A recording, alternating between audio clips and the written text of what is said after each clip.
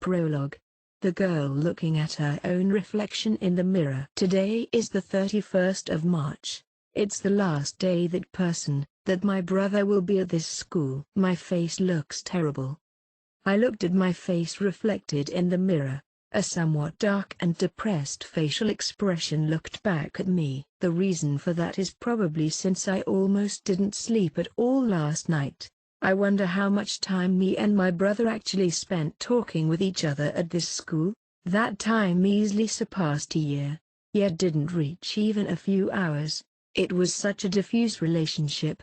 It can't be helped if people ridiculed me due to that. Of this relationship that was even less than friends. An older brother and a little sister. Two existences that were so close, yet so far that people wouldn't think we were blood related at all. Is it really alright to part from him like this? I questioned my reflection in the mirror. Of course, it didn't reply back. There was just me, with a dark expression, looking back. I didn't even need to look her in the eyes to notice that she appeared to accuse me of something. There are so many things I want to talk with my brother about. There's no way parting like this is acceptable. And then a year passed by. In the end, I didn't manage to make time for us to talk. But it's different now. I can properly face him now, so I can meet him without being ashamed of myself. I can just meet with him and bid my last farewells with confidence. No, that won't do. I don't even have the qualifications to send him off as I am now. Of course, our relationship has changed. I managed to make my brother look at me. But I wasn't able to show my brother my own growth this year, almost nothing. Even if I sent him off, he probably won't be happy about it. In fact, I will probably just make him worry more for this useless sister. I can't make him waste his glorious 3 years with such feelings now. Wouldn't it be better to not meet him at all? Is what I end up thinking. I will never let him worry about me by my selfishness. No, that's not it. That won't make it better, right? I asked my other self in the mirror yet again. I wasn't able to show anything. But that doesn't mean that running away is the correct answer. If I could confidently tell him that I was all right, everything would be solved. Then what should I do? What is the right thing to do? The time is running out. I wish I could have noticed my own foolishness much earlier. What if I managed to notice right after I entered this school? There's no point regretting something that already has passed. No meaning at all. It was now over 8 a.m. in the morning.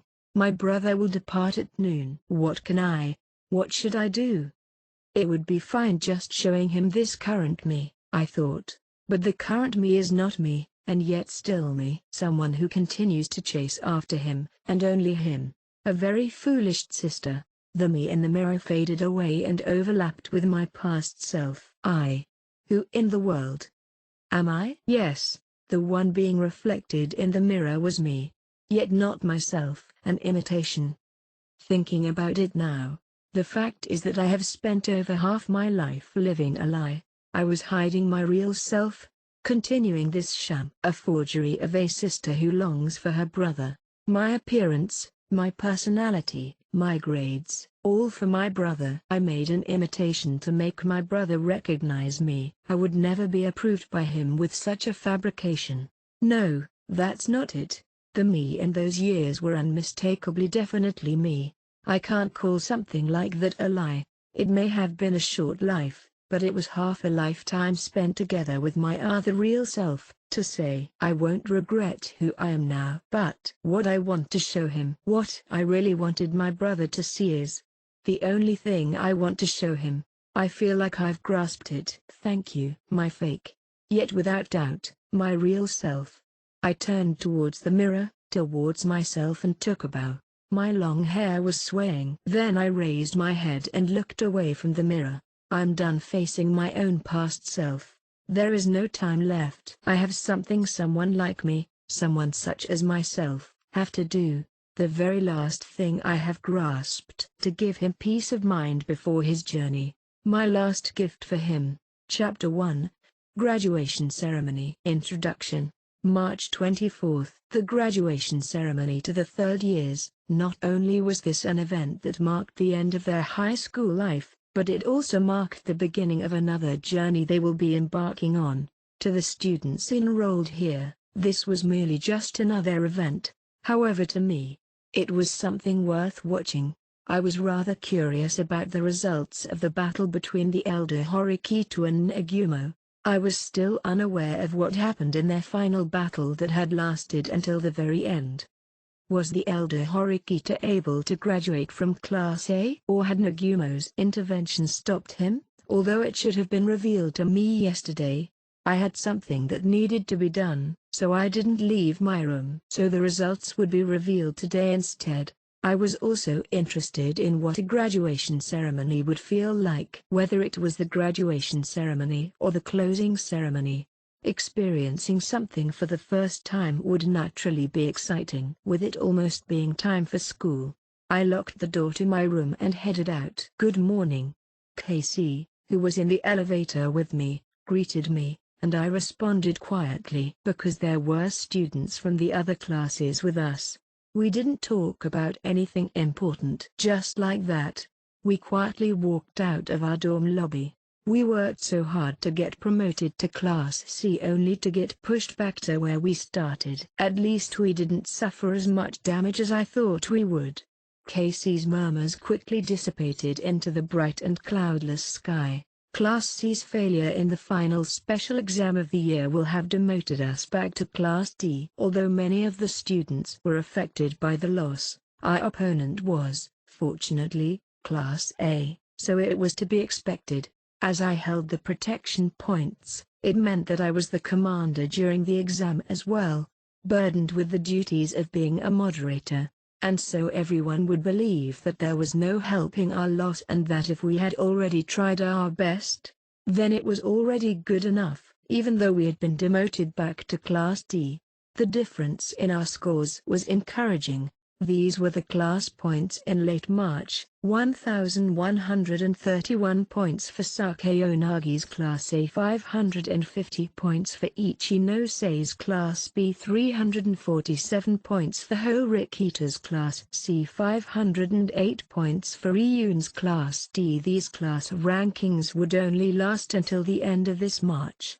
Class points were determined and confirmed at the start of each month, and only then would the class rankings change. As a result, we're still technically Class C, but following Ryun's rise back to Class C, their class points are virtually the same as Class B's. If everything stayed the same as it was now, the class rankings would definitely change, but we couldn't forget that at this school, the existing class points could change every month due to the different situations that occur. Ichinose class had a lot of diligent students, but Ryun's class, even if they could be complimented on their achievements, couldn't be labeled as first-rate students, and due to the different lifestyles each class led, the points that each class received would be different.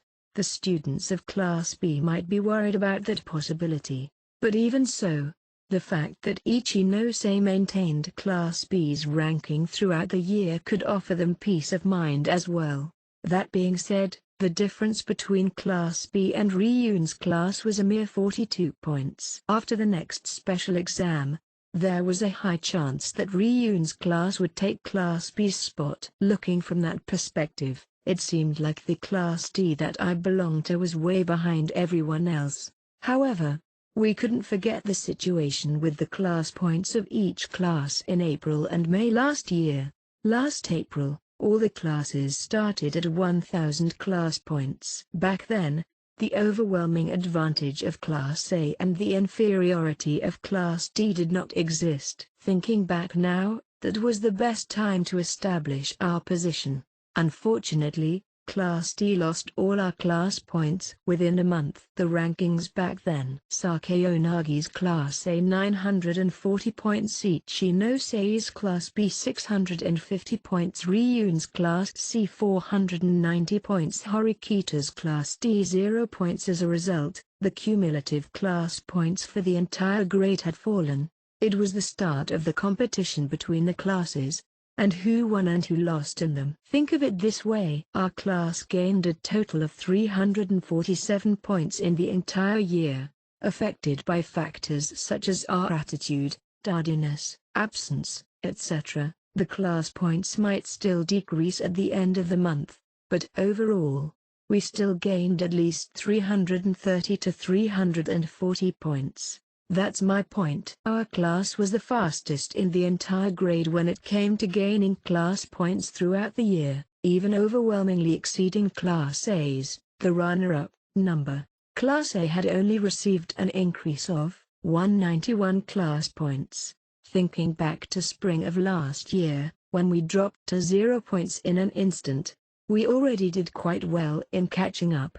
However, when we become second years, the class had to become more proactive as a whole. That was the only way in which we could close the gap with the upper-ranking classes. With Horikito and Hirata's leadership, as well as the growth of the other members of our class, the overall capabilities of our class will increase as a whole. If we could accomplish this, competing with students in the upper classes would become a reality. After noticing that there was no one around, Casey seemed like he wanted to say something. Don't worry about it. Most of the students don't blame you. Maybe Casey felt that I was troubled due to our defeat. I certainly did not care about it, but I noticed something in Casey's words. Most? Within these comforting words was a hole right in the middle of it. In other words, there were still a minority of students who were dissatisfied with me. This is not a perfect situation. They're not saying that you were a bad commander, but they felt as if there could have been a better, more competent person as the commander. In a sense, this was also a form of blame. Humans were irrational creatures. Even if it had agreed on something before, to take a different stance afterwards was not at all uncommon. There would be people who thought that the reason we lost to Class A was because of the gap in skill between the commanders, which was understandable. Even if someone accuses you, remember you have the upper hand. You were our only choice for commander since you were the only one with protection points. Kay told me this after considering the possibility of students confronting me in the future. Although most people would agree with that, there's also the example of Ryun. After I said that, Casey smiled bitterly, and shook his head. That bastard is pretty special. I reckon that his recklessness is just a facade. It was because of his unexpected rise, as he didn't have any protection points, that led to Class B's fall, suffering a crushing defeat. From the surface, it seemed like Casey's words were all true, but in reality, it wasn't. This was all part of Ryun's calculated strategy, all for the sake of winning. The unexpected appearance was only a part of his setup. Kiyotaka, I need to ask you something. Just after those words were spoken, Casey continued. When I suddenly decided to try and get involved with Katsuragi to win him over, why didn't you report me? In order to beat Class A at the end-of-year exam, Casey proposed to Horikito that we try to win Katsuragi over to our side since he was defeated by Sakeonagi. But Horikito rejected this due to the high risk of failure and the difficulty of the task. Despite what Horikito said, Casey couldn't accept it. This led him to try and convince Katsuragi alone, which resulted in failure. Despite his failure, this did not have much of an impact in the grand scheme of things. Although Katsuragi was unwilling to cooperate, the actual damage suffered was also negligible. The damage we suffered wasn't that significant, so isn't it fine? For Casey, that wasn't important. I knew this, but I said something comforting anyway. That's because Katsuragi doesn't like to resort to underhanded tactics. If you were someone like Sakeonagi or Ryun, we would be subject to even more devastating attacks. Casey, who felt deeply responsible due to the failure to forcefully get Katsuragi on our side, was worried about a future that did not happen. It sounded like Casey told Horikito about trying to win over Katsuragi himself. I mentioned this to Horikito. I think I should be responsible for this. He acknowledged his failures bluntly, with a tone of bitterness. Kiyotaka. Are you confident that Katsuragi won't betray Class A? He then asked me directly. No, Katsuragi may indeed change sides. Won't he? Maybe. As for whether the possibility of it happening was 50% or 1%, this wasn't the time to consider. I didn't report it to Horikita because I forgot to. Back then, all my worries were about my position as the commander tower and having to bear their responsibility of being one. If you think of it like that, I hold responsibility too.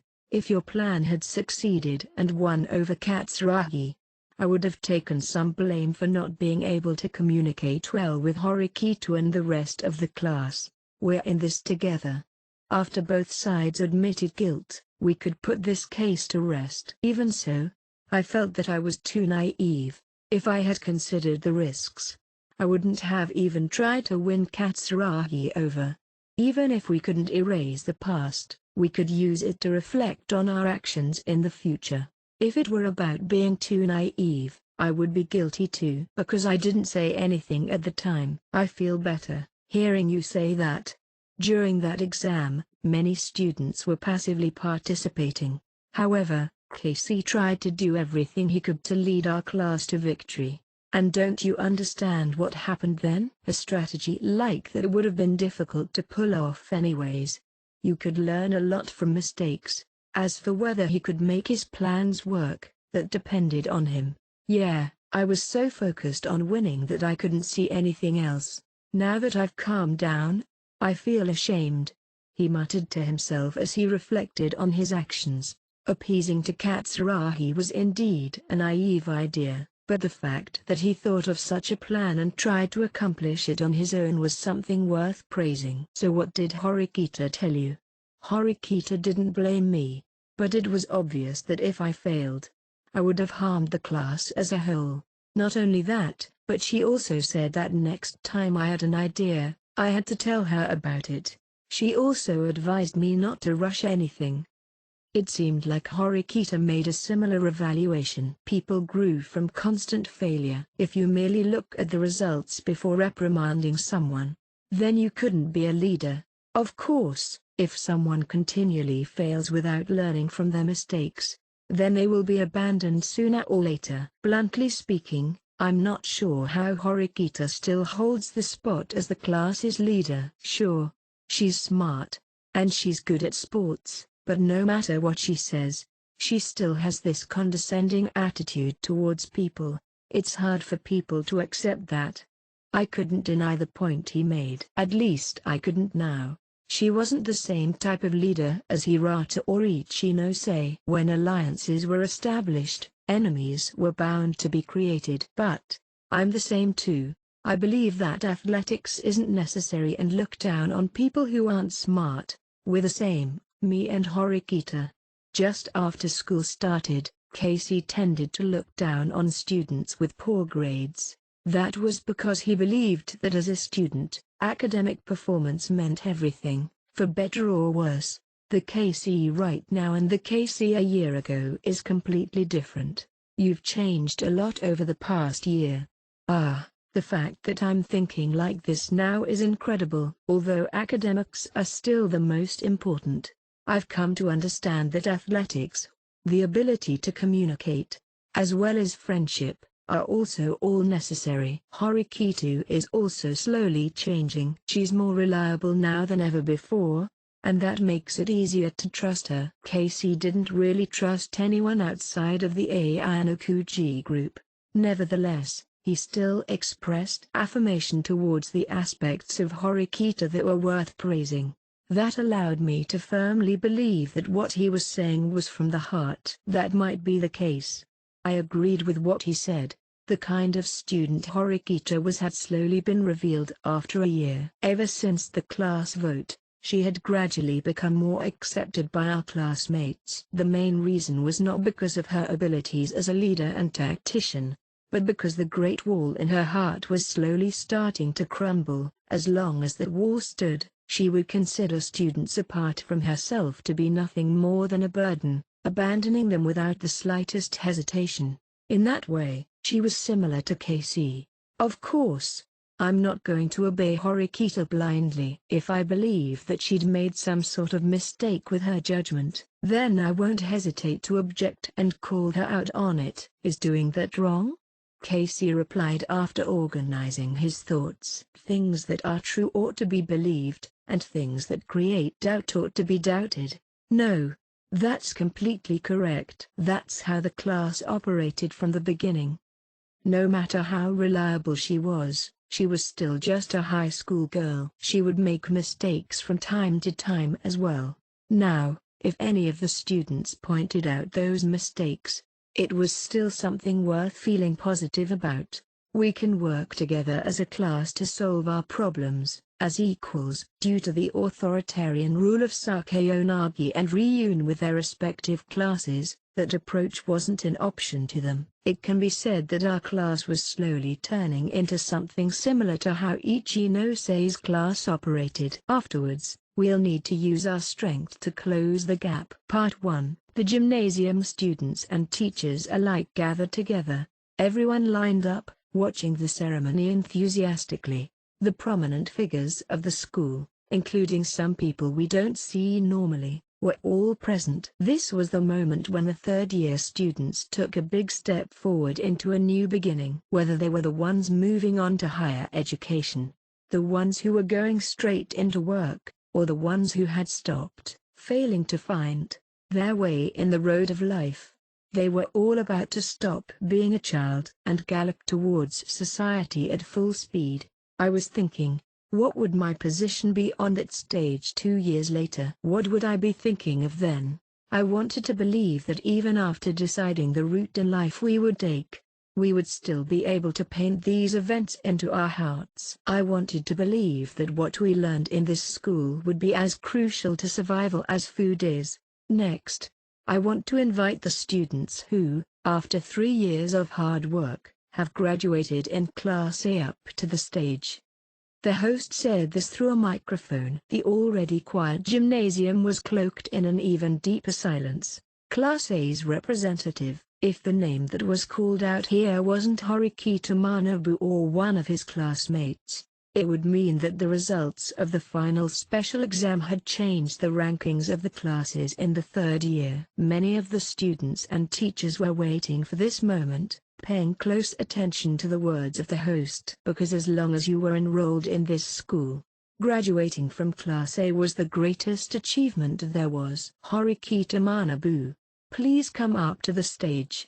After that name was called out, Horikita would probably be relieved from the bottom of her heart. Although I don't know how much pressure Nagumo exerted on him, the elder Horikita still graduated from Class A without a hitch. Impressively, he stepped up to the stage, casting his eyes on the students and the staff. Greetings.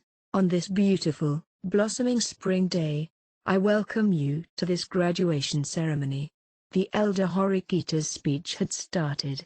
He first showed gratitude towards the grand graduation ceremony itself. Then he talked about what had happened 3 years ago when he had first entered the school.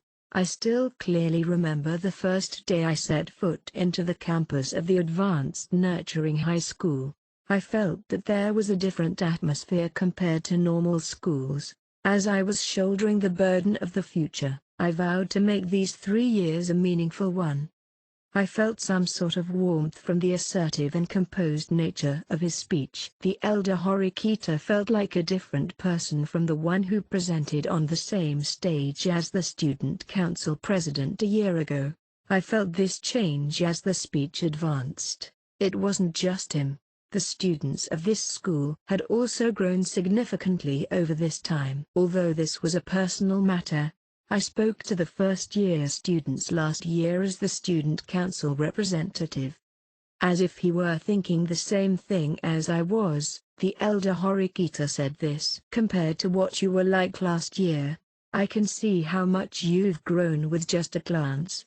A year ago, the elder Horikita's silence changed the attitude of us fickle first years. That was something many of the students hadn't experienced before. And now at this graduation ceremony, not one student was whispering. The elder Horikita's warm eyes looked upon us. as a student who was going to graduate.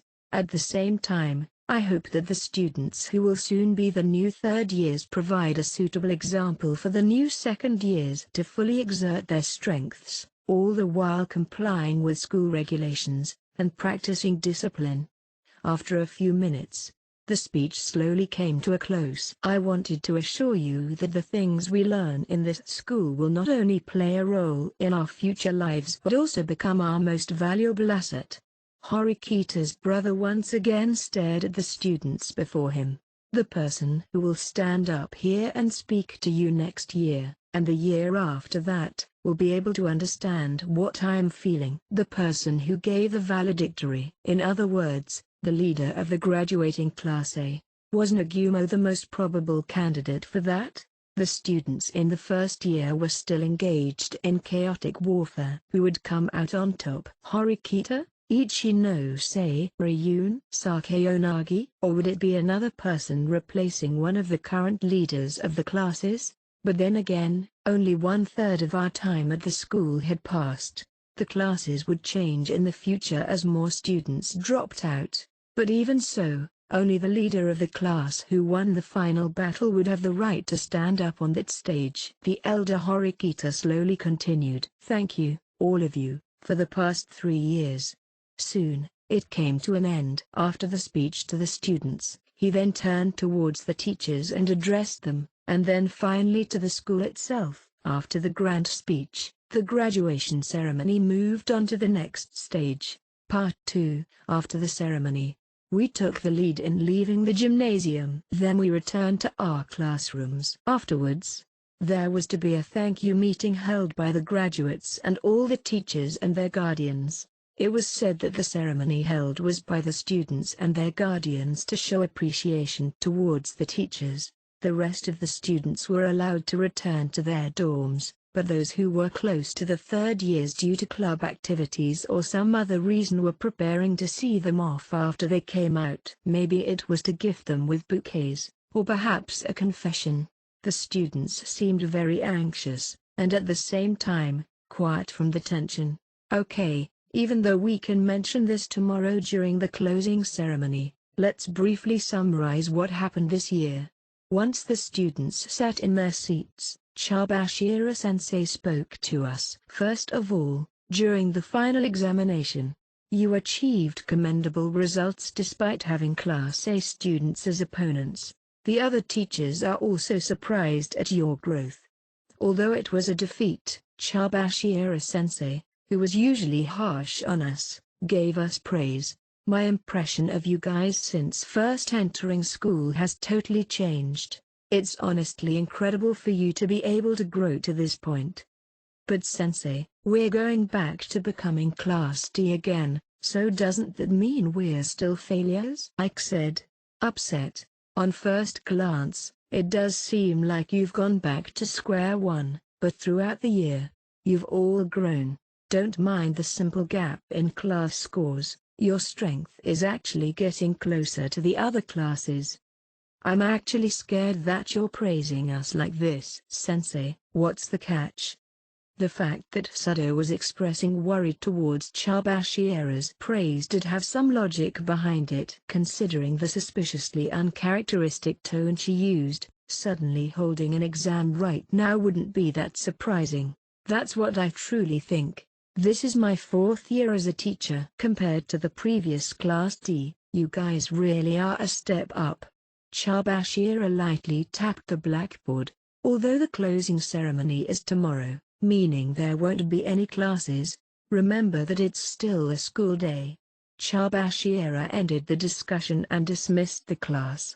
I didn't know how many students would go see off the third years.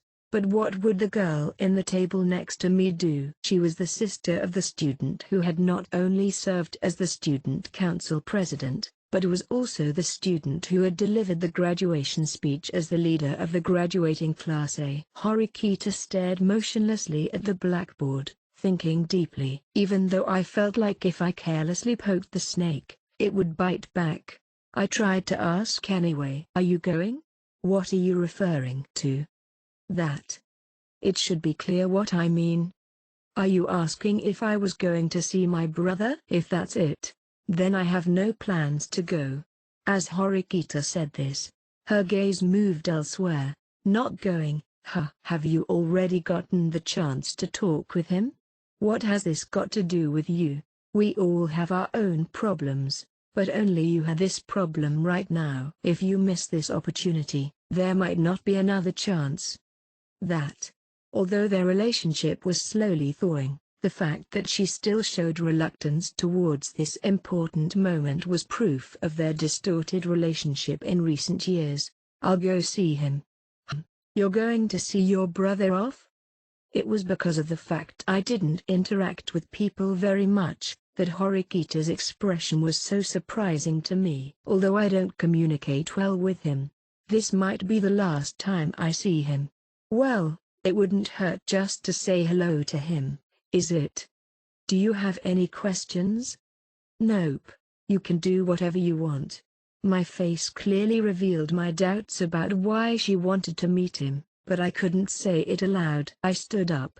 The teachers were required to go to the thank you meeting. Even acting director Tsukishiro couldn't get away with not participating. Where are you going? To kill some time. I have nothing to do until the end of the thank you meeting. Can you wait for me if you're going to see your brother? I'll think about it. How long are you going to take? Although she said she hadn't planned to go, it seemed like she changed her mind. I don't know. Maybe an hour or two. Part 3. Yesterday, the night when the event selection exam concluded, I called a certain person. Hello, Sakeonagi here. It was the voice of a calm adult. Who I called wasn't Sakeonagi Arisu or her sibling. It was her father, Chairman Sakeonagi, who was confined due to a trap set by Tsukishiro.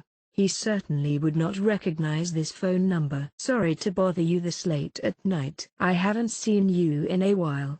It's Ayano-kuji. I said that to let him know who I was. Ayano-kuji? Are you Ayano-kuji Kiyotaka? Hearing my surname and voice, Chairman Sakeonagi understood and continued speaking in a surprised tone. I had to tell him that I wasn't calling just for fun. I apologize for calling you so suddenly. No, I'm just surprised. How did you know my phone number? I asked your daughter which phone number I should dial when I wanted to get into contact with an important figure in the school. On the way home after the final exam, I asked Sakeonagi this and she told me. It turns out that even the chairman would tell his daughter his phone number. Because he wasn't someone who would take sides, it seemed like he really did love his daughter enough to tell her that. Well, that's what I thought. But Chairman Sakeonagi's response was unexpected. What? No, I didn't tell my daughter my phone number. Surprisingly, he denied this. When and where did she find out? Chairman Sakeonagi said with a forced smile. From the way he said it, it did not sound fake. Is the number of the chairman supposed to be a secret? Of course. Well, all the teachers know, and there should be records from information sent to relevant people. In that case, it wouldn't be very difficult to get a hold of his number. It wouldn't be surprising if Sakeonagi Arisu saw it somewhere, and wrote it down. There was one thing that confused me, though. Chairman Sakeonagi was a man who would enforce fairness even at the face of his cute daughter. I didn't think that he would help whoever that cried for it. So why did she deliberately write down the phone number if it wasn't to report to him, or to converse with her father as his daughter? I remember when asking Sakeonagi for the chairman's phone number, she happily obliged. Perhaps Sakeonagi had anticipated that I might run into trouble one day and ask her for the chairman's phone number. So, how should I react to your appearance? Compared with the method of how Arisu had obtained his phone number, my appearance was more important. Apparently, it was unheard of for students to call the chairman directly, as well as being seemingly unwelcome. There are no rules which state that students cannot call the chairman, right? That needed to be confirmed first. If what I said was rejected now, I would not be able to continue talking to him. Actually, there isn't a rule like that, so I won't be hanging up now. We could advance the topic this way. I personally think that the call should be ended as soon as possible. What do you want with me? He sounded a little confused, but he didn't seem to blame me for bothering him. That was because there were no rules which stated that students couldn't call the chairman. Chairman Sakayanagi, I heard that you are now under house arrest for suspected wrongdoing. Is this true? That is a very direct question coming from a student. It's inappropriate for a student of our school to ask such things from the chairman. In the end, he politely avoided the question, but the question was directly related to the topic I wanted to discuss. Let's be a bit more insistent, if possible. Can you answer my question? Ayanokuchi Kiyotaka, although I don't know what your goal is, I cannot answer your question. I have no reason to tell you why. Because it's not appropriate for a student to know, right? Yes. This matter has nothing to do with you. Taking into account the current situation and position of Chairman Sakayanagi, as well as the fact that the matter in hand had nothing to do with the students, such a refusal was the natural response. I know this very well. However, I have my own reasons for asking. First of all, it was necessary to tell Chairman Sakayanagi my situation. Although I don't know your reasons, you are still a student at this school. No matter even if it was Sakayagani instead of you. Your position is the same. Have you forgotten this concept? He explained this seriously. You could see that he was an accomplished man just from our short exchange. Of course, the relationship between Chairman Sakayanagi and I is merely a student-teacher relationship, and it's nothing more than that. No, I don't think I forgot. Because this was a special situation, I couldn't have him hanging up. If that's the case, then this call is over. I will forget whatever happened here today. No, if you do that, then we'll never be able to get rid of the foreign existence at the school. I'll use that sentence to send a signal to Chairman Sakayanagi, allowing him to understand the situation. You're saying that there is a foreign object at our school? Yes. This foreign object I'm referring to is Acting Director Tsukishiro. I got straight to the point, as there's no advantage in taking it slow. What's Tsukishiro doing? The tone of the other party changed, even for just a moment. Because of what he associated with Tsukishiro, the connection immediately came to his mind. During an important examination between the students, Acting Director Tsukishiro acted on his own to obstruct the course of the competition. Does Chairman Sakayanagi not know about this? I don't know what you're talking about. Tsukishiro intervened in an exam? What the hell is going on? In any case, Chairman Sakayanagi seemed to be ignorant of the situation on the surface, because he didn't know my true intentions. This was the best response. Chairman Sakayanagi was suspected of wrongdoing, and Acting Director Tsukishiro pounced on the opportunity. Maybe it's because you valued fairness too much, and as a result, you were too obstructive for what he really wanted. On the other side of the phone, Chairman Sakayanagi seemed to be thinking about something. Although we shared somewhat of a connection with each other through the White Room, I was still just an ordinary student. The affairs of adults wasn't something that should be discussed with me. However, if all this was related to me, then it was a different story. Chairman Sakayanagi should have been aware of this from the very start, but as long as there was no visible damage, then the senior management of the school couldn't take action. Why would Tsukishiro do such a thing? He's already a powerful man. He's not someone who has any reason to target someone like me on purpose. Coming to the school to obstruct an exam? I don't see any need for that. This was the final confirmation that I needed. The confirmation of whether he was willing to share information with me as equals. Tsukishiro's objective is to get me expelled from this school. That's the only reason he came here. Here, I spoke of what I regarded as an established fact about him. If this has no basis, then I can't help but doubt it. I know that, but I have no time to leisurely negotiate with you. That man is determined to accomplish his objective, by fair means or foul. This depended on how much the chairman understood my father. If it's only a tenuous relationship, then he wouldn't be able to figure out what I meant. But based on our previous conversation, I could roughly guess what he would say. Chairman Sakayanagi understood my father's thoughts and feelings very well. You're saying that, Sensei, your father's trying to retrieve you through this method?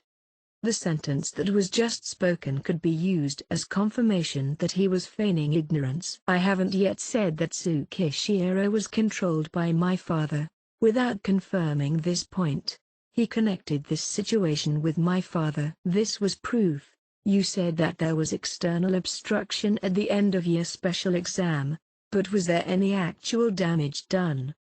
Of course, Chairman Sakayanagi had no way of knowing the circumstances behind the special exam. If he knew, then he would have figured out a solution by now. I will explain in detail. At the end of your special exam, Tsukishiro seized control of the system and tampered with my answers. To remove my protection points, he needed to snatch away one win from me. Although it was only one win, it was still an action which affected the entire year. If we had that one victory, then our class would have been thrust into the running of the upper classes. As I explained things, his responses faded. In order to expel a single student, Tsukishiro was willing to do what he did. That was a definite fact. But it didn't end there. This wouldn't stop, as long as the student named Ayanokuchi Kiyotaka was still at the school. This was just the beginning. That's the situation. Will you believe it? In a normal situation, there was no helping if what I said was dismissed as a student's prank. But Chairman Sakayanagi knew my father, and he knew my past. Naturally, he reached a conclusion. The conclusion of whether this had actually happened, or it hadn't. If that's the case, I can only believe what you said. He came to this school with the sole objective of getting you expelled. I heard that they were implementing a new system, so is that connected? Although nominally, the new system was for the students and the school, in reality, this was only another way to get me expelled from the school. You're saying that in order to get you expelled, he's willing to disregard everything else? Now I understand why you've contacted me. To a student, this is a situation with no way out. Since Chairman Sakiyagani said that, he probably understood the extent of the situation. For you to come to me, is it because you want my help? More or less. I admitted this. An eye for an eye, a tooth for a tooth. Problems within the school can only be dealt with by people within the school. Also, that person should be also someone who could contact the acting director easily. But before that, I would like to ask. No, I would like to confirm something. What is it? Regardless if I could answer the question or not, I was prepared to give an answer which would satisfy him. Facing off against Tsukishiro, who can even intervene with special exam results, this will be an extremely difficult battle for you. Since you even resorted to asking help from me, there is no doubt that this has reached the level of a crisis. Yet, you are still extraordinarily calm. He then continued, if you get something wrong, I'll correct it for you, but I don't have the confidence nor position to make sure your expectations are met. I know what he's trying to say. Chairman Sakiyagani cannot rule out Tsukishiro. If I was calling him with such expectations, he was saying that I had taken the wrong path. I'm now incarcerated for suspected wrongdoing, and I don't even have a way to get out of this situation. If your expectations for me in this situation are too high, it will only cause complications for both of us. I clearly emphasized the next part, so he didn't feel the slightest anxiety. Indeed, if this was just a mere call for help, that would be the case. What? So far, my belief is that I've been living in this school as unobtrusively as possible. Because I entered this school with the belief that I would live as an ordinary student for 3 years. That was the reason I came to this school. My desire, my original intention. It's also the first time in my life that I've set my own goals, and thought about accomplishing them. Well, I know that much. That's why I accepted you. Although I don't know how it happened, in the end, I was still grateful for that act of kindness. However, if I let the acting director intervene this way, then there'll be no guarantee of me staying in this school as a normal student. Tsukishiro would abuse his position to use methods that I hadn't even considered before. Sloppy countermeasures cannot counter what Tsukishiro can do as an authority figure. In other words, the position I'm in right now won't do. So that's why you came for me for help. The purpose of the call is not to ask Chairman Sakeonagi to stop Tsukishiro. If the opposing party makes use of rule-breaking strategies, then I will take corresponding actions. As a result, the school might become involved in the disturbance. So it's like that. In other words, you called me because, well, in the event of an accident, the existence of a supporter is indispensable. It's not that I wanted him to get rid of Tsukishiro for me, but instead, I wanted him to prevent the consequences that might befall me when I get rid of Tsukishiro myself. It's like this: if I use a knife to fight back an attacker, there still needed to be a witness to verify that it was self-defense. The school's help would be necessary at that time. Moreover, at that time, Chairman Sakeonagi would be my biggest trump card. As long as the doubts surrounding Tsukishiro's removal are eliminated, the post of chairman will be restored. For Chairman Sakeonagi to smoothly remove these doubts, the fact that it was me in this situation would be beneficial, as I do not like to resort to violence. He should be a little hesitant to put hope on a child, and so I needed to eliminate this hesitation. But can you really stop Tsukishiro? Although it's hard to say, for a student, this is. It was true that Tsukishiro, who had the authority of the chairman, would be troublesome to deal with. He couldn't be removed by failing an exam, which, in comparison to a student, was much different. Added to the fact that he didn't show himself often, there weren't a lot of chances to launch an attack. Only when he acts will we be able to deal with his fraudulent existence. Since I can't make the first move, I'll keep track of Tsukishiro's actions. But can you withstand his attacks while doing this? There are several things that must be done now. First of all, it is necessary to lay out the groundwork of our defense network. If it was under the instructions of that man, Tsukishiro would not take long to execute his plan. If he finally kicked me out of school after 1 or 2 long years, it would be meaningless. If he wanted to decisively win, the main battle would occur after the spring break, in April. If we win against him then, we won't even need to do anything else to force him into a tight spot. But after being forced into desperate straits, he'll respond with even tougher measures. Time constraints are that person's biggest weakness. But by the time that happens, I'll have already made preparations, ready to take him on. I don't think this is something a student should say about a staff member of the school. If an ordinary person heard that, the response would have been anger. But since I know you're sensei's son, I'm able to accept that. Towards people who deserve respect, I will adopt an appropriate attitude. But I do not intend to forgive someone who had forcefully intervened with our competition. Chairman Sakeonagi had nothing to say to that and accepted this as something normal he would hear every day. Although you say this is unforgivable, how do you plan to stop Tsukishiro's interference? He wanted to know how we should expand our defensive network. I had already decided what needed to be done. To prevent Tsukishiro's wrongdoing, we'll have to use the staff of the school. The first thing I need is a school person who can actively fight against Tsukishiro. If we can closely monitor him, we can hinder his freedom, and keep him from acting as easily as he did last time. We couldn't let our opponent do whatever they wanted. This was an action that must be taken no matter what the situation was, a strategy that couldn't be ignored. We didn't necessarily need someone as powerful as him, just someone who was brave enough to face him. Yeah. Without them, I don't think your plan could even exist.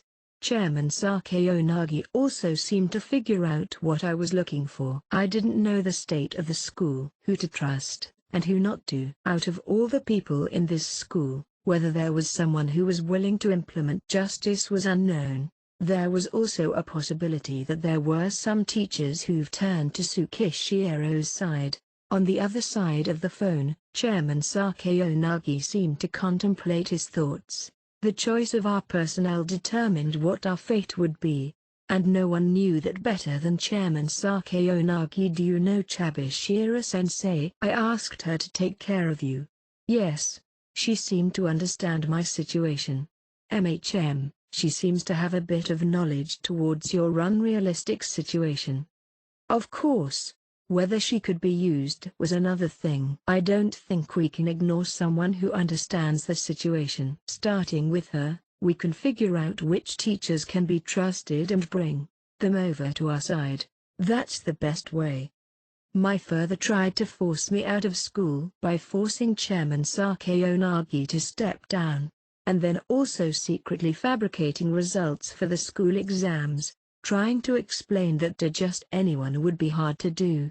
But if Chabishiro can confirm and elaborate on what happened, then the situation would be different. If that's the case, after a little thinking, Chairman Sakayanagi gave his answer. Sure enough, Class 1A's homeroom teacher Mashima-sensei should be the most suitable. He's the one in charge of the first year's examinations, and he's an excellent teacher who puts his students before anything else. Can this unrealistic story really be accepted by him? It's hard to say. He won't believe it immediately, but once he understands that this is the truth, he will definitely stand by the students. I can attest to that. He will not succumb to power and will carry out his beliefs. If there was no other person more suitable than he was, I wouldn't be dissatisfied. Knowing that there's a teacher like that close to me wasn't a bad return. I have high expectations for both him and Chabishiro-sensei, who graduated from the same year. It should not be difficult to talk to them. I see.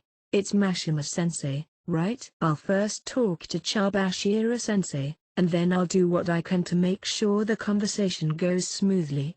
This is not going to be easy. People are everywhere, and there are surveillance cameras throughout the school. You'll have to consider the time and place of the meeting very carefully. Tsukishiro didn't watch me 24/7, but even so, it wouldn't be surprising if he had some sort of warning system. If he found out that I was meeting Mashima secretly, it would be extremely suspicious. I didn't know where Tsukishiro usually was, but he could freely move around the school. If I were to run into him into the corner now, it wouldn't be surprising at all. It would be easier for me to act if you gave me some suggestions. I sought advice from Chairman Sakayanagi, who knew the staff at the Advanced Nurturing High School more than anyone else, who understood Advanced Nurturing High School more than anyone else and understood the duties of a director. If you are to act as soon as possible, then you should do this. After the graduation ceremony, the third-year students and the teachers all have to attend the closing ceremony. Afterwards, according to tradition, the director has to attend every year as well. In other words, Tsukishiro will definitely go and participate. No matter if he's interested in it or not, he still has to perform his duties. So, if he neglects his role as the chairman, he'll definitely get in trouble with the school. That's the case here. To gain the freedom to do whatever he wants, Tsukishiro will need to prove that he's a superior director compared to Sakigami. In other words, his surveillance of me during this period will inevitably weaken. Will the first-year homeroom teachers participate too? The closing ceremony lasts for around an hour, but it may run up to 90 minutes. There won't be a problem if two teachers disappeared for about 20 or 30 minutes. It's normal for someone to leave, and the only teachers who has to be present are the third-year homeroom teachers. In other words, the best time to hold the secret meeting would be after the graduation ceremony, during the closing ceremony. For the location, the reception room should be fine. Because there are no cameras, it should be the most suitable. This way, there will be no record of our meeting. Besides, it wouldn't be appropriate for teachers to come to the student dormitory. I have no objection to this proposal. I approved of the meeting venue. The first step is for me to explain the plan briefly to Chibashira-sensei. But what you talk about in the meeting is up to you to decide. If you can't convince them, I think it would be best to give up. This'll be quite enough. With Chairman Sakeonagi contacting them, Chibashira-sensei, as well as Mashima-sensei, would not be able to ignore this. That'll be my best opportunity to get some help. Sorry for suddenly calling you at this hour. No worries. Lastly, can I ask you something completely unrelated to this topic? An unrelated matter? I'm glad you came to this school because you dreamed of living a normal life. But, have you considered what you will do after graduation? Like, what job you want to do, where you want to go, or something along those lines? Chairman Sakeonagi asked me this. Although I don't know how much you know, my fate was already decided. That means. That reaction was enough. After graduating, I will return to the White Room and take up the role of the leader. That man has trained me for all these years up to now for that reason. The moment I stepped out of this school, the walls protecting me would disappear. If I lived in a cheap apartment, he would attack me at night or use some other method to take me back to the White Room. So you've accepted your fate, and on that basis, you came here. That's the reason I wanted to protect these 3 years to the end. In simple terms, it is like being in a rebellious phase. To reject my father's orders and do whatever I wanted. I hope this school will become a memorable part of your life. Thank you. I hope so too. After the call with Chairman Sakeonagi, I felt relieved. Although I wasn't sure to what extent he could be trusted, at least it was certain that he wasn't on Tsukishiero's side. Furthermore, his daughter was in the same year group as me. That would be one of my advantages going into the future. Part 4. That was the conclusion of my little talk with Chairman Sakeonagi yesterday, and now, I'm headed towards the arranged reception room by myself. I reached the door of the reception room. Had anyone arrived already? Or was I the first? Excuse me. After knocking, I entered the room and was greeted by Chibashira-sensei. She stood by the window and looked at me. You're early, Ayano-kuji. There's still 10 minutes before the designated time. It doesn't make a difference. You're early as well. Chibashira stared at me, contemplating how she should reply. I could more or less guess what was going on in her mind when Chairman Sakeonagi told her about the situation. The sofa was unoccupied, but neither of us sat down. Where's Mashima-sensei?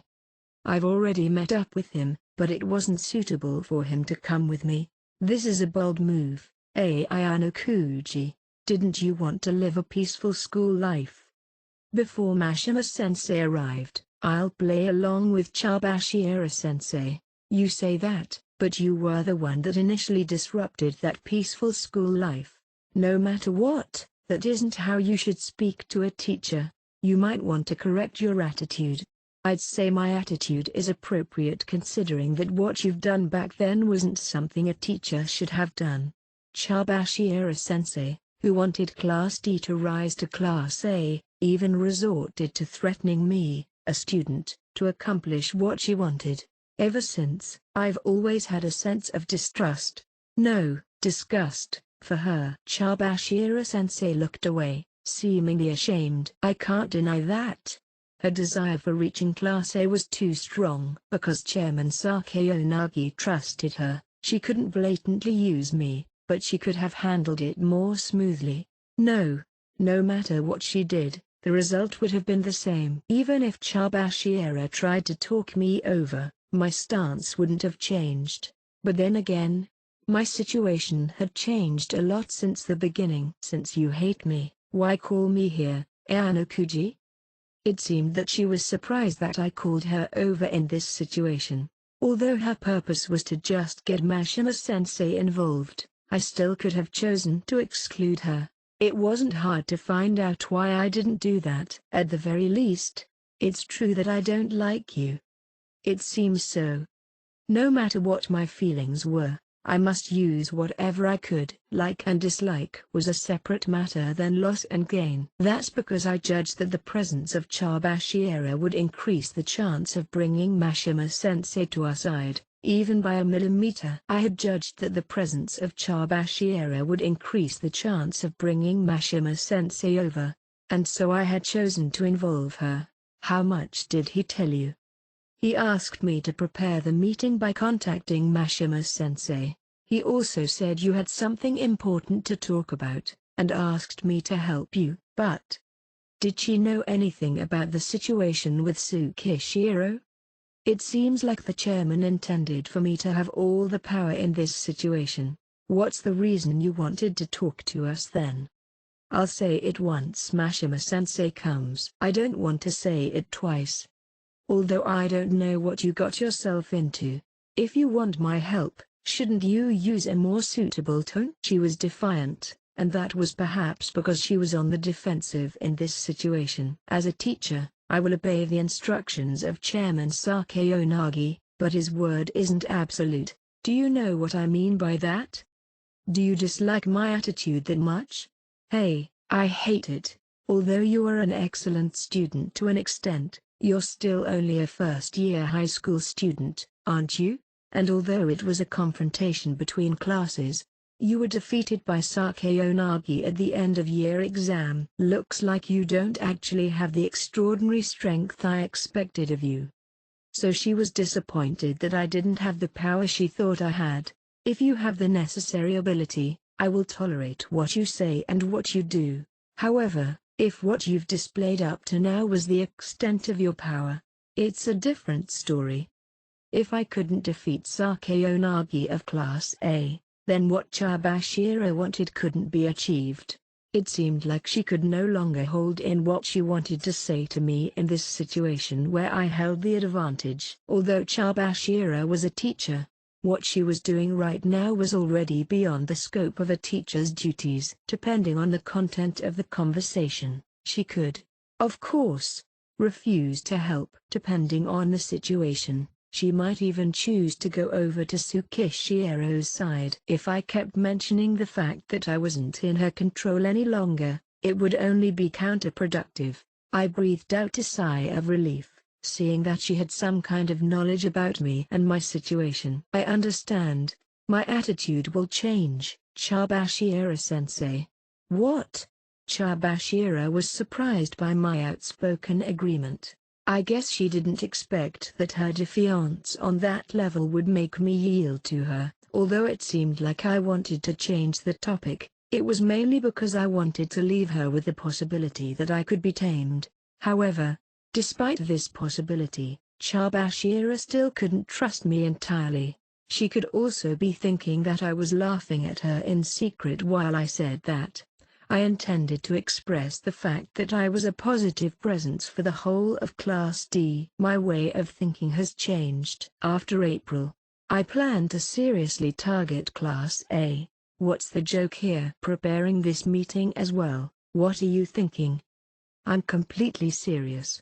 I plan to break away from being labeled as Class D or Class C. However, because of the differences in class points, there's no guarantee to be promoted to Class A at the end of the next year, but I'm confident that we'll be able to rise to Class B. For Chabashira, this was the thing she desired the most, rising from Class D to Class A. That was something that had never happened in this school before. It seems like you've finally come to realize. But anything coming out of your mouth would mean nothing if you don't actually intend to do anything. That's true, but don't you want to keep your ticket to Class A?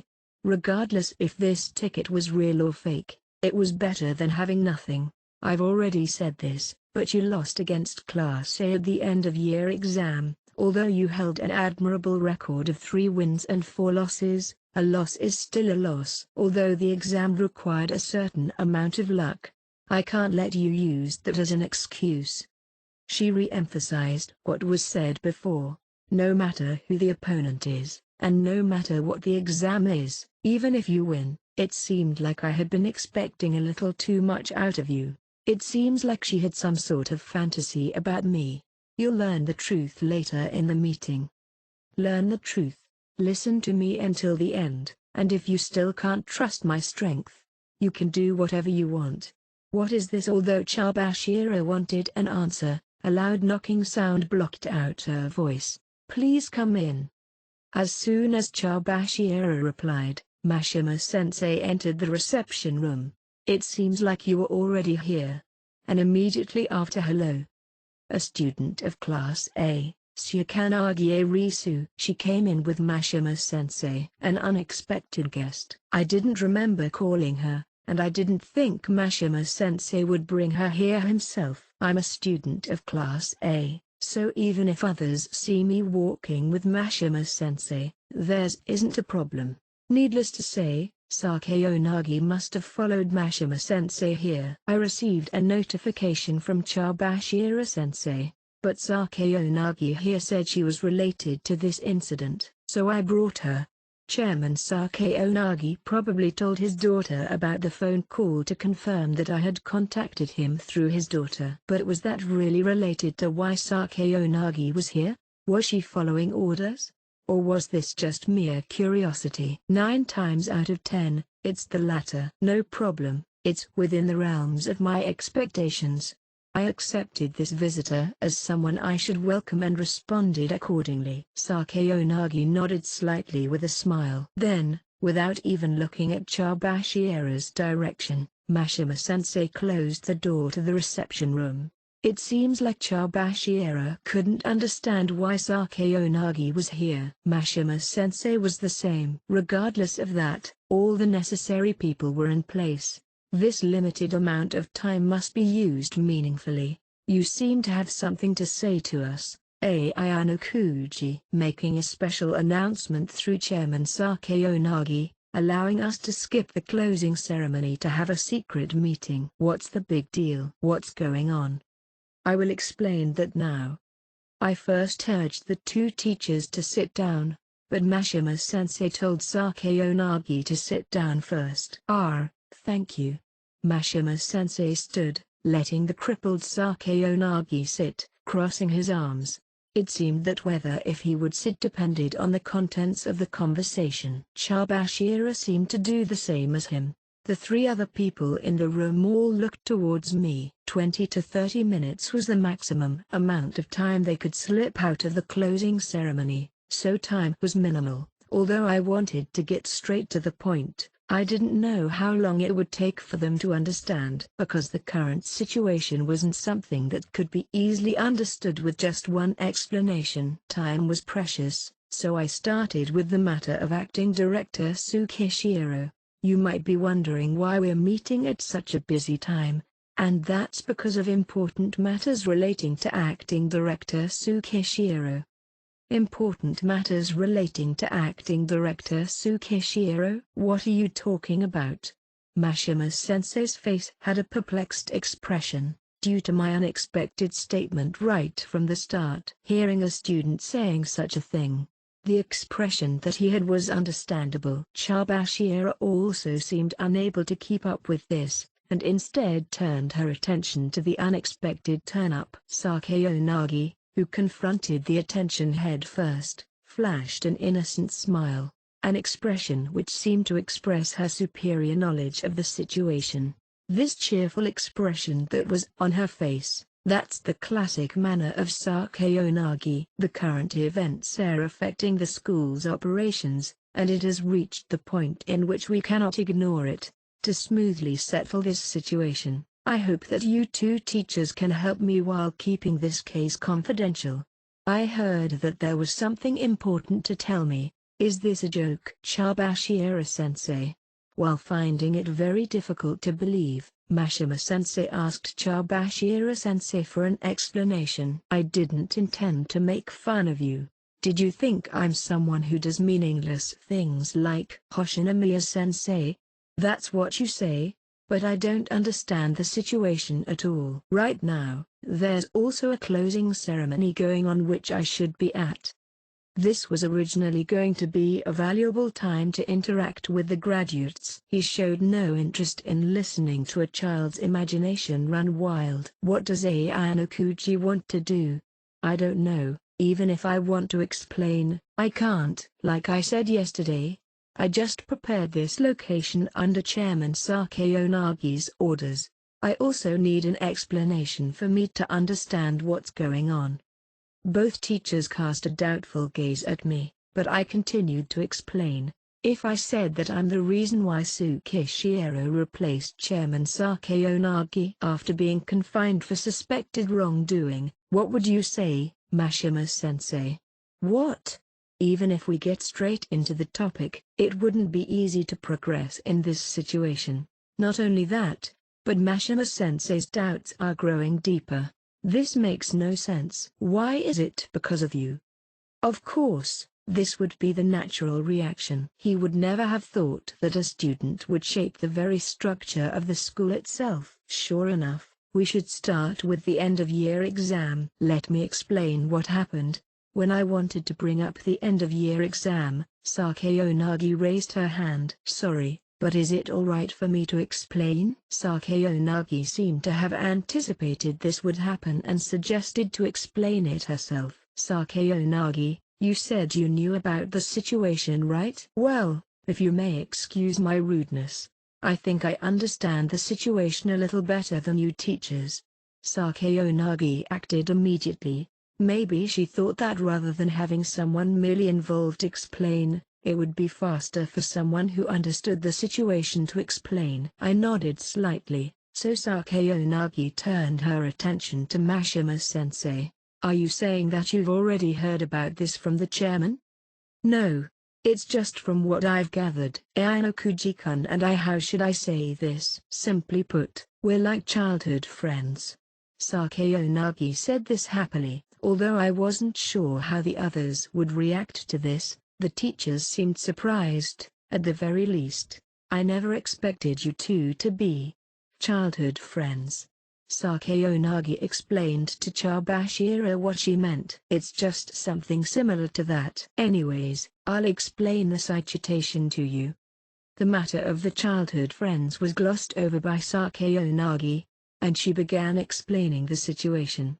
Let's review what happened during the confrontation between Ayano-kuji-kun and me as the two commanded towers at the end-of-year exam held a few days ago. Back then, my victory during the final chess event determined the outcome of the exam. This was the result, which was a fact, at least as far as the school knew. What happened then? Of course, Mashima-sensei and Chabashira wouldn't have any doubts about what happened. What if I said during then, someone stepped in to interfere with the match, which changed the outcome, and therefore had a great impact on the test results? Wouldn't that be a serious issue?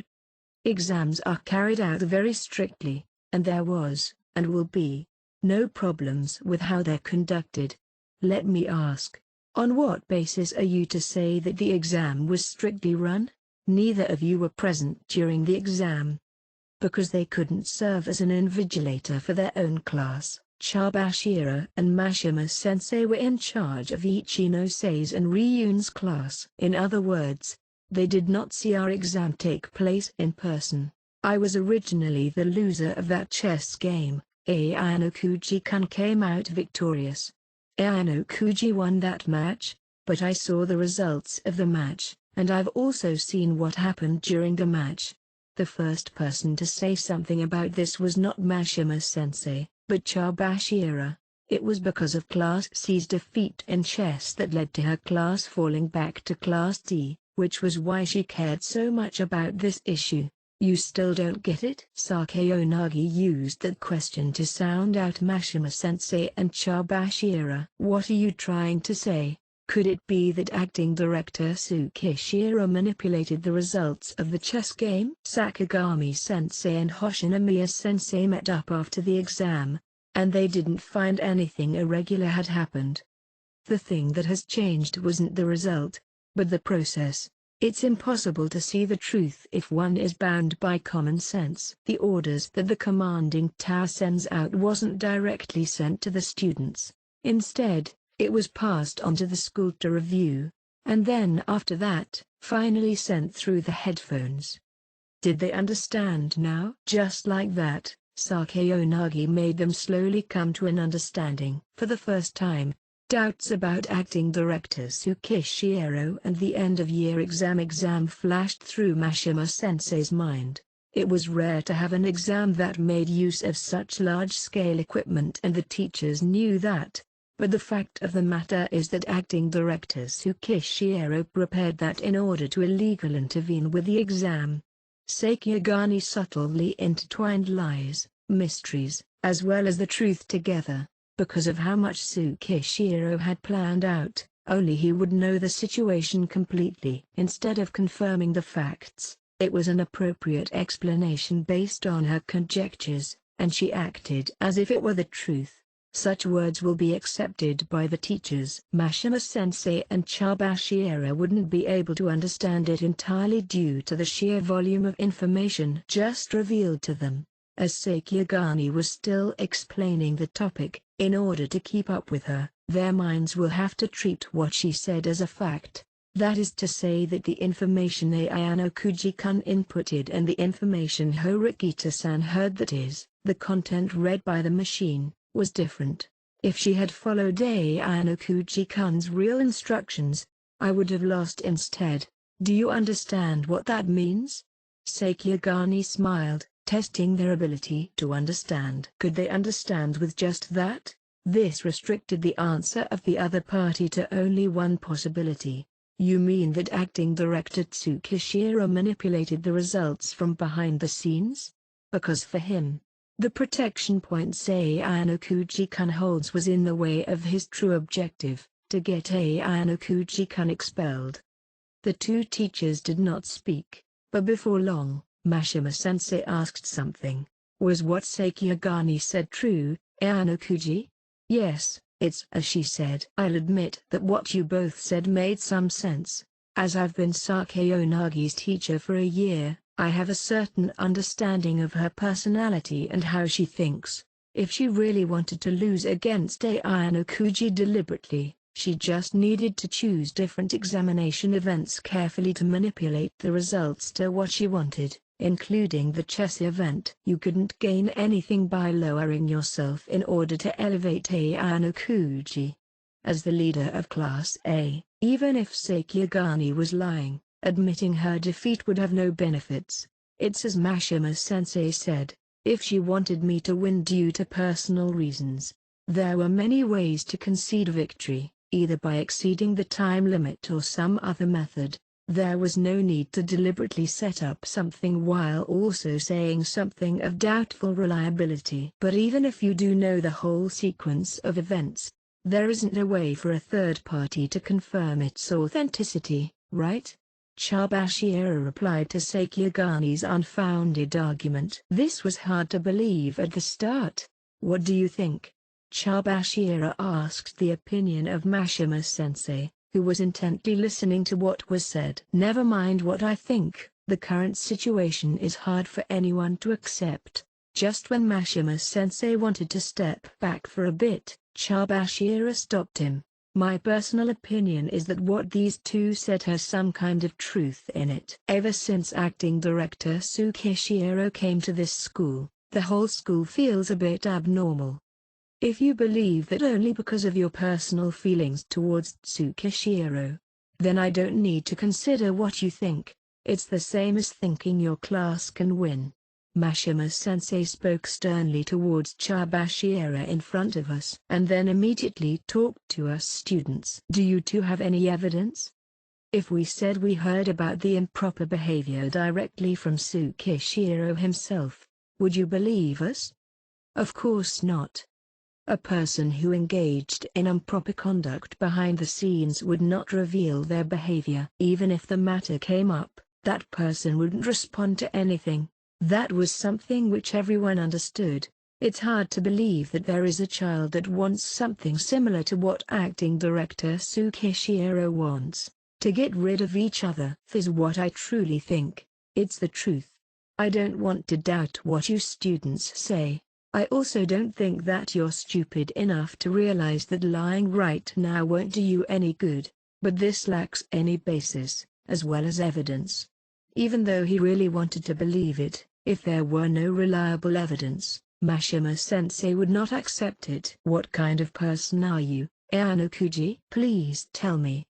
It was only a matter of time before Mashima-sensei asked that question. Chairman Sakeonagi was confined for suspected wrongdoing, so a man named Tsukishiro was sent to this school. Tsukishiro started acting for me to drop out of school. Even if it meant interfering with a special exam, he had to carry out his order, so it was inevitable that questions would arise about myself. Should I explain it myself, or leave it to someone else? Seeing that there was no response from me, Mashima-sensei turned to Chabashira. Do you know anything about Ayano-kuji? Mashima-sensei asked Chabashira, who believed what we said to a certain extent. To be honest, from my past experiences, I only know a little. She glanced at me.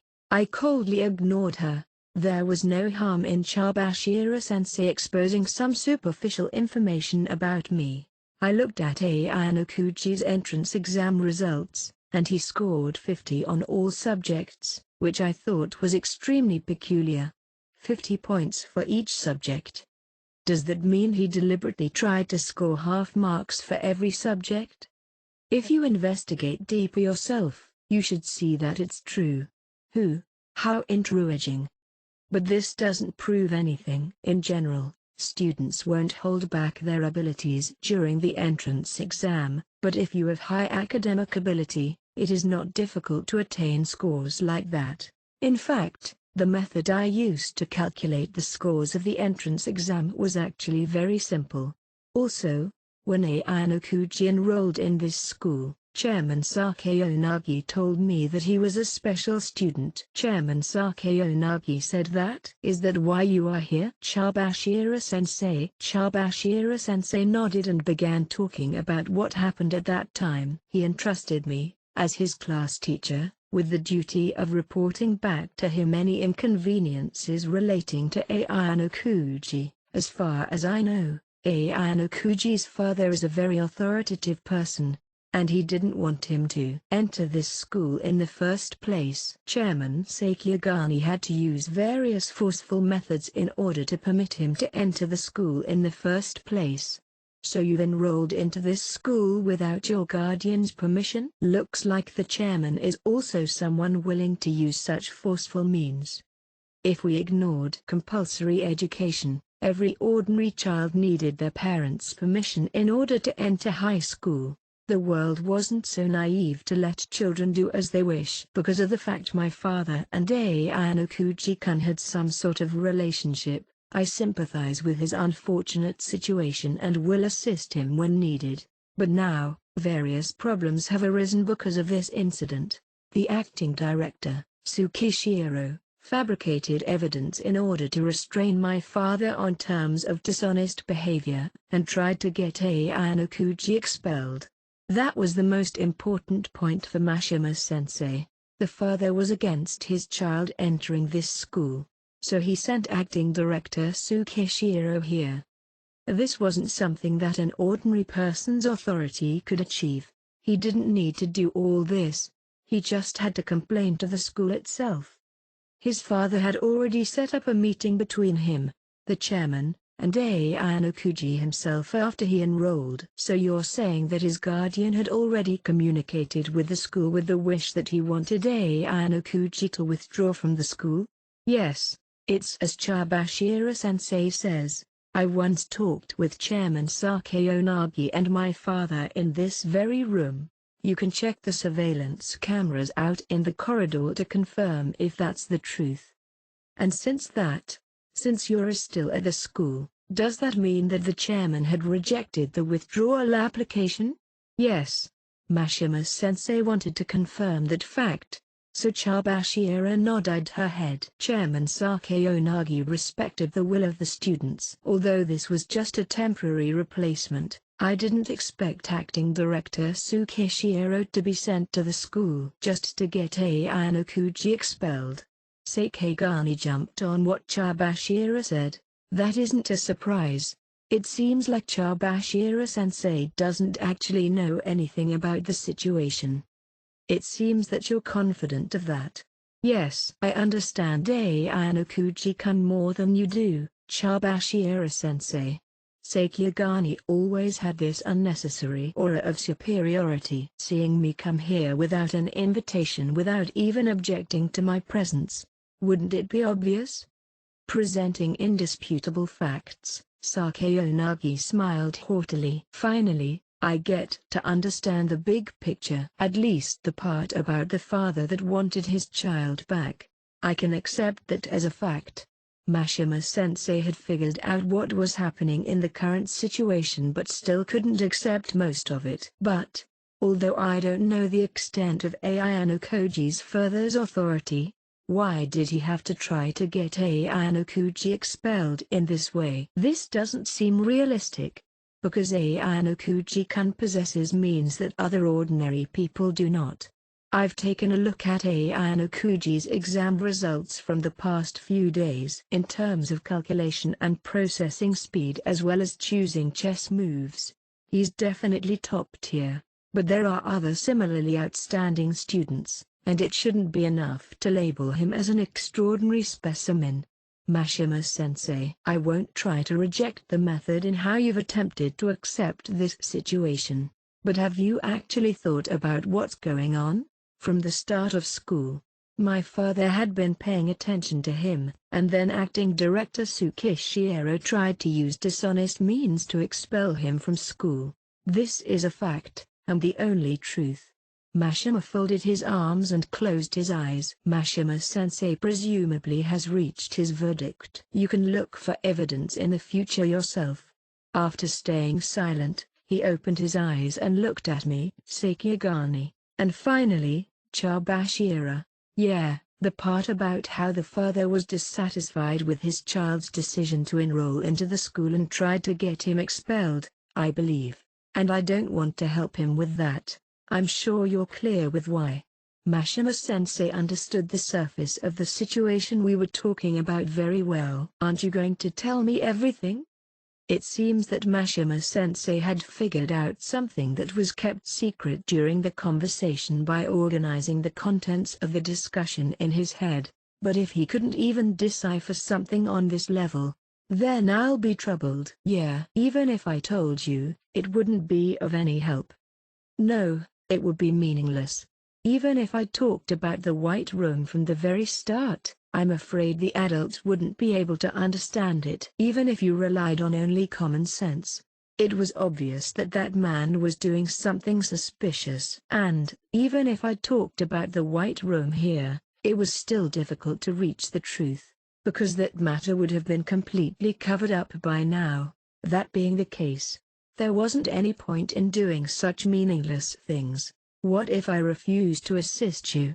Although I don't intend to do nothing, if you refuse, it'll be a headache when dealing with acting director Tsukishiro. The school's events, whether it's a special exam or something else, would be a lot easier for him to intervene illegally. You can see that in the event selection exam, as it had already happened. Students alone couldn't prevent that from happening. If we could convey that fact to Mashima-sensei, we could determine if he was a person who would turn a blind eye to that sort of thing. Are you trying to feel me out, Ayanokuji? Fine. In future special examinations and tests, I will handle it appropriately, and will not allow acting director Tsukishiro to engage in illegal participation. Finally, Mashima-sensei had said that he stood on our side. Mashima-sensei, you do realize that this isn't such a simple thing to do, right? Chabashira warned Mashima-sensei, who had accepted all of this. Even it's true that he did something against the rules. If we aren't careful, we could get fired. I could understand why Chabashira said that. Resisting against Tsukishiro would undoubtedly threaten their career. The opponent this time wasn't someone you could fight against with just a strong sense of justice. Although I don't fully believe this. If what you said was true, then it'd be a grave matter. The school should never manipulate the course of the exam and change the results at will.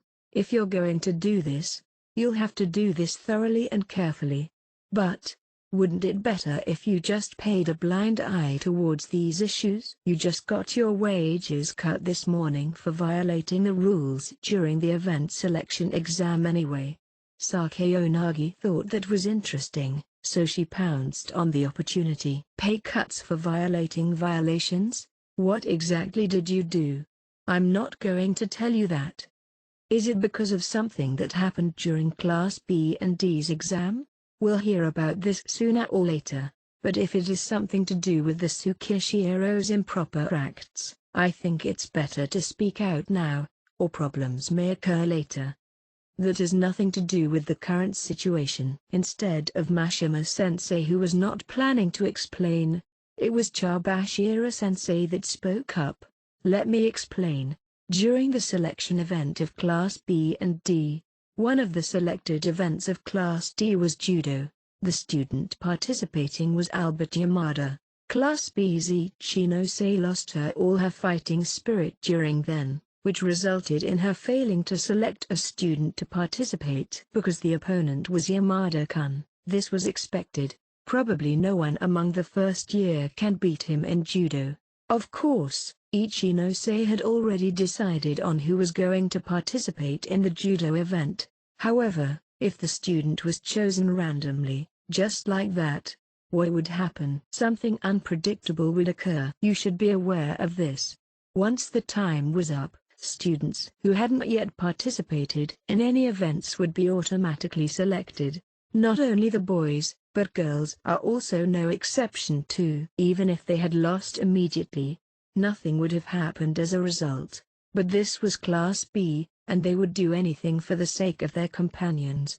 The selected students will most likely go all out for Ichinose.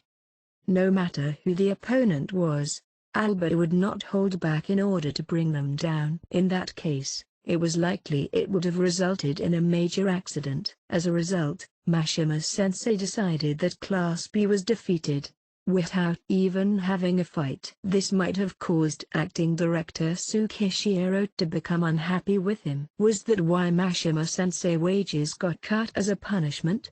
If I had to say whether this violated the rules or not, it indeed would be considered a violation. Both these situations are connected. If something is considered dangerous to the students, I'll quickly stop it. If there's improper behavior, I'll quickly see it corrected. We teach them this, so what would happen if we teachers don't even apply what we teach to ourselves? And for that reason, even if he got fired, he would not regret anything. It looks like I can't stop you. I've always consciously done my job as a teacher. The words he said seemed simple, but Mashima-sensei really was an excellent person who was able to do what he said. No, if Mashima-sensei's decision is final, I will have nothing else to say. Is this a temporary agreement? Sakayanagi asked me, and I nodded in agreement. Chabashira backed down, presumably because she realized that trying to persuade Mashima-sensei was pointless. Since Mashima-sensei agreed, I'll help as well. Is that fine, Ayano-kuji? An additional person on our side is greatly appreciated. Let's put an end to this discussion now. I'll keep this to myself. There's no problem with that, right? Of course. After all, both Mashima-sensei and Chabashiro hadn't actually seen Tsukishiro's wrongdoings with their own eyes, and if we increase the number of teachers who are in the know, the chances of a leakage of information increase substantially. Once Tsukishiro finds out that there are people who are trying to expose his wrongdoings, then he would naturally be more alert. I also intend to stand at Ayano-kuji's side at the time being. Sakegani. Even if you do know Ayano-kuji's situation, if people see you giving special treatment to him, it will raise some questions. What are you talking about?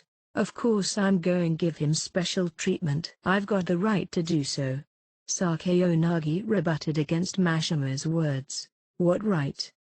Well, although this school's system revolves around competition between the classes, the students themselves will all have various situations among them.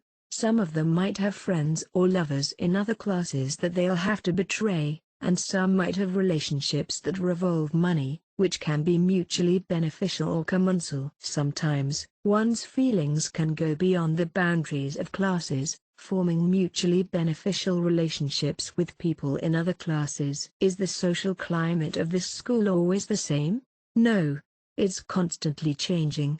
In that way, it's the same as society itself, isn't it? It didn't matter if Chairman Sakigani had someone he wanted to protect, he had no power to do anything. Even if I only was able to save Ayano Kuji-kun and left my classmates in Class A, the teachers won't have any reason to blame me. The only ones who can resent me will be the students I have betrayed. Mashima-sensei may be dissatisfied with what Sakayonagi said, but he did not retort. But he may find special treatment to be unwelcoming. Why?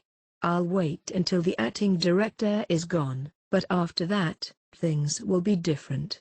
And if Class D obstructs Class A, I will beat them out mercilessly at any time.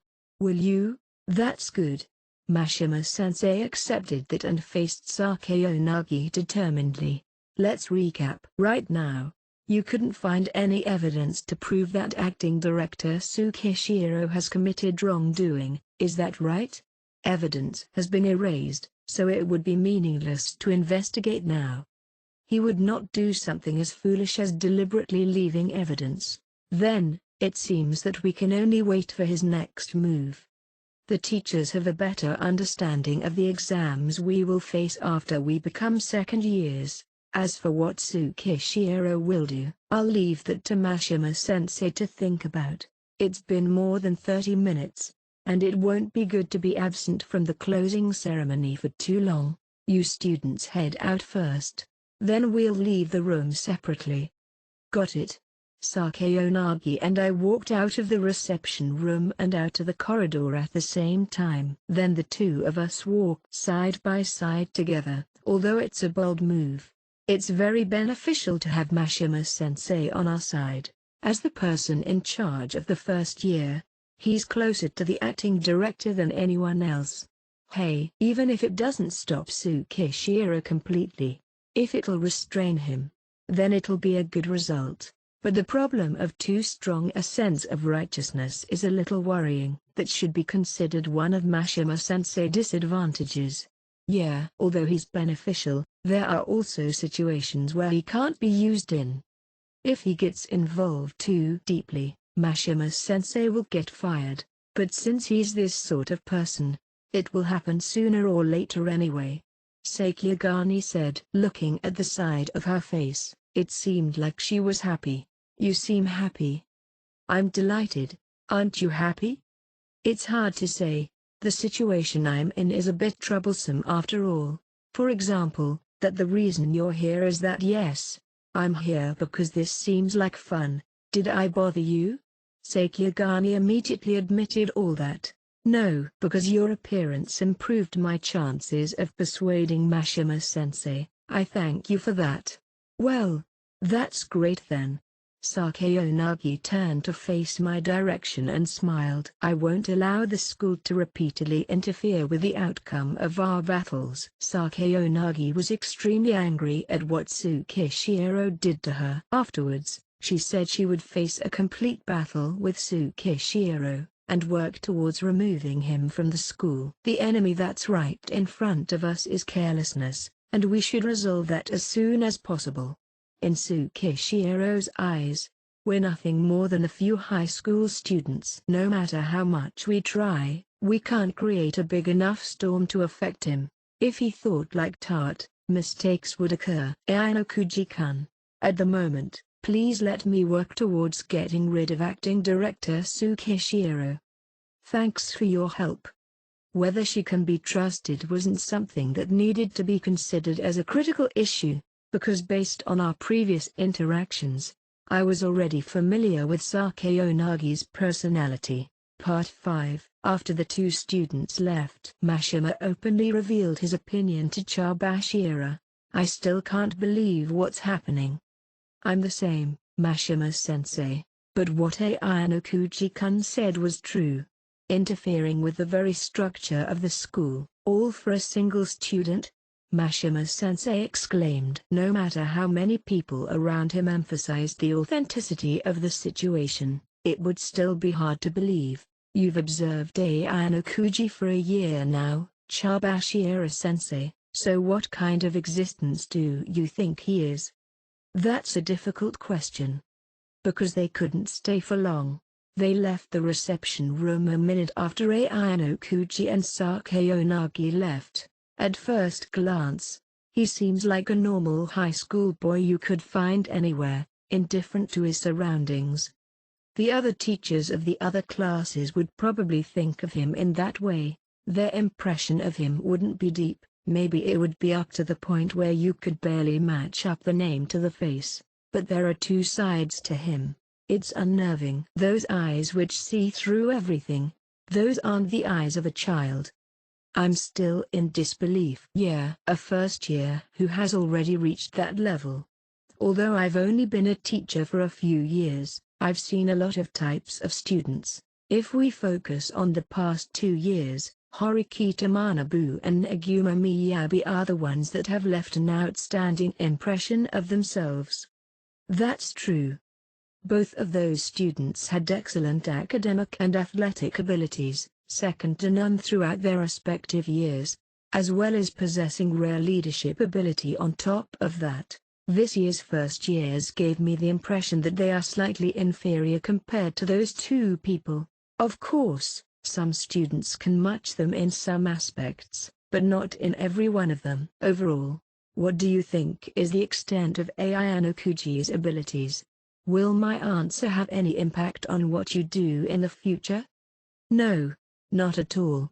No matter what kind of student Ayano-kuji is, I won't allow acting director Tsukishiro to do what he wants. This is just out of curiosity. Curiosity. That's unusual for you, but I'm still trying to figure that out myself. Chabashira was also one of the people who wanted to learn more about Ayano-kuji. It was true that she couldn't answer. That really is a difficult question. Mashima grudgingly folded his arms. Originally, the teachers were to maintain a proper working distance with the students and govern them like that. Forming such close relationships isn't the best thing to do. So we just have to eliminate acting director Tsukishiro as quickly as possible. But after we eliminate him, is that really going to be the end of all this? What do you mean? Even if we expose the acting director, there's no guarantee that there will not be another person sent afterwards. In that case, Ayano-kuji's situation will create a disturbance for the entire year. Depending on the situation, even the school itself might suffer from it. Mashima expressed his own unease. Of course, even having said that, he still would not abandon the students. The way this situation is unfolding, it's like I'm sinking deeper and deeper into quicksand. This scares me. Yeah. If this continued, other students would not be able to receive a fair evaluation. This is something that the teachers must prevent from happening. But I hope my hunch won't turn out to be true.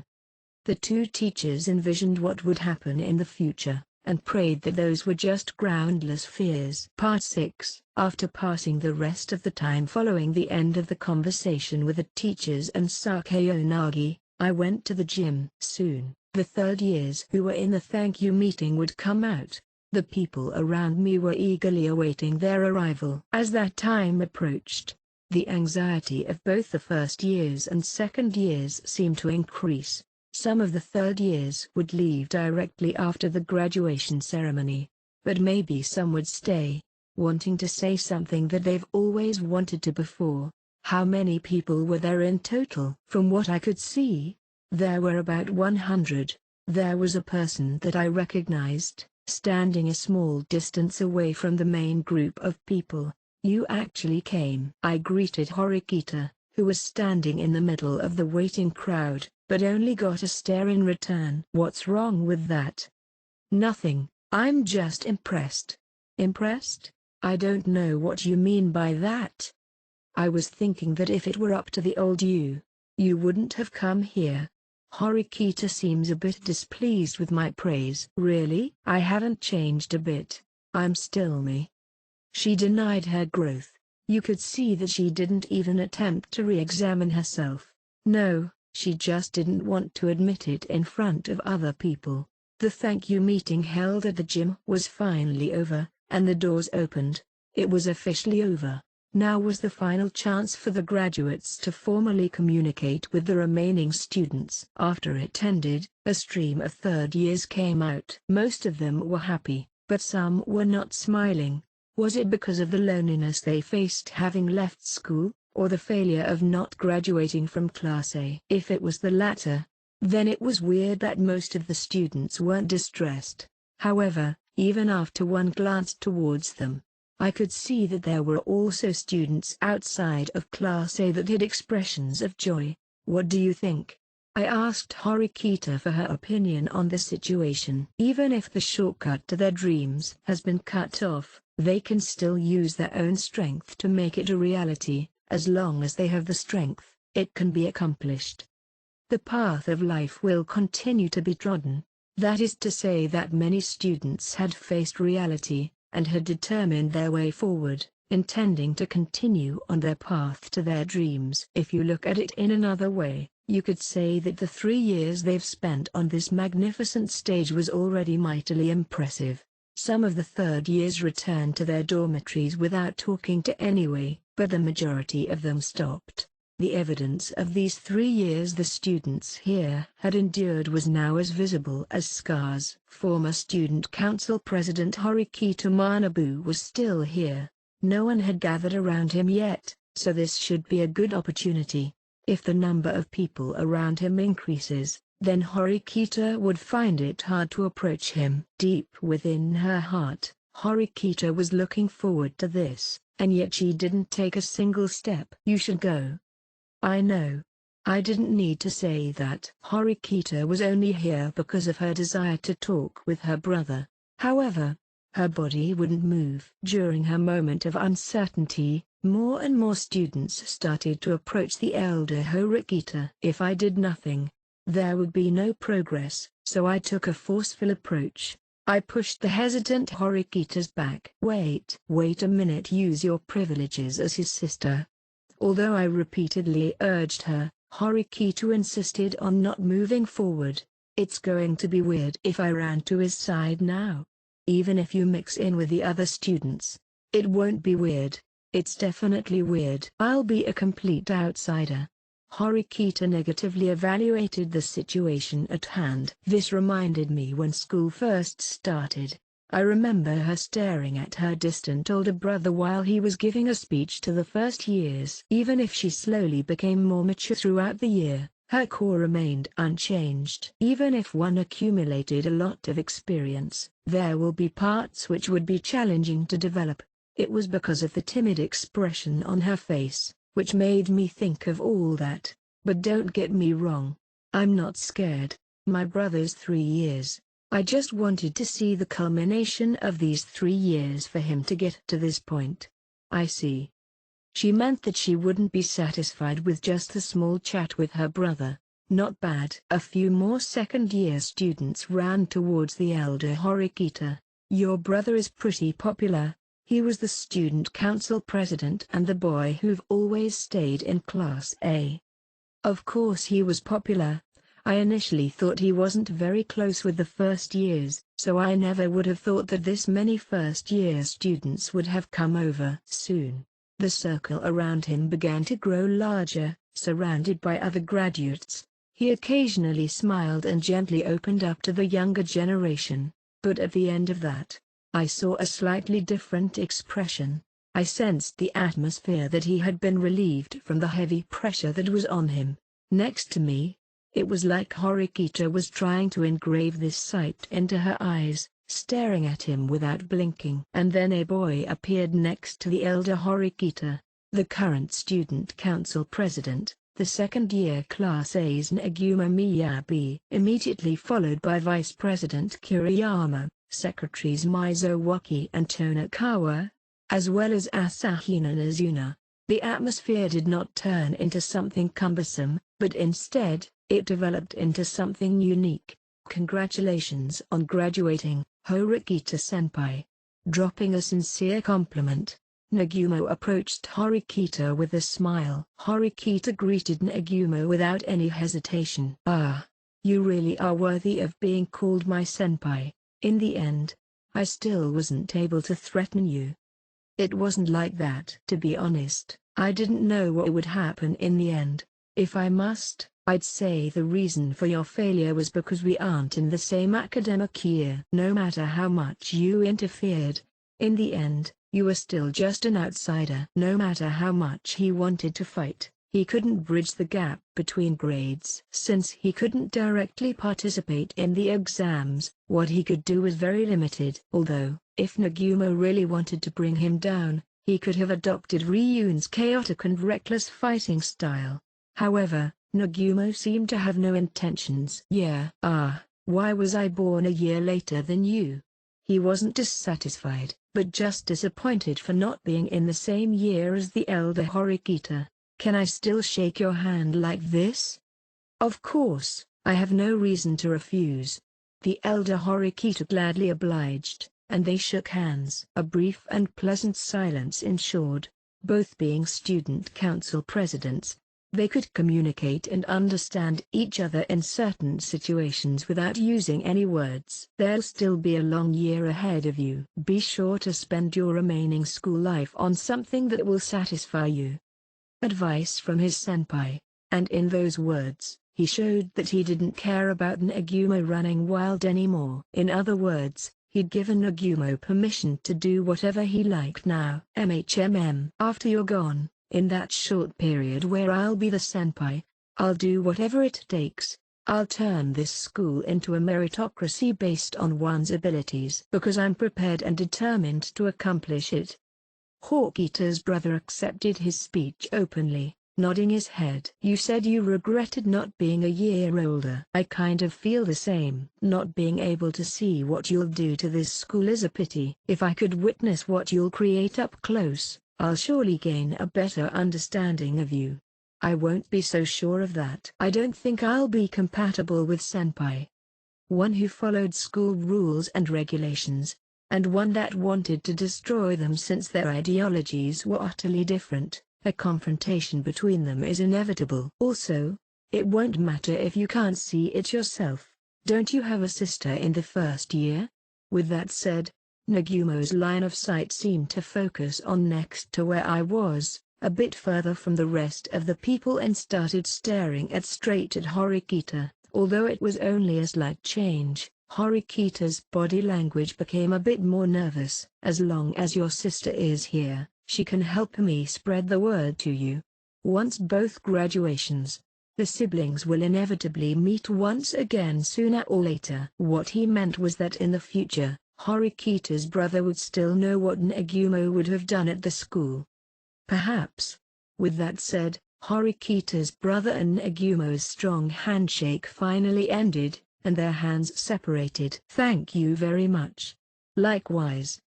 The former student council president, Horikita, and the current student council president, Nagumo. A heavy curtain fell on the unexpectedly gentle atmosphere. Perhaps because he didn't want to bother the other students, Nagumo immediately distanced himself with Horikita's brother. Although the combo of the two student council presidents was exciting, it might make it a bit difficult for the other students to approach. Nagumo instead walked towards Horikita, who was observing from a distance. As a fellow student of Class 2A, Asahina Nazuna was also there with him. The other student council members had probably left to see off the other graduates. "Did you hear what I just said? Please enjoy what I will do next year. I remember your name was Horikita-zun." Horikita's voice was nervous. If it were the usual Horikita, she wouldn't have been shaken up like this. This was probably the result of hearing the conversation between him and her brother. Nagumo seemed to enjoy her reaction and looked back. The one in Nagumo's line of sight was, needless to say, former Student Council President Horikita. Ignoring the risks, he had continually challenged different opponents, and now, he was surrounded by his underclassmen, accepting their gift of a graduation bouquet. Suzune, your brother is a truly amazing person. You should be proud of being his sister. After the word of praise, he once again directed his gaze onto Horikita. Suzune. Yes, I am proud of that. Faced once more with the eyes that had turned their attention back to her, Horikita forcibly replied. If you have anything you want to ask me, I'll answer it. Because I'm in a good mood today. Then I won't hold back. Horikita then asked Nagumo a question. Don't you regret it? Regret? Because I don't see any hints of regrets in your eyes. This should be referring to the handshake and the dialogue between those two people just now. Nagumo seemed genuinely happy for the elder Horikita graduating from Class A. However, their relationship couldn't be described as simply a relationship between two student council presidents. Nagumo persistently attacked Horikita, in the hopes of dragging him down from Class A. Horikita would obviously have a sense of hostility towards Nagumo, who did those things to her brother. Because of this, she was confused by the honest praise given by Nagumo towards the elder Horikita. Nagumo's painstaking attacks have been securely defended against. I don't think I can beat Horikita-senpai that easily. He's pretty much an invincible opponent, right? Well, that's true. So you fully admit you lost to Horikita-senpai? Miyabi gently cast his eyes towards the interjecting Asahina. Lost? Why do you say I lost, Nazuna? Horikita-senpai graduated from Class A. So doesn't that mean you lost? Asahina didn't need to answer the question with another question, but that was how she replied. As for what she said, Nagumo immediately pointed out the holes in them. Indeed, if you only look at the outcome, I have not prevented senpai from graduating from Class A. But what does that have to do with losing? Won't that be considered as losing? At least that's what I think. Am I wrong? Asahina looked towards Horikita, who was standing beside her, for confirmation. Horikita did not answer and instead listened to Nagumo's justification. I certainly wanted to challenge him to a fight. However, it wasn't for the sake of finding out who would win and lose. Even if Horikita-senpai really did fall to Class B, my fundamental evaluation of him wouldn't have changed. That person's strengths cannot be determined by the position his class is in. Asahina still did not seem to understand what Nagumo was talking about. Still don't understand? Then I'll ask you this. Did this incident lower your evaluation of me? I'm still a student of Class A as well as the Student Council President. Is there anything about me which shows that I'm a failure? No. But you can't distinguish who wins and who loses in a conflict of people in separate grades. It wasn't hard to understand what he wanted to say. But, even knowing that he couldn't directly confront him, Nagumo continued to challenge Horikita. I just wanted his approval. His recognition. That's why I've been continuously attacking senpai. Judging from how Horikita Manabu looked at Nagumo, he definitely acknowledged his strength. No, I should say that he had recognized Nagumo's strength from the very beginning. He just couldn't accept the way Nagumo handled things. Maybe Nagumo wanted Horikita to acknowledge his method of solving problems, that felt like a young girl proclaiming her love. Maybe. I've already inquired about what Horikita-senpai will do in the future, and I will chase after him. There wasn't a hint of remorse or regret in Nagumo's expression. Was he purely enjoying the contest with Horikita to the very end? Even after graduation? Really? Even the path you take in life has to be the same as Horikita-senpai? Yes. At least that's the current me's objective. Are you really do like Horikita-senpai? I don't have any rivals in the second year, and of course, none in the first year as well. I only have one thing left to do in this school. That is, to directly transform the structure of the school, and make this boring school more interesting. Half of Neguma Miyabi's time as student council president had already passed. However, to this day, nothing new had been implemented. After Horikita graduated and Neguma became a third year, he would finally start to take action. As for what would happen in the future, it was still impossible to predict. Speaking of which, this year, I still haven't been able to evaluate you, Ayano-kuji. Nagumo's attention finally turned to me. Coming from the look in his eyes, it seems that I was boring compared to the Horikita siblings. There's nothing about me worth investigating. Because of the fact that I had Horikita-senpai's attention, Nagumo felt that there might be an underlying connection between us. However, because it might just be a coincidence, it still wasn't enough interest. Nagumo, seeing that he still had this sort of attitude towards me, there was no reason to provoke him. But this coming April, even if you don't want to, you'll still have the answer. After this school becomes a true meritocracy, you're going to have to fight even if you don't want to. With the graduation of Horikita's brother, the school will be entirely under the control of Nagumo. It was hard to say how much of an influence the student council had over the school itself, but considering how confident Nagumo was, there'll definitely be a notable difference at the school next year. So you're saying that the competition between students won't just be limited to class warfare? Horikita raised a question, seemingly worried about what Nagumo said. If you're able to implement it, then it wouldn't be too bad, but it wouldn't be possible anyway. The school won't allow it. Nagumo shrugged and sighed.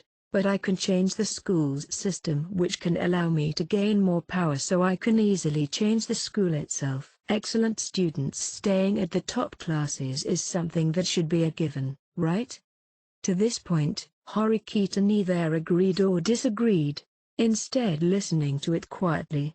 Other than that, I've also proposed to the school to mix up the students from first year to third year in certain exams. If the school allows it, fighting against you wouldn't be impossible. Of course, from Nagumo's point of view, I'm not considered to be anyone important, but even so, I feel like he is instinctively measuring my strength right now. Looks like it's time to leave, huh? Don't you want to say goodbye to some of the upperclassmen? They'll be going soon. Yes, we can chat whenever we want in the coming year. And so Nagumo and Asahina walked towards the third years and away from Horikita. It's a pain to talk with that person. He's the student council president, after all. Although there was only a difference of a year, it seemed like he was way out of reach. I'm going back. I've done everything that I should have. In the end, she seemed to have given up on trying to speak with her brother. Can you do that? He's leaving school tomorrow. That. You didn't need to tell me that. Faced with this dilemma, Horikita retreated. Forcibly stopping her wasn't an option, so I chose to just watch her while she left. Are you going to go back? I still want to stay here for a while. Oh. Then I'll see you later. Although Horikita was curious about what I was doing, she still turned her back on me and went back to the dorm. I decided to take a look at the situation with Horikita Manabu and the other third years. I wasn't particularly interested, if I had to tell you. I just wanted to engrave this scene into my eyes.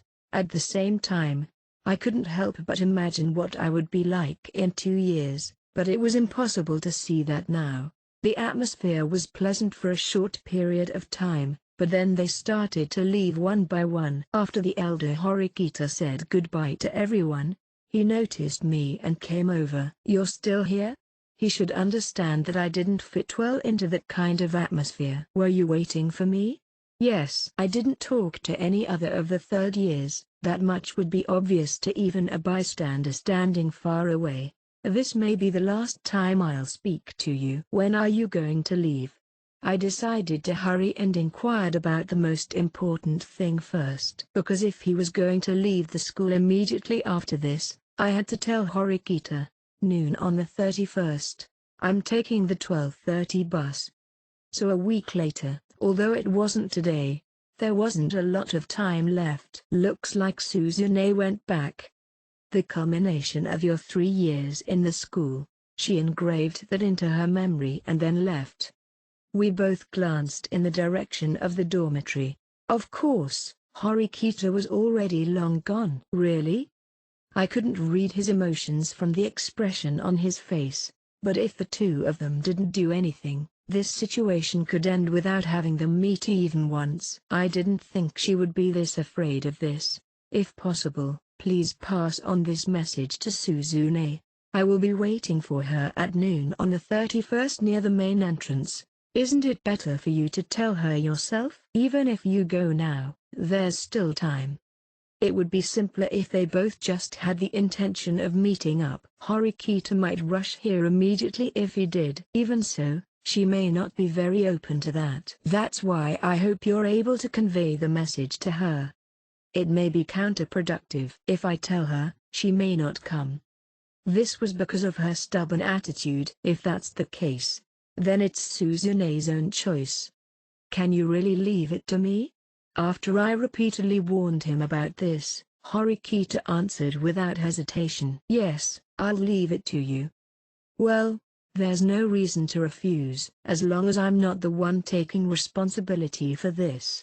Besides, if Horikita was to hear about this, she would most likely agree to come to see him off. After all, their relationship was gradually getting better. I wanted to talk to you more, but I have an appointment afterwards. It seems that many of his underclassmen had invited him for a gathering today. He just wanted to forget about the matter relating to his sister, and spend time as an ordinary student. Besides, you're not one to engage in long meaningless conversations, right? That's true. No matter how much his popularity declined, the previous student council president would be still present in social gatherings and situations. If possible, on the 31st, I hope you come to see me off. I'm not good at speaking in front of others. Don't worry. I don't plan to call anyone else over other than you and Suzune. Since it wouldn't be a problem, I gently nodded and agreed. Sorry. Leaving behind that one word, Horikita Manabu left. Once he left, I had nothing to do, because he was the only third year I talked to. I guess I'll go back then. Ainokuji-kun, if possible, can we head back together? Suddenly, Hirata spoke to me. Just now, I saw that he was talking to a bunch of third years away from where I was. You're done settling things already? Yes, although the graduation ceremony was today, many of the upperclassmen will stay on campus for a few more days. I heard that some underclassmen are holding a farewell party for them. Since it was Hirata, he should have received several invitations to these occasions. The third-year students could stay until the 5th of April at most. Of course, students who planned to leave earlier were also allowed to leave because their time left was limited. They were preparing for their school life to end, and because I had no reason to refuse him, I returned to the dormitory along with Hirata. Part 7. I was walking with Hirata, and after walking past the convenience store, Hirata glanced at me. Then, as if nothing happened, he faced forwards again. Hirata had repeated this action several times in the past few minutes. It was as if Hirata was waiting for an opportunity to start a conversation. Soon after, Hirata made up his mind and started to speak. Actually, Ainokuji-kun, I want to talk to you, Hirata hesitantly said. For a moment, I thought he was going to speak about the end-of-year exam, but he did not give me that sort of feeling. Is there anything you wanted to discuss? Yeah. Well, I really want to talk about this with you. After thinking a little, Hirata admitted that. Well, I'm not sure if I'll be of any help, but I'll do my best.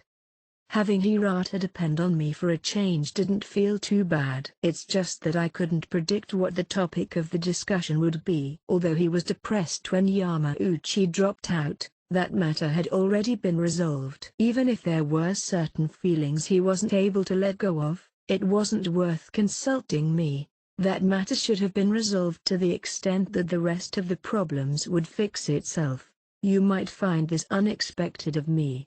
Starting with this sentence, Hirata continued. It feels like I can't be bothered with relationships and love anymore. I'm not sure about myself. That was an unexpected start. I didn't think that Hirata would come to me to talk about love. You're not sure? Let's clear some stuff up first. I pressed him to continue. I think I might have never have liked a girl in my life. Hirata confessed, embarrassed. So you're saying that you've never dated a girl before?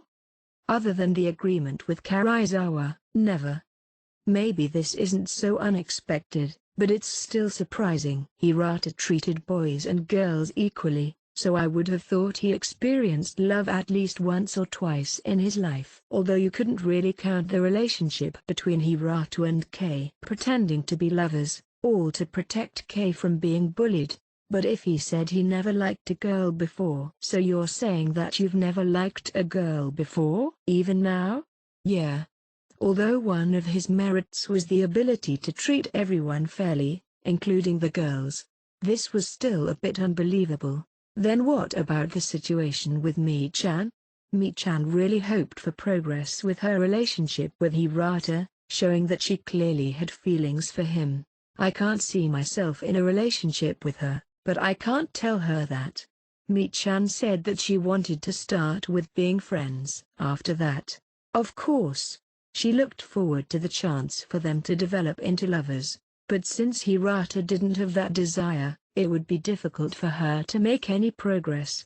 And there's no reason to avoid her, so dragging on like this wouldn't do her any good. So that's the situation. This was the source of Hirata's uncertainty that he wanted to discuss with me. I think it's best to just say this directly to her, but I can see how that would be difficult. To make her realize without hurting her was a difficult thing to accomplish. So we have contrasting views again. I kind of expected this. Yeah, it was because of Hirata's kindness that he was always involved with situations like this. But that's just the situation now, and who knows what will change in the future. The feeling of love wasn't something you can control. It could quietly sprout at any time. At least that's what I think. Sure, I don't know if that's a possibility. But, however, Hirata didn't want his relationship with Mi-chan to progress any further. In terms of Mi-chan's appearance as well as personality, there was nothing that Hirata could be dissatisfied about. But of course, love wasn't just determined by those factors. I can assert to you that I won't have those kinds of feelings, even in the future. Although he wasn't entirely sure, Hirata still insisted on his answer. If that's the case, then I have only one thing left to say. It's better to tell her, because Mi-chan still has hope that her relationship with you can progress. I looked into Hirata's eyes while I said this. If the answer to that question was kept to himself, Mi-chan would keep waiting and waiting. So, it would be better to clear things up as early as possible. If Mi-chan continued to like Hirata even after that, then that would be her own choice. But Hirata avoided my gaze. Even if it would hurt her? Having the answer but instead choosing to delay it would only cause more damage, right? I once again looked into Hirata's eyes and said. After our eyes met, he quickly diverted his gaze elsewhere. Yes, right, that's right. He nodded 2 or 3 times as if he was admonishing himself, and then he came to a conclusion. Thanks for talking about this with me, Ayanokuji-kun. I have the courage now to admit that in this situation, keeping this to myself to avoid hurting her is the same as running away. He seemed to have successfully found the answer. So are you able to explain your feelings to her clearly? Although I don't know if this is the best way to go about doing this, I do understand that the other way would really hurt her. Hirata considered both approaches. He was silent, with his thoughts being conveyed on his face. Hirata understood that the second option would be better for Mi-chan, and so he was no longer conflicted. If he were the old Hirata, he would be constantly worried about the situation. and would waste a lot of time in finding the answer. He would be obsessed with the notion of not hurting others, and would be lost inside the maze of his feelings and emotions. After his worries had been resolved, Hirata still seemed like he had something to say. "What is it?" I asked. "Oh, from now on, can I call you Kiyotaka-kun? Eh?" I was wondering what he would say, but this turned out to be very unexpected. "Well, if it's okay with you, you can call me by my first name as well. Is that fine? Is this a step forward for our friendship?" My friendship with Hirata had progressed even further now. Just like with Casey, Akito, Haruki, and Irie. "Why not, if you think it's okay?" Seeing how I agreed so willingly, Hirata smiled from the bottom of his heart. "Really? Can I really? You mean calling me by my first name? Don't you have experience with that sort of thing, Hiroyosuke?" Although from my memory, Hirata generally used surnames to address both males and females, calling people by their first name wasn't an unusual thing to do. Well, before that happened, it wasn't rare for me to call people with their first name. He was talking about that incident during Hirata's middle school days when his friend was bullied, which led to his attempted suicide. Since then, I've always been afraid to get closer to people. I'll treat everyone equally, but I couldn't get too close.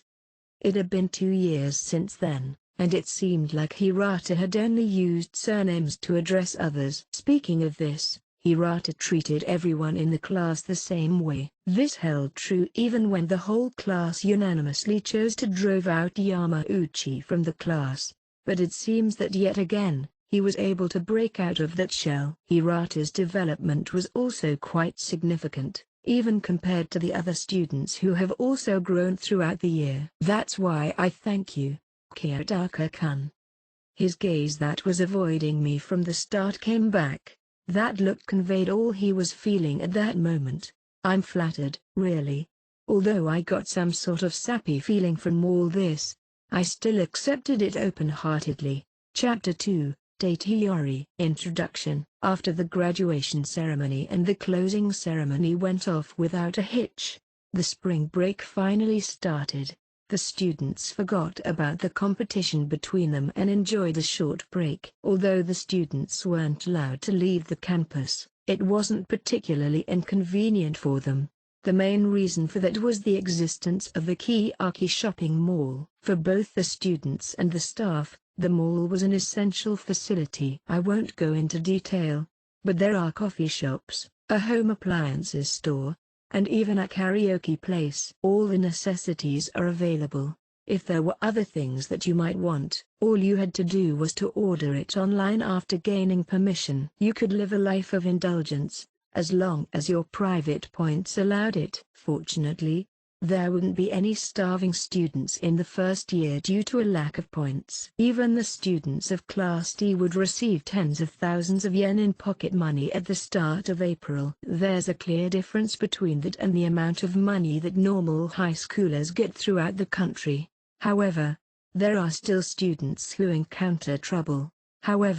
There were still students that had encountered some difficulties. Speaking of which, I'm one of them.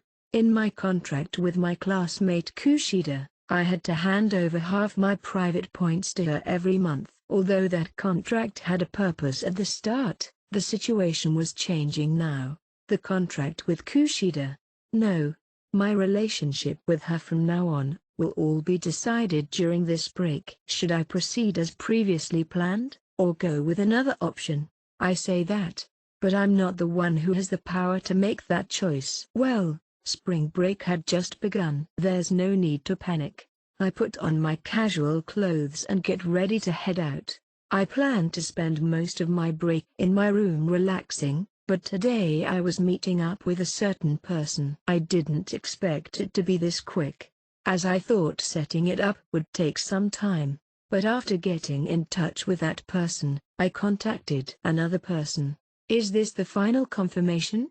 Because it's the first day of spring break, I'll need to adjust some things, but that's fine. The person I contacted would turn out to be very important, But this importance wouldn't be for today, but instead for the end of the spring break. Part 1. In late March, the temperature began to warm. As we neared the season for the blossoming sakura, news of it seemed to be everywhere. Although I went there early, when I arrived, the person I was meeting today was already there. Hello, Ayano-kuchi-kun. I met with Hiyori, who was smelling fresh and was wearing casual clothes at Kiyaki Mall. Good morning.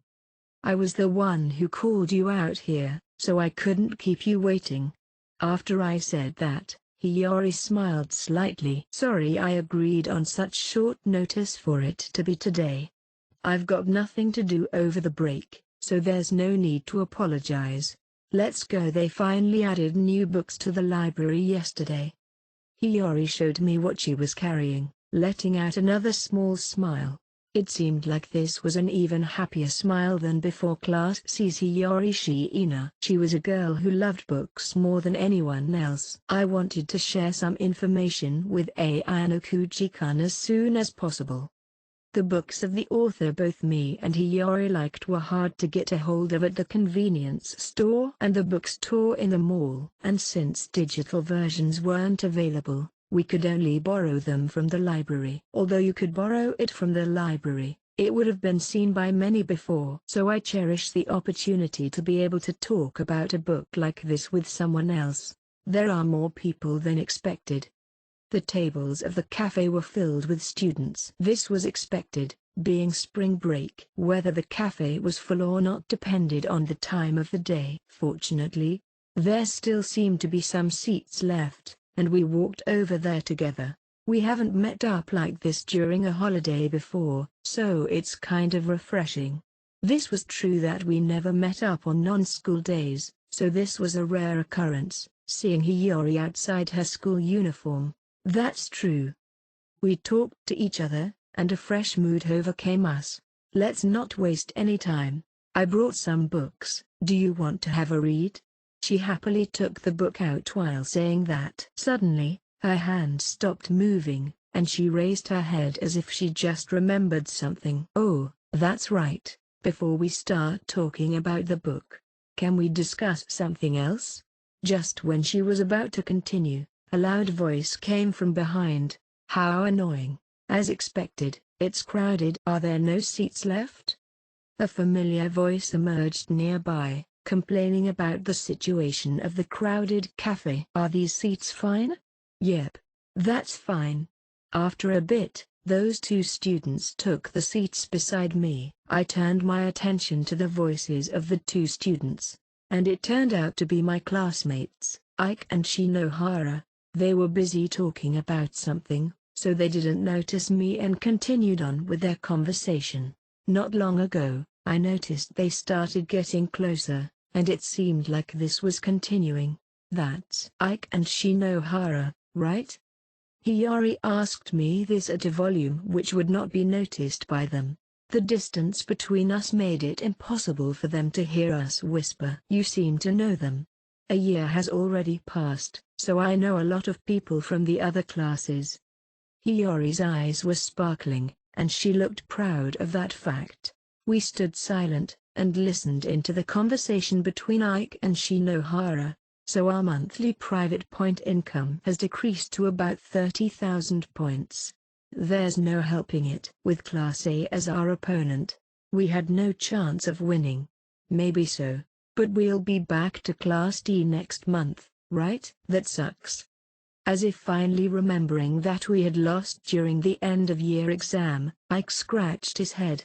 But do you know the reason for our loss? What? Whose fault was it?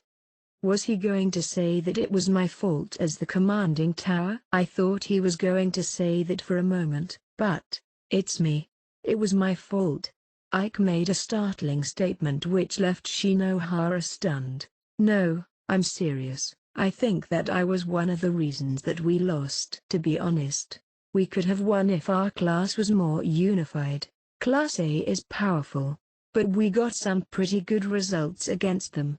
That's how you see this, huh? You saying this is really surprising to me, Ike. Don't use my first name, Shinohara. You use my first name, so this way it evens out." Although they occasionally spoke about mundane topics, they returned back to reviewing what happened this past year in the end. "Next year, I want to try harder in both academics and sports." "Seriously? I don't think you can do this." "I won't be able to do it perfectly, but I really do want to." It seemed like he really had put some thought into that statement. "I just wanted to ask." "Why?" "Because of Ken and Haruki. Until recently, a trio of friends known as the Three Idiots were in our class. I remember when I first came to this school, I was close with that little group, but left soonly afterwards. A more suitable description of events would be that I was kicked out by them. Ken's obviously not suited for it, but hasn't he been studying a ton recently?" "He's been listening in class. And I thought he was just pretending, but has he actually turned into someone who has half a brain?" "His grades have improved as well." "Yeah, his grades have been getting better and better, and he's already great at sports." "I already know that I can't win against him in any category." "Weren't your grades better than his at the start?" "If you compare Ike with the current Sudo, in both academics and athletics, Sudo would have the upper hand. That guy. He's probably going to get even stronger next year." On one hand, he was happy because of the growth of someone close to him, but on the other, he was scared of the possibility of being left behind. And the biggest reason for this fear was, if I go on like this, the next candidate to be expelled will be me. Ike.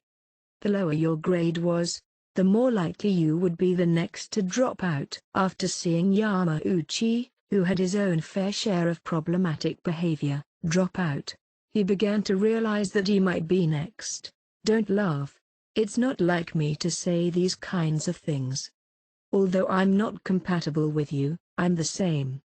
Shinohara wasn't someone with excellent grades, nor was she a person with great merit. Although their gender separated them, they both had a similar status. "I don't laugh at guys who want to work hard." Shinohara nodded her head resolutely towards Ike while saying this. "I'll work harder next year. I won't lose to you. I'm not even afraid of losing to you." You could say that Ike and Shinohara's relationship has made some progress here. In the future, they might even inspire other students to work harder.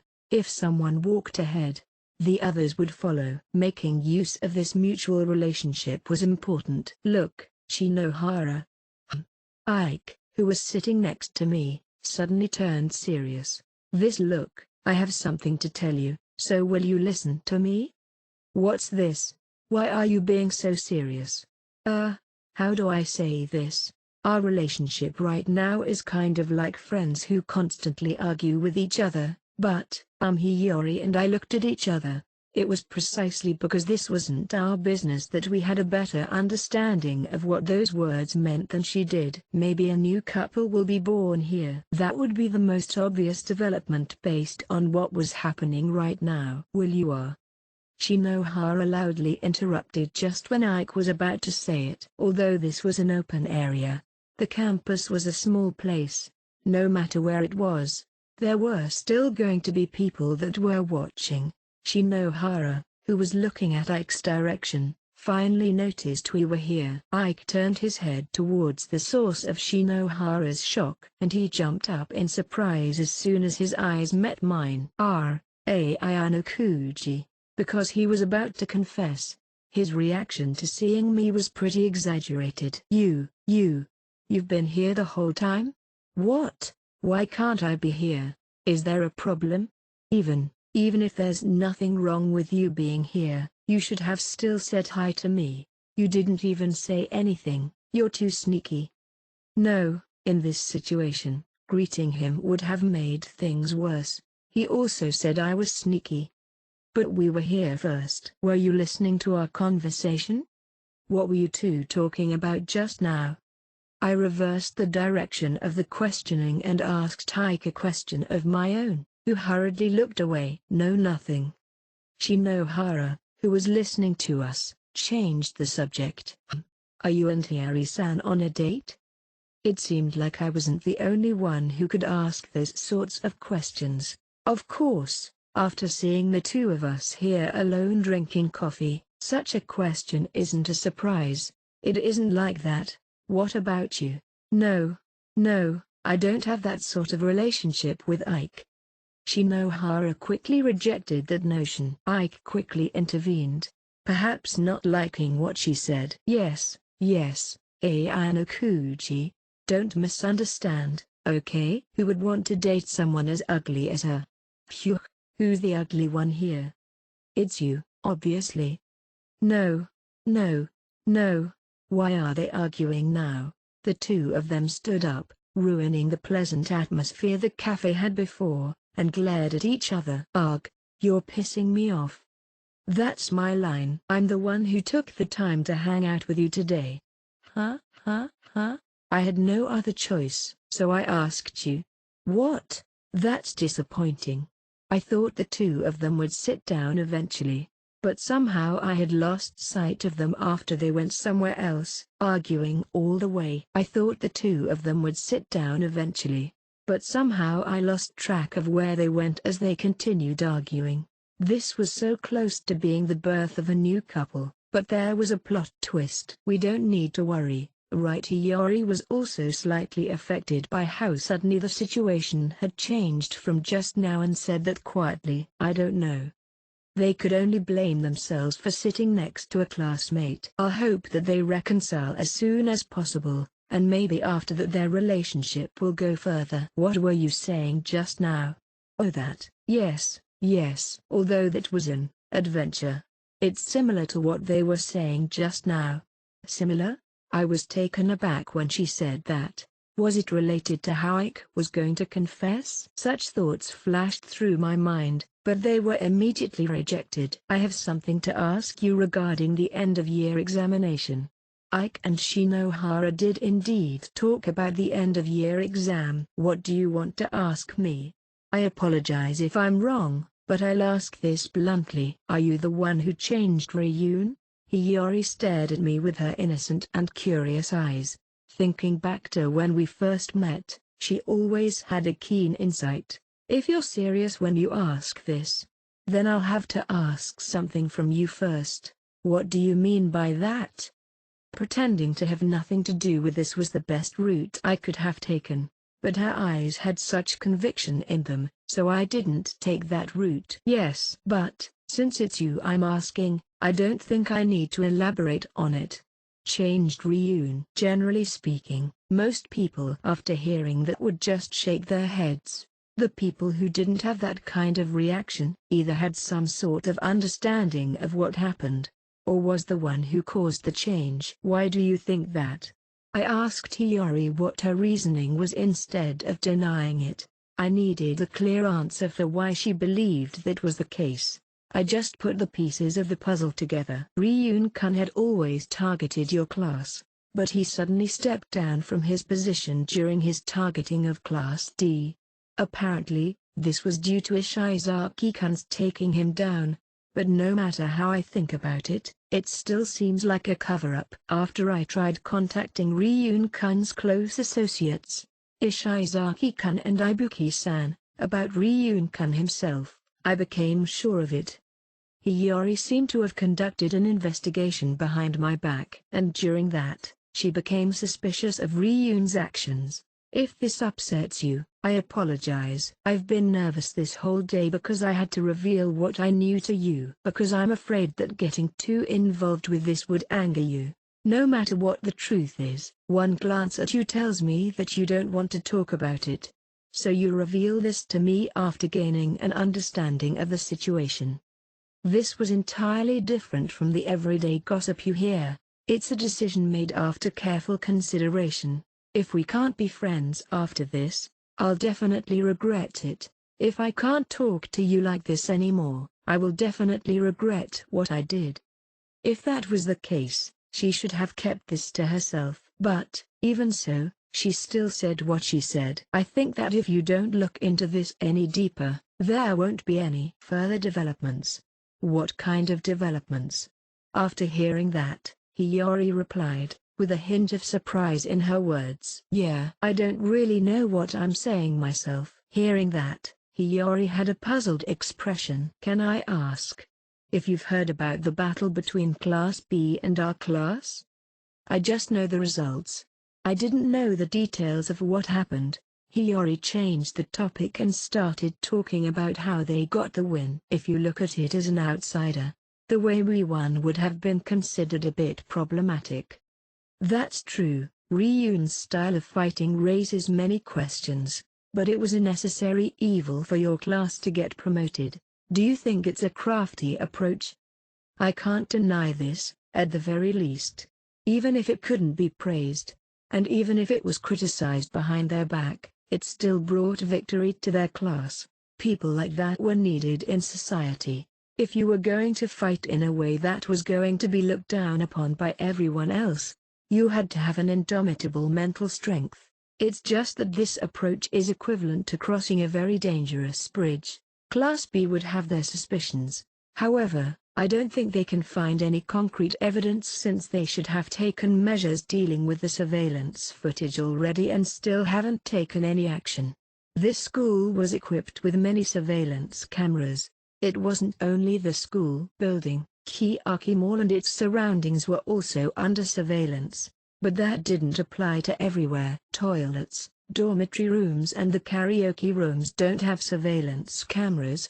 Of course, if Class B had doubts about what happened in the previous exam, they would already be investigating it. However, they would probably not find anything of use and would be hard for them to investigate further. Those were 5 beautiful wins, so can't you consider it a perfect strategy? Beautiful? I don't think so. Actually, I think it's better to call that strategy extremely flawed. What do you mean? That it was possible to get 6 or more wins? 5 wins is already really good. Actually, I think we were too greedy because Ryun-kun had to adopt a very dangerous strategy to get those wins. Hiyori reviewed and analyzed her class in the last exam. Then she also told me how they won. Although it's fine to place continuous pressure on Class B students, targeting their bodies to weaken them is a clear violation. Although this method was used because Class B had so many kind-hearted students, even they would not tolerate this. After hearing that, I felt the same as Hiyori did. I knew that this girl lived a completely different life from me. Our existence should have nothing in common. However, there were some similarities in our thoughts and our ideas. Because of this, doubts started to creep up. So before Ryun employed his strategy, you already had knowledge of it, and you didn't try to stop him? Do you think he'll listen to what I say? Compared to Ishizaki or Ibuki, Hiyori's suggestion may hold more value to Ryun, but it would probably not be listened to anyway. He would not listen to the suggestions of others, instead only sneering at them and ignoring it. True. So, how do you think Ryun can be stopped?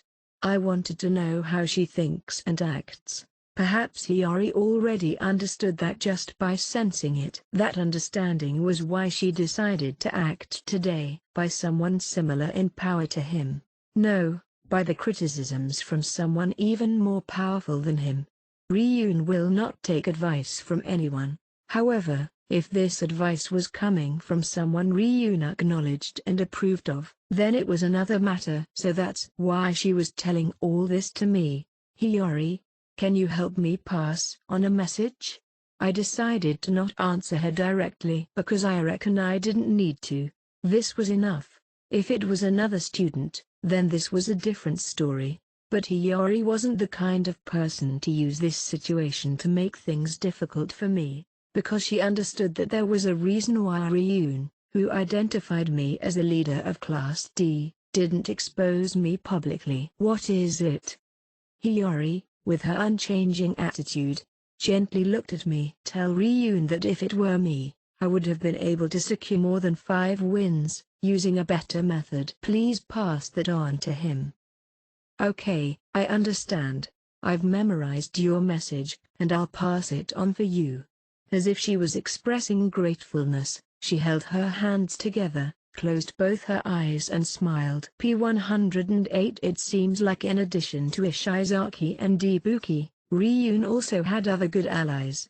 If Hiyori were able to easily control those three people from going out of control, then she would become an even more dangerous opponent. And just like this, Hiyori ended the conversation about the end-of-year exam. So, normally, we would already have left, but the most important thing would come after this. If you'd like, please take the book and read it. She opened her bag again and took the book out. We originally met up to talk about that book. Can I? The book's borrowed under your name though? I've already gotten permission from a teacher, although it's not ideal. It's fine as long as I returned it on time. Because Hiyori was a top student who always went to the library, it wasn't surprising that she got special treatment. And after we've discussed everything there was to discuss about the book, drank our tea and said our goodbyes, it seems that I should change my evaluation of her.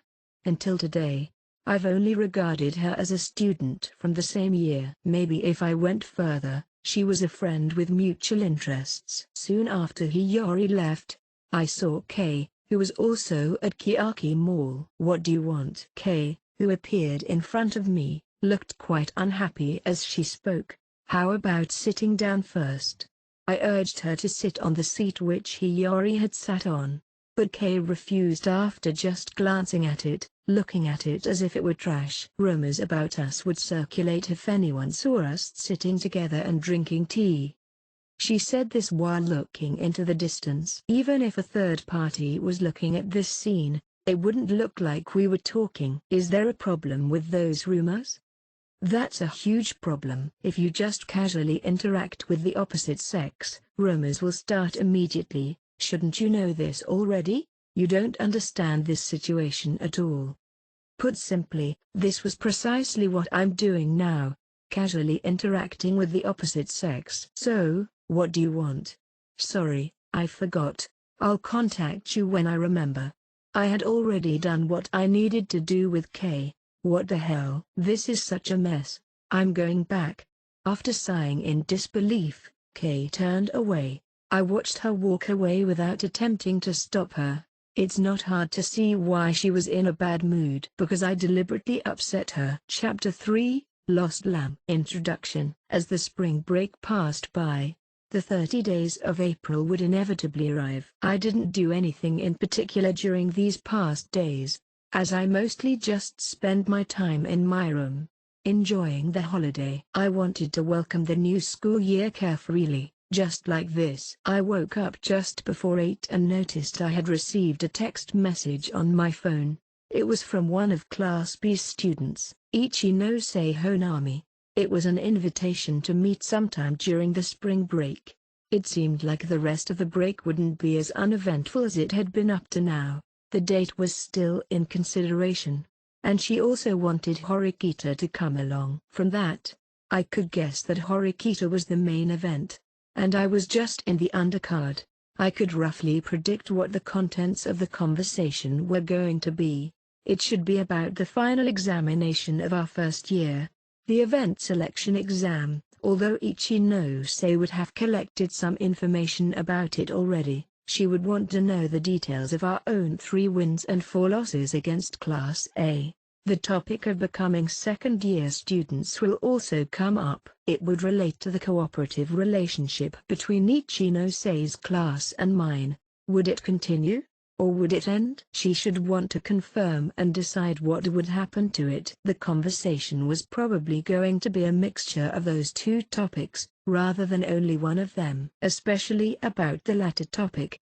Discussion on that should take priority during this spring break. Has Ichinose recovered from what happened yet? I thought about the girl who I haven't seen at all during the spring break. It seemed like the results of the end-of-year exam were still weighing on Ichinose heart. They got 2 wins and suffered 5 losses, a miserable defeat. Although we fell back into Class D, the differences in the scores were shrinking. A change in the class ranks due to a new special exam was now very likely to happen. Class B and the classes below it were now evenly matched. So sooner or later, we had to discuss what our classes would do in the future. The cooperative relationship established in the first year between our two classes wasn't bad for either of the classes. If we were to continue this cooperative relationship, it would reduce our mental burden by a bit. But in the future, the fact that this relationship would eventually become detrimental to both classes had finally crossed the mind of both parties. And when the situation escalated, we would have to dissolve the relationship forcefully, which would make us seem dishonorable if it came to that. Basically, the situation was that the lower-ranking class didn't need to do anything, as it was the higher-ranking class that needed to decide what their plans were for the future. If Horikita knew about Ichinose-sei's invitation for a talk, she would be able to figure out as much as I had. This wasn't going to be a simple conversation. Instead, it would be an important point of divergence which would consider what the future held for the two classes. Even if Ichinose wasn't planning to talk about that, Horikita would probably bring that topic up herself. Essentially, this conversation was going to happen, no matter what. Then there's the issue of time. I was available all day today, but what about Horikita? Horikita's brother said that he would leave on the 31st, and deep down, Horikita should still be eager to want to talk to her brother. If they wanted to do something together today as siblings, it wouldn't be surprising. As for whether her brother would be willing to do it, and if Horikita had the courage to go meet him, that was a separate matter. I'll send a message to Horikita first. I also added another line. Are you ready to talk to your brother? I simply wrote up what Ichinose wanted to do and sent it to her, so it'll be read after a few seconds. She didn't take long to reply. I'm available at any time. That was her answer. No, you're not available at any time. As I said that within my heart, I wanted to know what her response would be if the time was set to be tomorrow, but deliberately poking at things she cared about would prove troublesome for me. Her reply had ignored everything to do with her brother leaving. So how about April 2nd? Pay attention to that day, and leave your thoughts of today and tomorrow behind. I'm free today.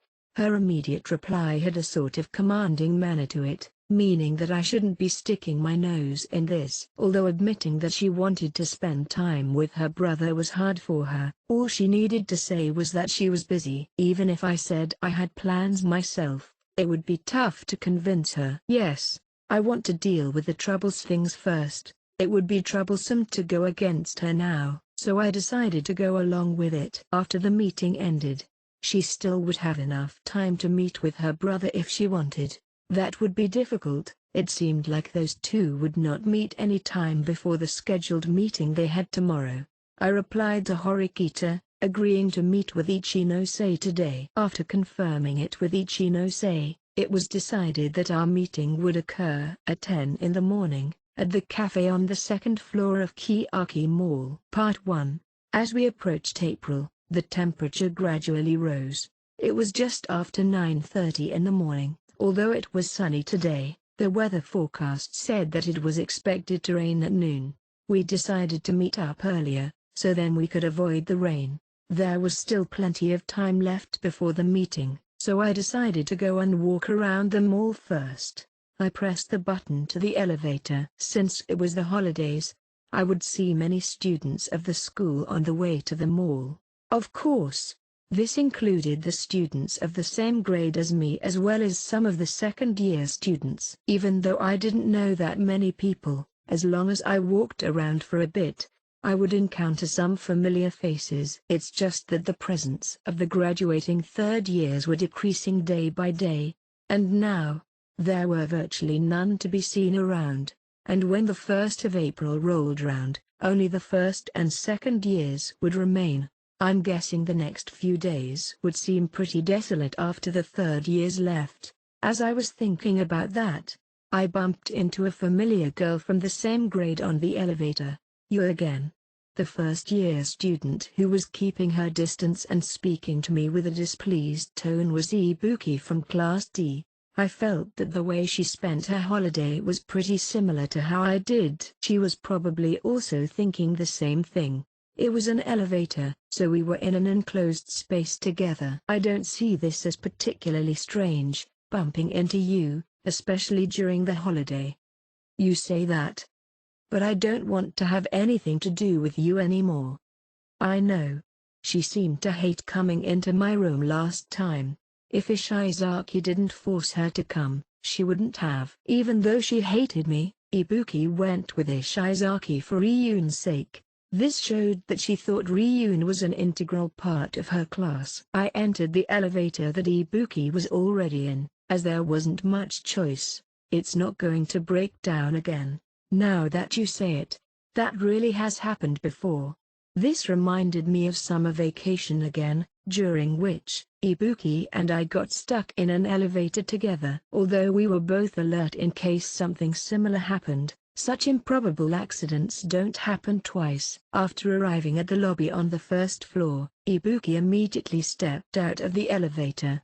It seems like Ibuki was also heading in the direction of Kiyaki Mall. Are you fine with this? You're walking at the same pace as me. She could have walked faster or run to quickly leave my presence. Why does it have to be me? Why don't you walk faster then?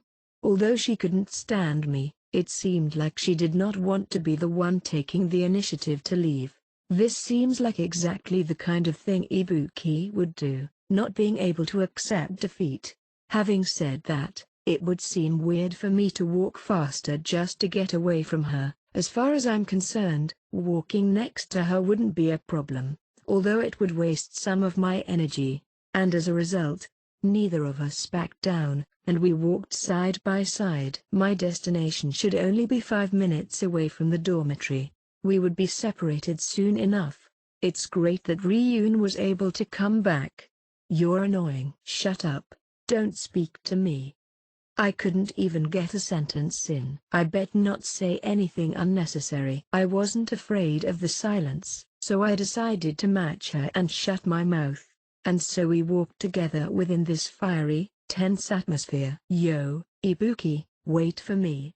After walking with this tense atmosphere for a good while, a loud voice came from behind us. The voice was from Class 1D's Ishizaki.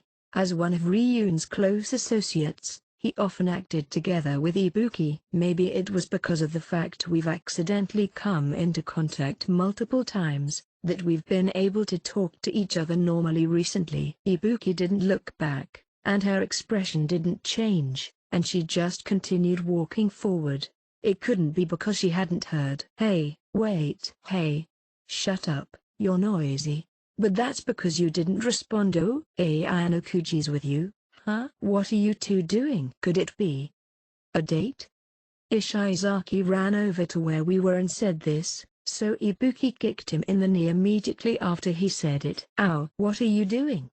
You know why you got kicked. I'm not going to say anything else, so get away from me. What? There's no point in doing that. We're going to see each other later anyway. It seemed like Ibuki was meeting Ishizaki at Kiyaki Mall. Is Ryun coming? Yeah, no. I casually asked that, and Ishizaki accidentally answered. Stupid idiot.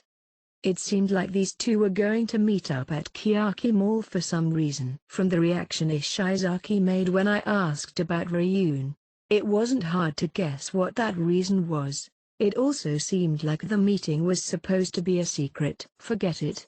It won't matter anyway, right? It's useless to try to hide it from Ayanokuji in the first place. Although Ishizaki quickly bounced back from his mistake, Ibuki was still serious about it. It won't matter now, but we're still going to have to take this bastard out to climb up the ranks. If you put it like that. Why are they talking about this when I'm right next to them? Although I was doubtful about whether Ryun would indeed return, after seeing this, it seemed like it was true.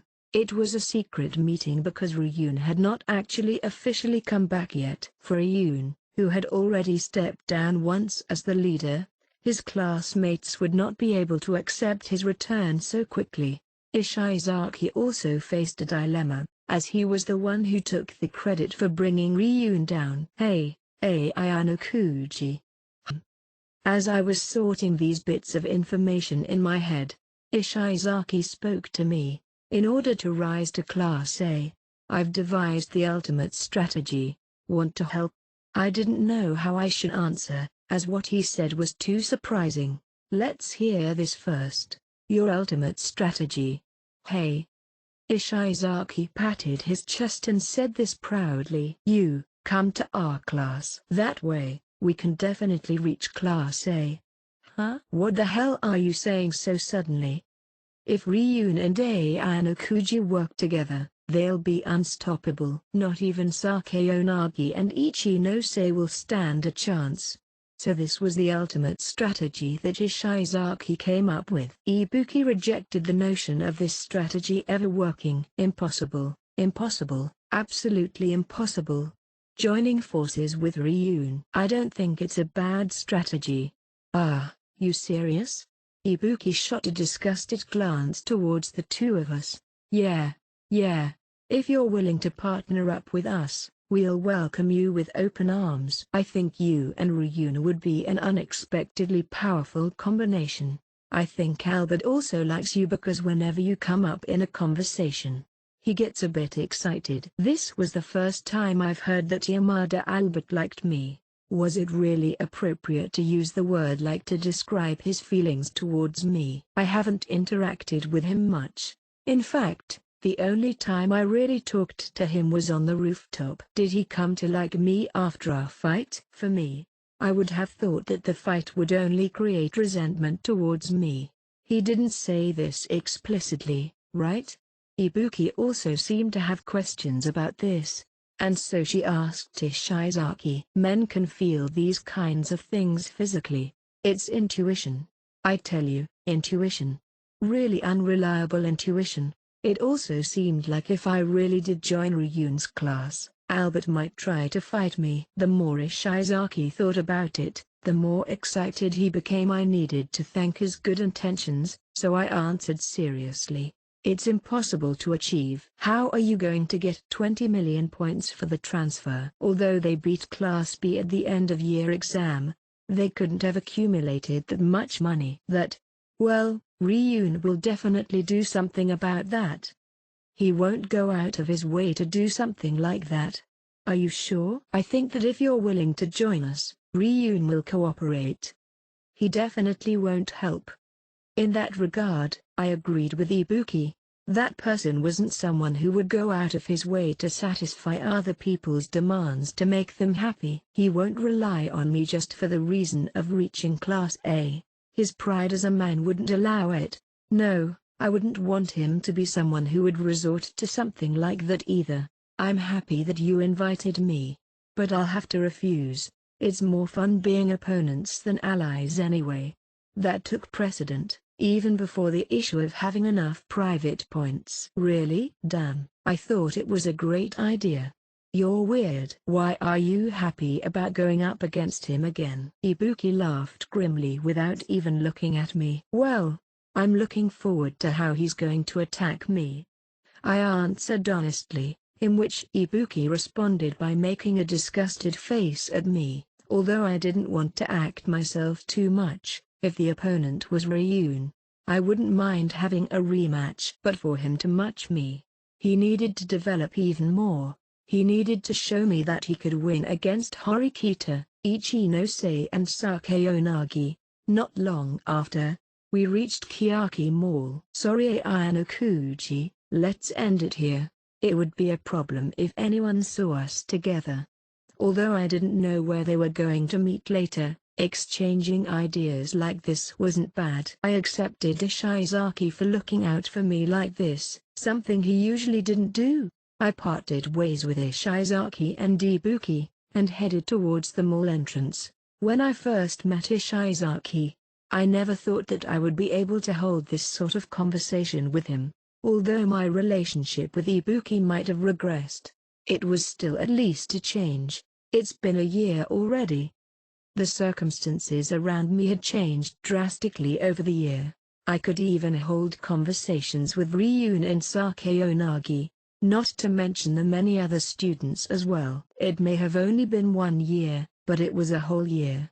This was evidence that time was indeed passing. I didn't really get it before, but I feel like I've gained an understanding of the concept of time passing. Speaking of which, this reminds me of what happened last year, the time before I came to advanced nurturing high school. To prevent anyone from finding out about what I planned to do, I quietly got on with life. I experienced small tastes of feelings I had never felt before, especially when trying to not provoke that man. I tried my best to hide it from that person, because I knew that if I was discovered by that man, he would definitely stop me. I got off lucky due to various factors. If he had been around me more, he probably wouldn't have let me run off that easily, but that man rarely came home, as he was a busy person. Although there was a so-called caretaker who was supposed to supervise me, he spent around 70 to 80% of his time that year living in a hotel, and for me, I wasn't even that familiar with the place I called home. Even though I lived there, the White Room was where I spent most of my time. For me, that home was just a temporary residence in which I've stayed in for no longer than a year. It felt no different from a hotel. The White Room, huh? That man hasn't given up yet. I've already felt his intense desire to get me out of here. I didn't know much about what happened during this past year, but I was certain that the White Room would have restarted its activities. And as long as the White Room needed me, I would return. This would happen in the not-so-distant future, 2 years later. But I still had 2 more years left of this school life. It didn't make sense to be thinking about this now. Basically, I was in a situation now that I couldn't have imagined would happen a year before, and these irreplaceable memories had definitely been engraved in my heart. I arrived at the north entrance of Kiyaki Mall, where we were going to meet. Normally, the stores would open at 10 every morning on weekdays, but some stores would open at 9 during the holidays. The cafe on the second floor where we were going to meet was one of those stores. This is the life. Doing whatever I liked, freely living my life as a high school student, talking with classmates with my phone as well as hanging out together sometimes. Living a life like this, it always did seem a bit unreal, but saying this life was unfulfilling would be a lie.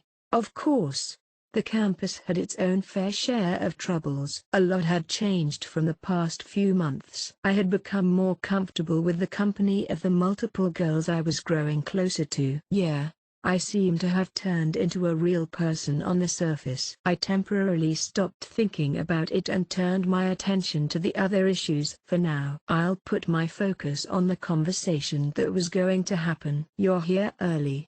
There are about 20 minutes until the meeting time. Don't you have other things to do? Horikita, who was wearing casual clothes, said that as she looked at her phone. You say that, but aren't you also as early as I am? It was like we were confirming that neither of us have nothing to do during the spring break. We didn't discuss the topic immediately, as we went up to the second floor. First, you should be clear on what the topic of discussion is going to be about today. She seemed to think that was the case. Maybe because she thought that since I didn't ask her about it, I must have known. She was correct, but I'll try to confuse her a bit. What are you talking about? You clearly know what I'm talking about, so stop pretending. No, I don't know what you're talking about. What's Ichinose going to talk to us about? I wanted to forcefully push the topic and confuse Horikita, but you really don't know? If it turns out you do, then I won't let you off that easily. Well, you should first calm down a bit. I looked at Horikita and decided to stop messing with her, as she looked like she was about to bite me. I can guess what it'll be about. It's not difficult. It's not hard to just say that, so stop misleading me like this. She rudely told me. Seems like using this kind of method to try to figure out what Horikita was feeling would be useless. Were you trying to see how much I knew? You're thinking into it too much. Am I really, though? Rather than say that she's become keener now, she probably just got used to the way I did things. Simple response patterns like that would not work on Horikita anymore. If I was questioned again, I might get attacked. So I decided to avoid the issue. Anyway, let's go. I saw Ichinose waiting at the entrance of the cafe, so I changed the topic. It was still 10 minutes before the appointed time, but Ichinose seemed to have arrived already. Ichinose seems just as busy as we are now. I don't think she just arrived. How long had she been waiting for?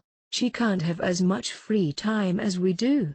Judging from this situation, I think she just simply wanted to arrive on time. She probably just hates making people wait. Maybe it was as Horikita said. So that's what you think of Ichinose? At first, I thought she was a hypocrite who acted like a good person. She might have overtaught that a bit too much, as well as being a bit too quick to judge from her initial thoughts of her. But after a year, my thoughts of her has changed completely. She really is a good person. Many people disguised themselves as good people, and it was difficult to find one that truly did have a good heart. Many people had ulterior motives, as she was one of the genuinely kind-hearted people. There would not be anyone who labeled Ichinose as a hypocrite. What kind of life did she live before, being such a kind-hearted person? This was the only thing I didn't understand. Being kind-hearted is a weapon she possesses, but at the same time, it's also her weakness. While walking towards the destination, Horikita praised Ichinose and sighed, as if she was worried for her. The more kind-hearted a person was, the easier it was for bad people to use them. Do you think it's better not to be that kind-hearted? Being kind-hearted would be great if you were living in the mountains, surrounded by nature. But in order to survive in this competitive society, being kind-hearted would be a disadvantage. I see. But going by her personality, she'll never stop being a kind and good person. Horikita was saying that Ichinose would continue being a kind-hearted person, even if it were disadvantageous to her. Even so, Ichinose knows how to distinguish between good and evil. If something were to happen that would endanger her classmates, she would be willing to do anything. If that's the case, then it's fine. Sure, we should end this boring conversation here. To get ready for the conversation that was about to occur, Horikita's expression became serious. I also stopped talking and called out to Ichinose. Ichinose, you're really early. How long have you been waiting for? Good morning, Horikita-san. Ayanokuji-kun. I just arrived. That line was very cliché. Although she said that, when did she really arrive? Ichinose, who wore casual clothes, greeted us with her usual smile. It's a lot easier to get seats early in the morning. The students already in the cafe were spread out, making it look like there were available seats everywhere. Okay, order whatever you want to eat. I'll treat you. She lightly tapped her chest with a clenched fist and said that she was going to settle the payments. This won't be for the sake of gaining an edge over us during the conversation, right? Because she had an experience using her own cooking to gain superiority over a situation, Horikita immediately raised her suspicions. She's not you, she won't do that. I don't like what you said, but you're right. Just as Horikita noted just before, the other person here was none other than Ichinose. She wouldn't use such a method to gain an advantage in the conversation like this. And even if she really did gain an advantage in the conversation from that, Horikita should be able to wrestle it back. If so, thank you very much. Of course. No problem, Horikita-san, you can start ordering first. Urged by Ichinose, Horikita went first and ordered. I was worried about Ichinose, so I closed the distance with her to speak to her quietly. Although it was subtle, I could smell the citrusy scent on her today again. Ichinose, will there be any problems with your private points? Although I was grateful for her treating us, her private points should be 0, as she used them all to prevent one of her classmates from getting expelled. Although as the invitee, it was normal to treat your guests, I was still a bit worried about her financial situation. After paying here, I should still have about 3,000 points. There's no problem. April was approaching. With that much remaining in her balance, she should have enough money to overcome this crisis, but her private points should have been down to 0 for a while now. Maybe after noticing my doubt, Ichinose added this. I got this money after selling my hair dye to Class A's Nishikawa-san. I needed to do it so I could survive in March. The others also had to resort to this. Although the school had a system in which one could survive without money, you still needed funds in hand sometimes. If an item was being sold cheaper than it was priced in the store, it was common for people to buy from third-party sellers. So Ayanokuchi-kun, you don't need to hesitate. Come on, you can order now. Ichinose, who was now behind me, gently pushed my back while saying that, indeed, if I was too modest, Ichinose wouldn't be too happy. After Horikita ordered, I went and ordered a cup of coffee. Then the three of us grabbed our food from the pickup area and left the counter to sit on the seats in the corner of the cafe. Taking advantage of the fact that there weren't many people here yet, Horikita immediately went straight to business. Are we going to talk about the end-of-year exam? Or is it going to be about the agreement between our classes, April? Without talking to me in advance, Horikita was able to predict what the conversation with Ichinose was going to be about. Ahaha. So you've seen through it all. Ichinose, who was smiling as she said this, also had a serious look in her eyes. This was proof that they both knew that this conversation would be extremely important. Am I troubling you guys? No. I also felt like we had to talk. So it was a big help that you were the one to initiate it. After all, you're a popular person. It's hard for us to talk to you alone like this. It's not like that nowadays. I'm not busy at all during this spring break. You can talk to me anytime. As she replied, Ichinose had a slight smile. From the expression on her face, it seemed like she was trying to hide some kind of bitterness. It was probably because someone tried to ask her on a date, and she refused. And as for the reason for that, Horikita should have noticed. The end-of-year exam seemed to take a toll on you. Even though it wouldn't be a very appropriate way to start the conversation. I said that to Ichinose.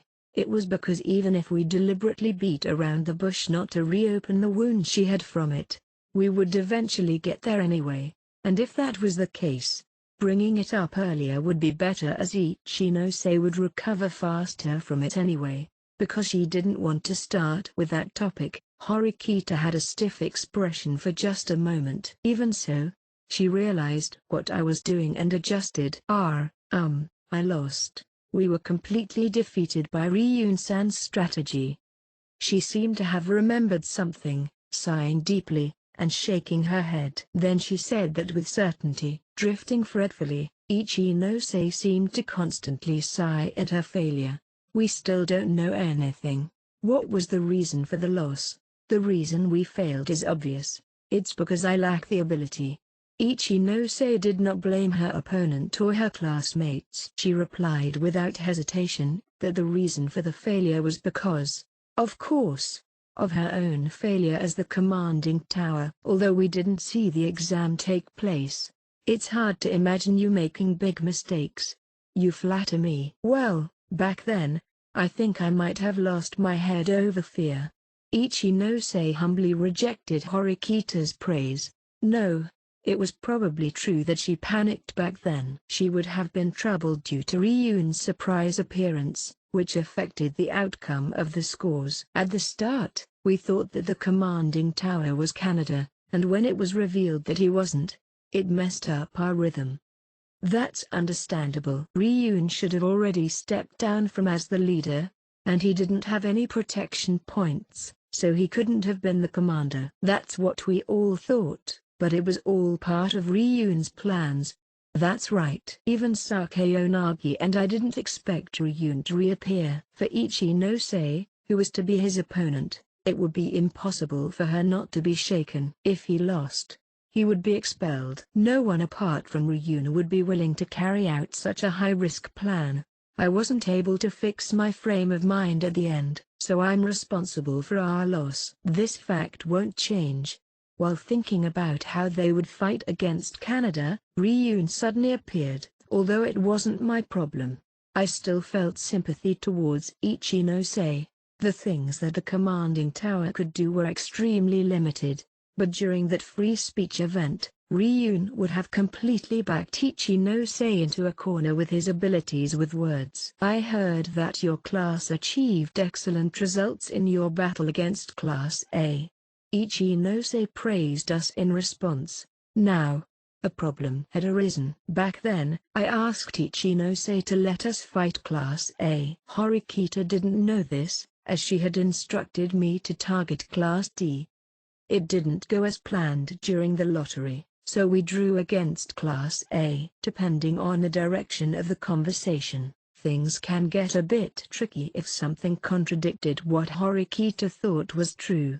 It might be better to discuss this with Ichinose first, but the problem was that I told Ichinose it was Horikita who wanted to target Class A. Ichinose thought that Horikita was the one who requested to fight Class A, and Horikita thought I lost the draw, which resulted in us having to fight Class A. Both sides were at a position where they didn't know the real truth. It wasn't impossible to avoid the topic if the conversation continued. If I were the usual me, I would have made preparations beforehand or enact temporary measures to deal with these emergencies without anyone noticing. After I thought for a while, I decided to expose myself. As for the reason I did not act up to now, it was to see to what extent Horikita had grown. A loss is a loss. I remember that I asked you to give me the right to fight Class A. If Class B was against Class A, the results might have been different. After hearing this, Horikita's gaze turned to me immediately. I didn't need to explain what she meant by that. What do you mean? Asked her to fight Class A was what her gaze meant, but because I conformed to the flow of the conversation by saying that, Horikita decided to let it slide. But because the look she gave me seemed natural and was faint, Ichinose did not notice it. She understood I was saying that this wasn't the time to discuss it. If she were the Horikita from before, she would definitely question me right there, also causing Ichinose to develop doubts. Even if it didn't reach that extent, it would still have made Ichinose waver a bit. Her ability to understand and her judgment had significantly improved. No, I should say that she's become more astute. Through Horikita's patience, Ichinose decided that Horikita was the one who chose to target Class A. Because of this, my presence would be further diminished from the perspectives of the other classes. Because of my request, it resulted in you having to fight a tough battle. To support what I was doing, Horikita apologized to Ichinose. It's my responsibility, so there's no reason for you to apologize. Class B going against Class D was a bad matchup, which resulted in Class B only winning 2 and losing 5, which then resulted in Class B losing a lot of class points at once. That's a hypothetical situation anyway. The winner of the lottery was Canada anyways, who chose Class B, so it didn't matter anyway. Of course, this was indeed the case after looking at the outcomes now. The battle between Class B and Class D was inevitable, even if they made prior preparations for it not to happen. That's not something you need to reflect on, Horikita-san. I need to figure out a more stable strategy that can lead us to victory. I'm the one who needs to deeply reflect on this. Although she was enthusiastic as she said that, whether her mentality had adjusted was another matter. If it is possible, can you explain what the strategy you used was? Of course. In exchange, we will also explain our battle with Class A to you in detail. Horikita must have heard some of the rumors of what happened already, but only the commanding towers knew what happened between them. Ichinose nodded her approval towards the proposal. The events that Ichinose chose and the events that Ryun chose. The order of the events, what events were chosen, and how Ryun went about doing them, where she won and where she lost. Ichinose revealed the answers for how she had failed without concealing it. Ryun's class D adopted a style of brute force when doing the events. To the Class B students, this exploited one of their glaring weaknesses. They adopted a fighting method that plays to their strengths. I'll give that to them. If so, we don't stand a chance against them. Yeah. Even on the boys' side, only Sado-san could win. No, if his opponent is Yamada-san, there's no guarantee of victory. If Konji was serious, he might be able to win as well, but even if so, Horikita couldn't say that aloud. As for the girls, outside of Horikita, I didn't think anyone else could put up a fight. Class A might be able to win against Ryun's methods. I agree with that. It all depended on luck. If even a bit of luck was on Ryun's side, he would be able to defeat every other class. If you look at all their battles, their win rate was the highest against Class B. That would be proof of his intention to attack Class B from the very start. But, you also chose a few of your own events, so how did you lose on 2 of them? Although Ryun's methods were powerful, it all depended on luck one way or another. Class B chose 4 events, so Ichinose still could have won in those. Horikita didn't know anything about this. And I was the same. So we listened to her attentively, without prior knowledge anything that happened. What exactly did Ryun do? Ichinose told us everything. He didn't do anything to the students directly. Instead, he attacked them mentally. He forcibly contacted and pressurized Class B. There's also the issue in which several of the competitors in Class B failed to exert their full strength due to sudden physical discomfort on the day. After mentioning that, Ichinose added this: I lost at the event that I was supposed to excel at, and I wasn't able to adapt to the situation. That's all my fault as the commanding towers. She didn't blame Ryun and instead said that it was her own fault. Many of your classmates had abdominal pain and showed symptoms of mental instability. Of course, Horikita recognized that this was all part of Ryun's plan. I'm sure that this was part of Ryun-san's trap. I heard from the students that felt unwell on the day that they bumped into Ishizaki-san before the exam when they were at the karaoke place. Karaoke, huh? That was one of the places that students were rarely monitored. It would be an extremely high-risk plan if they really did poison them there. Shouldn't you try to report this to the school? The exam had already ended for a week now. The students' food and drinks have, without a doubt, been disposed of. You could trace the purchases of the drug they used back to the pharmacy, but there will still be arguments that Class D didn't use those drugs. There's no harm in reporting this to the school. Even if it yields no result this time, the report you make now might play a role in the next incident. If they continue doing things like this, the school will be more strict on them. If it was found out that Class D really were behind this, it would be a severe issue, and the school would have to take action. Maybe, but it doesn't matter. I won't report this to the school. Ichinose rejected the proposal.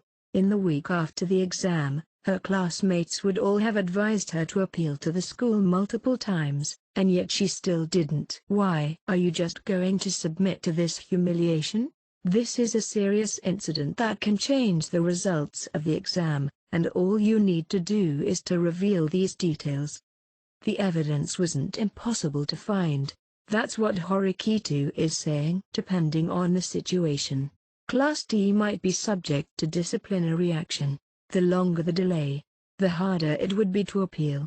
I will assist you if you wish. If it were Horikita, she would have never given up on this. Because she was like this, she offered to help Ichinose. Thank you, Horikita-san. But I still don't want to complain. There still isn't any concrete evidence now, and I want to use this incident as a lesson. Lesson? What do you mean? Ichinose did not submit to Horikita's persuasion. I think I'm lucky. Ichinose, who had a resigned expression just now, regained some life in her eyes. It was like a broken-down engine desperately trying to ignite. I don't know what would happen if this happened again during the crucial periods of the second and third years, but now, there's still room for recovery. Ichinose nodded her head strongly, her eyes brimming with power. Perhaps I was the only one who could understand her brilliance at that moment.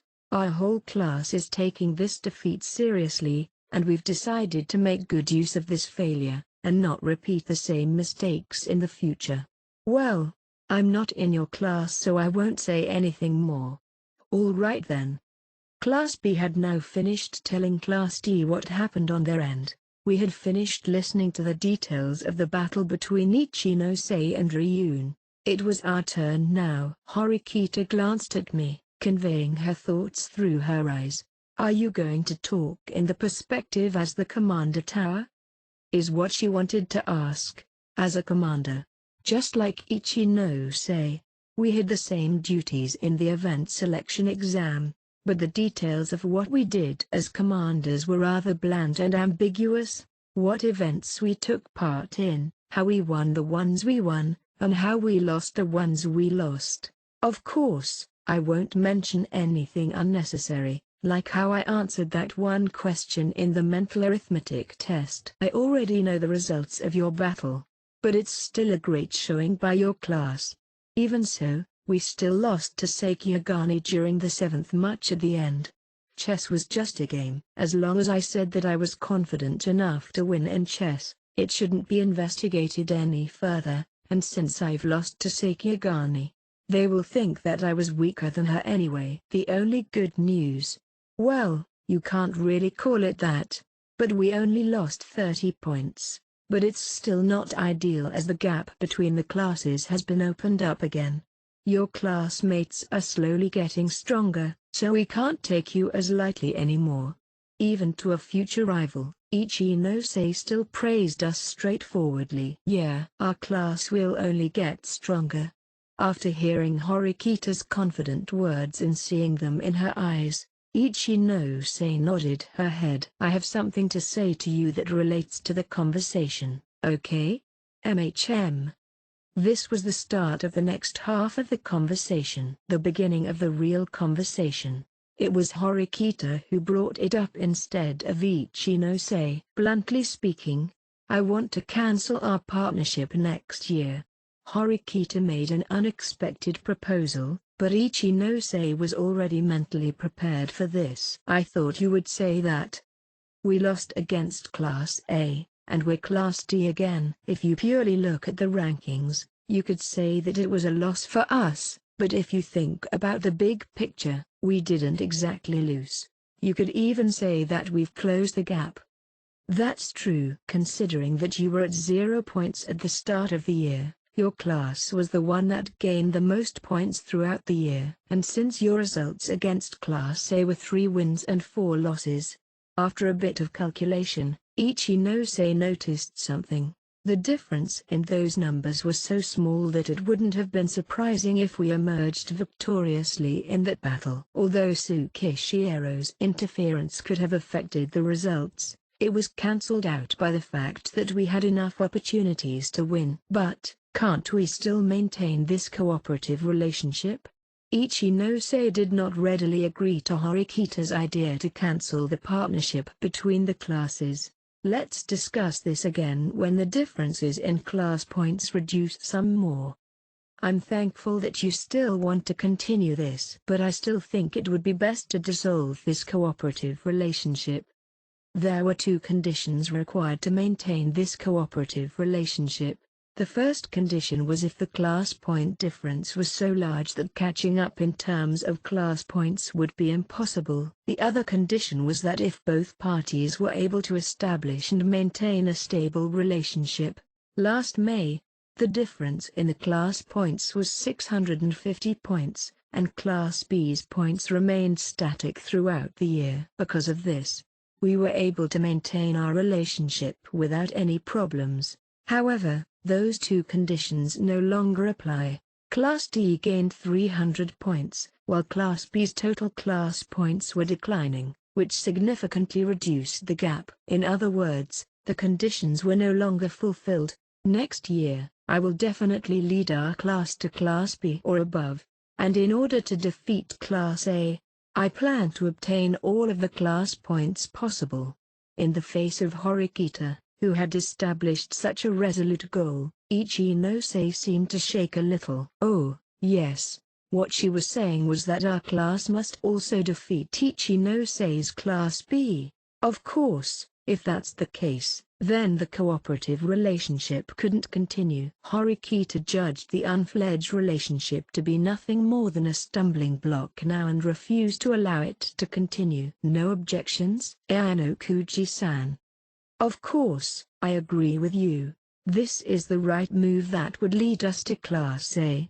Horikita asked, and I nodded.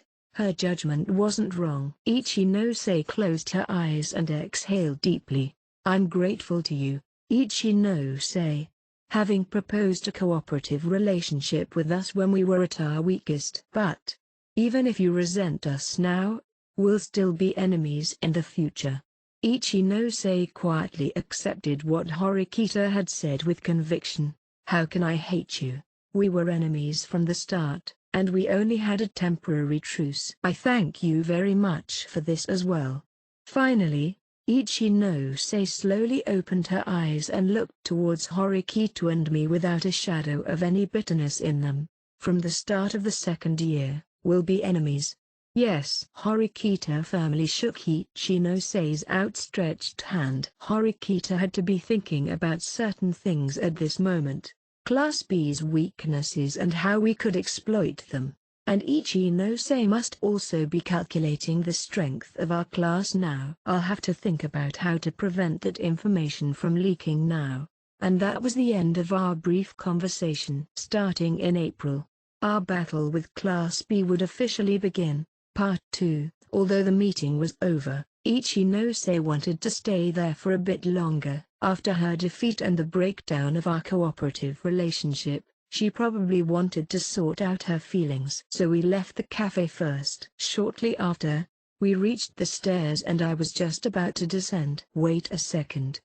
I was about to head back, but I was stopped by Horikita, whose voice came from behind. Horikita stopped me and said this. I need to talk to you about something now, so just listen, and don't turn this way. I did what she wanted me to do. In the face of her serious tone, I didn't turn back, a sign of my consent. What's this? So everything is suddenly fine again? Don't you have something to say to me?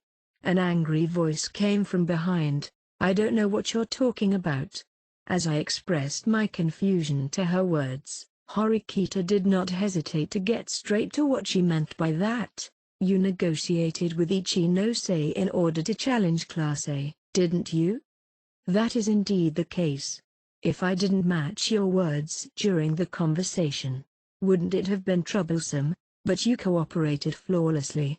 That's because I thought it would create unnecessary trouble if I didn't. Please explain why you've done that. Ichinose already said it. Canada won the lottery, and decided to choose Class B. Basically, no matter what I did, the end result would not have changed. I want to know this. Why would you try to challenge Class A without my permission? Because I thought our best chance of winning came from opposing Class A but wouldn't fighting against Canada or Iyun would give us better odds. If we were drawn against Class D, the probability of us losing like Class B did would be very high. We only have Sudo and you who can put up a fight against them. That's only because you know the outcome now. No matter what, Class D was the best choice at the time. Her voice seemed closer now, as she took a step towards me. But she didn't get too close. Was anything I said wrong? No. Indeed, drawing Class A was the worst outcome. I can't deny that. Let's put aside the fact that you completely ignored my orders. What was your reason for wanting to fight against Class A? Even though she knew that I acted alone to get us to fight against Class A, she still didn't know the reason. What do you think? Why would I go out of my way to set this up? Can you guess? I tried to ask back, although this was a question which she wouldn't be able to correctly answer. She didn't know about my relationship with Sakigani, and she didn't know anything about the White Room. There was no way she could answer that. If I go by the data and try to reach an answer through that, then the only answer would be what you said, the best chance of winning was against Class A. But what about Class B and D? Why were they ruled out? Well, we can exclude Class B first.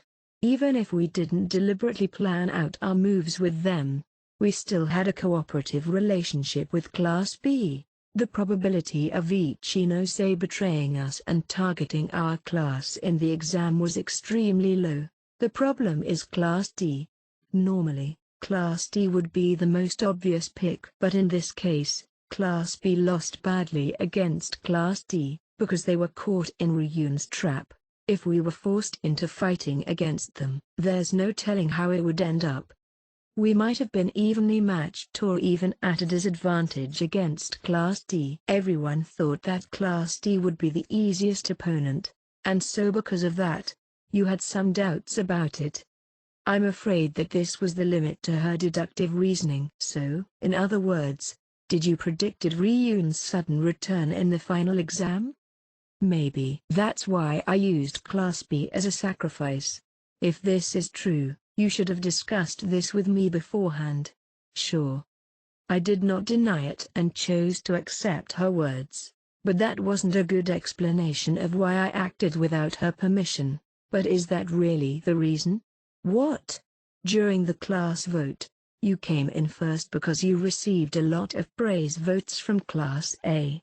And then once you got your protection points, you decided to target Class A, without the risk of dropping out if you lost. It's like you and Sakayonagi planned this out in advance. Although what she just said had some accidental truths, she started to notice my relationship with Sakayonagi and the background behind it. Forget it. This is absurd. Most importantly, there isn't any evidence backing what I said. Just forget what I said. Saying that, Horikita withdrew her statement. I want to know what you're thinking. Are you planning to work to reach Class A? I just said it. Sure, but I don't know if you're telling the truth. From the start of the school year up to now, you've always seemed reluctant to want to work to that objective. People can change. Even you changed, and it makes me feel like I've misread you from the very start. As a matter of fact, I had already started to think about moving to the upper classes. But it wasn't unreasonable to suspect that I was untrustworthy, especially to Horikita, as I wasn't always cooperative with her. From others' perspectives, it's no surprise if they feel uneasy about my existence. Yes, people will grow, and perceptions will change. Although she was still slightly dissatisfied with the answer, Horikita still somehow convinced herself. However, the conversation did not end there. Our class is growing, and it will continue getting stronger, but that's still not enough to reach Class A. What are you trying to say? So far, you've been half-heartedly participating in both athletics and academics. You've been just an average student who isn't a burden, but also hasn't contributed anything. These words hurt to hear. However, on the surface, it did seem like I haven't contributed at all. Will you free yourself from these restrictions? From today onwards, I hope that you will do everything you possibly can do. Only then can you prove to me that you truly want to reach Class A. This isn't the same as a threat or a request. This was to probe out what my thoughts were. Of course, the fact that she said that in such a thorny way was understandable. I refuse. As expected.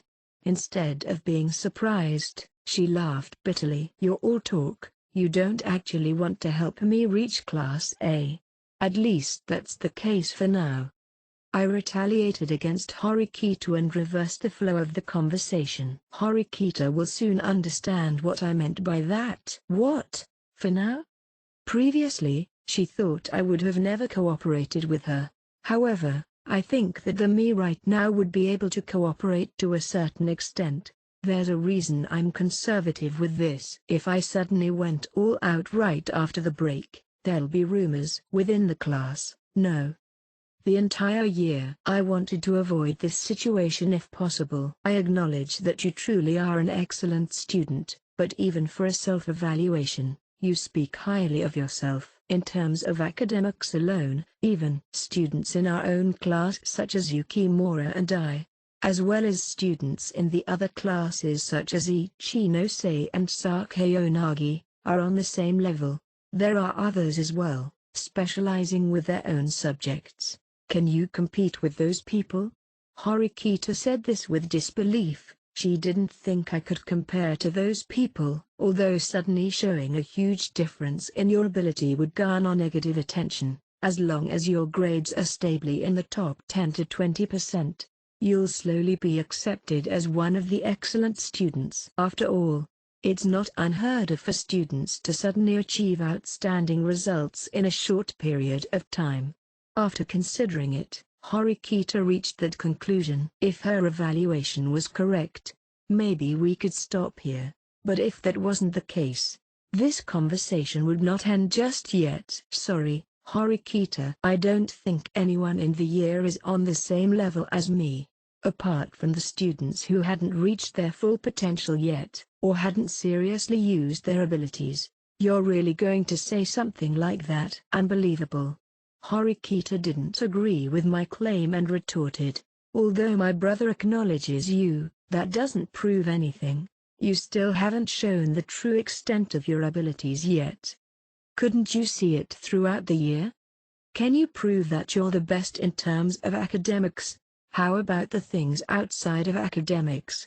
If you want others to recognize your bold claims, you'll need to be able to overcome everything. Even though you consider chess to be one of your best talents, you still lost against Sakeonagi. I admit it was an extremely high-level battle, but you still lost, and you still dare claim that you have no equal.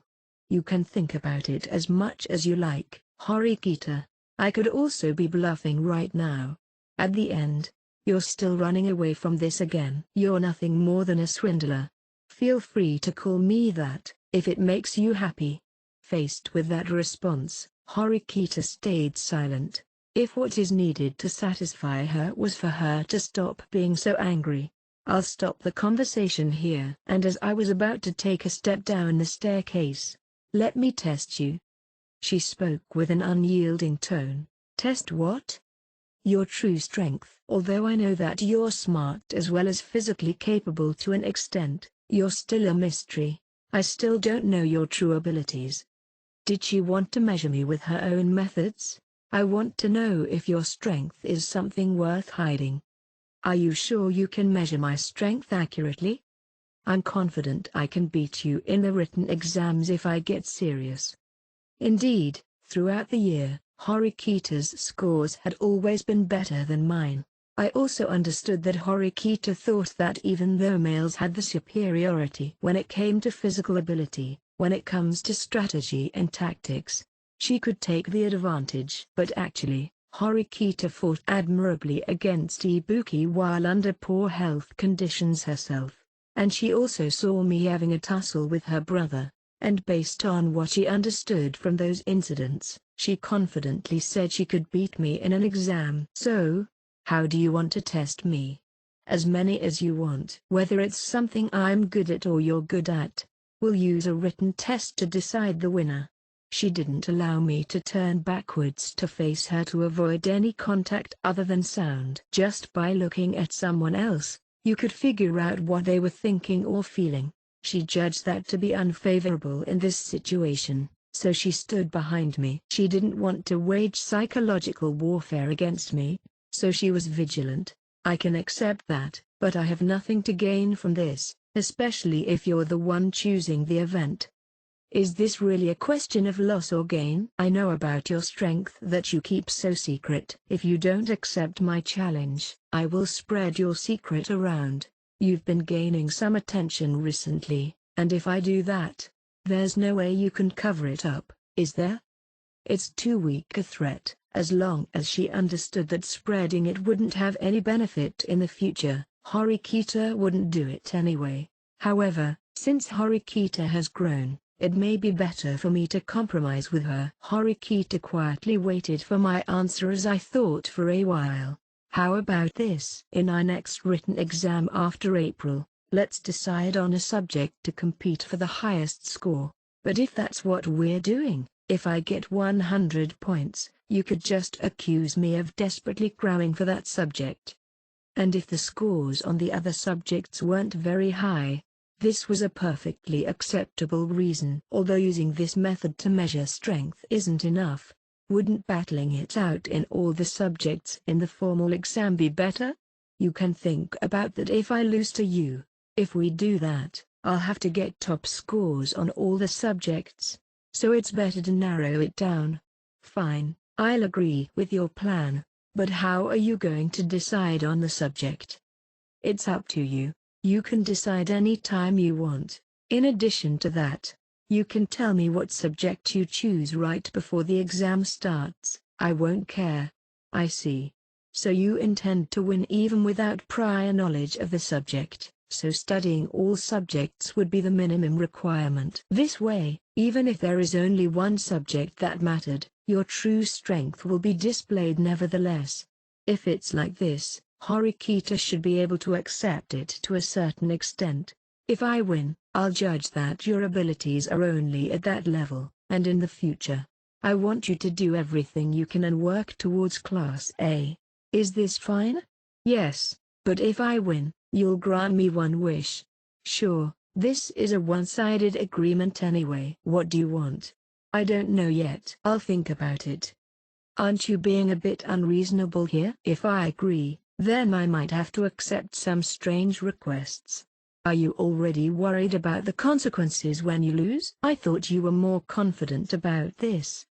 Are you seriously saying this? There's no need to force yourself. If you don't have the self-confidence, you should just ignore the outcome of the battle. It won't matter anyway, because I'll win.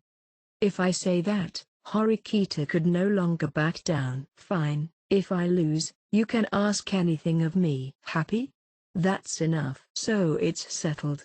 So this was how a clash between Horikita and me in the written exam had been decided to take place after school started. Horikita stepped forward and stood next to me. Then she took another step, went ahead of me and started walking down the stairs. I'm looking forward to direct confrontation with you.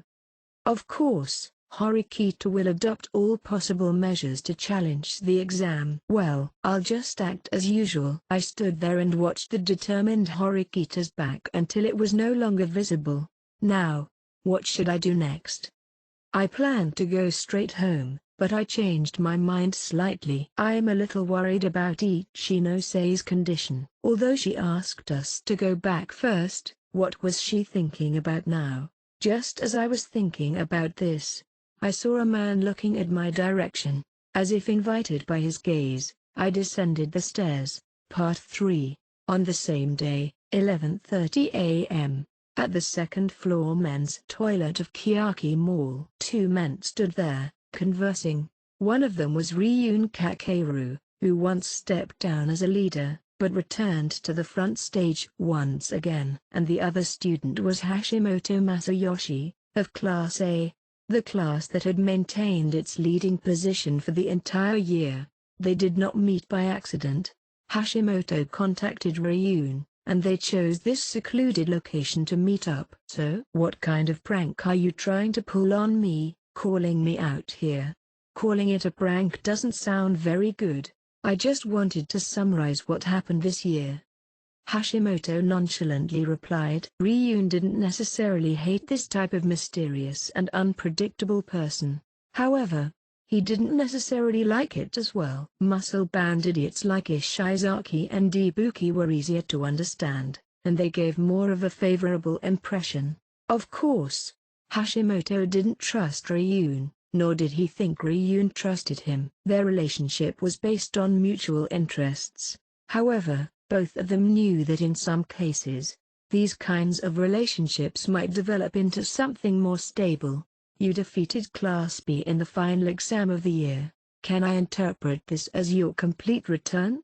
Who knows? Maybe it's just a whim. Ryun casually replied, raising his arms and flashing a cocky smile.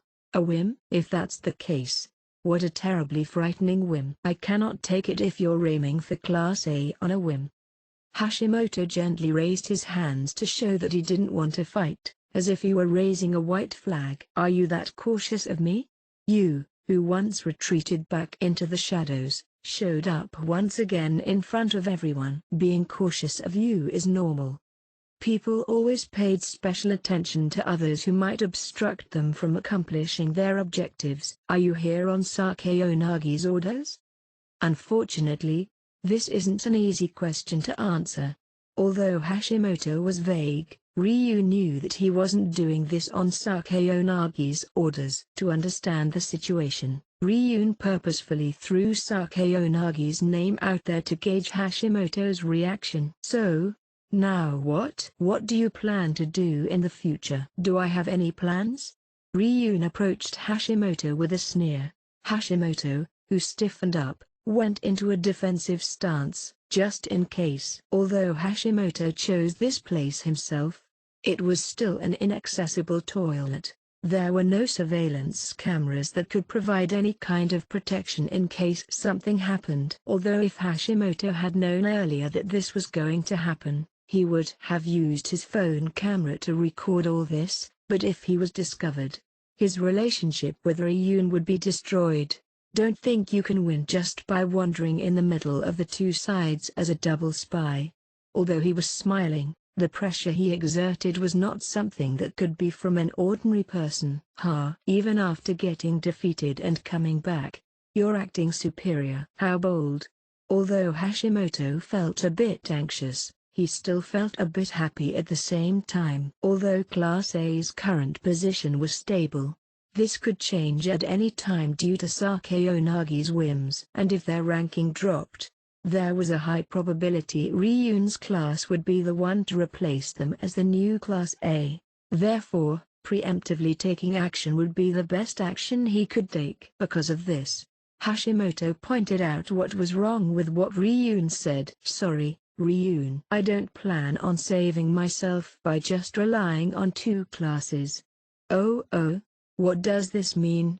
Although it's a bit early, Hashimoto took his phone out and showed Ryun what was on the screen. While proving that he wasn't recording the conversation, he called someone. Soon, the other person picked up. Ryun quickly realized that the other person was waiting for his call. Come here, it's the place we talked about in advance. After that short message, the call ended. Who do you think that was? Ryun. Who knows? It's Ayanokuji. Ayanokuji? Ah. For a moment I thought it would be him. Ryun didn't seem to be affected by Hashimoto mentioning that name. Hashimoto's hopes of trying to gain whatever information he could unexpectedly fell through. However, he felt it was too early to give up, and stubbornly continued to pursue what he wanted. Can you think of a reason why I called Ayanokuji here? No.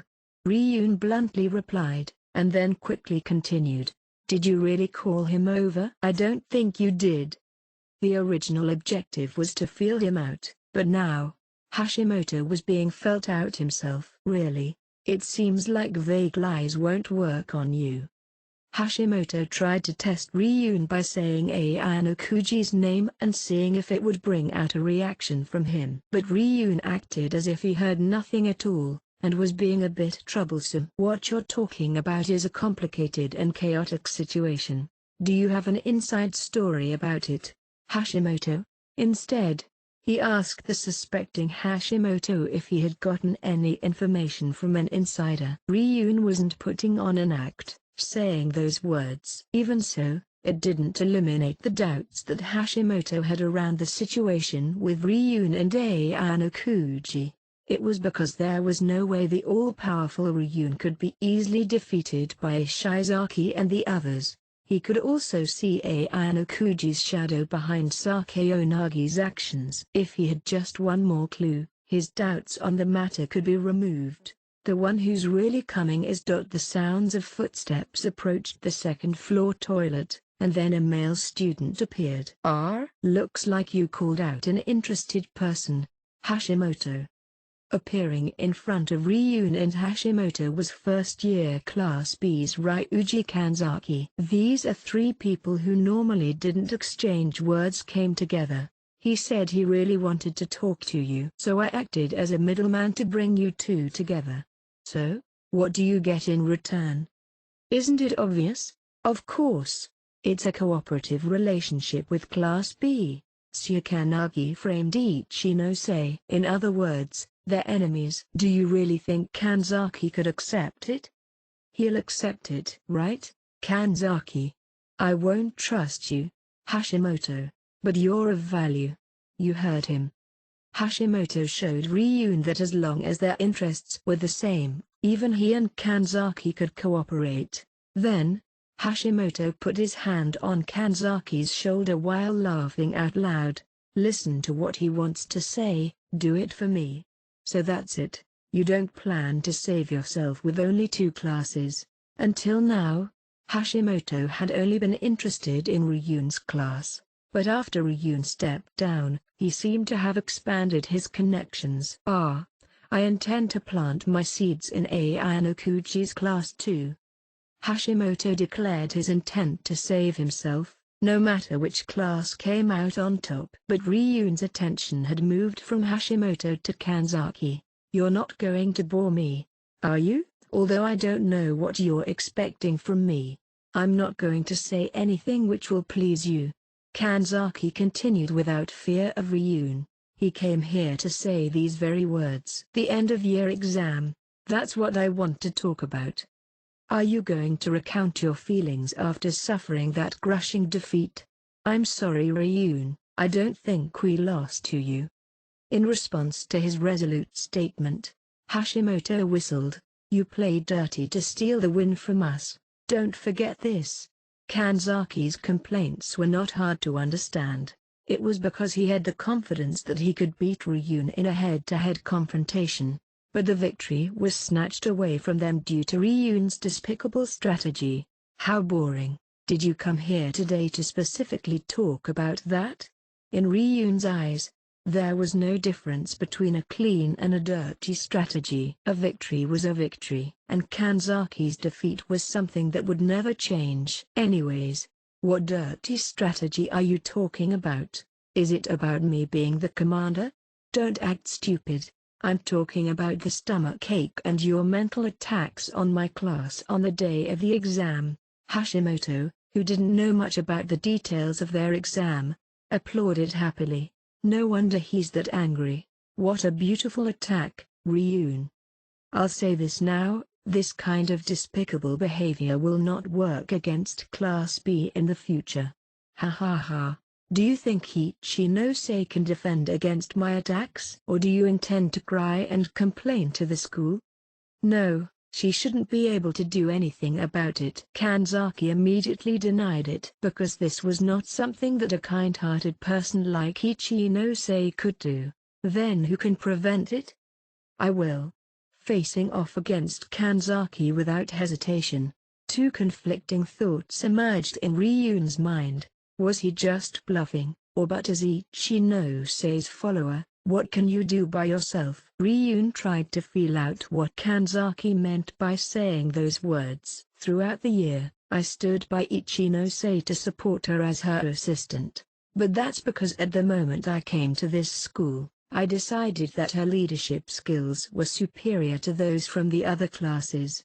That's it. My trust in her hasn't wavered yet. But she lacks the ability to deal with these emergency situations. She also has a huge weakness in being unable to abandon the weak. I thought this was going to be a bore. I didn't expect you to be this interesting. Who would have thought that someone from Class B, valuing cooperation and friendship and all that, would have such thoughts? But Ryun was not at all worried. But you're all talk. Even a dog can yell out empty threats. Watch me. I'll prove it. Hashimoto only helped Kanzaki in order for him to establish a relationship with Class B, but now his evaluation of Kanzaki had changed. Maybe he was more capable than he initially thought. Sure. If you wish, I'll beat you down even harder next time. I don't know what dirty trick you still have up your sleeve, but I'm not the same as Ichinose. I won't show mercy. I hate that we lost in our own territory, so I'll fight with everything I've got. Then let me look forward to when your class isn't so shit. Ryun laughed half-heartedly and started to relieve himself.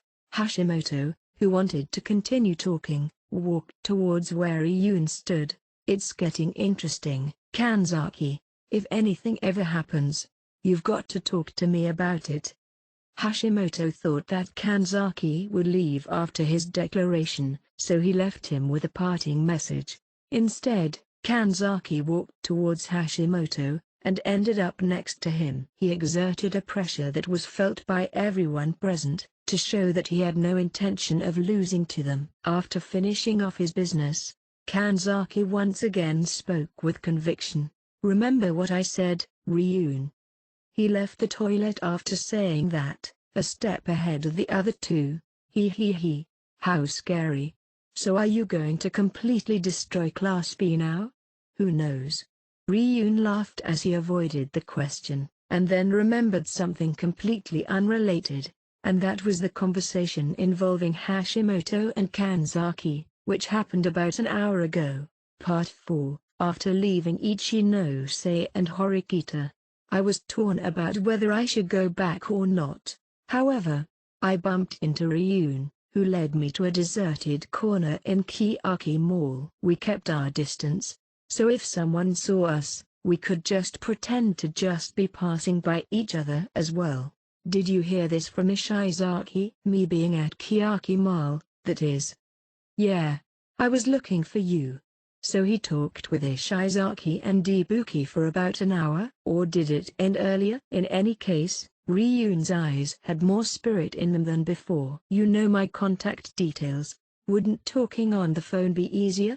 I wanted to talk to you and look at your senseless, severe face at the same time.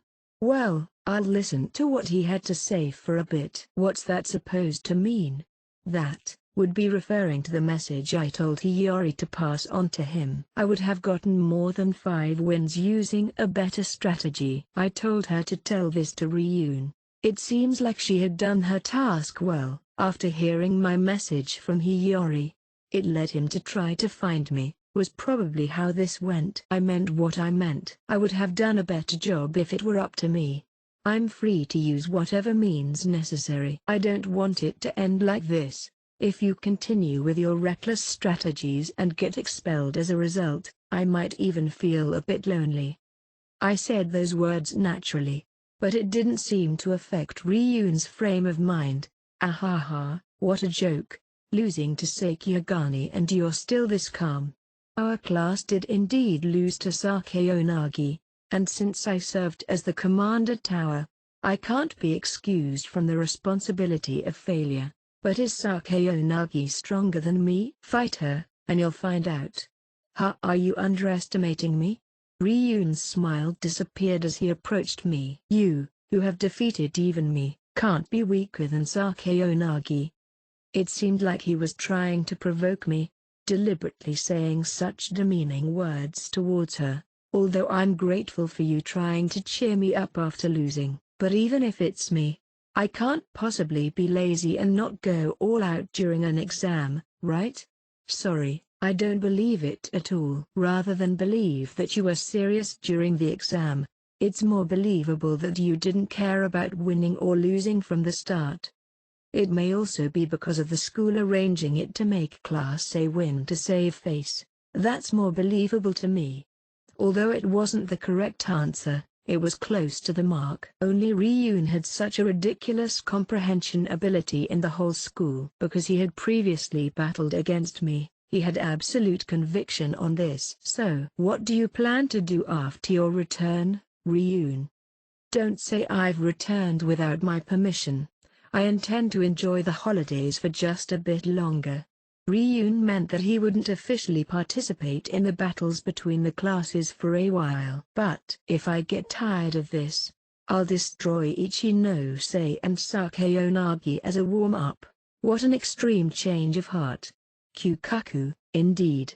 I'm shocked myself. I didn't expect to be able to get revenge on you so soon. I'm getting pumped up. So that's how it is. The snake was about to wake up from hibernation.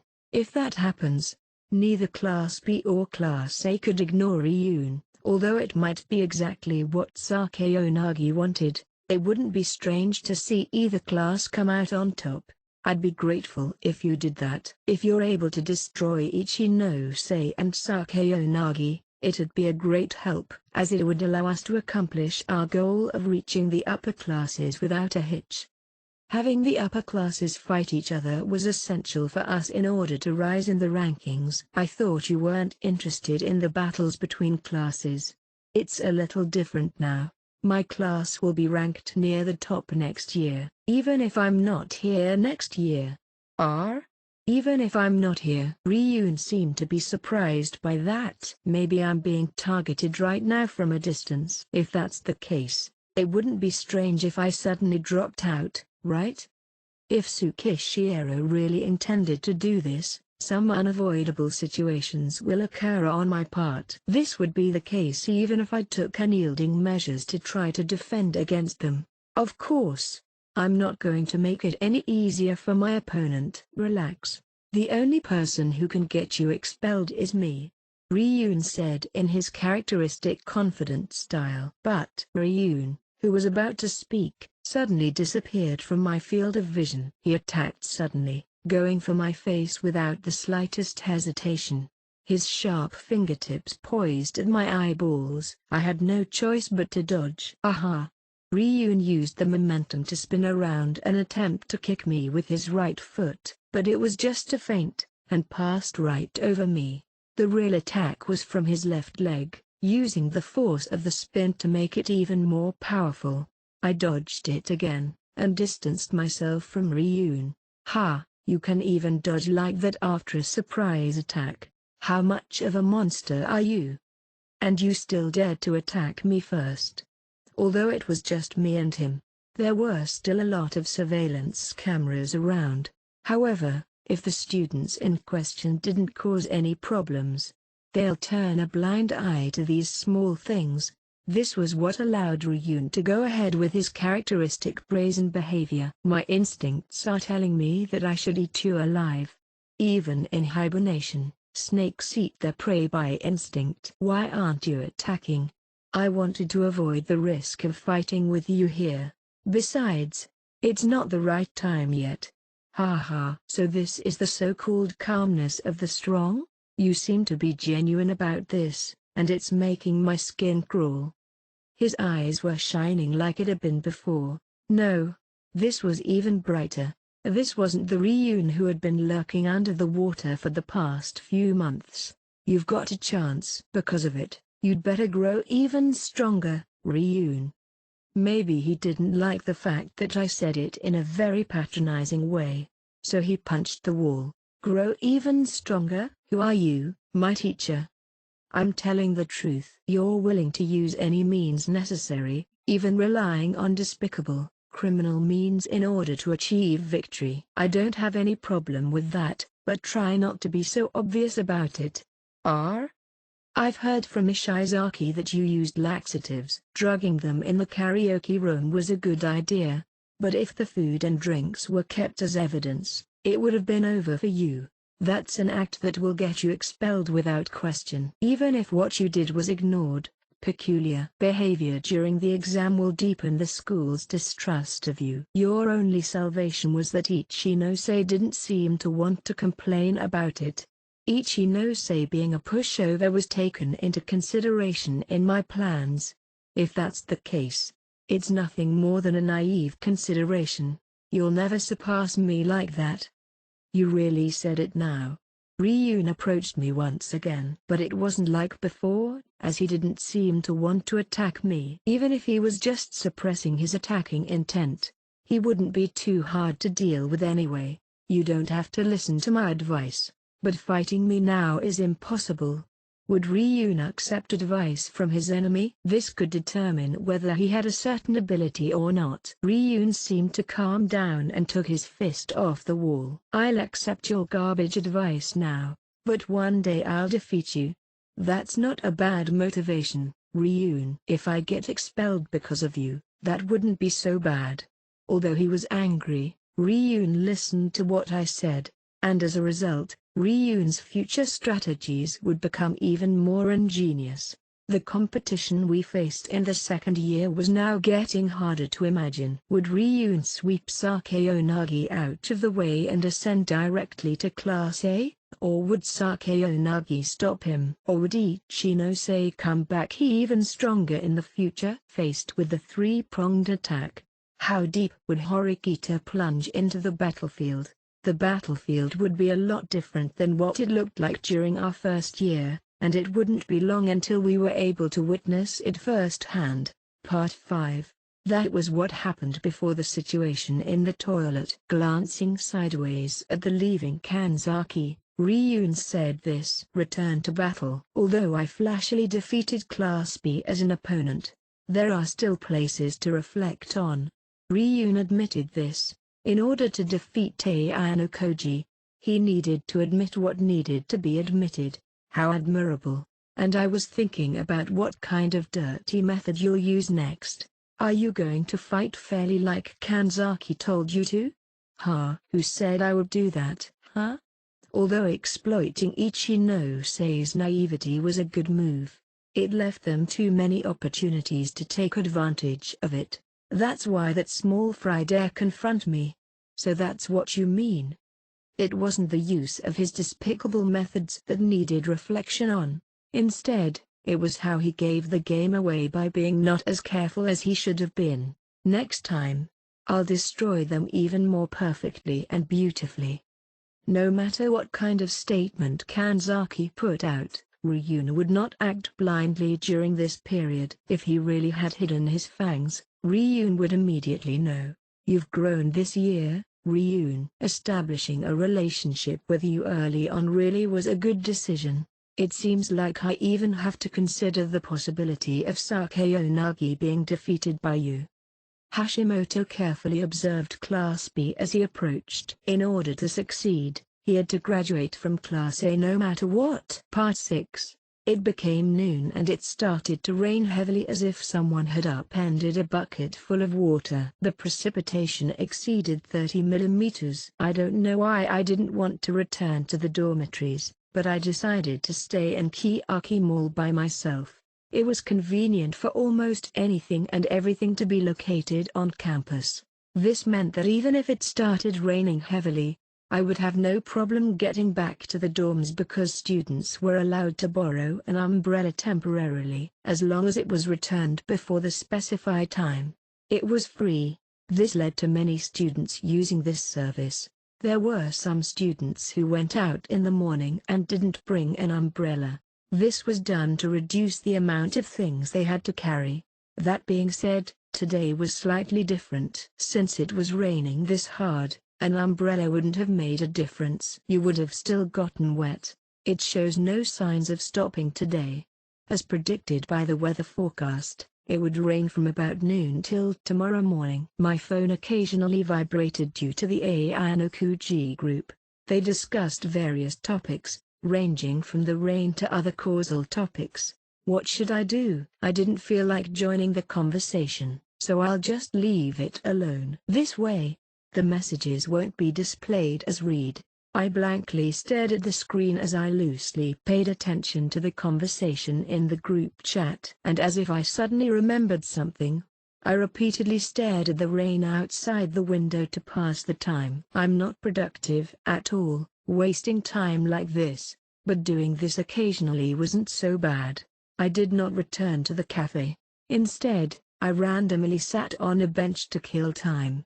That being said, I couldn't just continue doing this for hours. After listening to the rain for 20-30 minutes, I decided to head back. I picked up my student ID and rented an umbrella from the machine. Even if I borrowed an umbrella, my lower body, especially below my knees, would still be soaked by the rain. However, It was better than nothing. I initially decided to head straight to the dormitory from here, but after taking one step out of the exit, I spotted a familiar student, Ichinose, amid this torrential rain. She was not holding an umbrella. It seemed like she had stayed in Kiyaki Mall ever since our conversation. There was no sign of her hanging out with their friends, and she was alone. She must have stayed and thought about a lot of things after parting with us. She's been sorting out her thoughts ever since, huh? However, judging from her appearance, it didn't seem like she was very successful. If she headed back without an umbrella, there was no doubt that her whole body would get wet. I maybe thought she was waiting for a friend with an umbrella, but that did not seem to be the case. It might be an act of kindness to leave her alone. But I was a little worried considering that Class B has just suffered a complete defeat during the last exam. I hurried back to borrow another umbrella. As I returned a while later, I saw Ichinose walking forward in the rain, embracing the fact that she would be soaked. Ichinose wasn't walking towards the direction of the dormitory, but instead walked in the opposite direction, towards the school. Moreover, the raindrops bombarded her as she didn't have an umbrella. Although I could just watch her walk away, I still took the umbrellas, and chased after Ichinose. Due to the rain being too heavy, she couldn't seem to hear my footsteps. Even if I called out to her with my normal voice, she wouldn't be able to hear me. Ichinose continued to walk along the path towards the school. The school was within our line of sight. In the pouring rain like this, there would be no one around. Ichinose stood still and started looking at the sky, minding her own business. It seemed like instead of avoiding the rain, she wanted to be drenched by it. What were you feeling? What were you thinking about? It wouldn't be difficult to guess. Although I didn't mind letting her stay in the rain for as long as she wanted, she would definitely catch a cold if she stayed any longer. And if she caught a cold, she would become even more mentally fragile. That would be somewhat cruel to Ichinose in her current condition. You'll catch a cold if you keep standing in a place like this. Raising my voice slightly, I greeted Ichinose as I approached her. Ainokuji-kun. As she didn't expect anyone to be nearby, Ichinose was a little surprised, but then she glanced at my direction. Yeah, she whispered softly, but didn't move an inch. She looked up into the sky once again, without fear of getting soaked. You should go back first. I would like to be soaked a little bit by the rain, Ichinose said to me, when I was close enough to hear her soft voice. I see. It didn't seem right, using a little bit to describe the heavy rain. If I left her alone, Ichinose might stay in this rain for an hour or two. Even if I tried to persuade her, she wouldn't listen while in this condition. So, to make her listen, it seemed like I would have to use slightly tougher means. There was a particular method that worked on Ichinose in situations like this. I lowered my umbrella, closing it, and in an instant, the rain seeped into my body. Ainokuji-kun. I thought I'd join you. Ichinose couldn't ignore my peculiar actions. Why? Occasionally, I enjoy standing in the rain and being soaked for no reason. This formed a clear contrast to Ichinose, who had a reason for wanting to get soaked. Though I had two umbrellas, the two of us were absolutely soaked. This was quite the strange experience. Won't you catch a cold? I can say the same to you. I don't mind. Or rather, it would be good if I caught a small one. So that's the case. Standing in the rain and getting soaked would indeed be the best way to catch one. Then maybe I'll do the same. Of course, my answer would leave her confused. After all, she herself wouldn't say anything like let's catch a cold together, or something. No way. Ainokuji-kun. You should go back. After all, you have an umbrella. It won't make much of a difference anymore. Everything under my clothes was already soaked, and it had penetrated my body. Oh, honestly. Sorry about that. If Ichinose didn't go back, I wouldn't go back as well. Ichinose seems to have succumbed to my threat. I get it now. Let's head back. If so, I wanted to pass the umbrella to her, but I didn't in the end.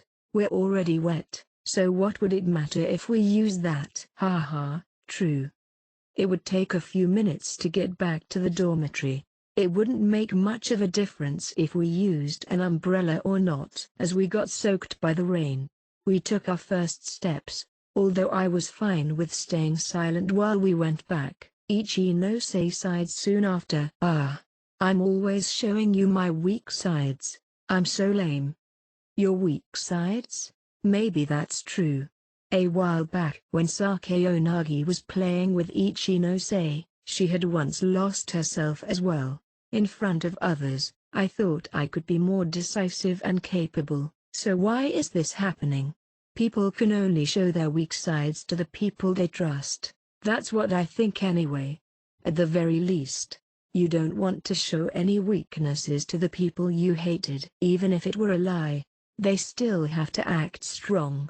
Only when they were alone would their weaknesses come forth. That was conceited of me. Forget what I said. No, I think it's true. I think you're a trustworthy person. So that's why I always end up letting you hear my complaints. But why does it feel like you're always by my side when I'm depressed? Well, those are all coincidences. I'm really sorry. There is no need to apologize. Besides, I don't think this is bad, but if the other students knew about this, they might get angry. Ichinose was a very popular girl in this school year. If ordinary boys hear this, they will definitely be envious. If it's okay, you can complain to me all you want. That with a look of anxiety, Ichinose shook her head from side to side. No, I'm not okay with showing my weakness like that. It's way too lame. Although it was slowly getting warmer, the temperature was still low. In the godforsaken heavy rain devoid of any people, we finally reached the dormitory. We were about to step into the lobby, but once again, Ichinose stopped moving. I think you'd better go back first yourself, Ayanokuchi-kun. What are you going to do, Ichinose? I want to stay here for a bit. I don't want to go back to my room yet. Ichinose refused to go back and said that.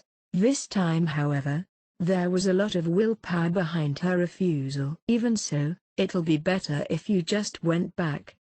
Having been continuously soaked by the rain, it might have distracted her from what she was feeling, but the rain was just that, a distraction. It wouldn't solve the fundamental problem. I didn't want to yield to Ichinose-se's resistance. Even so, I don't want to go back. At least not right now. Really? Then I'll stay here as well. Ichinose seemed to be surprised and confused by my unyielding attitude. If I'm alone in my room, thinking, I'll just get depressed. So I don't want to go back. Ichinose would not go any further, even if we had continued to stay in the rain. If that's the case, then I'll have to use another method to get her moving. You want to come to my room then, eh? Receiving an unexpected response, Ichinose attentively stared into my eyes. If you have someone to talk to, then you won't be so depressed. But I'm all wet. Well, I'm just as wet as you are. If you don't want to come up, then I'll stay with you here, for as many hours as it will take. You're unexpectedly stubborn. Perhaps. And so we dragged our wet bodies into the dormitory. It was a relief that nobody was in the lobby at that time, and just like that, we took the elevator, and went up to my room on the 4th floor. Please come in. Are you sure? Sorry, thank you. I let Ichinose in my room and made her sit down. Sitting on the cold floor would only make your body colder, though, and wearing wet clothes wasn't good for the body either. I turned on the heat function of the air conditioner so that Ichinose would not get any colder. Then I took out a towel from the cabinet and handed it to her. How about we talk about it? Talk? About what? Talk about what you're thinking about, and what you're worrying about, and everything related to that. But I can't. Ichinose refused, seemingly confused. I've always been relying on you recently, Ayano-kuji-kun. I've received more help than anyone else. If I say this audaciously, no, I can't say it. It's too unsightly. Ichinose Honami was just a weak little girl, and yet she had always maintained her composure as a leader. That was an ability a leader had to have. That composure was necessary to make the others feel that following their leadership was okay. The person leading had to show this to the people they were leading. Ayano-kuji-san, you already understand me very well. Yeah, I'm very aware of your situation. But that's only limited to you as a person. I'm not aware of your troubles as Class B's leader. You're even going out of your way to do this. Ichinose covered her face with the towel, unable to be honest with herself. It's as if she's refusing to let me read her expression. You can't trust me? Eh? Ichinose responded, still covering her face. If that's the case, then you don't have to force yourself to speak. Rather, it's a mistake to let others hear it at all. No, that's not it. I probably trust Ayano-kuji-kun more than anyone else now. As to whether that was a lie or the truth, it didn't matter here, because whichever it was, I had intended to follow up with my next sentence anyway. That's an honor. But how can you say that so easily? You don't know if I'm just taking advantage of your openness, although it might just be a rumor. You told Sakeonagi about your past, right?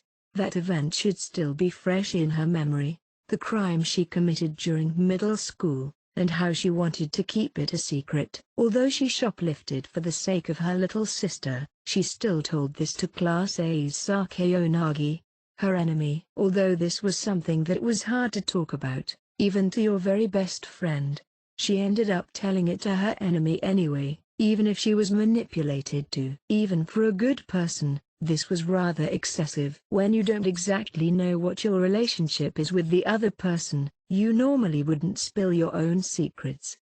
Of course, if there was a reason for your actions, then it would be another story, but what Ichinose did was meaningless. No, she knew she would regret it, but still did it anyway. What will you do if the same thing happens again? Well, even for me, I don't want to see it happening again. With that said, Ichinose touched her bangs, which were glossy from being wet. I see. That's good. Now that you've become more aware of your situation, I won't discuss the topic further. No. I definitely won't suffer a crisis again for the same reasons as before, but Ayano-kuji-kun is different. I'm not your classmate, I'm still your enemy. And that won't change, right? I don't want to use that word so easily. Even if you don't want to say it, it's the truth.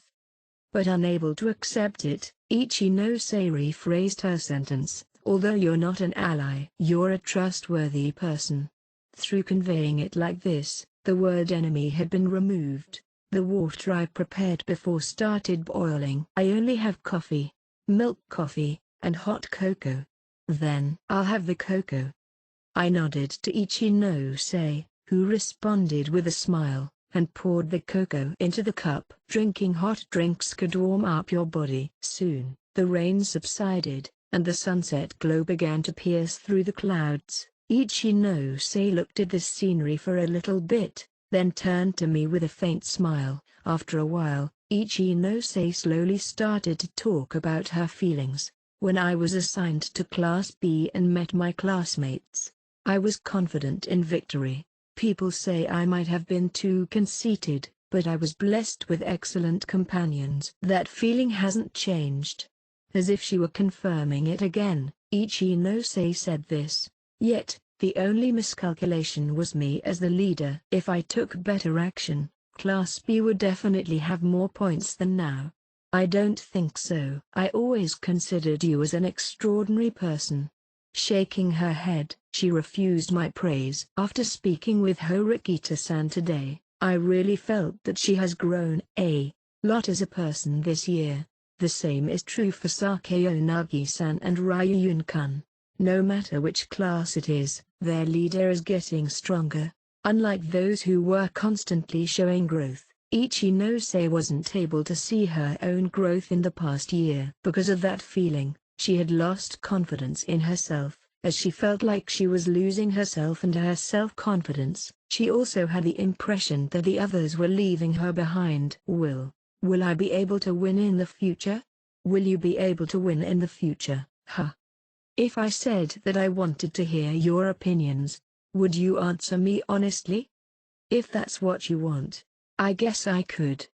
My answer wasn't necessarily right, however. Ichinose wanted an answer now, but this was not something that can be clearly answered now.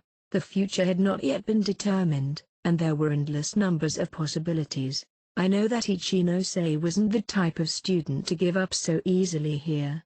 We're about to be in our second years soon. That is to say, the new year is coming.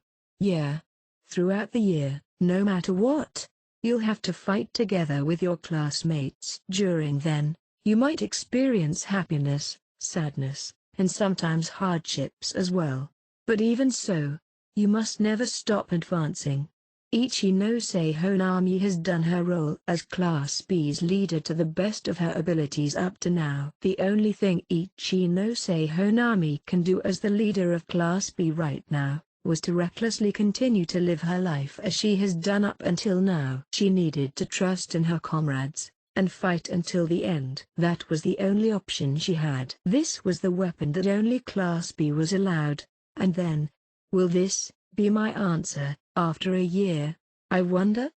She was talking about herself 1 year later. Surely she must be feeling extremely uneasy. I'm afraid to find out what you will tell me in a year.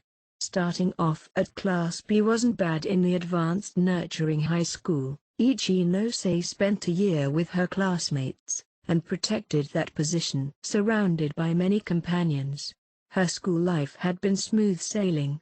However, if you weren't paying attention, even for just a moment, you might find that the gap between the classes behind was closing. Defeated finally caught up to Ichinose, and it was staring into her eyes. I understand.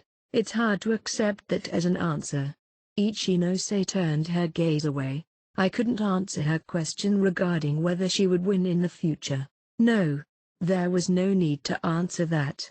Judging from the current situation, a large gap between the classes in terms of combat ability was growing. If you objectively analyze the current situation, the class at the bottom next year would probably be Class B. That was what made Ichinose feel so uneasy. It wasn't the cold but instead the fear that was penetrating her body and made her tremble slightly. What should I do? What can I do?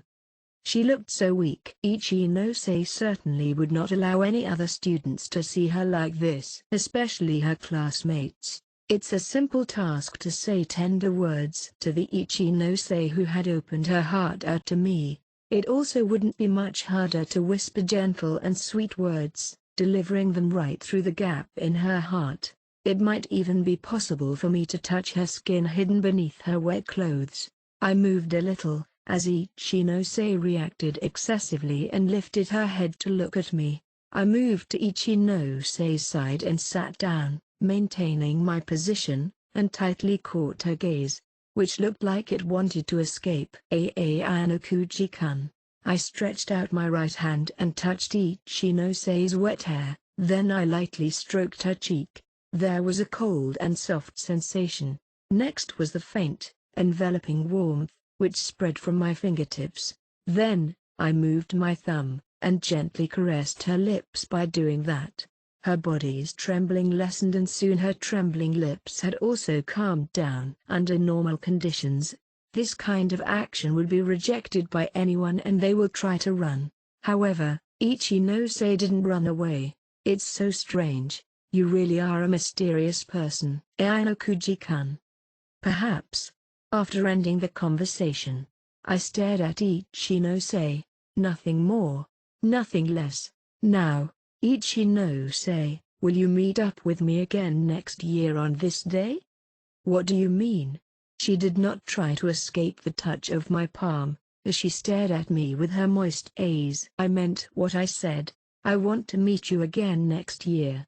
No one else, just us.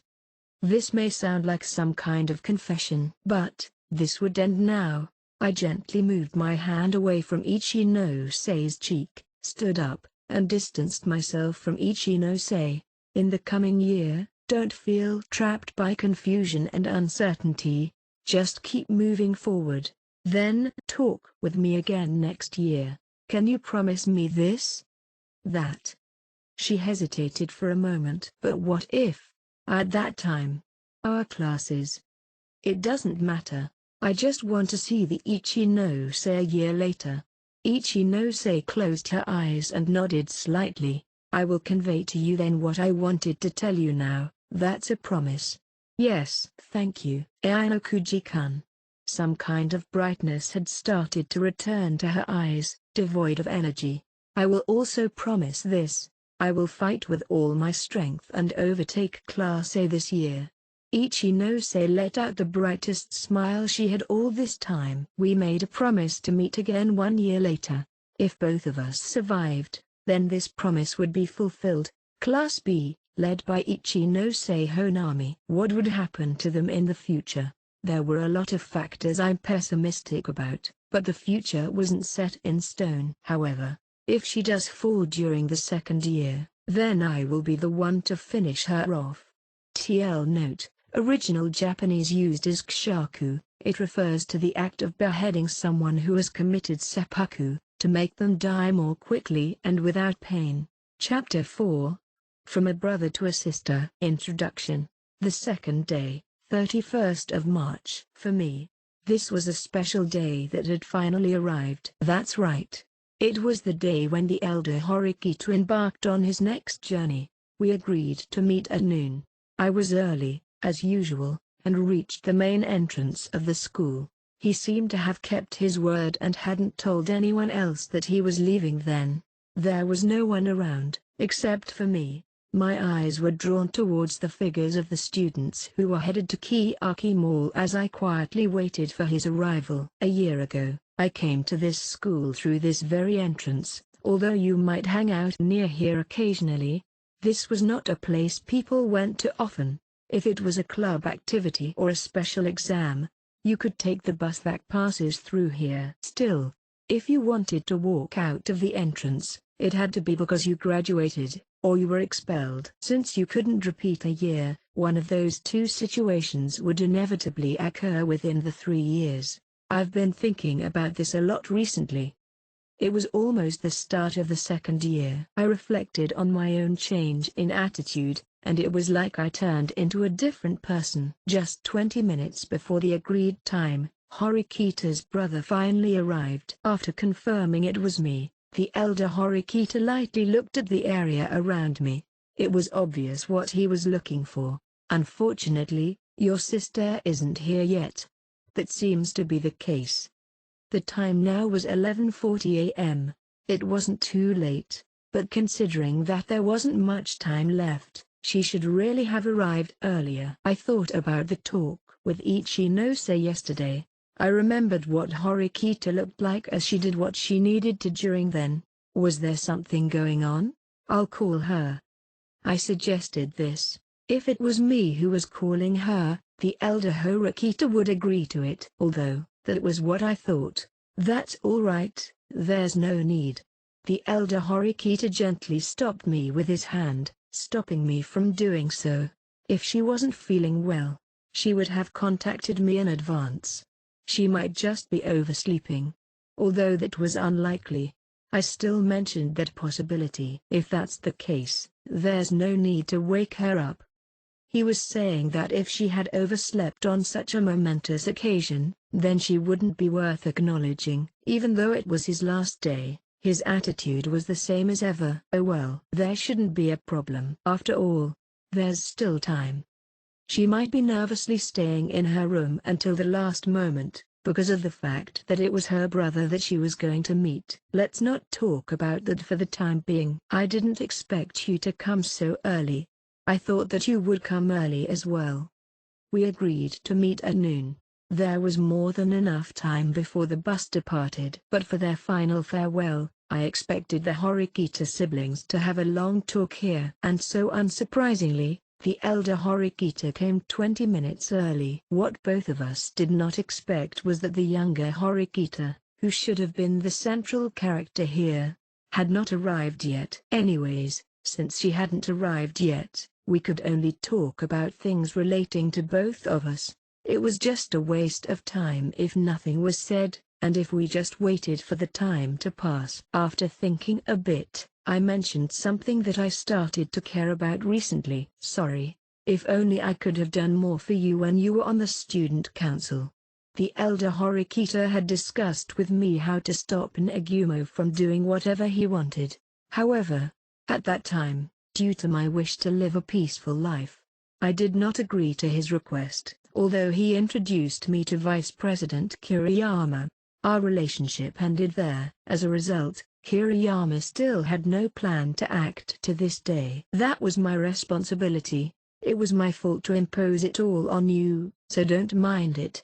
For the elder Horikita, this school was now a thing of the past. What the school would look like later, Horikita did not need to care. But even so, I'll give you this last piece of advice. I've always adopted an assured attitude towards the rules of the school. Although it's a meritocracy, the lower-ranked classes still have a chance for victory. It's by no means an easy fight for any class. I don't think that's very reasonable considering the fact you've stayed in Class A for 3 whole years.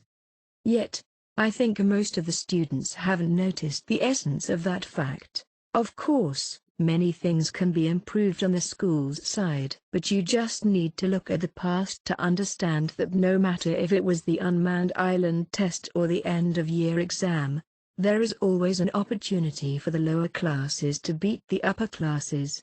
Competence was needed not only in written exams, but also in special exams. In the unmanned island test, as long as we were united, defeating Class A and B wasn't difficult. The same was true at the end-of-year exam. Although luck was a factor, it was also proof that a lower class might take wins. Luck largely determines victory or defeat for the immature first years in the lower class to defeat the upper class. But it's also difficult for the upper classes to accept that. That's one of the elements that's irritating.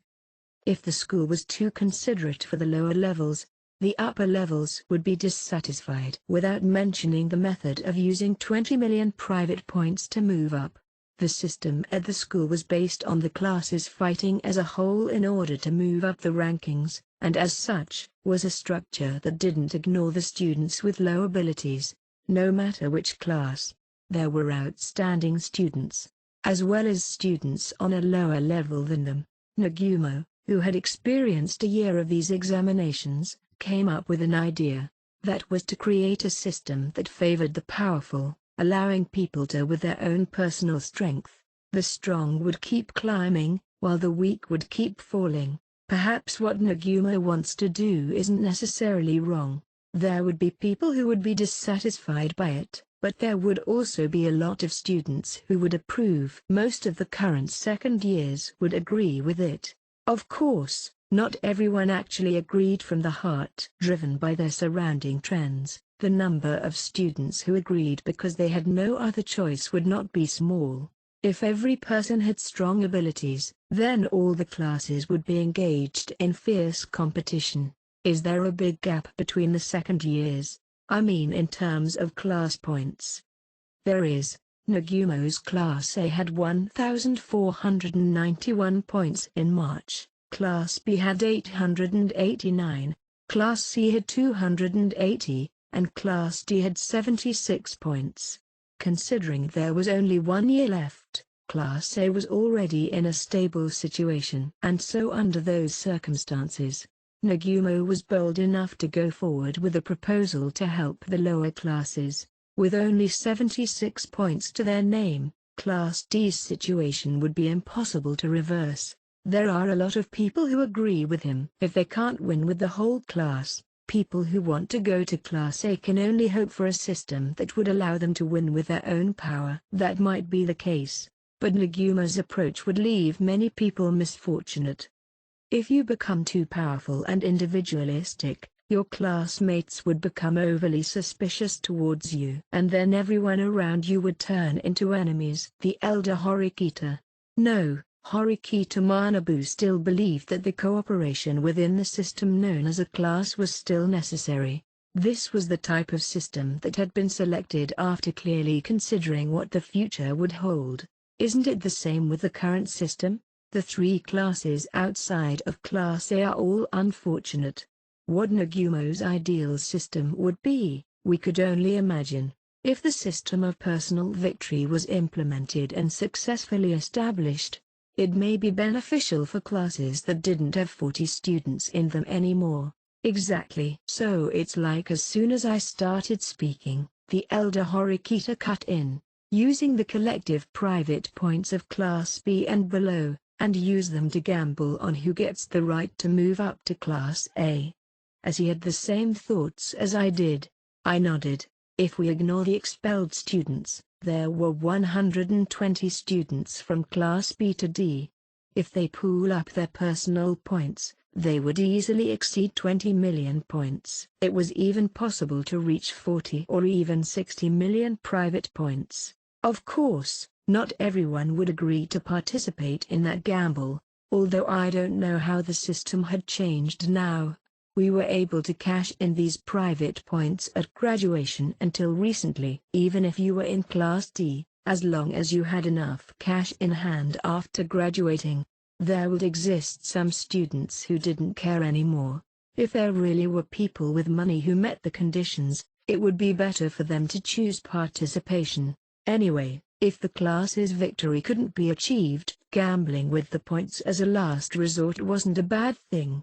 It would increase the number of students getting into Class A. For the academic year that had the largest gap between Class A and the classes below, this was realistically the last chance to achieve the dream. Didn't that happen in your year?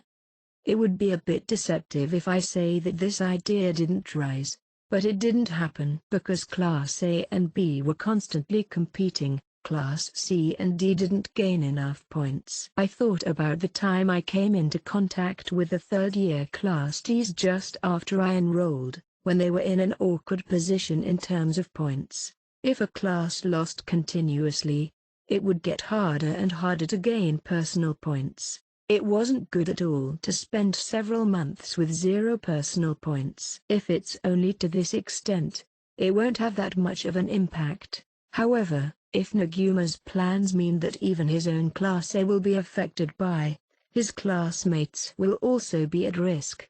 This way, students who lacked strength in Class A had the risk of falling behind. This was the obvious risk. In Class A, if only Nagumo was within the safe range, then the meritocracy wouldn't be supported by his own classmates. All classes should be treated fairly, whether it was Class A or Class D. Although I don't know what he intends to do, it's a decision that requires courage.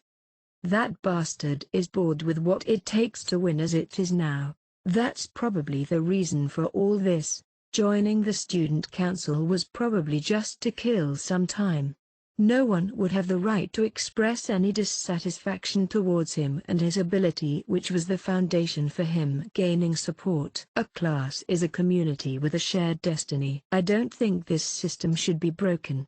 So you don't agree with Nagumo's approach? Although he did not nod in response, the elder Horikita accepted what I said just like that. Although I understood what he wanted to say, neither side could be considered correct. However, I plan to observe what Nagumo wants to do. If he really plans to change the entire grade, no, the entire school into a meritocracy, I'll have to witness it first before making any judgments. I decided to tell him about my future plans without hiding it. So that's it, huh? You're advancing to a higher level than me. You flatter me. It just meant that I had no intention to stop Nagumo, as well as having no means to stop it. It wouldn't be so bad if I merely observed what Nagumo would do to this school. After all, the elder Horikita's efforts in defending against Nagumo's attacks in his final year had already cut deep in his body. I'm not the person you think I am. No, I'm sorry, but I don't think so. Facing my modesty, the elder Horikita strongly rejected it. In any case, it seems like your evaluation of me won't drop. If my evaluation would drop, it would already have done so. Speaking of this, the elder Horikita hadn't changed his evaluation of me for about a year now. No matter what he knew and what he didn't, his evaluation didn't change. I can't seem to understand what part of my body, what essential factor of it that allowed me to gain your approval.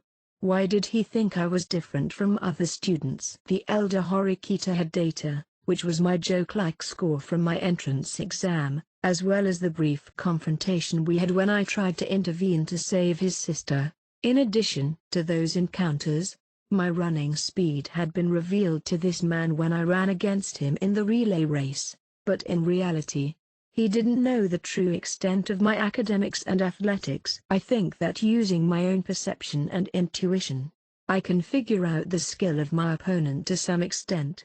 Rather than say this was specific, this was more of an abstract way of expressing it. It was amazing that I could be judged to this extent through that method. Relying on what you call perception. What do I look like? I want to hear your answer. As a parting gift. Because this was interesting to me, I decided to ask him. In fact, I wanted to find out how similar his evaluation of me was to my own self-evaluation. The elder Horikita probably would answer honestly. Yes. In my eyes. After a pause, Horikita recalled what he thought of me during the previous year. You have greatly surpassed my prediction based on my experience in life so far. There are no flaws in your strategies. Aside from your strategic ingenuity, you are not someone I can beat in terms of physical strength. Of all the opponents I faced, you are that one person I don't want to fight. Another exaggerated evaluation. If this were just his perceptual evaluation of me, then it would be truer. So you're saying that you concede defeat to me? That is a different matter. Even facing a perfect opponent, there are still chances to win. I felt relieved after hearing the elder Horikita's response, not to mention that the students compete along with their classes. No matter how outstanding the individual is, there must be a limit. Yes, this is the exact reason I find it interesting. Ayano-kuji, what kind of environment did you grow up in? These abilities are certainly not inherently possessed. Even if you were educated thoroughly by your family, it's not an easy task to reach that territory. Didn't you grow up in an unordinary family environment as well? An elite capable of even being president of the student council should be able to understand how the climb upwards worked. No matter what it was, nothing would be given to you, just like that. There was also a period of time when I was distressed, because I was making no progress.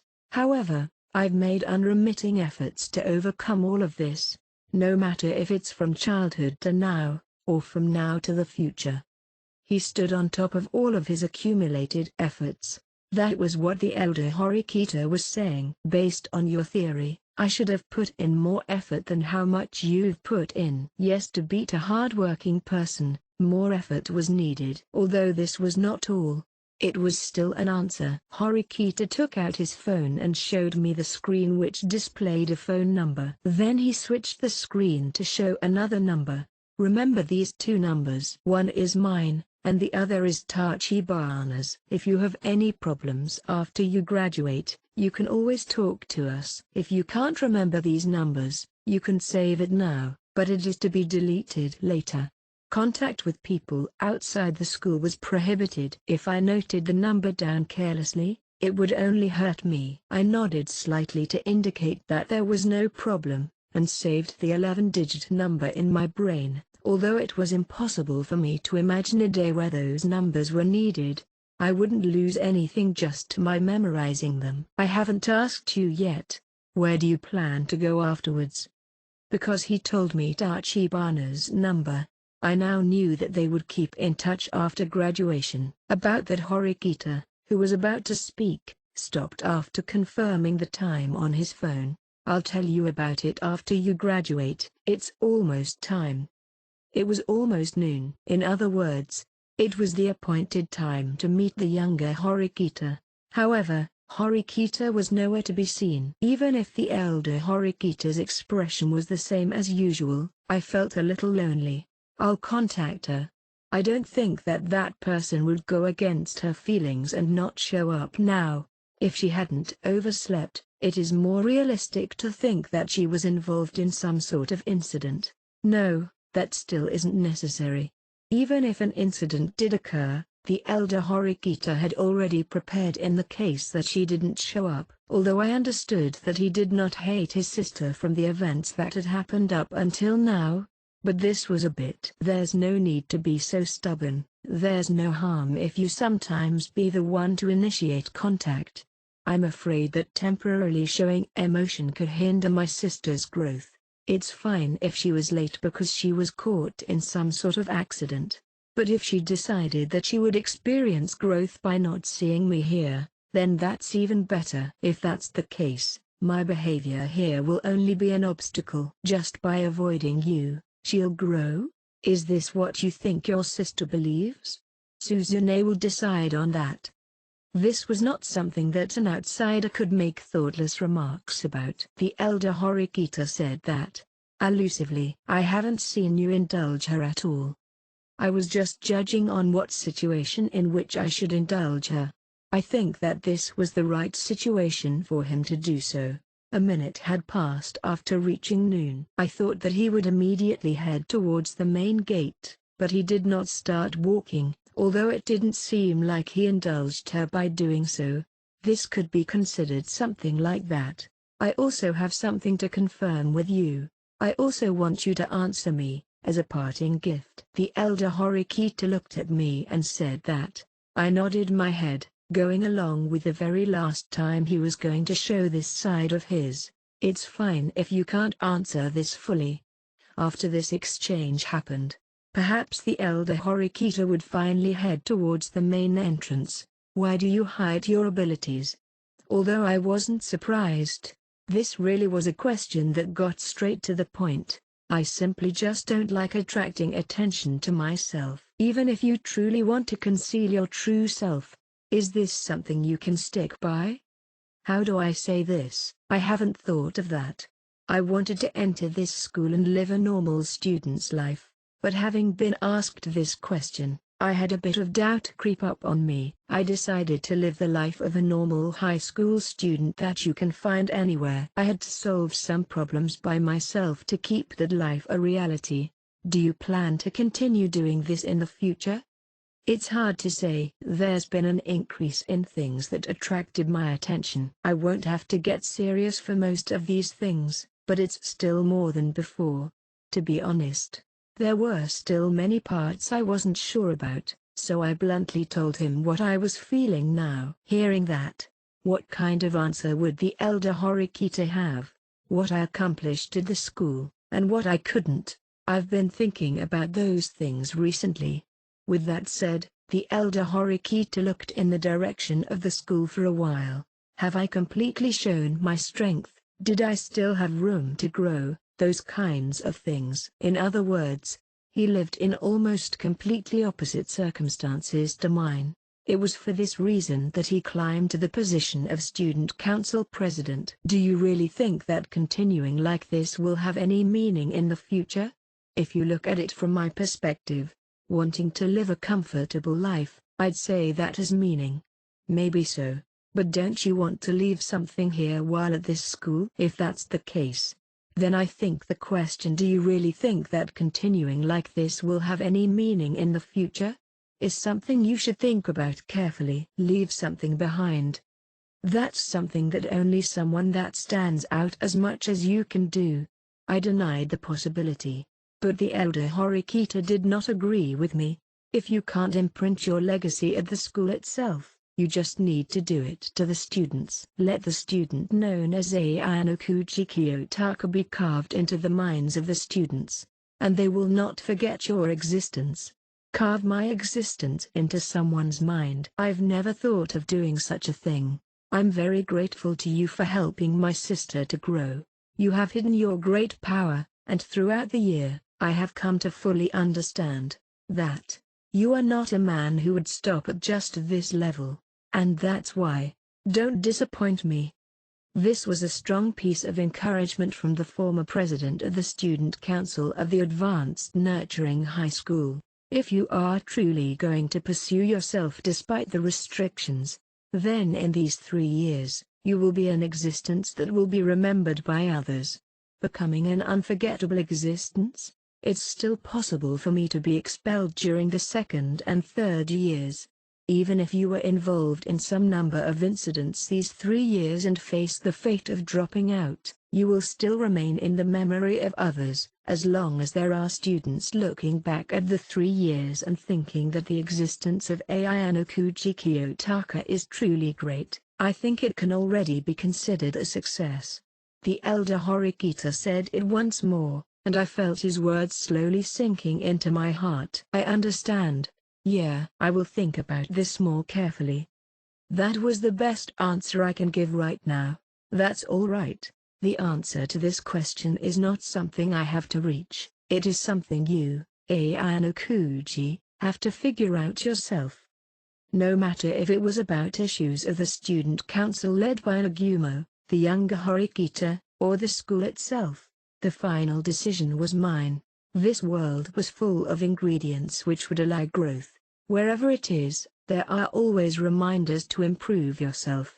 This was also the case with the elder Horikita. Even if I spent my school life silently, there would undoubtedly be something I left behind. I wanted memories, random memories, which could make me feel happy. At the beginning, I was satisfied with what I was. So in the past year, I've tried my best to live a quiet life.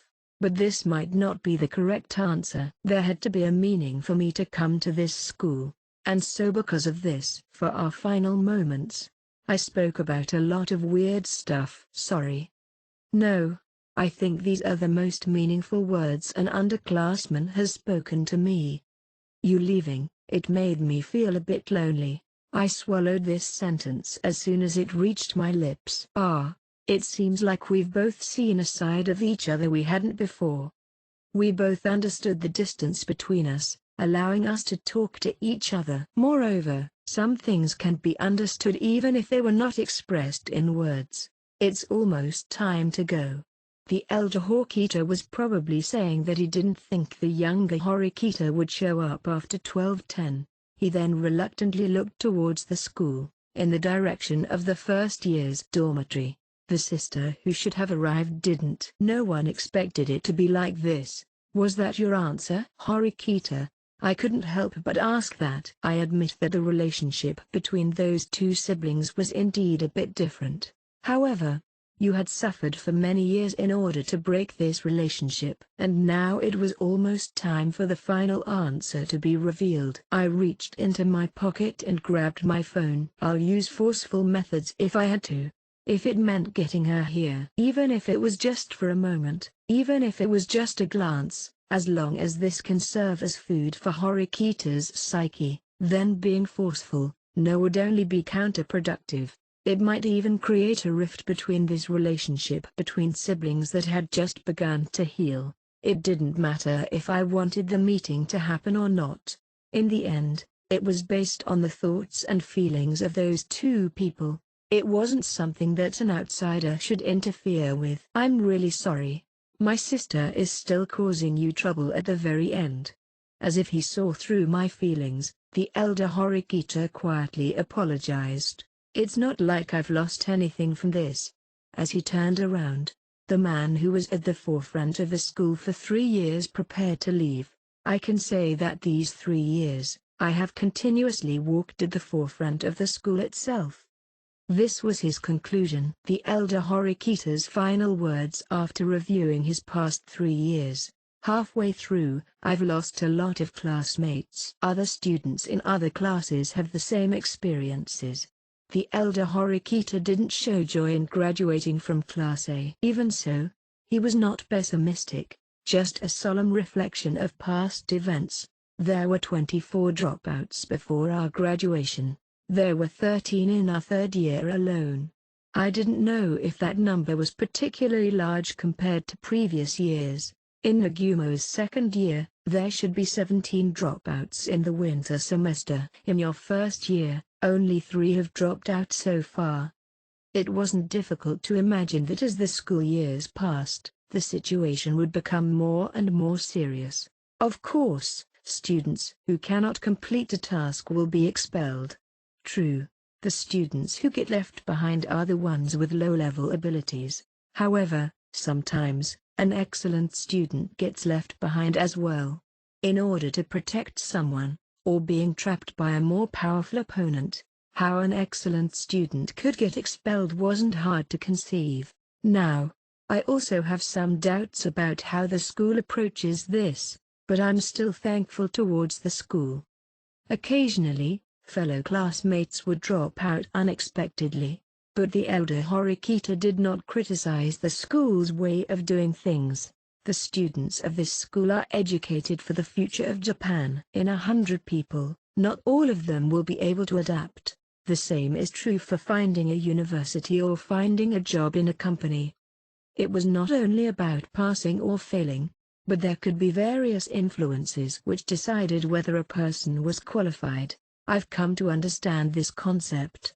I can feel it from my skin. After leaving this place, I won't fail in any future selections due to any tactlessness or impulsiveness. It seems like he had achieved this amount of growth. How many students in the same year have reached the same heights? Let's call it a day here. The main entrance. Elder Horikita looked at the main entrance, which was a few meters in front of him. Then for the last time, he looked back at me. Although this is a one-sided request, I'll leave Suzune in your care. While saying this, Elder Horikita stretched out his hands toward me. Can I shake your hand? Sure. I shook the hand he held out. Shaking hands was the act of gripping the other's hand with my own hand. The elder Horikita's grip contained incredible power. Afterwards, both hands naturally let go. Until we meet again, Ayano-kuji. After leaving this farewell message for me, the elder Horikita headed towards the main entrance. If he was going to leave now, then no one can do anything about it. The shortest time would be 2 years until I could see the elder Horikita again, or if I took the path of dropping out. But I will never see this man again. Brother! A shout came from behind me. As for whose voice it was, there was no doubt it was that person. After hearing this voice, the elder Horikita stopped walking. It seems at the very end, she was able to catch up. Noon had passed, and the elder Horikita was a few steps away before leaving this place. If she arrived even a minute late, she wouldn't have been able to see his face. When elder Horikita turned around, he had a surprised expression which I've never seen before. Was it his sister's arrival which surprised him? This was, of course, a possibility. Although that's what I thought, that didn't seem to be the case. No. It should be said that's not the only reason. I immediately found out the real reason the elder Horikita was surprised. You. Arriving after the appointed time, Horikita Suzune hurriedly stood to my side as she panted. But right now, to Horikita Suzune, there was no difference between me and the background. I was not in her field of vision. She took a step towards her brother while catching her breath. I'm sorry, I'm late. She apologized to her brother with her head down. But why were you late? That was the question everyone had on their mind. No, but this time, she did not need to answer that question. Just once glance towards her would tell you the reason behind her lateness. Confusion. No, pure amazement. Because the Horikita I was looking at now was a lot different from the one I saw yesterday. So that's what happened. This was why right after she entered this school, the elder Horikita was able to immediately understand why she was unable to grow. The elder Horikita stared blankly at the condition of Horikita. I was the same. I had fully understood on the day of her brother's farewell. Horikita came here, fully aware of her lateness. The elder Horikita could never find fault with having such a sister. You've changed. The elder Horikita, who after seeing his sister felt relieved, said softly. I've changed? No, let me correct myself. You've returned back to your own self, Suzune. This wasn't a new beginning, but instead a return to one's roots. 1 year, no. Many years have passed. As Horikita adjusted her breathing, she slowly answered her brother's questions. What couldn't I return to my past self earlier? I've always felt regret over that. With one step, Horikita closed the distance with her brother. What is the current you thinking about now? What is it? Honestly, I'd be lying if I didn't say my heart was all over the place right now. Horikita's face was full of perplexment as she stumbled over her words. The elder Horikita looked at her gently while waiting for her to sort her words out. But, the only thing I can say for certain is this. The old me, always just followed your shadow, but I'm no longer that person anymore. Horikita Suzune had only thought about her brother's affairs, and therefore had only lived for her brother so far. It was all about learning more and getting more athletic to gain approval from her brother. Then I ask you this, to you who has finally stopped chasing after me. How will you live in the future? The brother raised this question. Horikita got her breathing under control and chose her words carefully. I'll no longer chase the backs of others, so I'll have to find my own path. The Horikita now had just got rid of her confusion. She had just become able to see her surroundings as they were. Even so, she wouldn't just stop there, and then walk on her own path. What seemed like a simple task here was actually extremely difficult. But just by letting him see this, it was already the perfect farewell present for the elder Horikita.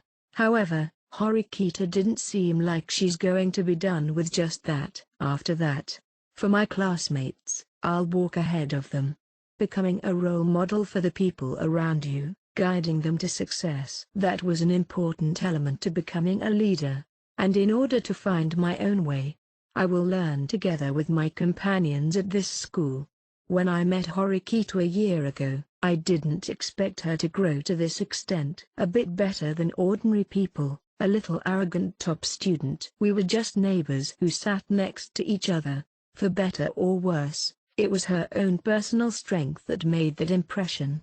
That's it. You've finally returned to the past. This is the past you that I remember, lurking in the corners of my memories. Only the elder Horikita had seen this before. Unlike me, he was someone that knew and believed in the potential of his sister more than anyone else. The elder Horikita put down his luggage and walked towards his sister. The emotional distance between them was finally realized, but they were about to be separated. The siblings have reached the distance where if you just extend your hand, you could reach the other. Do you know the biggest reason I pushed you away? I don't. Perhaps Horikita didn't know what her brother was thinking now. She had just been freed from her chains known as the past. It was like forcibly breaking open a locked treasure chest, meaning that she had not yet found the key to the answer. Why did the elder Horikita always refuse his sister? Why did he push her away with such a severe expression? I've always considered the affairs concerning you to be very important. As if telling her what that key was, the elder Horikita gave her his final gift. And, when you were still a child, I sensed great potential in you. Although not yet mature, I saw an unpolished diamond. I was looking forward to seeing that rough stone getting polished, gaining a power surpassing me. The elder Horikita took the last step. The distance already reached the point where you just needed to raise your arm to touch the other. However, you were trapped in an illusion. You decided that you were inferior to me, and gave up because you thought it was impossible to surpass me. And you chose to abandon the space for your own personal development. I just can't forgive such a thing. She just wanted to pursue her brother's shadow, and be on the same level as him. That wasn't a bad thing. It could even be considered to be a grand goal. But in other words, her goal is to be on the same level as her brother. Basically, that would be the endgame. The sister who wanted to be on the same level as her brother, and the brother who wanted his sister to surpass him. This was the reason for the huge rift between the siblings. You must become even stronger, and even kinder than everyone else. The brother hugged his sister gently. As the elder brother, the Horikita that had done all he could while standing, hugged her tightly. Horikita's short hair fluttered in the wind. "Brother, you're all good. I'm sure of that now. I can't say anything aloud. This has turned into a place where words were forbidden. There's something that I've kept quiet about in the past few years, so I need to apologize to you." "Apologize?" Not knowing what it was, Horikita asked, while still hugging her brother. "So far, our relationship hasn't been the best, and one of the reasons was because of me." "What does that mean?" Horikita asked in a low voice. "In the past, I said I liked your long hair. That was a lie that I told on purpose." Is that so?" Horikita, who didn't know about this, spoke in a surprised tone. "Back then, you, who liked keeping your hair short, listened to my opinion, lost your character, and kept your hair long. I did that in order to confirm it." In other words, Horikita decided to keep her hair long in order to match her brother's preferences. So when they met again at this school, the elder Horikita immediately understood that Horikita Suzune hasn't changed at all, facing the younger sister only chasing after her brother's silhouette. The elder Horikita welcomed her with disappointment. There was even not a need to confirm whether her academic or athletic ability was good enough. "Excuse me for lying. That was excessive, brother. I won't make any excuses." I suppose the elder Horikita intentionally did not reveal this lie up until now. He sensed it, and so he firmly believed that one day, his sister would incur a change. "I'll forgive you for lying, because that lie made me what I am now." Horikita also recognized this fact, so she laughed and forgave him. The elder Horikita gently placed his hands on his sister's shoulder, and looked straight at her face, and Horikita spared no effort as she showed her smile to her brother. After seeing that smiling face, the elder Horikita also let loose a smile, as if he were taking off a mask. He wasn't a person that never smiled, but it's also the first time I've seen him smile so tenderly. This smile, I'll never see it again. Having 1 year. If I could spend 1 more year on this same campus as him, then I would become even closer to the man named Horikita Manabu. And I might even incur some change because of it. This really was a pity. Suzune, 2 years later, I'll be waiting for you outside the main entrance. Let me see you all grown up then. Yeah, I will do my best, until the very end. The obstructions to Horikita's growth have already been removed. From now on, Horikita would turn towards the front and never look back. Ayano-kuji, I look forward to when we meet again. The elder Horikita and I had the same feelings about that. Likewise. Despite knowing that would never happen, I strongly agreed with what the elder Horikita was feeling. It's almost time. It was almost 12:30. If you listened closely, you could hear the bus approaching. The two slowly distanced themselves reluctantly. "We'll meet later."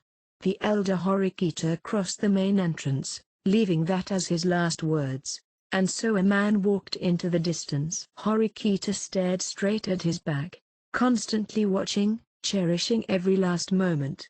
This scene was as if Horikita Manabu and his sister was leaving mere road sign. Part 1. Even though the elder Horikita had disappeared from our sight, we still looked at that direction for some time, but we couldn't just stay immersed within this downhearted atmosphere. So I used my words to get rid of the resolute unbudging state of Horikita. "So you're alone now?" "Yeah." Although it wasn't the last time they'll see each other, for the next 2 years, she won't be able to hear his voice, let alone see his figure. But Horikita's face tightened, and a severe expression appeared. "Thank you, Ayano-kuji-san. You've really helped me a lot today." "Really? I feel like I'm just getting in the way of you two." "That's not the case. If you haven't talked with my brother, I wouldn't have been able to catch up." "Thank you very much." Horikita expressed her gratitude to me, who really shouldn't have been here, but her line of sight didn't reach me, and she looked away. And this was the day my brother embarked on his journey. It would have been sad if no one but me came to see him off. Although this was her brother's decision, it would indeed feel a bit lonely. There should have been more people seeing him off originally. The fact he didn't do that must be because he was trying to make it easier for his sister. In order to make it easier for Horikita to come and talk to him, he decided to send away the other people. This was probably all part of the elder Horikita's calculations. Your brother and I have a sort of relationship together, so I just wanted to talk to him again. Although I wasn't too close to him at the start, I now wanted more opportunities to talk with him more, but it's too late for that now. The two of us walked back to the dormitory. About your hair, you really decided to cut it, huh?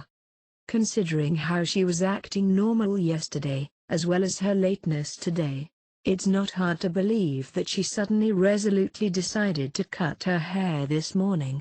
It must have been a last-minute choice. I've always liked this hairstyle, but it feels a little weird. Even so, if she just randomly cut it, ruining the wonderful stage her brother prepared for her was not a good thing. If you wanted to dress up nicely to see him off, there was a risk of arriving late, but in the end, the gamble paid off. But wouldn't it be better to have just talked to me first? If you were afraid of not seeing your brother, you could have used me to stall and increase the chances of seeing him. As long as I knew that she would come, I would definitely help. If it meant talking more to stall the time, would you help me if I asked for your assistance? Today, no matter what, I'll help you. I wasn't sure, is what I'd like to say, but I was planning to ask for your help back then. Horikita replied in this way, but when I looked in my cell phone, there was no record of anything. Because I was too anxious back then, I left my phone in the dormitory before leaving to cut my hair, but when I finally realized I didn't have it on me, my hair was already being cut. Really, my thought process is too slow. In other words, she felt helpless at that time. Rather than returning to the dormitory to retrieve her phone, she decided to run straight to the main entrance. Way too stupid, Horikita said as she laughed at herself. It also tells me that the firm resolution you had this morning was extremely important to you, Horikita. It was a bit funny, imagining what Horikita looked like as she rushed into the shop right after they opened. But it was because Horikita always acted according to plan. It was understandable that making simple mistakes like that would shake her up. Cutting my hair was a way to differentiate myself. What your brother liked.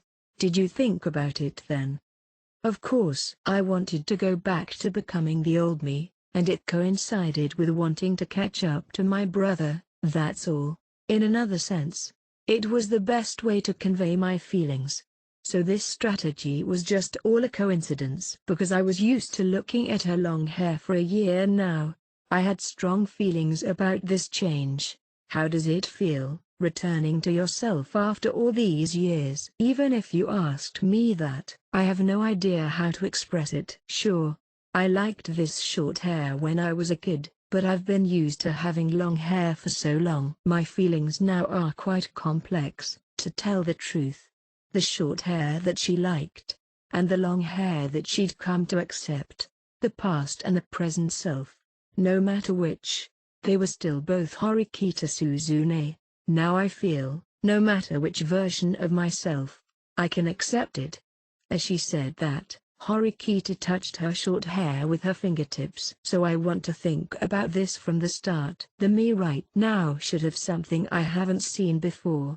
For the next 2 years, should I leave it to grow, or should I not? If I do leave it to grow, then it'll take around 2 years for it to grow to the length that it was before, just in time for when we graduate. Both her past and present self have been accepted by Horikita. What I can understand now, is that it has nothing to do with how long my hair is, as I'm already able to straightforwardly face my brother already. I looked forward to how this short-haired Horikita would develop in the future. In Horikita Manabu's final moments at the school, he left his sister with many assets. Before, I'd always thought that I needed to help Horikita for her to grow, but it seems like I've judged wrong at the end. Are you still feeling unwell? To be honest, an hour no, even if you gave me a day, I wouldn't be able to say what I wanted. There was so much I wanted to say these past years, that I wanted to say, but I couldn't, that it could be piled up as high as a mountain. There's no helping that. Horikita nodded, accepting that. Besides, the wall obstructing my brother and I had already been removed. I just need to complete these next 2 years, and then I can talk to him as much as I want, right? That's true. After all, he said he'll be waiting for you when you graduate. After graduation, she should be free to get into touch with the outside world, and by then, she would be able to meet her brother again, and speak without any limits. It's been a rewarding day today, but let's not be too greedy, or it might come to bite us. Her attitude changed too quickly. That's right. She seemed to have switched over again on the surface, and in her mind right now, she was probably doing everything she could to pretend to be calm, wanting to switch over to that state, but switching attitudes just like that wasn't that simple. But it's fine if it's just this. Horikita, who stopped and did not turn around, said this while standing still. Her face wasn't facing me. No, it was more accurate to say that she couldn't face me. What is it?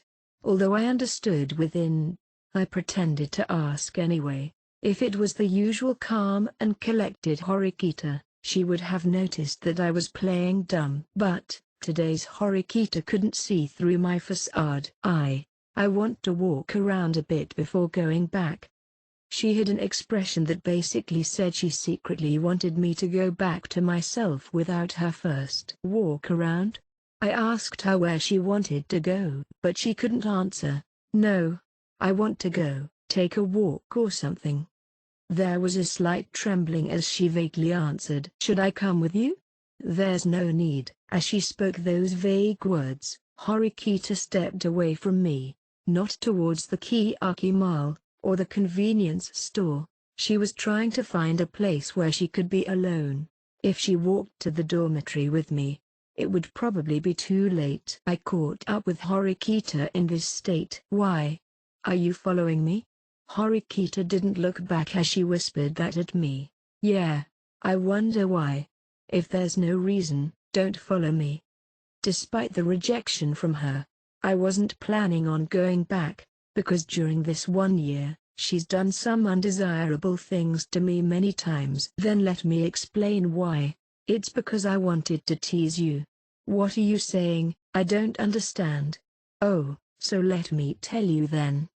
You really don't need to. No, I insist. I opened my mouth slowly, in order to break that resolute defense of hers. When you're sad, you shouldn't suppress those feelings. Wouldn't it be better to just cry?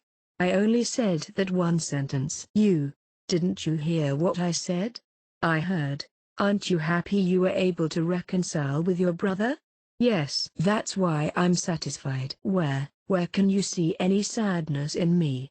There's no way you're satisfied. It's true that you finally can talk to each other after 2 years, but humans aren't creatures that can be so easily satisfied. The girl who dreamed of that day had no choice but to endure 2 more years. Although it wasn't like she wouldn't have any happy feelings, this couldn't be just it. I'm satisfied.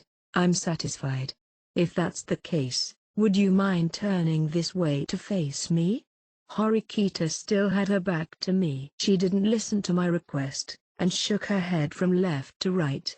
I refuse. Why must I do such a thing? Yeah. I wonder why. Faced with Horikita who was walking fast and trying to escape, I said that to her from behind. It doesn't matter if you want to cry. After 2 years she reunited with her brother, only to be rejected, fighting alone with a high fever on an uninhabited island, becoming the object of hatred because of the class vote. But even at those times, Horikita did not cry. She stopped walking forward. After working so hard, she finally was able to communicate her feelings with her brother. If tomorrow came, then they would certainly return to talking and laughing with each other. However, the elder Horikita had already passed through this gate, starting a new journey. The next meeting they'll have would be in 2 years. Don't want. Horikita's voice started to tremble slowly. During these 2 long years, Horikita would have no choice than to fight. Here at this very school. But, isn't there no other way? Within the unyielding Horikita's eyes, something that was held back for so long finally flowed out now. She thought about her brother that had just left. But I finally realized the errors of my ways. Horikita collapsed and fell to her knees. Both hands covered her face, trying to hold back the tears that kept flowing out. Yet I've separated from my brother again. If it was possible, Horikita would definitely want to walk out of that entrance together with her brother, the sister that solemnly saw her brother off silently. Yeah, you'll be alone now. Alone. Alone. The loudly weeping girl was like a child, letting the tears flow out. But even so, Horikita wanted to endure. If it weren't for the school, Horikita would follow her brother to the ends of the earth. They could see each other, and talk to each other whenever they wanted. Now, you just need to cry as much as you want. After that, you'll need to show your brother in the future how much you've grown. From now on, nothing is restricting your growth. There was no need to worry. There were still 2 years left, and during then, Horikita will definitely grow tremendously. Her brother had to be looking forward to it. So that's it. Manabu, my voice, which could no longer reach him, was sucked into the blue sky which ushered in the spring. Part 2. Shortly after pouring out her feelings, Horikita stopped crying. However, because she had not yet recovered her strength, she was still sitting on the ground. I stood by her, quietly waiting for time to pass. It was extremely fortunate that there was no one nearby, so no one else witnessed this scene. That's great. What's great about that? You seeing me like this? It's extremely humiliating to me. Originally, I planned on comforting her a little, but that wouldn't be so simple. Well, maybe so. That's why she wanted to stay alone before. If I wasn't here, then nobody would see her crying. Since you've already seen it, I'll just face forward. Face forward? You seeing me like this is a great thing. That's what I've decided. Horikita felt relieved from the bottom of her heart and let out a sigh. This was not an expression that looked like she wanted other students to see it unnecessarily. So I'm going to share this scene with Casey and the others then. I took out my phone and pointed my camera at her. Do you want me to kill you? After seeing the bright red eyes that were glaring at me, I immediately put my phone away. I'm just kidding. Seeing that you made such a boring joke, I seem to need to teach you what TPO is. TL note, TPO states for time, place, occasion. Seeing how she can still talk this much, there shouldn't be a problem now. This feels like, last year, a similar situation occurred. Maybe it did. Although the location was different.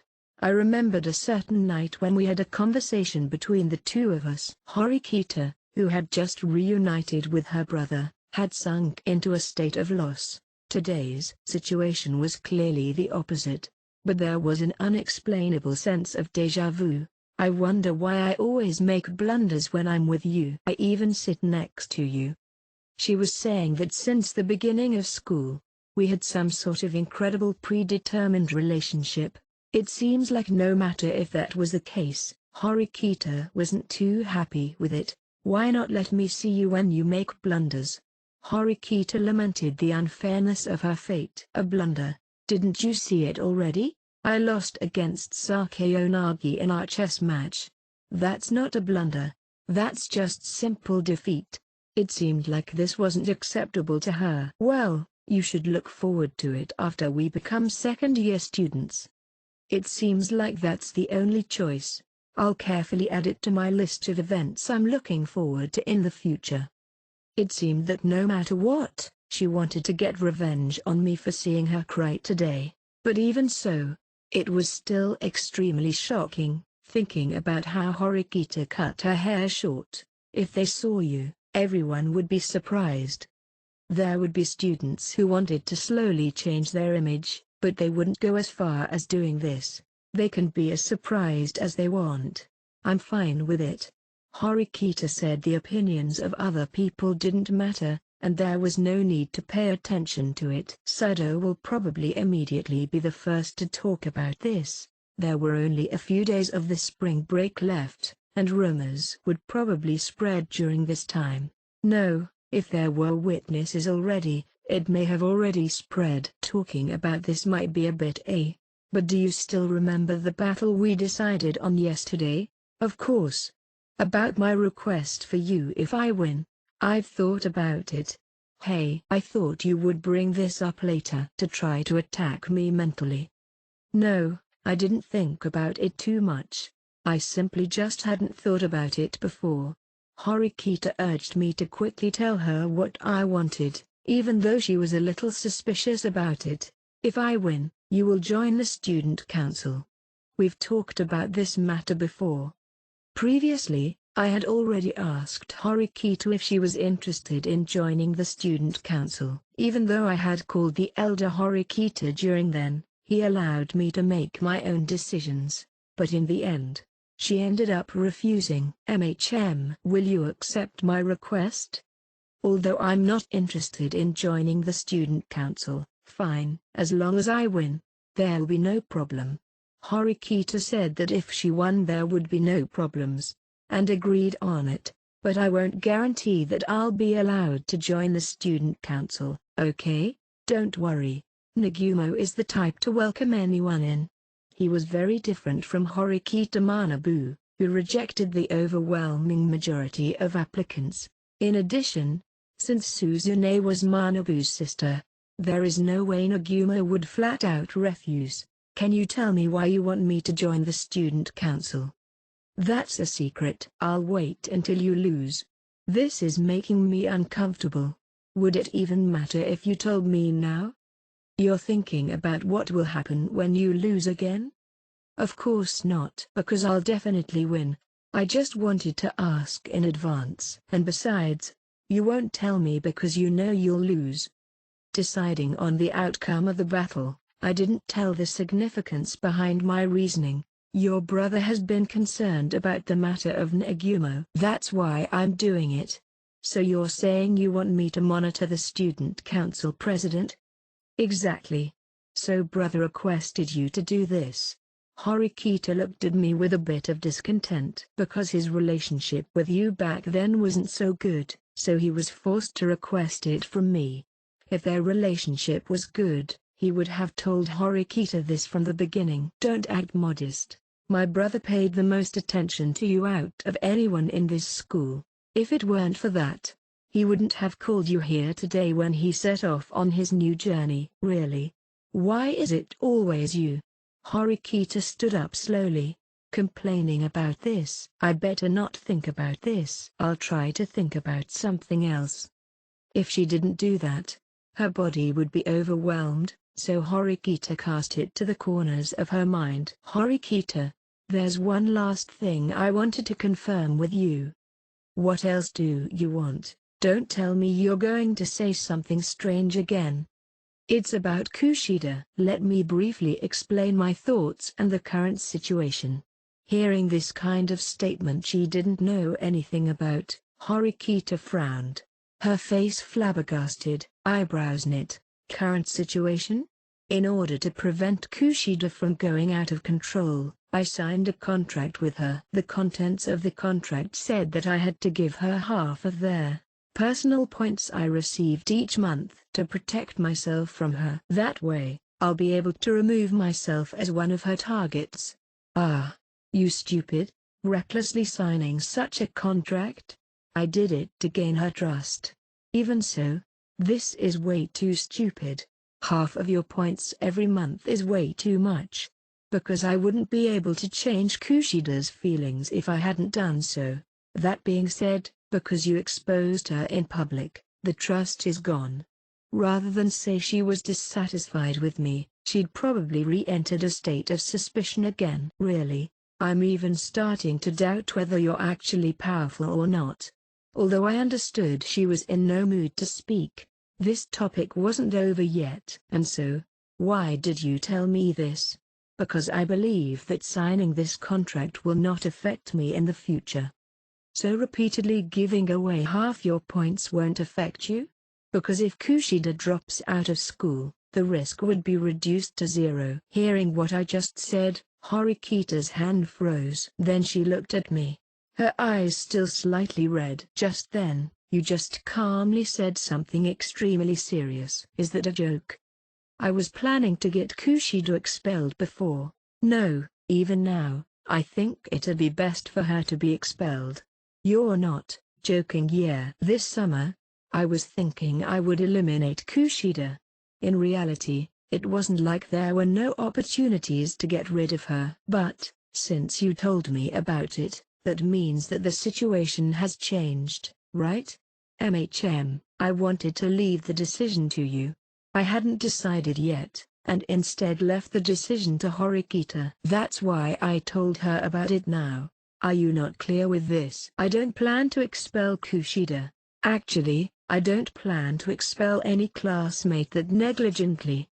It seems that this ideal of hers was getting increasingly set in stone, but I don't intend to have naive thoughts like Hiratu-kun does. There are indeed classmates that stand on the dividing line of being sacrificed. Of course, future contributions might allow for these people to be replaced by someone else. In other words, she would make the decision on who will get expelled if something like the class vote happened again. What if Kushida contributed the least? Then, of course, she will be the candidate for being expelled. It seems that she wasn't lying, but the possibility of her falling to the bottom of the class is very low. I know that, because from what can be seen, Kushida is contributing a lot. She was capable academically and physically, and she also stood in the position as a necessary figure in the class. Although she took a certain amount of damage after Yamauchi's dropout, the effect was not fatal on her. I believe that I can leave this to you. That's why I told you about this. However, as you grow and become the core of our class, Kushida will become a troublesome existence. Knowing about the past Kushida, I couldn't just erase it from my memory. So you want to get rid of her in advance?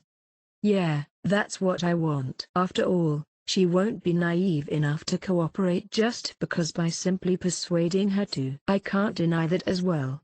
I've already understood that half-heartedly trying to persuade and talk to her is meaningless. Knowing that she still intended to accept Kushida before, I would think that she was being naive, but not anymore. In that case, then I have nothing more to say.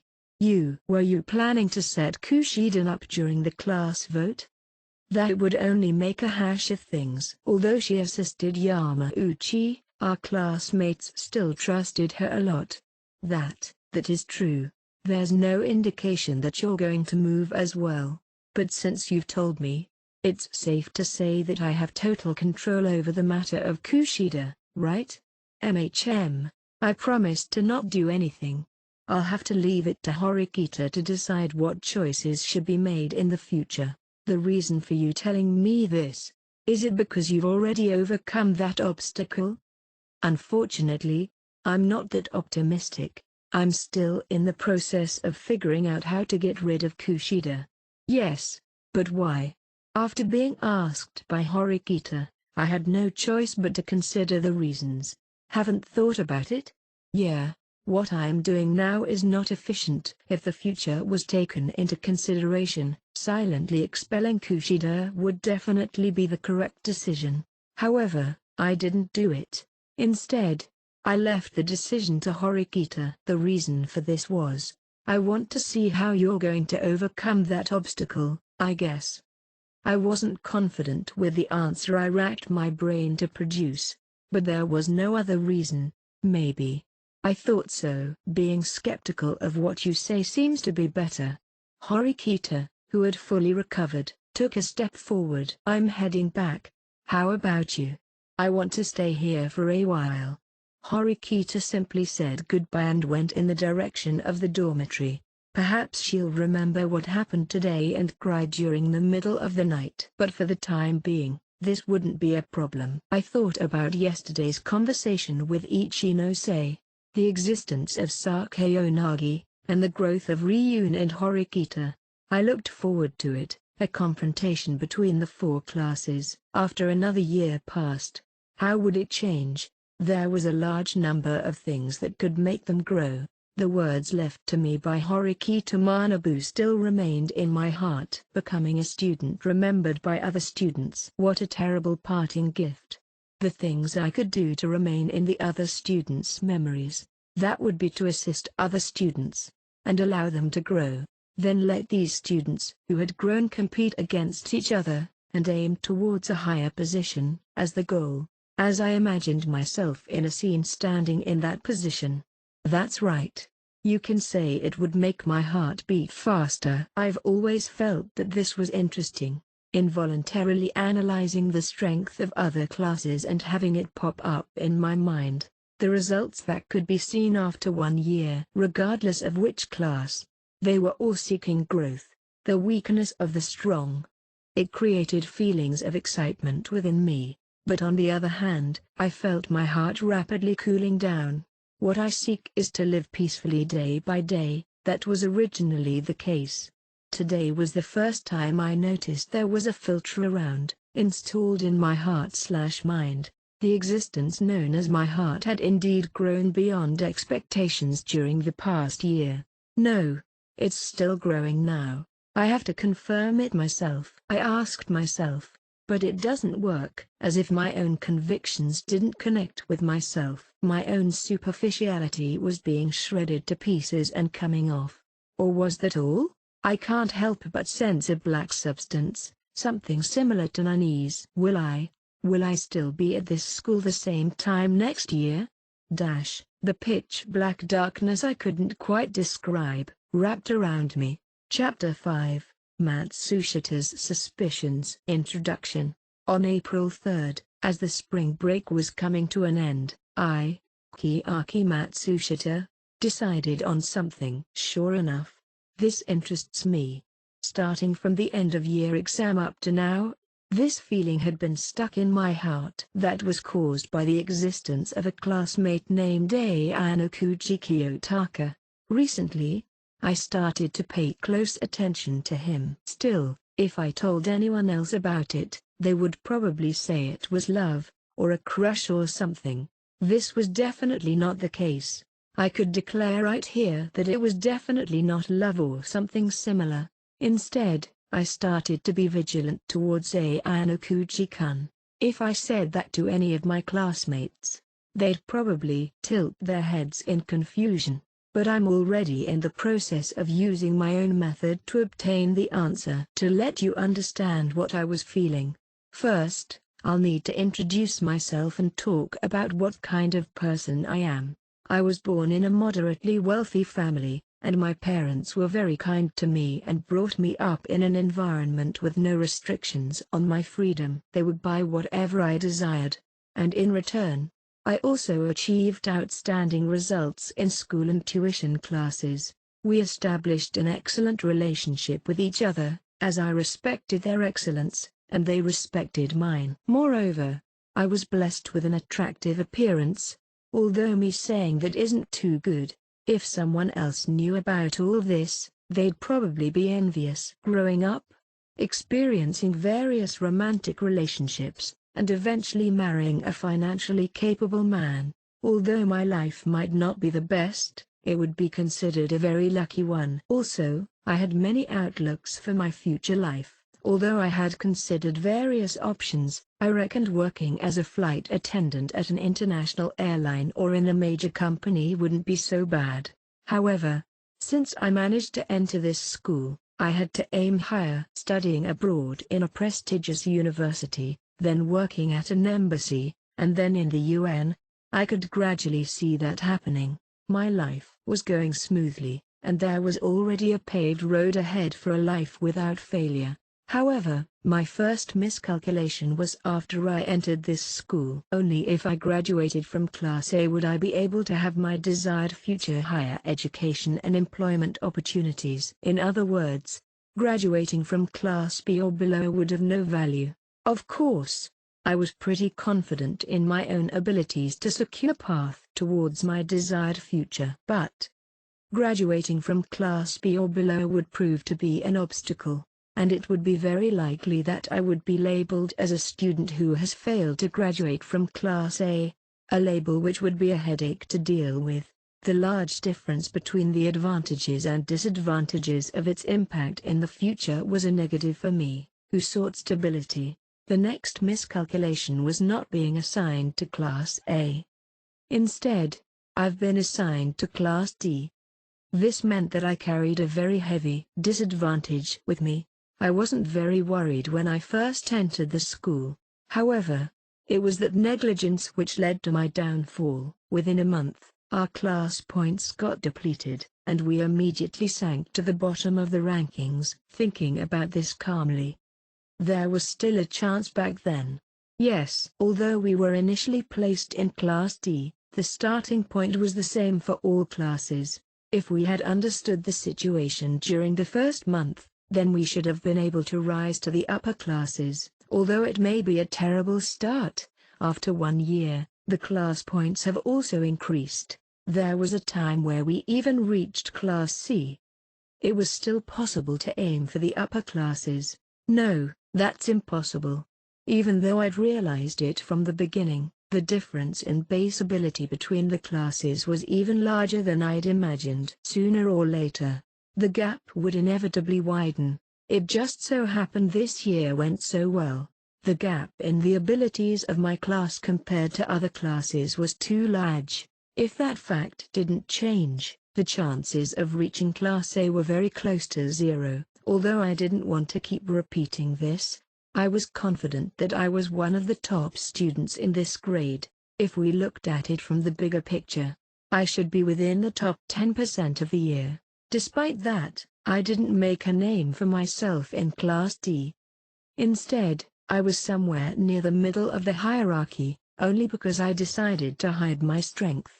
Of course, I wouldn't hold the class back when it was important, but I didn't like to stand out too much. In addition, my friend group consisted of people with considerably low abilities.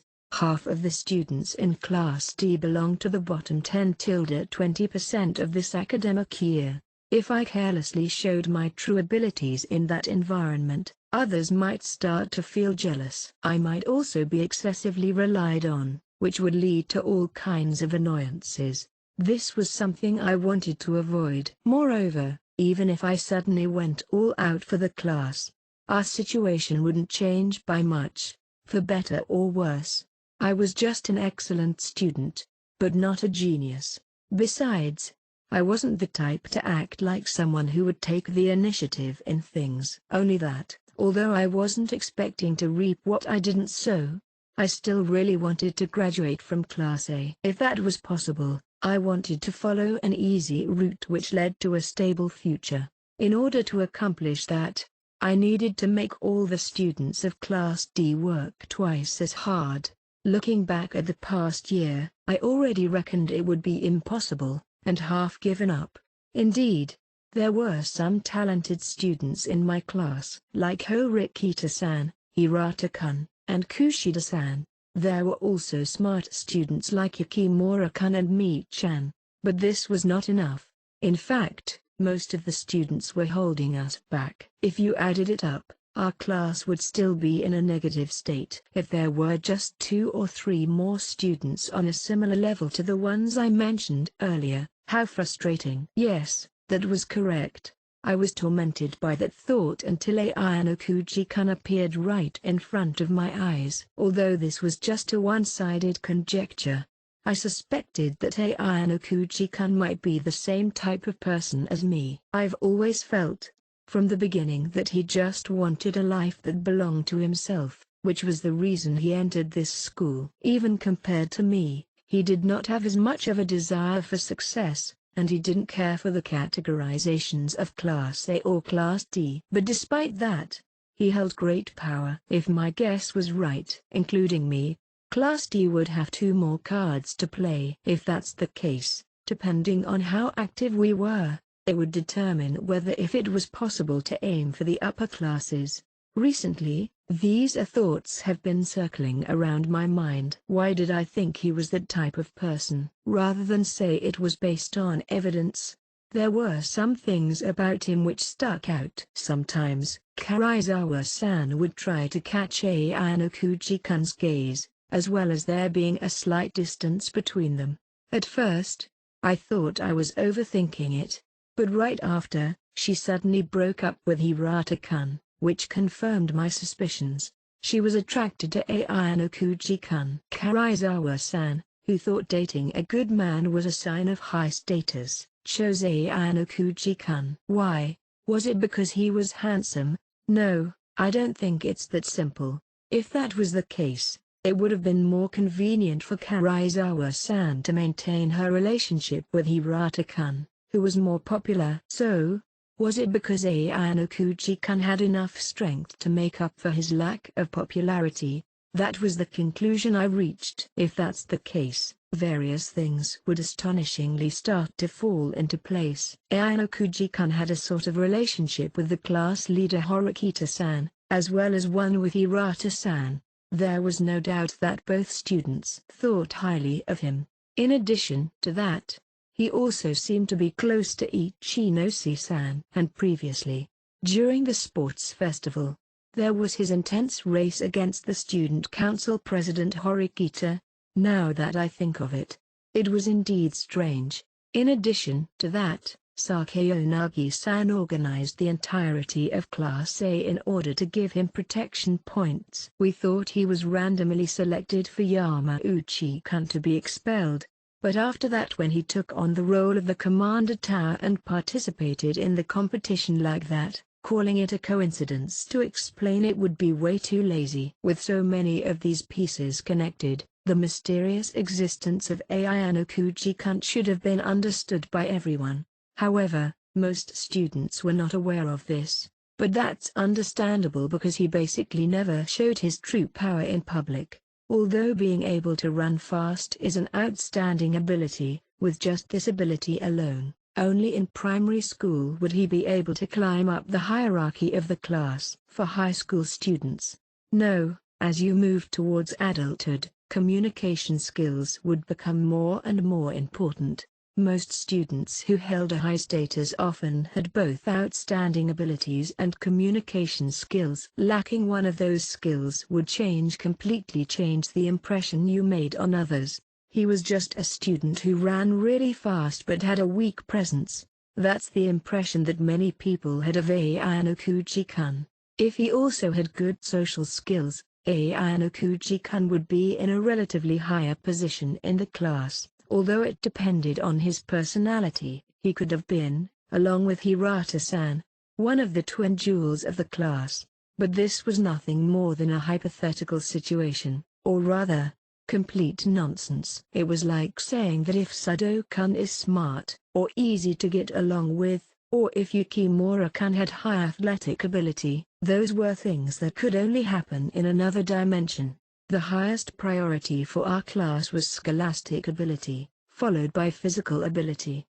It was very likely that Ayano Kuji-kun met both of these requirements. Moreover, Ayano Kuji-kun's abilities in those two categories might have even surpassed Hirata-kun's, a buried treasure waiting to be dug out. Of course, this thought was based a little on what I wanted him to be. If he really was like that, then he would become a significant force which would be able to improve the class. In reality, even if he was on the same level as me, I wouldn't complain. The reason I became attentive of Ayano Kuji-kun was because of his influence over the end-of-year exam. There was a question I wasn't able to solve during the mental arithmetic event, but Ayano Kuji-kun answered it correctly. This was one of the decisive hits which I've received that gave me confidence in this.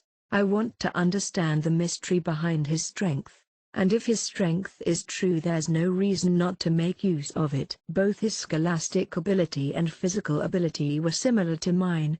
I was sure about that point. Judging how he had been living behind the scenes for a year, he may not be persuaded by ordinary methods. However, I had confidence in my ability to assess others, and my ability in psychological warfare. Because of this, I had the upper hand. Make him think that I wanted to get in touch with him due to curiosity, draw out his true nature, and then make him cooperate, and it will act as a signal to our counterattack next year. Just kidding.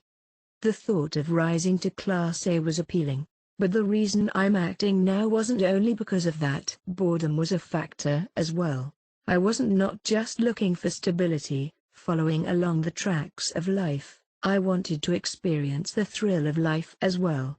I want to pursue this mysterious factor which other students did not have. This was the main reason I want to establish contact with Ayano Kuji-kun. I changed my outfit as I was meeting up with my friends at Kiyaki Mall today. These days, I would focus on the disorderly crowd, in search of Ayano Kuji-kun's figure. However, the possibility of an accidental encounter with him on school grounds was considerably low. I didn't see him at all during the first half of this spring break, a waste of time. I wanted to get clues. Curiosity and desire drove my gaze through these days without my permission. Part 1. Matsushita-san. Here, morning 11 o'clock. I met with Shinohara-san and Sato-san, the usual group. During the spring break, we idly met up every day, to chat happily about various innocent topics. Although I didn't hate this, I did feel a little bored. I've been acting as a good student for the past year already, and I was seeking excitement. As a result, I decided to bring up a more interesting topic with them. Shinohara-san, have you made any progress with Ike-kun? I intended to get rid of this boredom by poking her a little. Wait, no, with him? Shinohara-san hurriedly denied it, but this couldn't conceal that she was shaken. Sato's gaze had a surprised "you really want to start this topic?" expression, mixed with a bit of excitement, was also very interesting. It was evident that Shinohara-san and Ike-kun had gotten closer in the past few months, as rumors like this had already spread. Although they tried to hide it, the school was a tiny place. If a couple went on a date, they would be easily seen by others. I just thought that it was about time you told us, right? I told you that it was impossible. Look, it's Ike we're talking about. He's the model for a typical loser. The words Shinohara-san used when denying this were indeed true. Just by looking at his attributes, he belonged in the lower ranks. He was short, struggled academically, and he lacked communication skills. From my point of view, he was a person with an endless number of flaws. However, love couldn't be measured from those factors. There was always a possibility that a person would be attracted to a useless man. It was like unexpectedly finding yourself in the middle of a traffic accident. And considering the status of Shinohara-san in the class, they might even be suitable for each other, and they're not quite as different as she said. This isn't so good. You like him, but he knows nothing about this. Sato-san's eyes brightened at the fact we were talking about love, smiling towards Shinohara-san. Like I said, it's not like that. There's no need to deny it. I just wanted to hear your true thoughts on this, right? Facing Shinohara, who wasn't willing to admit it, I then used Sato-san to egg her on. Yeah, I'm also super interested. Tell us. At times like this, it was convenient to get Sato-san to do what I wanted just by giving her simple hints. She wasn't the type of person to think deeply. Needless to say, this had negative effect on her academic ability. Although it was a very harsh evaluation, I didn't necessarily hate her. Both Shinohara-san and Sato-san were close friends, and they were indispensable girlfriends. If they ever felt troubled, I would help them out and listen to them. Of course, if they had the same ability to match me, then it would be even better. Shinohara-san, who was completely unaware of what I was thinking, started to talk about her relationship with Ike-kun. Recently, I've always been arguing with him about stupid things. So honestly, there really isn't much progress. Shinohara-san shook her head, sighing. However, she never said that there was absolutely no development. After all, you both have personalities that aren't so straightforward. If the same thing were to happen again, there's going to be a change. Although they were a good match, there was always conflict between them regarding weird things. I feel that as long as they turned past that, the relationship between the both of them would immediately be better. Enough about me. What about you, Matsushita-san? Do you like anyone? Me? Shinohara-san asked such a question, just as I expected. It would be more accurate to say that I led her to ask me this. You told us before that if you were to date anyone, it would be a senior. Looking as though having just remembered something, Sato-san jumped in on Shinohara-san's question. No matter who was the subject of the conversation, as long as it was about relationships, it would be welcome. Girls were like that. Yeah. However, if he meets a certain condition, it's fine even if he isn't a senior. Controlling what both of them would be thinking, and slowly leading the conversation into the direction I wanted. However, it's not as hard as it might look. This happens commonly in everyday life. It was just about whether we realized it or not. Oh, so you've changed your mind? Sato-san, obviously wouldn't let go of this topic, as it was her first time hearing about it. My standards haven't lowered or anything. Both his appearance and personality should be first class. And his family background as well. I also want his parents to have received a high level of education and accomplishment. No matter how great their child's achievements are, as long as their parents fail to live up to it, then they didn't meet my standards. Someone who has a good family background. Could it be someone like Konji-kun, or the sort? Shinohara-san asked, dubiously. Although his looks are certainly not bad, isn't he a little? After hearing Konji-kun's name, Sato-san became a little hesitant. Konji-kun's evaluation within the class is considerably low. The reason was very simple. Mainly because of his strange existence, which is a nuisance to their class. However, you could say that there's a big difference between his status within the class and outside of it. From the perspectives of outsiders, Konji-kun's evaluation would be flawless, no matter if we were talking about his appearance or his background. He also had a very gentlemanly side, so it's not surprising that girls across the school years are interested in him. In terms of academic ability, even though he didn't take it seriously, you could still see the depths of his true power. You could say that he was a very rare person who met all my previously listed conditions. I think that Konji-kun is ranked first within our class, if we're talking about just ability. However, other things are also clear when it comes to him. He was not the type of person who could be persuaded to take action by other people. A weirdo beyond imagination. Since the beginning, I knew that trying to talk to him was useless and futile. In this case, compared to Sado-kun and Ike-kun, he was even. No, you could say that he was the biggest burden to the class. Konji-kun, not a chance. Speaking about this, I don't consider him a human anymore. After hearing my evaluation of him, the two burst into laughter. If he gets serious, he will definitely surpass Hirata-kun in popularity. But I know that he definitely won't get serious. This was my evaluation. Shinohara-san and Sato-san wholeheartedly agreed with me. He was the rare specimen who taught me that even if someone had just one flaw, their evaluation could go from 100 to 0 points. Starting from the relationship between Ike-kun and Shinohara-san, to my ideal man, I proceeded to the next stage. Speaking of which, Sato-san, what about you and Ayanokuji-kun? Why ask me about this?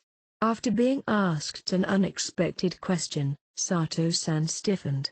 Shinohara-san, who looked as if she had just remembered something, turned her gaze at Sato-san. During the winter break, Sato-san told us something. At that time, she told us about her love for Ayano Kuji-kun, and, wondering whether she should confess to him. Back then, just like with Ike-kun and Shinohara-san right now, I plan to just enjoy watching them progress, while supporting from a distance. It's not like wanting to deny it. Sato-san then hesitated, and when I noticed, Sato-san had come to an abrupt stop when talking about Ayano Kuji-kun. Of course, with regards to what this meant, Shinohara-san and I did not approach this topic, knowing clearly what it meant. He probably rejected her, or had a change of heart. In short, as long as Sato-san didn't intend to speak, we had to be careful to not talk about this topic. However, if I wanted to know more about Ayano Kuji-kun, this wasn't something I could avoid. Can you two keep this a secret? She spoke, Shinohara-san and I, sure that we were going to hear something extremely interesting, each patted one of her shoulders. Of course. Part 2. And just like that, we moved to a cafe to listen to Sato-san's troubles. We also then took preparations to allow her to express her worries freely. This preparation between us girls was necessary to allow the other party to think it over. Unlike boys, who rush directly to the solution, we girls start by seeking affirmation. This wasn't a bad way to approach situations. Actually, I've already confessed to Ayano Kuji-kun. After hearing this, I, along with Shinohara-san, almost spit out the tea we were drinking. Really? Since when? Shinohara-san, who thought she was ahead in terms of relationships with boys, couldn't help asking. Although I already assumed something had happened between them, I never thought that they would have made so much progress. But on the other hand, the outcome of that was clear. If the two of them were dating, she would have definitely told us. Even if she was too shy to tell us, I would have definitely noticed. Since that was not the case, that meant I was rejected. From the looks of it, it had been some time since she was rejected. I couldn't sense any signs of anxiety, or any wavering in her words. That should be the result of crying many times, as right now, she looked like she wanted to just move on. If that was the case, she probably confessed during the winter break. However, this could have been because we pushed her to confess prematurely. If that was the case, we truly have let her down. Seriously, Ayano Kuji-kun, is he stupid? A confession from a girl, especially from a girl as impeccably good-looking as Sato-san. Shinohara-san seemed to be shocked and furious by the fact Sato-san had been rejected. Why were you rejected? It was simply a problem with his emotions. He said he didn't like me, and couldn't date me. Shinohara-san placed a hand on her forehead, incredulous. Is that because he has someone he already likes? Maybe it's someone like Horikita-san. When I tried to confirm this with Sato-san, she shook her head. Whenever Ayano Kuji-kun was mentioned, Horikita-san's shadow was always lurking, but recently, his existence had become more and more prevalent in the class. There were rumors that Ayano Kuji-kun and Horikita-san were keeping close contact. Those kinds of rumors had been circulating for a while now. However, because there was no evidence, people eventually stopped talking about it. He said the same applies to Horikita-san and Kushida-san. Unsurprisingly, the two of them did not seem to be that close. No. Wah.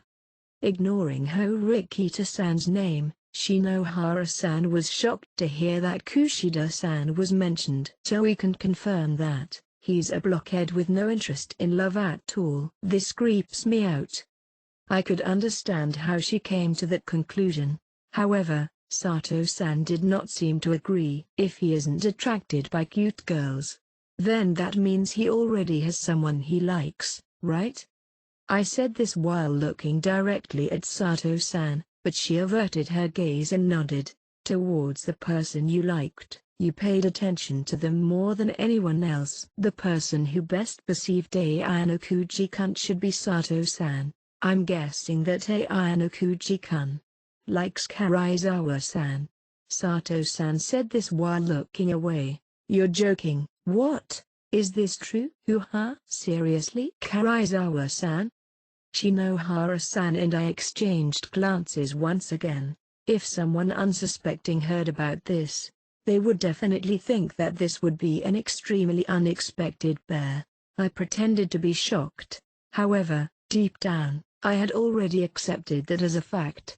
This was because my guess was entirely identical to Sato-san's. Yes, in fact, Karaizawa-san probably likes Ayano-kuji-kun too. That's what I think. Could it be that Karaizawa-san's breakup with Hirata-kun is related to all this? Regarding my question, Sato-san, who wasn't entirely sure herself, nodded. This meant that she personally thought so too. From dating Hirata-kun to Ayano-kuji-kun. Sorry, but I can't understand it. I don't think this was something that Shinohara-san, who picked Ike-kun, could say. It's not that unexpected. I also think that Ayano-kuji-kun is better. You still like him. I really want to forget about this, but no matter what I do, I just can't look away from him. She realized this after she found herself looking at Ayano-kuji-kun day after day. Although I felt a little sorry for Sato-san, her words were a good reference for me. Speaking of which, I keep hearing Ayano-kuji's name recently. Shinohara-san could not help but raise such a question. Like when he became our class's commanding tower. Also when Sakayonagi-san gave him the protection point. Sato-san was thinking the same thing. Also brought up the fact that Ayano-kuji-kun was in the center for these situations. I really can't seem to understand. Why does it have to be Ayano-kuji-kun? Although according to Horikita-san's statement, it may all have been a coincidence. I also found that to be hard to believe. However, even if I had a conversation with these two, I doubt that we could come to a conclusion. Well, now that I think about it, it's a really clever strategy. Just by giving him protection points, he would automatically be chosen as the sacrifice in situations similar to the end-of-year exam. If this was Sakayonagi-san's intention from the beginning, then it makes sense. I gave an explanation that made sense to an extent and changed the topic. So that's the case. If Sakayonagi-san chose Ike-kun over Ayano-kuji-kun, it would definitely be much easier to win. Of course, there was the possibility that she wanted to face someone unexpected, and as a result, chose Ayano-kuji-kun. Anyways, for now, it's better to leave this matter aside. Karaizawa-san liked Ayano-kuji-kun, and Ayano-kuji-kun liked Karaizawa-san. Just by learning that, I could say that I had gained a lot of information today. Using this as a way to break through, I should now be able to consider ways to approach him. I thought that Karaizawa-san's standards for a man were the same as mine. So you're saying, Ayano-kuji-kun is really strong? He can only run fast, right? But, rather than saying he is smart, don't you feel like he knows everything? Sato-san asked us. Nope, I don't feel that. Shinohara-san immediately denied it, but I decided to side with Sato-san. Indeed, he doesn't seem like the other weird boys, he gives off a reliable impression. Since Shinohara-san did not agree with Sato-san, I decided to take her side.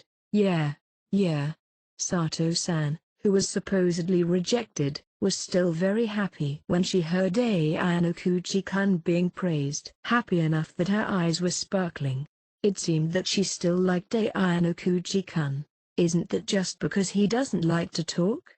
Ike-kun is the complete opposite. He doesn't stop talking. Right.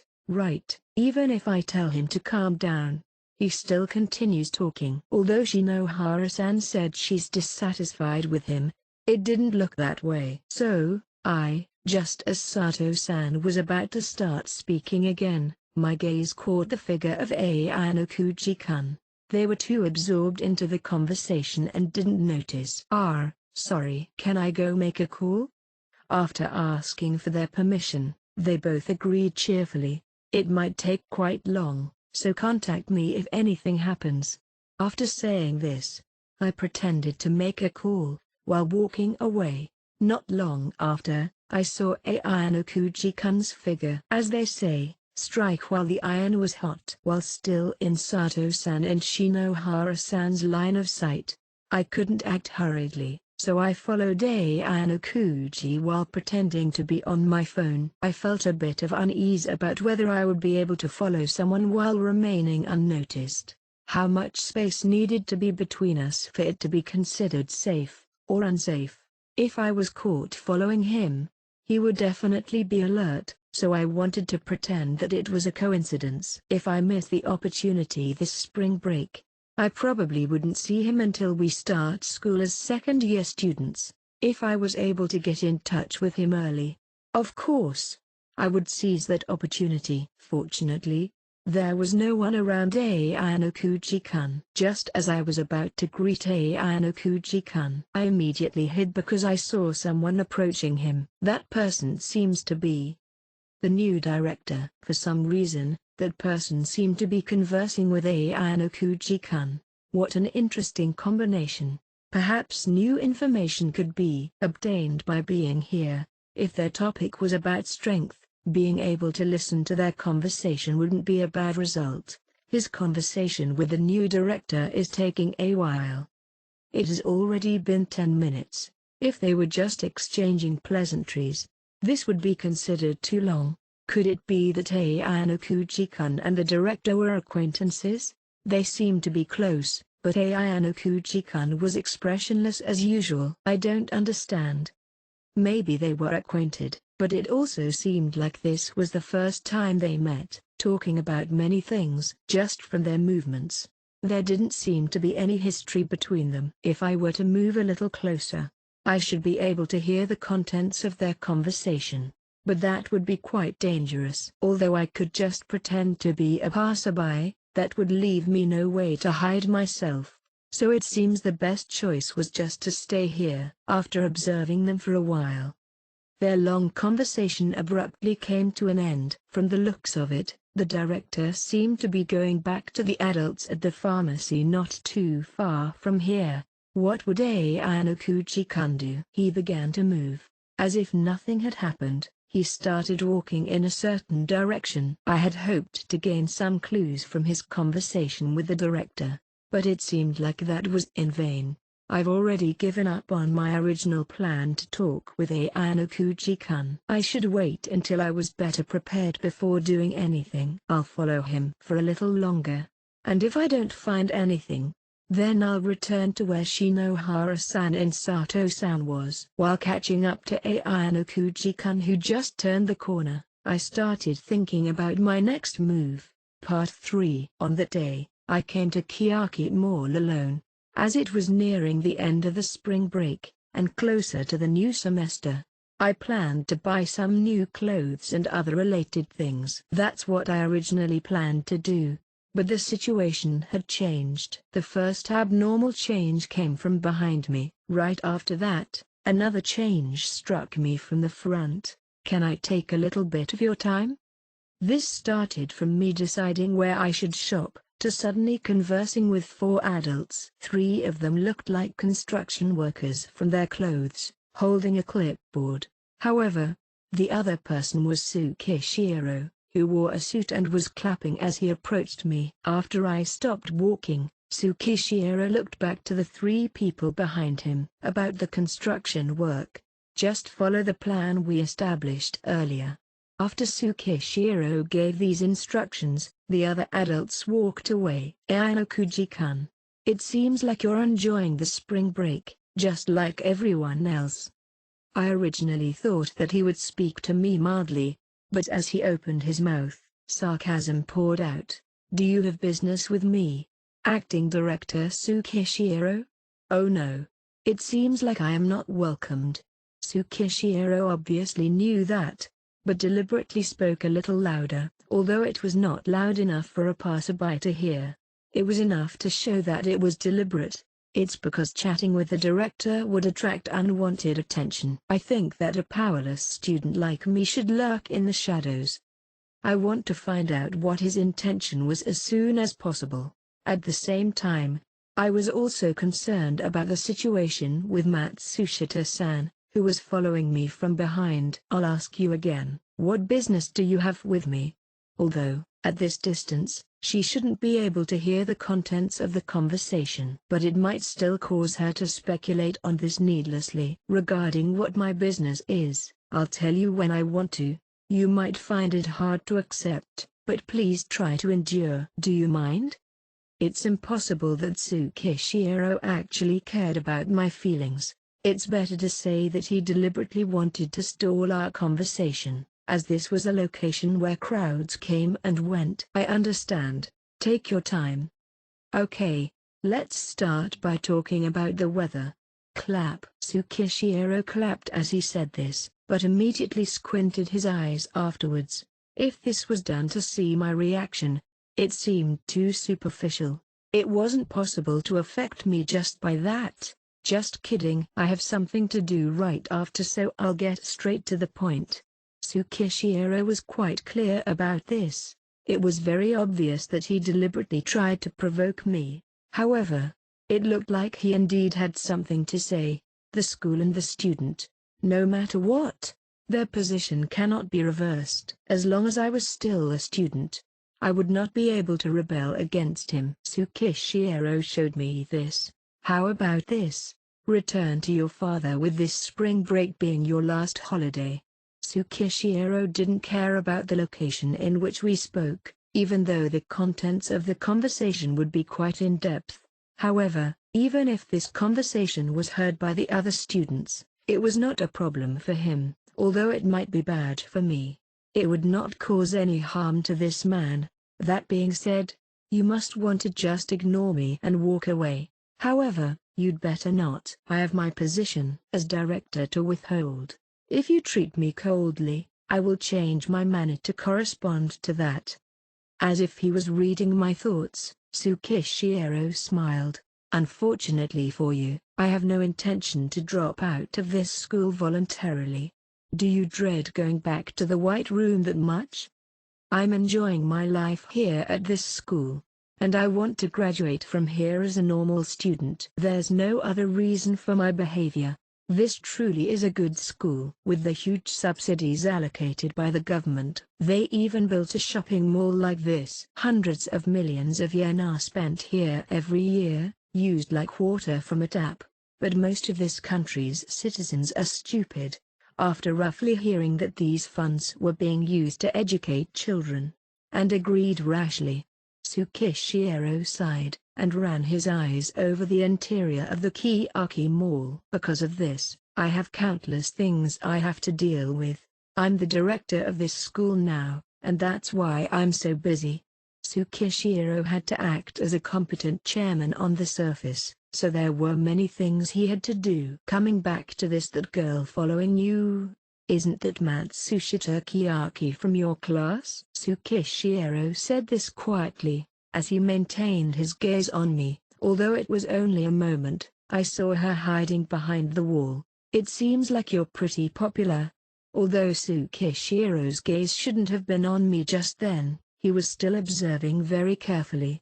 That is to say, that even while he was talking to the other adults, he still paid attention to his surroundings. I didn't expect you to memorize the names of the students in my class so quickly. Since she's your classmate, it's nothing special.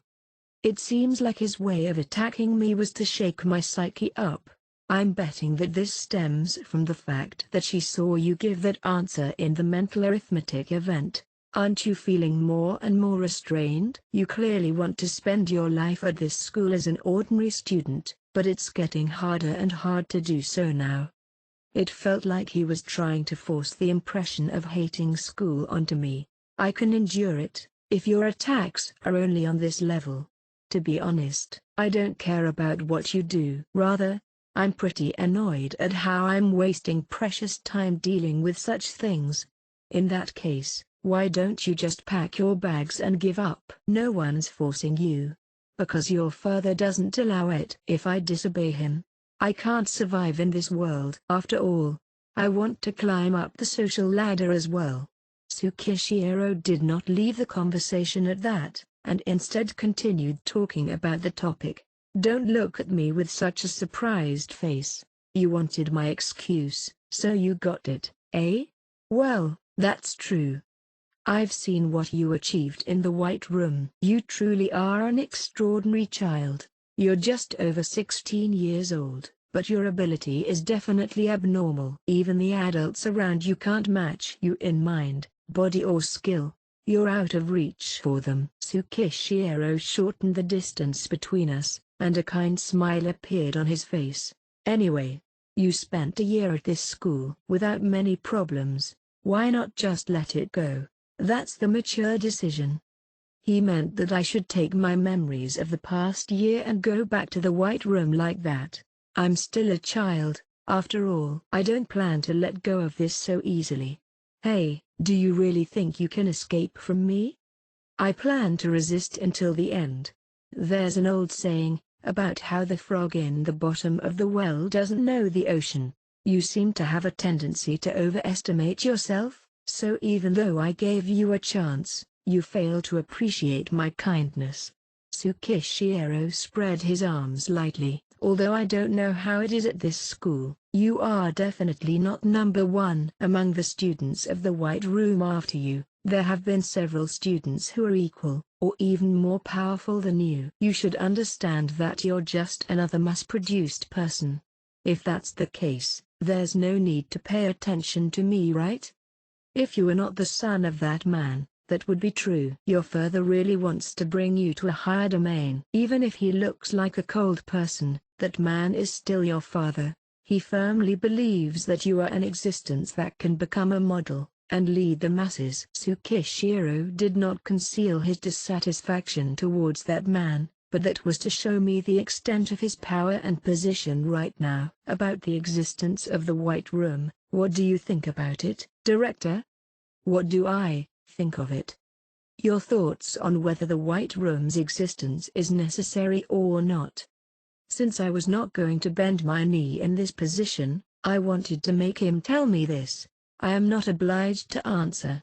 After hearing your answer, my thoughts may change after this. This is only my own opinion, but fine. If this is all it takes to change your mind, it'll be too easy. Despite knowing that I was most probably lying, Tsukishiro still agreed. If you want to talk about that facility, it is necessary to understand its history. Did you know that the White Room was built 20 years ago? Of course. After all, I am part of the fourth generation. Yes. As you know, the White Room started from the first year of the first generation's life, with new generations being formed annually. Each generation is educated under different leaders, and receives the corresponding education. Then, it is verified which group had the most effective education. Although only 19 generations have been nurtured due to last year's interruption, hundreds of children have been trained under the White Room's education system. Children of different generations wouldn't have seen each other. Although they were in the same facility, they did not know the appearance and names of anyone else. It seems like you're quite knowledgeable about the White Room. Just a bit, just a bit.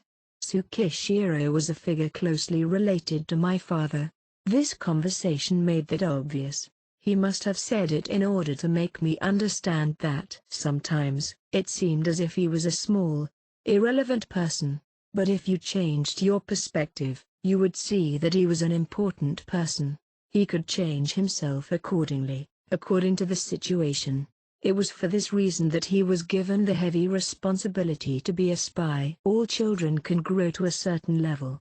However, trying to exceed that level has never been possible.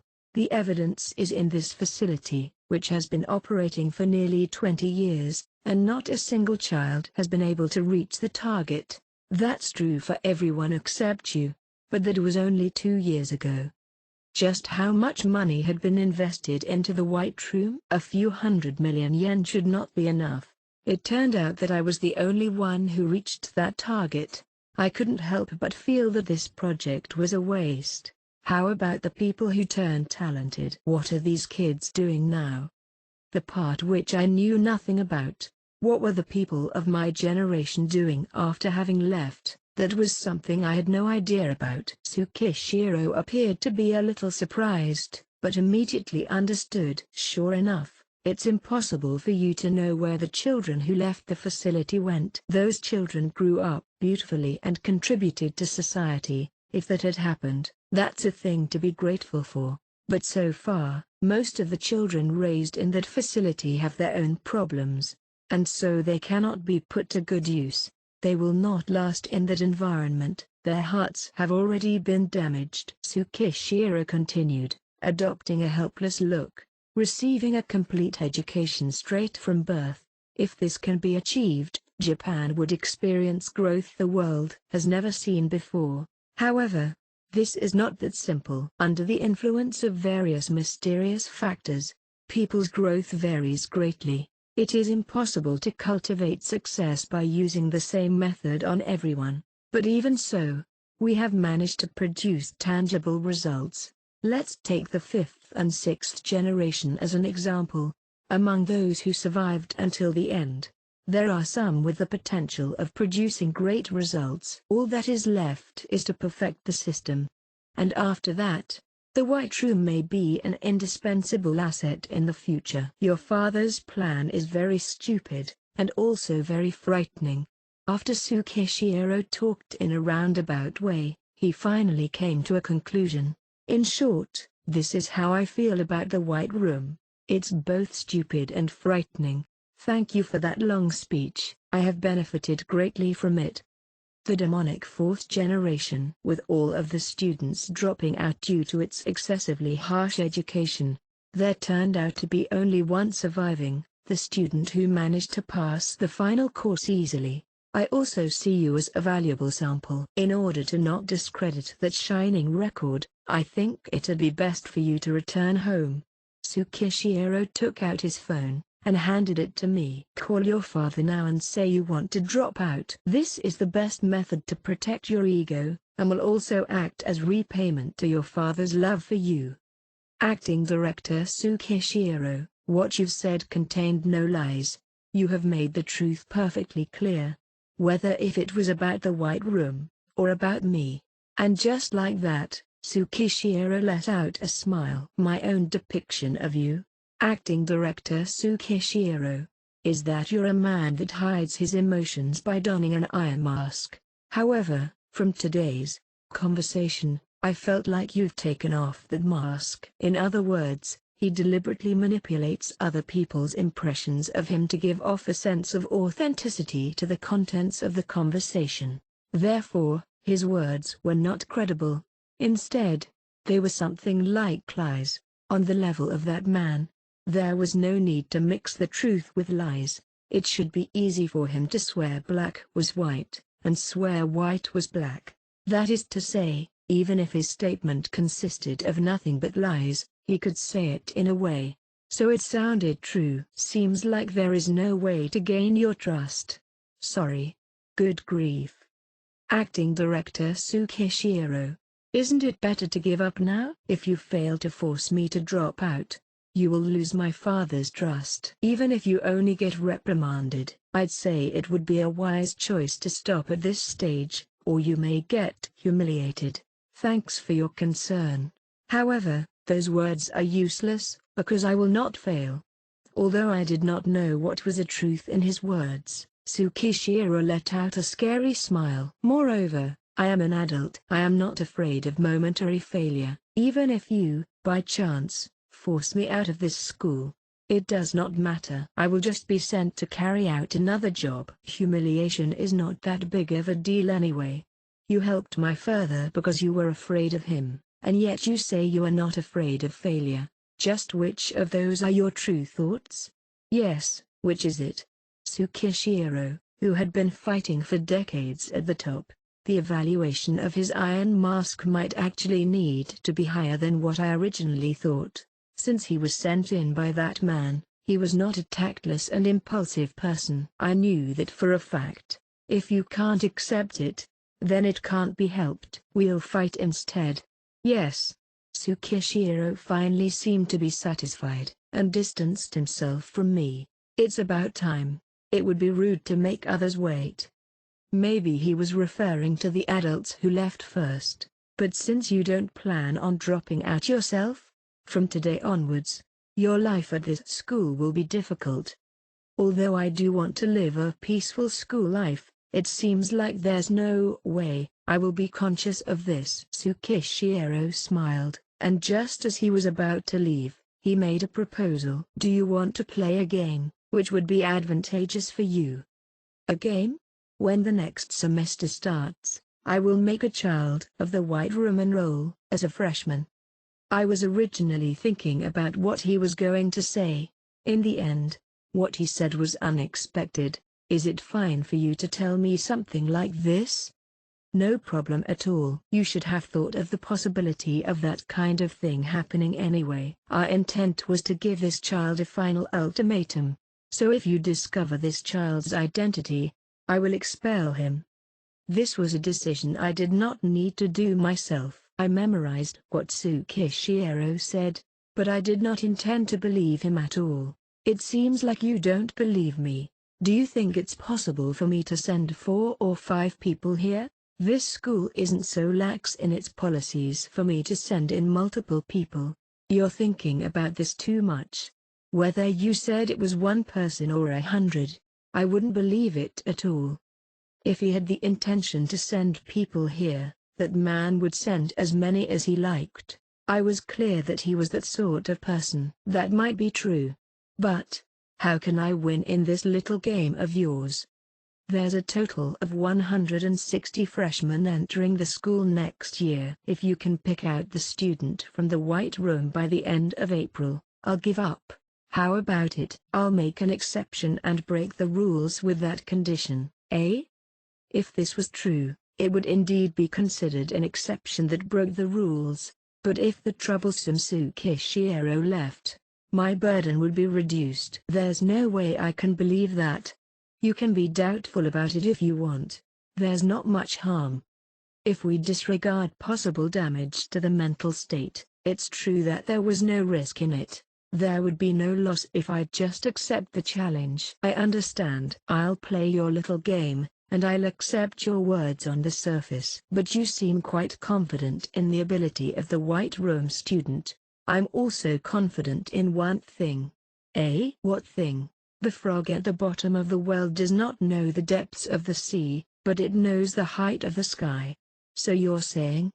It is because of how much time you've spent in that small world known as the White Room, that you're able to understand the depth of that place more than anyone else. Is that what you mean?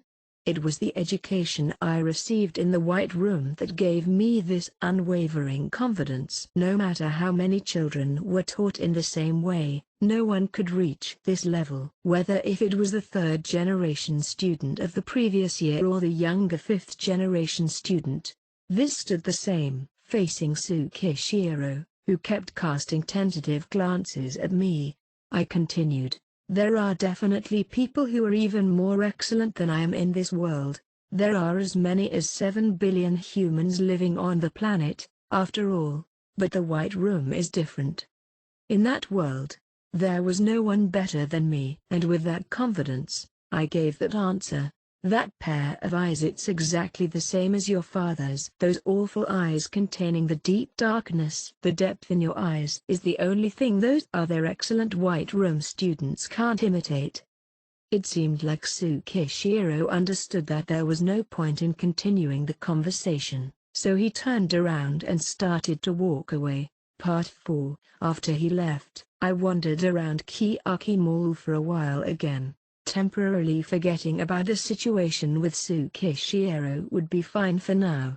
The problem was the Matsushita that was concealing her presence and hiding behind me over there. Although I could just ignore her, it would be a problem if she spread the word about the situation between the acting director and me. After confirming that Matsushita was still following me, I decided to wait for an opportunity. Why was she following me?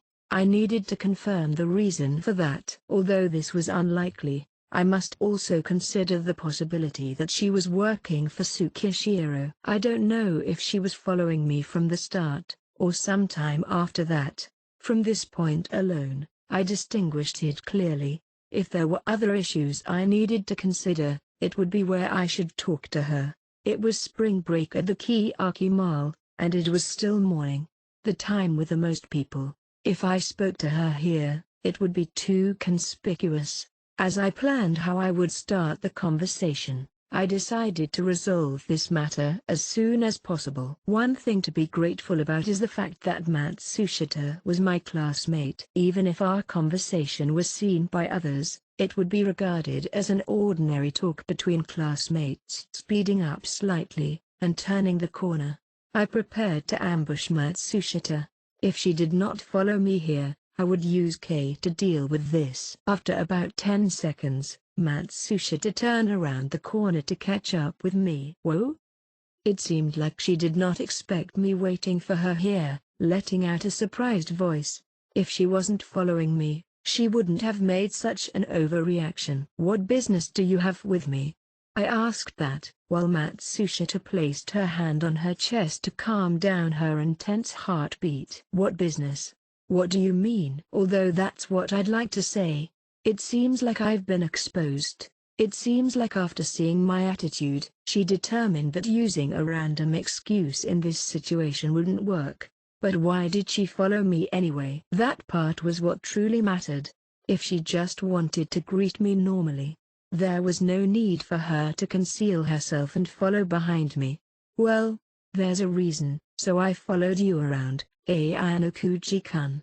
After Matsushita confirmed that there was no one around, she admitted that she was tailing me. My relationship with Matsushita was not very deep, but if you observed Matsushita's behavior, you would find that she was quite alert. This was probably because she didn't want her real thoughts to be seen through, which would also explain the reason she wanted to follow me. What do you think the reason I'm following you is? This wasn't just a simple question. It was obviously meant as a psychological attack. It seemed she really did want to ask me something after this. I don't know. I don't understand this at all. When did you start following me?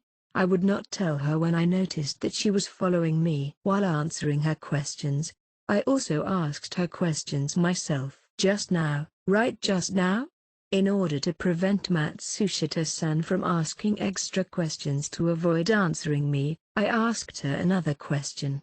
If she was given the chance, she would definitely ask me, when did Ayanokuji-san notice? When that? Oh right. When you were talking to acting director Tsukishiro. Matsushita-san mixed in lies, but also admitted that she saw me talking to acting director Tsukishiro. Shortly after, Matsushita-san slightly lowered the corner of her mouth. It seems that she noticed her mistake. Actually, I've already set up a trap here. If she was curious about my relationship with acting director Tsukishiro, she would have no choice but to ask me a question about this. I saw you talking with acting director Tsukishiro. What actually happened?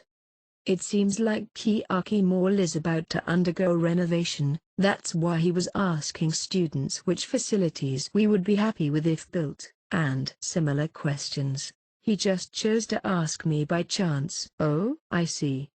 Matsushita-san, who claimed to have started following me during my conversation with acting director Tsukishiro, might have planned to use information from what happened before the conversation to her advantage. However, it had the opposite effect. Since she saw the workers following acting director Tsukishiro, she would most likely believe me. So, what's your question?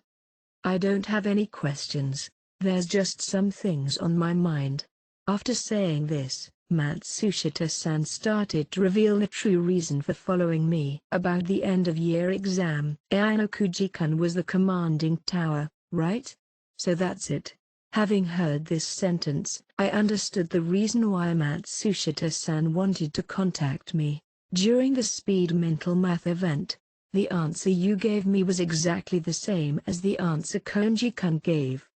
It would be hard to say that this happened by chance. During junior high school, I did quite a lot of speed mental math, so I'm quite good at it.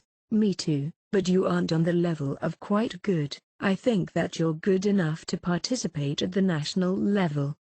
As soon as I finished speaking, Matsushita-san immediately replied. It seemed like she didn't like the fact that I blocked her first move. That's just an event that I'm relatively good at. To be honest, I've participated in national competitions before. Is that true? Yes. It seems that the sudden appearance of an event I'm good at led to your misunderstanding. But shouldn't you have mentioned this earlier? That's true, but do you know my personality? I'm not someone who can announce this in the middle of the class. Also, I was given a protection point by chance, which led to me stepping up as the commanding tower.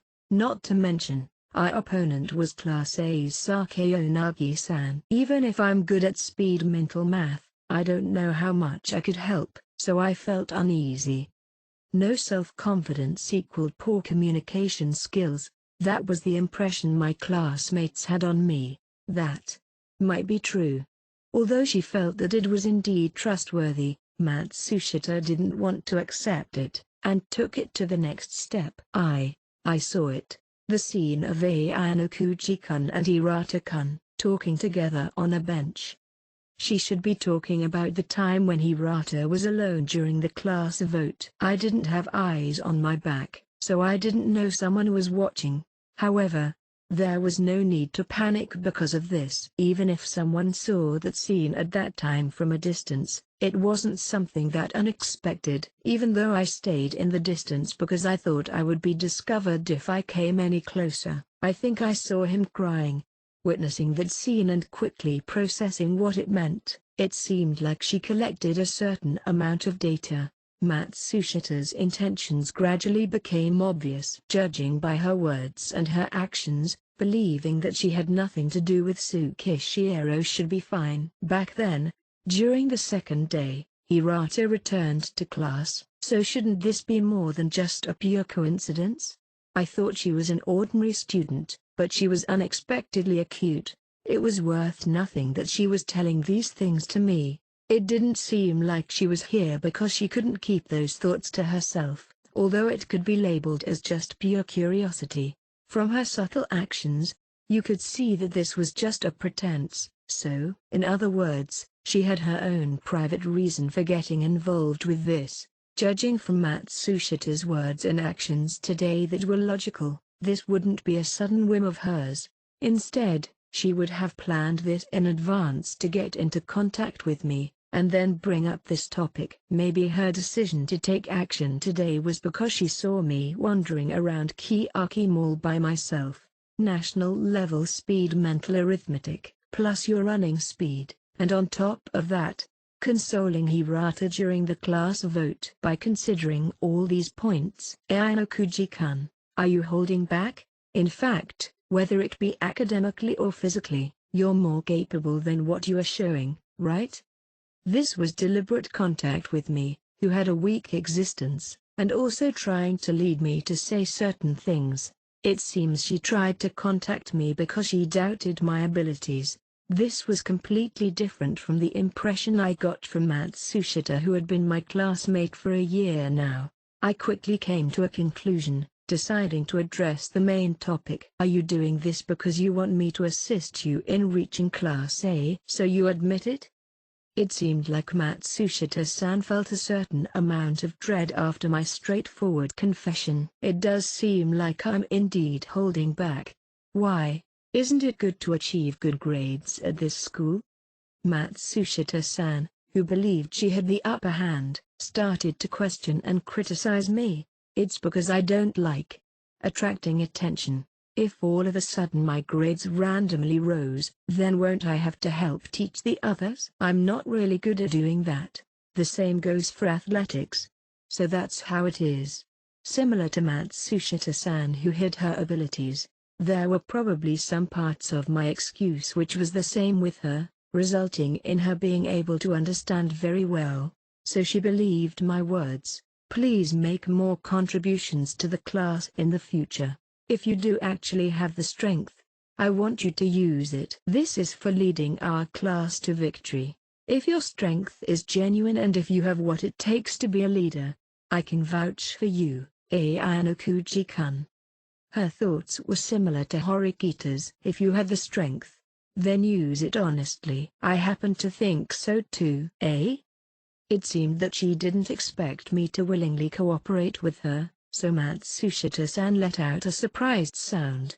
But please do not expect too much from me. I have already exerted around 70 to 80% of my total strength. Even with all my strength, I don't have the same academic and athletic ability as Hirata does. Henceforth, I intended to put my school life to the side. Right now, I have to be accepted by Matsushita-san to a certain extent. By telling her about how I hid my abilities, it gave her the impression that I had no more secrets. Then, without even having to mention it to me, I noticed that Matsushita-san was also hiding her strength.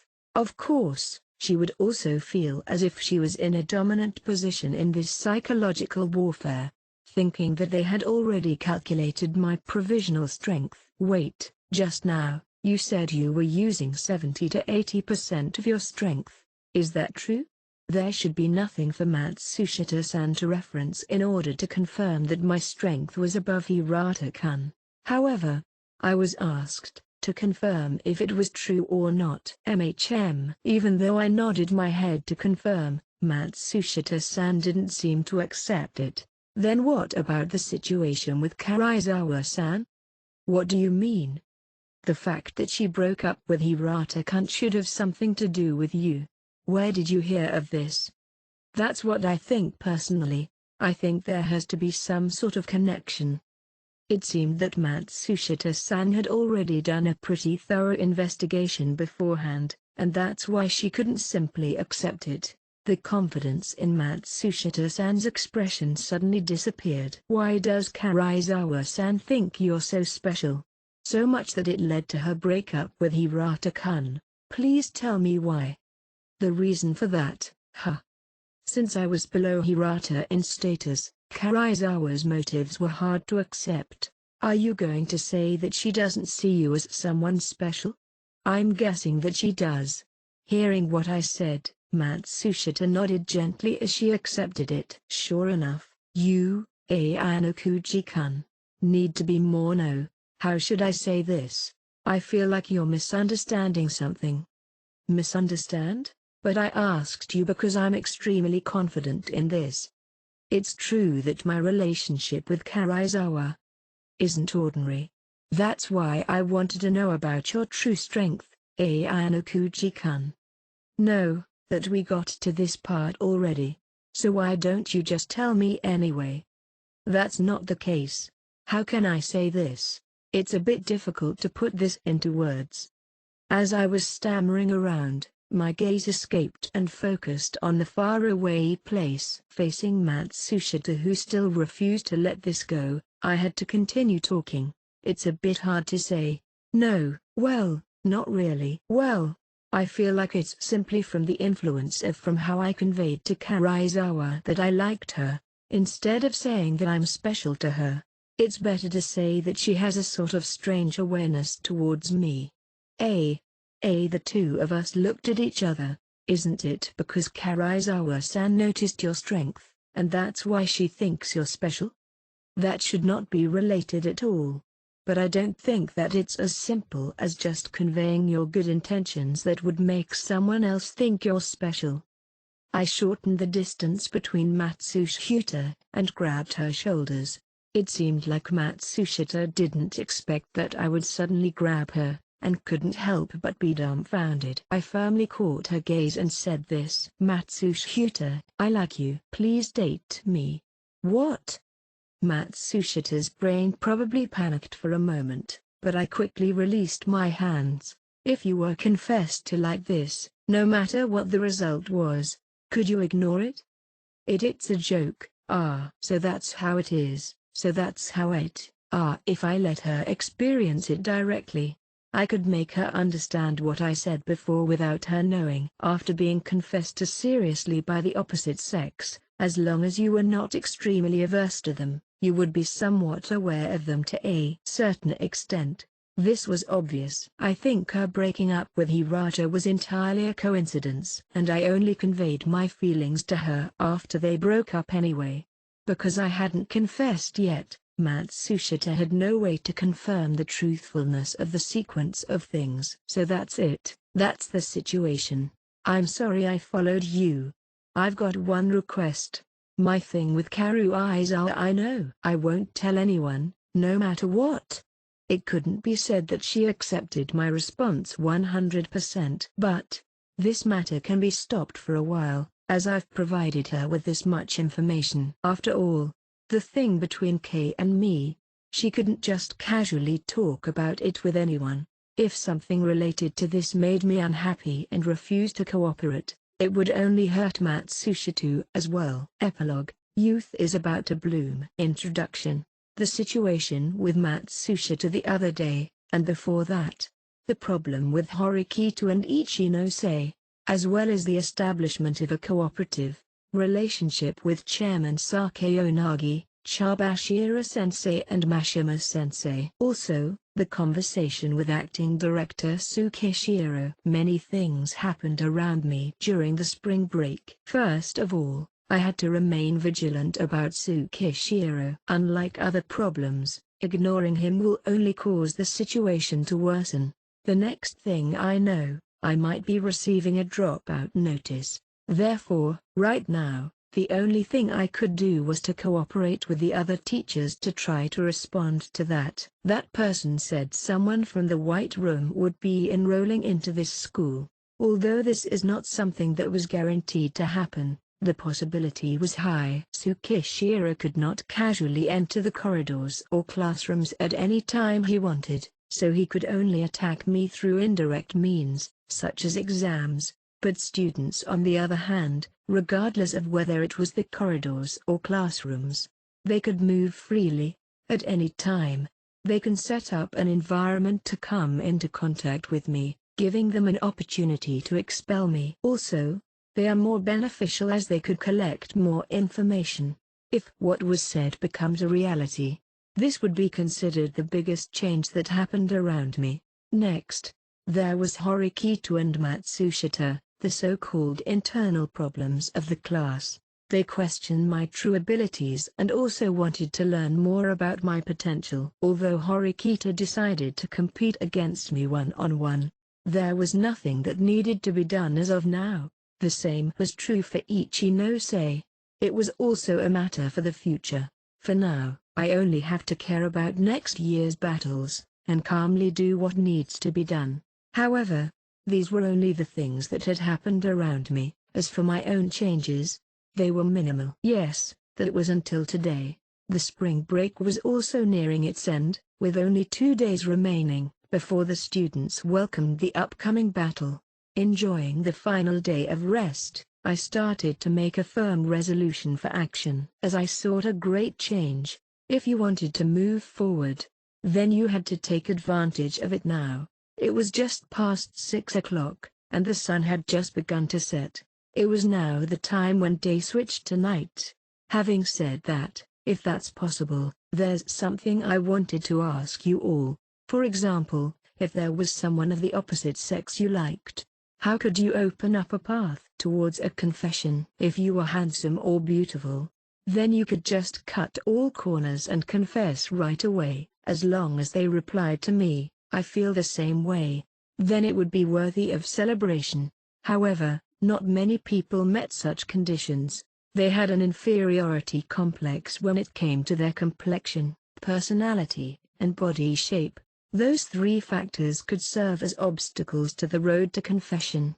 In short, using a confession as a gateway to love was not that simple of a matter. Because of this, I would have to seriously let my imagination run wild, and think hard in order to raise the success rate of the confession. Was the success rate 10% or 20%? Or could it be, say, 50%? There will be times where it reached 80 to 90%. or the rate of the confession might even approach 100%, but we couldn't be sure. Even so, we still would feel uneasy because we were afraid that if the confession failed, it would affect our relationship with the other tremendously. Although the number of people who did not care about this and would just move forward was not small, but for high school students, school was all they had.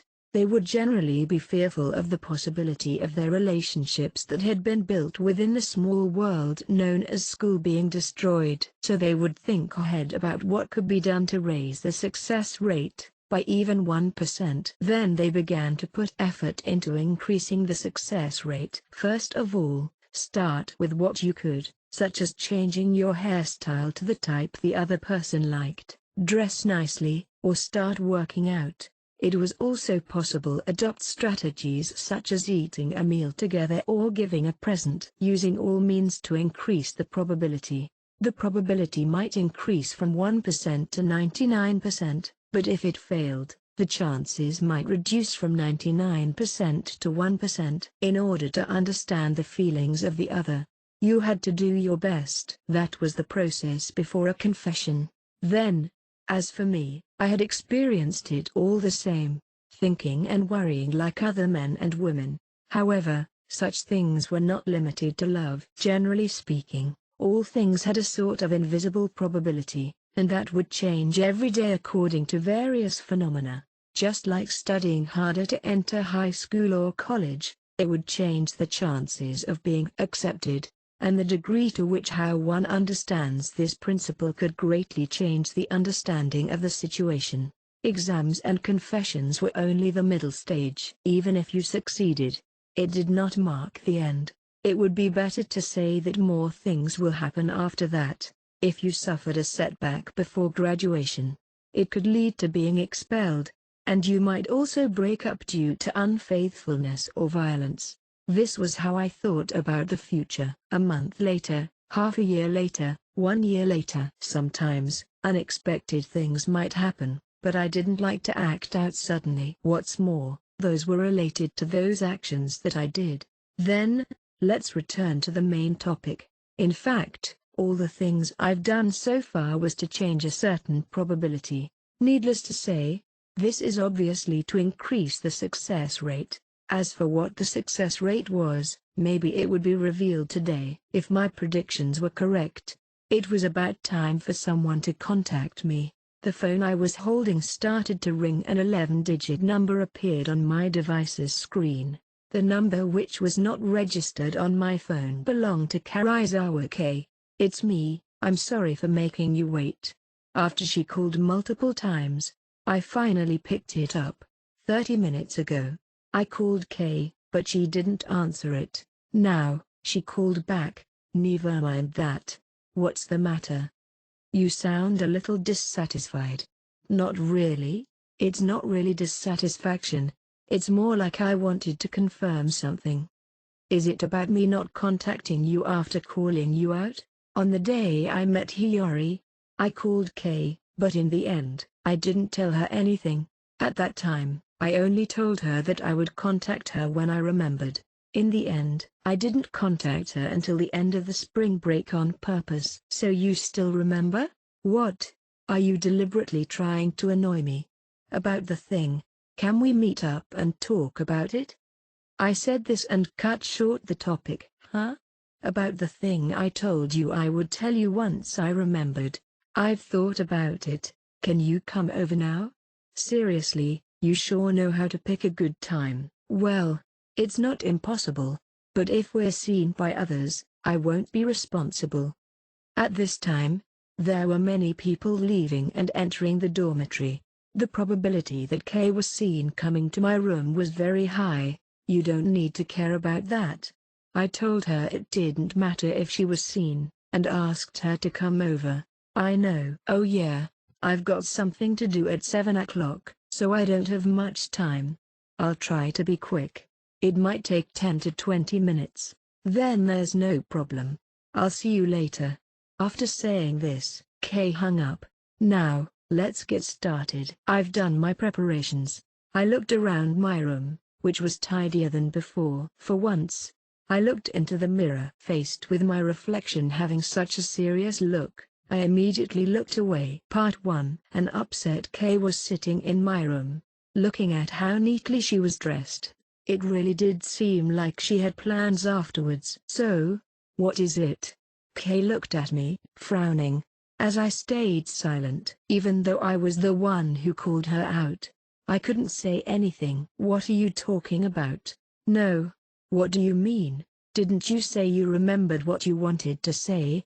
Well, now that you mention it, that is true. Listening to my vague words, Kay's displeasure intensified. That's why I'm asking, what did you want to say? All right. You don't have to be so hasty. I just told you. I'm eating out with my friends at 7 o'clock at Kiyaki Mall. Understand? There's still plenty of time, it's fine. This is giving me a bad feeling, you know? You're speaking nonsense. Kay started feeling a little suspicious because I was acting a little differently than usual. Right, I've got something to tell you. Since I stayed silent, Kay started to complain. Something you got to tell me? To be honest, I didn't know what Kay wanted to say, so I decided to ask her. Sato-san is suspicious about our relationship. Sato. We haven't been in much contact recently, but she was a classmate who liked me. I thought she would hate me because I rejected her. What do you mean? She tried to get me to admit that I broke up with Hirata-kun to date you, in a roundabout way. That is to say that even if Sato wasn't direct about it, her intentions could be understood through her words that way. Of course I denied it, but I'm not sure if she believed me. I see. Something similar happened on my side too. Huh? Something similar? Matsushita also has various doubts about my relationship with you, mainly about whether I was dating you or not. I reported the conversation from a few days ago, and after hearing it, Kay's face turned pale. Eh? What? Are you lying? Is this true? Are you joking? I nodded to show that I was serious, and began to explain the whole story. I told her about how Matsushita-san also hid her true abilities, about her observations which raised doubts about our relationship, and her doubts regarding my true strength. Wait, I can't keep up with all this. Kay, who looked like she had a headache, placed her hand on her forehead. I have a bad feeling about this. What do you think? After understanding the situation, Kay asked me about my thoughts on it. No. She was seeking a solution. Since this was partially related to why I called her over, it's better to honestly tell her. I think it's fine to leave it alone. No, that's not okay. Besides, there's nothing between us at all. So you're saying that you dislike people thinking there's a relationship between us despite it obviously not being true? Even if Matsushita spreads rumors about it, why not just let her? Huh? Letting her say whatever she wants. We can't ignore that kind of thing. You should go to her now and tell her that there's nothing going on between me and you. Going to talk to Matsushita now would only be counterproductive. You knew this from the start, right? So why did you half-ass the lie? No matter what I say, the situation won't change. Isn't Sato also dubious about my relationship with you? If so, then Matsushita, who is close to Sato, would have heard from Sato that my relationship with you was unusual sooner or later. No, it's highly likely that she took action after she was informed by Sato. It should be thought that she only contacted me after she learned of the situation from the students around her. That's possible. But after that, contacting Kay was inevitable. Even if I strongly denied it this time, it would only confirm their suspicions next time. If they found out I was lying, they might spread the news. In that case, drawing the enemy to your side early on would be more beneficial for the future. But the thing Kay was upset about didn't seem to be about this. But if someone said that I broke up with Hirata to date you, rumors would not only spread within the class, but throughout the whole school as well. That would be a huge pain, you know. Why would it be a pain? Because, if a rumor like that spread, it would really affect me. Kay relentlessly expressed her dissatisfaction, not letting go of this. Get it? No matter what gender you are, if you've got a scandal with the opposite sex, the chances someone approaching you would be a lot lower. Understood? Kay held her index finger in front of me. So, in other words, I'm hindering you from getting a new boyfriend. Exactly. Even from the third perspective, you could understand what she was saying, just like how when it was revealed that Sudo liked Horikita, it made it harder to approach Horikita. Something like that. Do you really understand? Are you listening? Kay continued, thinking that I still didn't understand. You are close with this Shiina? Shiina? Ah, are you talking about Hiyori? Hyo? She was one of the few people who I called by their first name. Of course, I also called Kay, Haruka, and Irie by their first names. She should know this firsthand. However, it seemed like Kay didn't expect me to have this kind of relationship with someone outside of our class. We're pretty close, after all. We both like reading books. What about it? After saying that, Kay's face changed color. So you've got the same interests, huh? Reading books. That's completely different from me. Indeed, Kay and Hiyori had completely different personalities. She knew that herself. And so? Nothing. It's just, ugh, that's enough. You're making me forget what I wanted to say.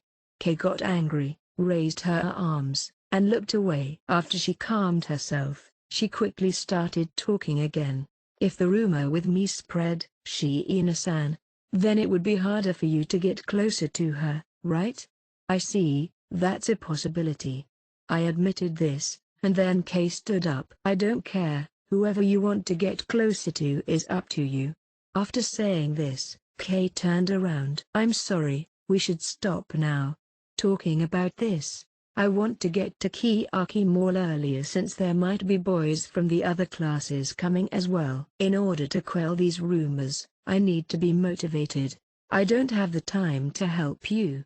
Motivated? Since I've broken up with Hirata-kun, I want to find a new boyfriend. Got a problem?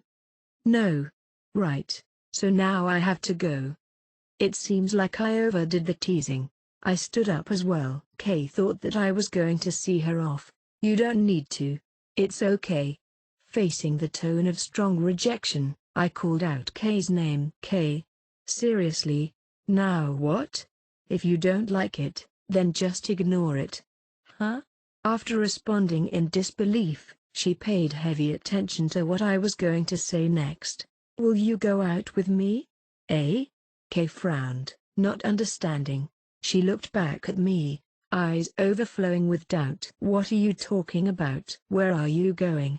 TL note, in Japanese, date me and come with me mean the same thing. It seemed like she understood that as where I wanted her to accompany me, so she asked that. That's not what I mean.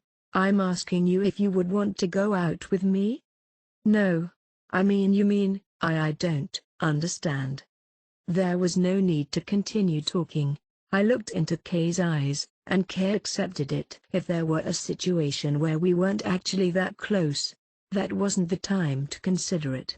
But between the two of us now, matching our gazes is all it took to convey our feelings. Wait, this, what kind of joke is this? It's such a bad one? This isn't a joke. Boo. But just now, you were hinting that you liked Shiina-san. That was a joke. But the past few days that's only. Well, I wanted to try to see if I could make you jealous. Kay. Calling Kay to the cafe, allowing her to witness the scene between Hiyori and I chatting. There was no need to have done this. But this was a way to let her know that I wasn't used to the idea of romance. If what you just said was a lie, then the relationship between us is over. If this is a false confession, and you'd like to admit it, this is your last chance. Do you truly understand? With doubt clouding her heart, this wasn't a question where she could just say yes or no to. Of course it's not a joke, so let me hear your answer. Even if you say that to me, how am I supposed to? I said it just now, if you don't like me, you can ignore or reject me, or whatever. Who said I'd ignore it? Anyway. Why? What do you mean by why? That is, me, so something. Anyway, why was it today? The previous question was unclear, so I could only answer the latter one. Why was it today? I can't give you a good reason for me to choose today to confess, but I have a good reason for confessing. I wanted to prevent you from becoming someone else's girlfriend. So basically you like me, right? The questions asked by Kay contained strong emotions that I had not seen before. I wanted to, at this moment, or the previous moment, strongly shake up my heart, and then give a firm answer. That's right. I like Karizawa Kay. One of the major events in life was to confess. The fleeting moment where you'd express your true emotions. To Kay's question, was my answer truly from the heart? Originally, the act of confessing to someone, the only motives one had was love, an action that turned someone you liked into someone that belonged to you. Your answer? The baton in my hand had been handed to Kay, and the rest I had to do was to wait for her reply. The chaotic Kay sorted out her feelings within her mind, and then she did her best to move her gaze back, as it had unconsciously wandered away. I'll go out with you. Then can I interpret what you just said as you liking me? You want me to say it? Although I understood her confusion, it was an indispensable part of the confirmation. Only after receiving a definite reply can the relationship between the two of us can truly change. I want you to say it. Although I urged her like this, Kay, although she was surprised, did not outright reject it. There was no third person listening in, nor was there a contract stamped between us. It is only the two of us that know. It is a conversation between only the two of us, and it's between the two of us that we agreed to mutually help each other. Can you not answer? If she couldn't answer, then I had to propose what we should do. But wait a second. Now, my emotions are all over the place. Kay stretched out her open hands, waiting for a bit, to try to lessen my worrying. Looking at Kay, I decided to calmly wait for that moment to come. After a bit, Kay looked at me, determination in her eyes. How do I say it? Although she made up her mind, it still took some work to organize the words and speak them. Due to me feeling that she was ineffably cute in that state, I didn't feel depressed even though I was waiting for this long for her answer. To you, basically, although it was extremely hard to work up the courage to do so, Kay did not try to look away. This might be proof of Kay's determination. Karizawa Kay's strength was that, once she had made up her mind, she would carry it out to the end, no matter what the situation. Rather than say that, Kay's voice became softer and softer, stammering, but persisting in revealing her feelings. I also like you. I don't want to say it, but I admit it, all right. I don't know why she was angry, but even so, she still revealed her feelings of love. I stretched out my arms and gently held Kay's arms. Wait, don't say you want to kiss? Kay's reaction was even stronger than when I told her I liked her. Even if we kissed now, I didn't think Kay would object, but I didn't want to do it now. I don't plan to do that, at least not yet. Not yet. In other words, after that, the scene of us kissing would enter her vision. Imagining that scene, Kay was motionless, as if she were frozen. I embraced Kay in that state. This was proof that my relationship with Kay had taken a huge step forward. This should be fine, right? Well, if it's only this. Even if I didn't see Kay's face, I understood. The Kay right now must be feeling confused, anxious, and happy. Her facial expression had to be showing a feeling that was impossible to express with just a smile or other methods. Hey, haven't you grown a bit taller? Maybe. Before I came to this school, I measured 176 centimeters tall. Growing during this year wasn't much of a deal. The same was true for the other students. People would grow. They were also creatures that loved to learn. This was instinct. Just like learning how to ride a bike, or how to swim.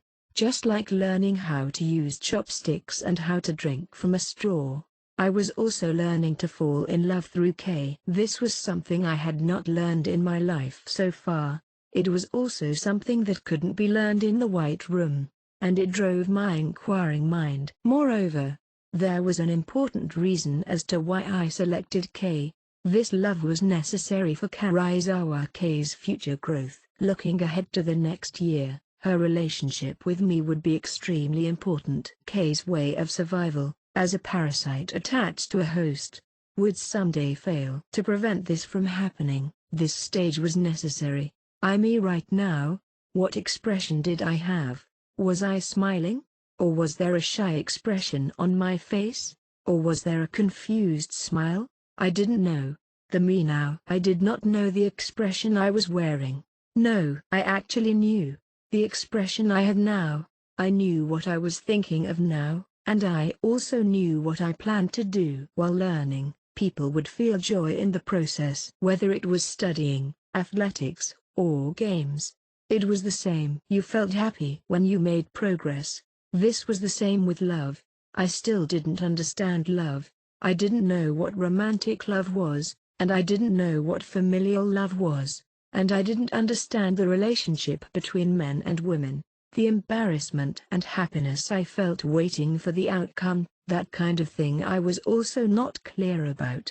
In the near future, I would definitely learn the answers to those questions, but nothing would change. Merely learning, growing up, and moving forward. In other words, K was like a textbook for me to the opposite sex, and when I finished reading it its purpose would have been served. Or was a different future waiting for me? Not leaving her side, becoming an irreplaceable existence for her. I didn't know.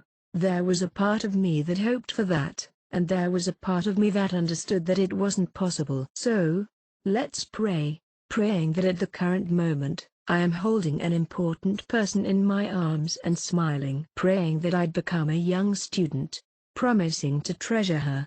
I gently embraced Kay, quietly praying. Afterward, it's been 4 months, just like last time. It's everyone's canoe. It's the first year of the Rewa era, so how's everyone doing? I'm very spirited. Alright, I'll talk about what I've been doing recently next, but I've really done nothing but work except for one weekend when I went kayaking. Autumn's a great time to take a holiday. I really want to just go on a drive for a night at the hot springs, but that's just a thought. Right now, the only thing I can do is to continue working. Speaking of this, I haven't visited a shrine in 1 or 2 years. Although that's just a trivial piece of information. Recently, it feels like I'm growing old now. I was an expert with computers and technology back then, but as mobile phone technology gets more advanced, I found that I wasn't able to use them that well. Now it's too complicated, and I have no clue what all these features are used for, other than the app's basic functions. I'm wasting everything else, staring blankly. Objectively looking at myself, I'm noticing that I'm also slowly becoming that sort of model of adult who isn't good at using technology. Even when I drive, there's still functions and buttons that I don't know how to use. Yeah, I can't keep up with these changing times. Anyway, that's enough about me being out of it. And so, the first year ends like this. It seemed like a long time, and thinking back, it's unimaginable how time flies. The story of Ayano Kuji, and the friends around him. Although this book is one of many, I hope that everyone can see the various changes and growth surrounding them. And from the next volume onwards, it will be about the long-awaited second year arc. It's needless to say that the confrontation and battle between the classes will stay the same. I also plan to use the third years, first years, and the school. The battle between those 4 aspects will be the core of the story and will drive the plot forward. Although the amount of information will increase and therefore will be harder to keep track of, I hope everyone sticks with it. The work on the illustrations are steadily progressing, and the front and back covers are already in production. Ichi no Honami short story. The second chapter is about to begin. On a certain day during spring vacation, with the second semester just around the corner, some cherry blossoms had already begun to bloom, welcoming the change from winter to spring. While I looked up at the cherry trees, a girl's voice rang out to me. Here, look here, Ayano-kuji-kun. It was a voice I've heard before, I thought when I suddenly was called by name. I soon realized who it was. Ichinose was sitting under a cherry tree waving her hand at me. Did you go to school today? She was sitting there in her school uniform, right beneath the tree. Yes. I checked out the student council for a bit since the second years said it probably will get busier now. So you decided to do some flower viewing on your way back? That's it. I think I found the perfect spot. Looking right up at the sky and the cherry blossoms intertwined, she narrowed her eyes in a happy smile. I've never seen such small cherry flowers before. So they really do exist after all. This variety of cherries are called Amuro ariake. Their small height, about 2 meters to 4 meters, are one of their defining traits. The school didn't have those until last year, so they must have been moved here from somewhere. How about it, Ayano-kuji-kun? Want to sit? She prompted me to sit down beside her by tapping on the spot beside her. How should I put it? How she is able to carelessly call out to boys just like that is so like her, and probably part of the reason she is so popular. It wasn't prohibited to move closer to the trees, but there was a warning sign that said we shouldn't touch them without any reason to. I didn't have any excuses to refuse her, so I sat down beside her. How about we watch them together? Thus I also looked straight up as she had. Oh, they may have been small, but at this range, they left a surprisingly strong impression. From time to time, a sudden gust of wind would make the pretty cherry petals dance and scatter around, as if it was all but a dream. It's nice to do some flower viewing from time to time, right? Yeah. While we both looked up at the cherry blossoms, we talked together about the most casual of things. The impending battle looming in the distance, all but forgotten for just this moment. Shiina Hiyori short story, by reading books. It was at the beginning of the spring vacation. I wore my casual clothes and headed for the Kiyaki Mall. Good day, Ayano-kuji-kun, and there, right in front of me was a student from another class. I felt this was somewhat unusual as we went to the cafe. You are pretty early. There's no way I can be late since I'm the one inviting after all. Ayano-kuji-kun, who was so intelligent and so mature, was as relaxed as always. I have become fond of him lately for that.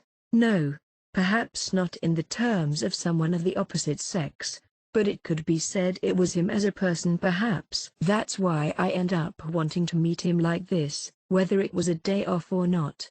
I don't have much experience going out to play with friends during day offs in the first place. The main reason is that I haven't managed to make any close friends, however. That's exactly why I don't want to make them wait for me. I think, thinking that I would trouble him and disappoint him is what I wouldn't like. Even though I don't think of him as someone of the opposite sex, I end up doing it in the end. I become happy thinking that I'm the same as other girls experiencing the same thing as well. I wonder what this fluffy feeling I can't quite define is. I'm looking forward to investigate this during our meeting. I am sorry for inviting you so suddenly. Even though I contacted him and, somewhat impatiently, said that he would be grateful if we could meet during early April, he didn't make a troubled face, and I even made him change his schedule this sudden. I don't have anything planned during the spring vacation for that matter, so don't worry about it. Well then, the library finally got some new books yesterday. I wanted to speak so much that I failed to suppress my excitement and showed him my bag. So that's why I wanted us to share information as fast as possible. Before I knew it, we arrived at the cafe, but since spring vacation just started, it was crowded. There are more people here than I thought. We managed to secure a seat by the window and close to the counter, so we decided on that spot. We don't get many chances to meet like this during day off, so it feels so fresh to me. You may be right about that. It was almost like a boy and a girl having a date together. No, it was precisely that, but I will become more embarrassed by this train of thinking, so I decided to stop. Well, let us begin. Do you want to look at the books I brought with me?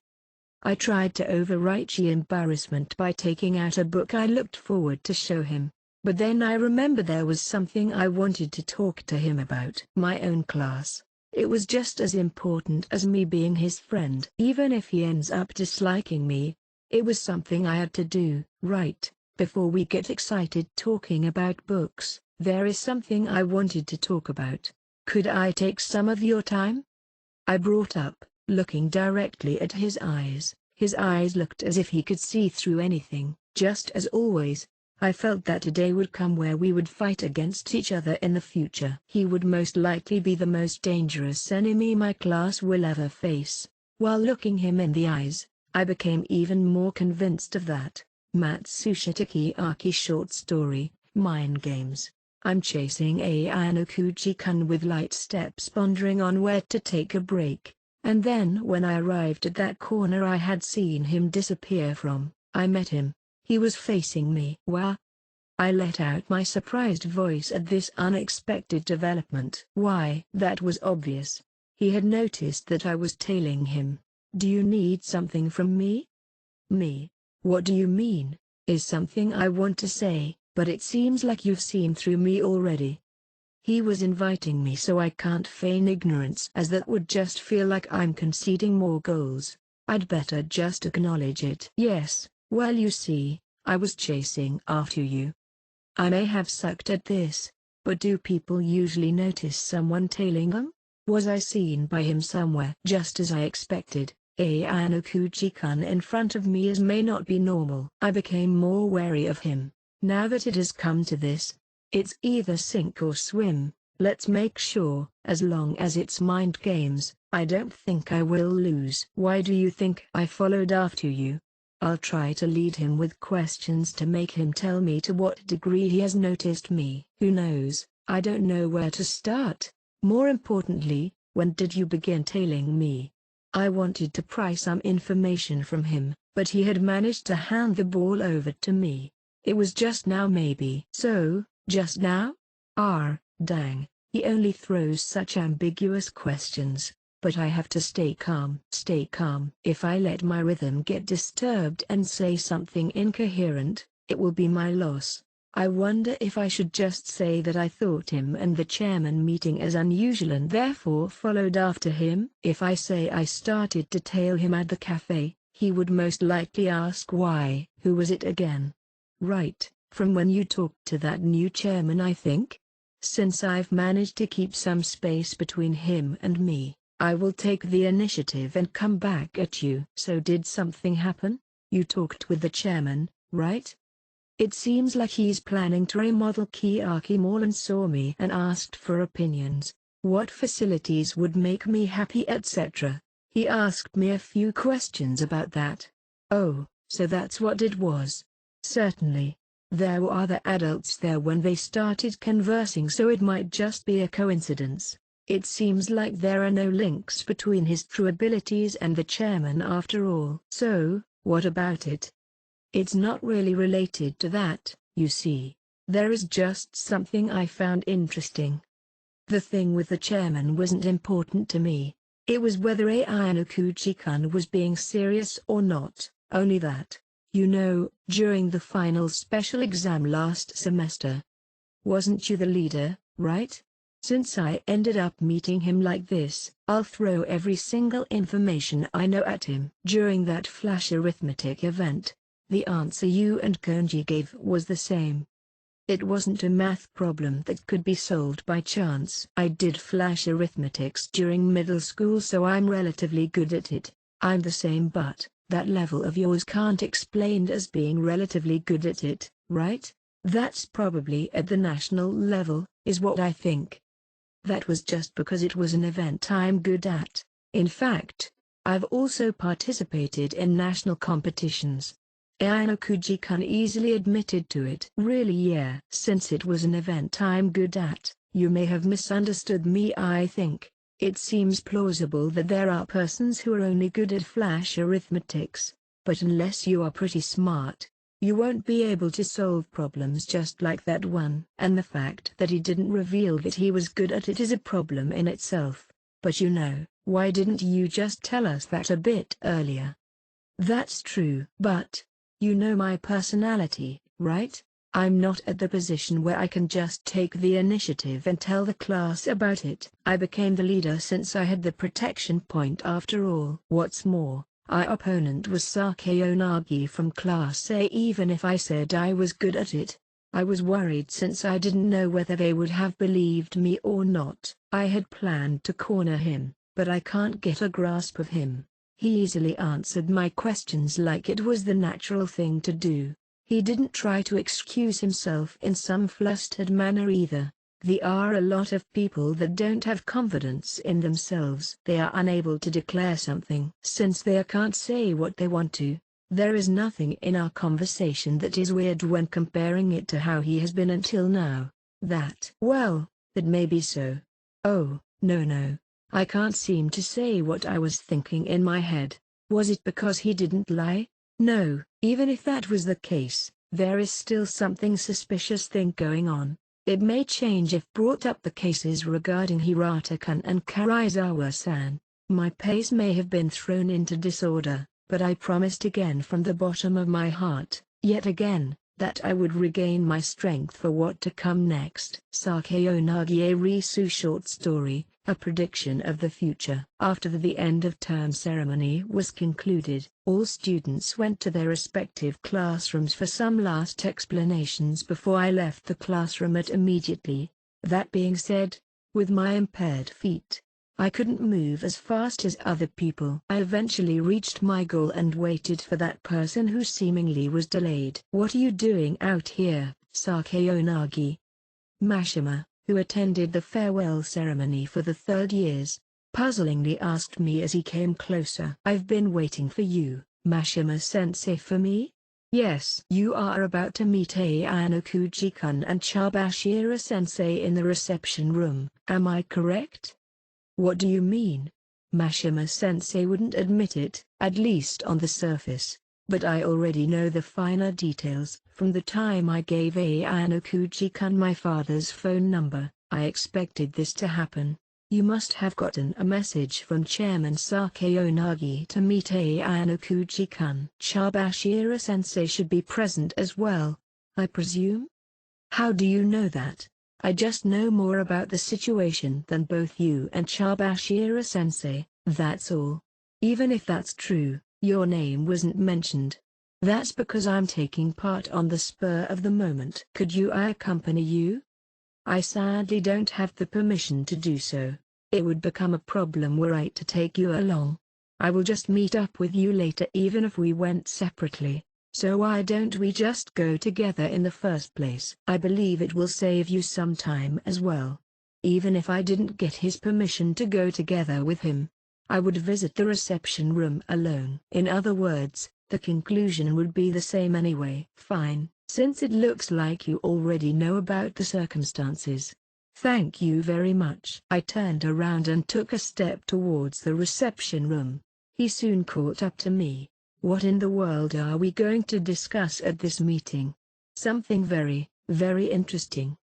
I can predict some of the moves the interim chairman Tsukishiro may use in the future." I feel my boring days are getting more colorful just by imagining that. Following after Mashima, we walked into the reception room where Ayano-kuji-kun is waiting. To enjoy my time with him and to enjoy what's about to come. Ryun Kakeru short story, what became apparent to me after a year. It happened on that day right before the spring break was over. I dragged myself to the Kiyaki Mall. Once I defeated Ichinose and managed to return our class back to Class C, I decided to fight with Ayano-kuji again. I have to think up a good strategy or else it won't work on that guy, which is why I seek someone who can become my hands and legs and move according to my will. no matter how insignificant they may be. There should be several useful pawns in his class that could be easily swayed. My class, on the other hand, has for some reason too many of those who only have muscles for brain. They are sorta excellent as foot soldiers, but they can't follow detailed instructions. And what's more, my class still has a deeply rooted distrust towards me. Right now, Ishizaki holds the position as the ruler of the class, but I'm getting bored of his acting skills. A critical point for me to think over is when to take the reins from him again. Good morning. Are you alone today? I sat down at a seat at the Kiyaki Mall, waiting for Ibuki and Ishizaki to arrive, when a certain busybody called out to me. It was Sakeyonagi Arisu. I can say the same to you. What happened to those bodyguards of yours, Sakeyonagi? I can't see Kamuro or Hashimoto here either, those servants of hers. No, maybe I should say familiars? Fufu. Even I go out alone sometimes. Congratulations on your comeback victory. Same for you. You beat Suzune's class, I hear. 4 wins, 3 losses. It was close of a result despite fighting with a lower class, however. But you won, so they have just become stepping stones for you in the end. A lead of 500 points was too large to lose during a single year. You could safely assume it meant you were safe, or at least, that's how lazy people normally thought. Empty words coming from you. You mean to say you plan to close the gap in 2 years? No, within this year at least. You eyes do. Cuckoo, who knows? How about it? Care for a cup of tea? We'll discuss the next year together. Together? I have nothing to talk about, and I'm not in the mood either, alright? Oh, really? I was thinking of a little celebration for your comeback. My treat. Of course. She's obviously looking down on me, but she's still watching my every steps, making sure she doesn't miss anything. If I show her even the slightest of strange movements, it would bring her joy beyond compare. The battle between us has already begun. Well, I can play with her anytime. We'll just try to read into what's hidden behind each other anyway. I didn't have any intention of doing that today. Later, I stood up, looking for another place to go. Seeing me like that, she called out to me again. Your aura has certainly changed.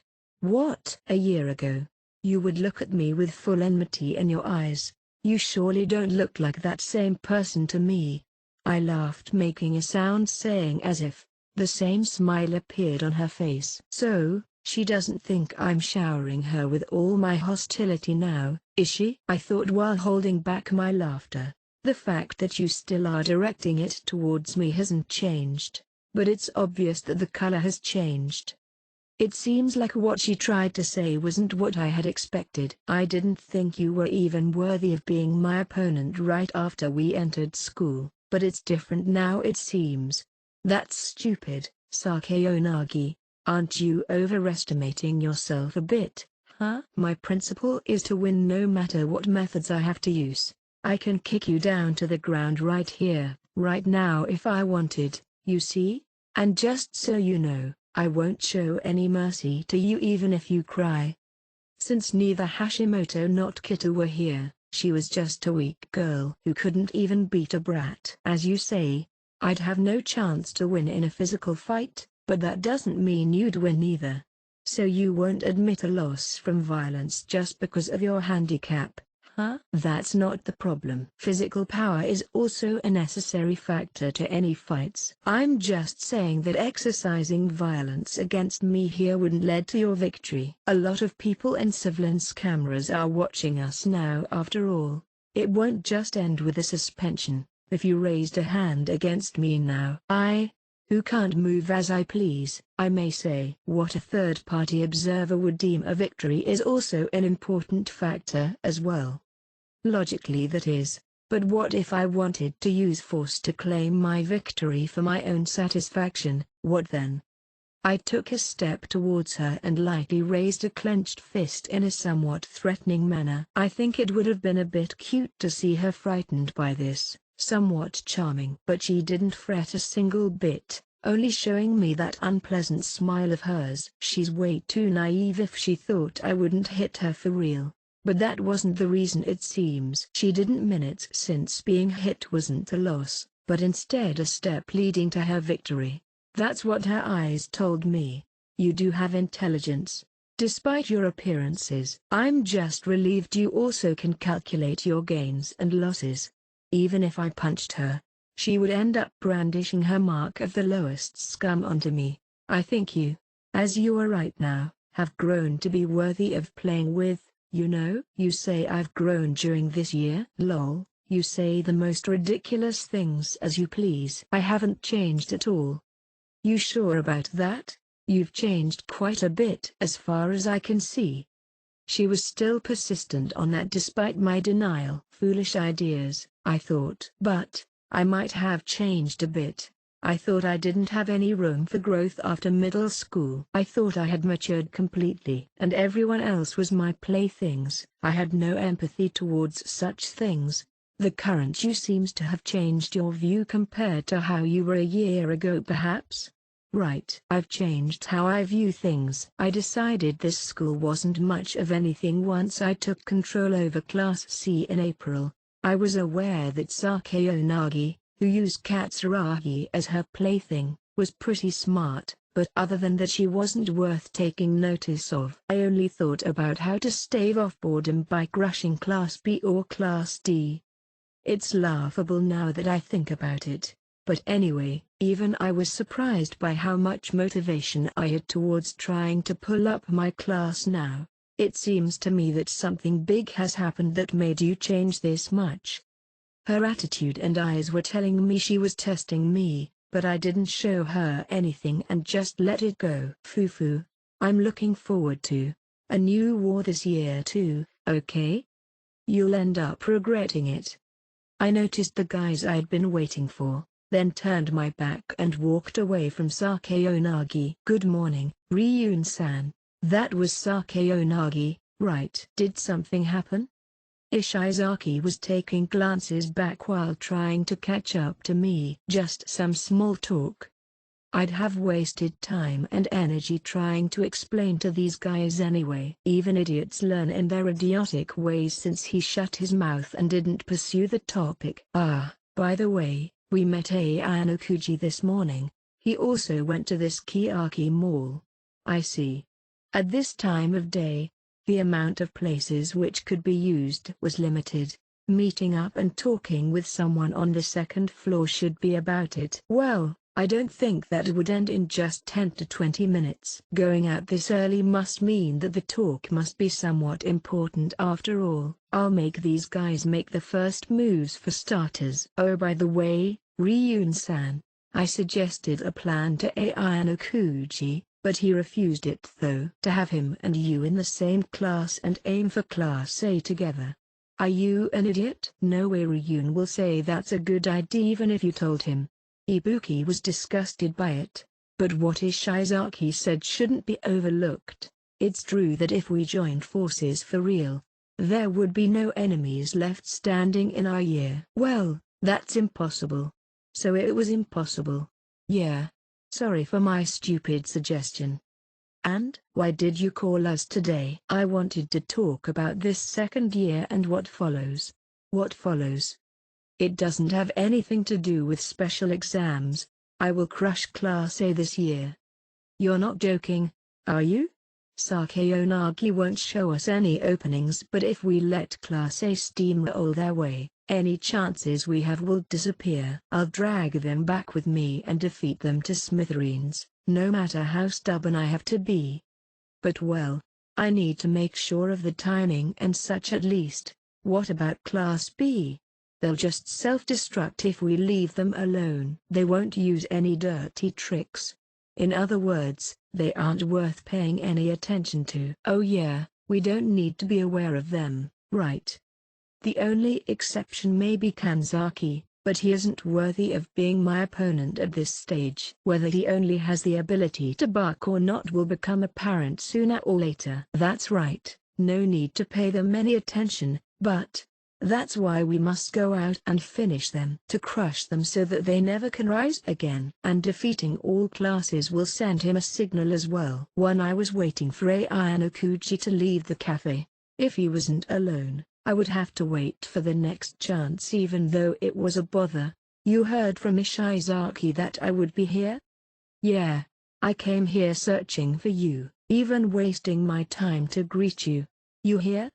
I looked at his face, which lacked any expressions, making it hard to figure him out. You already do know my contact info, I'm sure. Wouldn't it have been better to contact me then? I thought it was better to speak up face to face to that dull face of yours. I don't know anything about how he feels, but that's why I can't evade meeting him straight on. To conquer him, breaking through that mental iron wall of his is of utmost importance. Anyway, there is something I must check with him. What did you mean by that? Even though I asked vaguely, he immediately understood. The thing I meant by that was his message he made Hiyori tell me I'd won 5-2 against Ichinose and crushed her during the last special exam of the year. Her mental state as a leader had been shook thoroughly. The pressure to her classmates has continued, and some of her classmates couldn't join the exam due to stomachaches caused by me. He knew about my methods and cheekily left a message for me. I would have easily managed over 5 wins with a better method. That move just made me want to talk to him whether he wanted it or not. It was as if I was being forced to obediently listen to his preaching from some god's point of view. Just as I said, I'd have done better than you. What methods I use is up to me alone. If I'd use any other methods and won 5 times, it would still just be another 5 wins to me. No difference at all. That isn't definite. If you had to leave the school due to some blunder, I would be sad. Some blunder? No way I was going to lose against Ichinose. I'd just follow this stupid joke of his. Cuckoo. What's up with this joke? Quite arrogant of you despite losing to Sakeonagi and getting demoted. The match between Ayanokuji and Sakeonagi's classes ended 4-3, with Sakeonagi leading her class to victory. But of course, there is no way he's inferior to her, since the peculiarity of that exam meant that the keeps was limited in what they could do. No. If he'd been serious, I'd bet he could win any exams, which means he wasn't serious or that someone interfered. It's true our class lost to hers. I have no excuse for that since I was the keep. Whether Sakeonagi is superior to me or not is for you to find out later. What the heck, you looking down on me? He easily acknowledged his loss, but that just irritated me even more. I came closer and peeked at his eyes, which lacked any colors. Someone who beat me once can never be inferior to her. That's flattering of you. But what if I really didn't rest on my laurels during the exam? Too bad. I don't believe it. You didn't want to fight from the beginning then, rather than you getting serious and losing. Or that some kind of accident occurred. That's a hell lot easier to believe. I'd believe it if the school wanted to maintain some image and planned for Class A to win anyway. His strength isn't on the level of a first-year high schooler. I came to experience that during our fight in the first year with my own body. I even want to know what kind of life he's led up until now to become this kind of monster. And, what are you going to do now after your comeback, Ryun? You don't get to decide whether I come back or not. I plan to enjoy this nice vacation for a bit longer. Now is the best time to make those various moves behind the stages. But, if I get bored of this vacation, I'll crush Ichinose and Sakeonagi to warm up. That's a big change of heart. Kyukaku, certainly. I'm surprised too. I didn't think I'd get this excited over a chance to take my revenge on you. I see. No matter what he replied, there was no use trying to read into his intent. But what's clear is that Ayanokuji isn't an ally of Sakeonagi and Ichinose. No, it may be that even Suzune isn't regarded as an ally by him either. I'm grateful for that. If you could crush Ichinose and Sakeonagi first, it would be the best I could hope for. I can smoothly aim upwards. I thought you didn't care about your class at all? It's a bit different now. That class will be in a good position by the same time next year. Even if I won't be there anymore. What? Even if I won't be there anymore? I may be targeted from now on, so it won't be a surprise if someone managed to expel me, right? That's a stupid thing to worry about. Rest assured, if someone is expelling you, that will be me. I can't think of any others from any classes in any years who can expel him. I laughed silently due to my own thoughts. But, I said to him, and suddenly closed the distance between us, giving him no time for caution. As quick as I could, as fast, directly at him.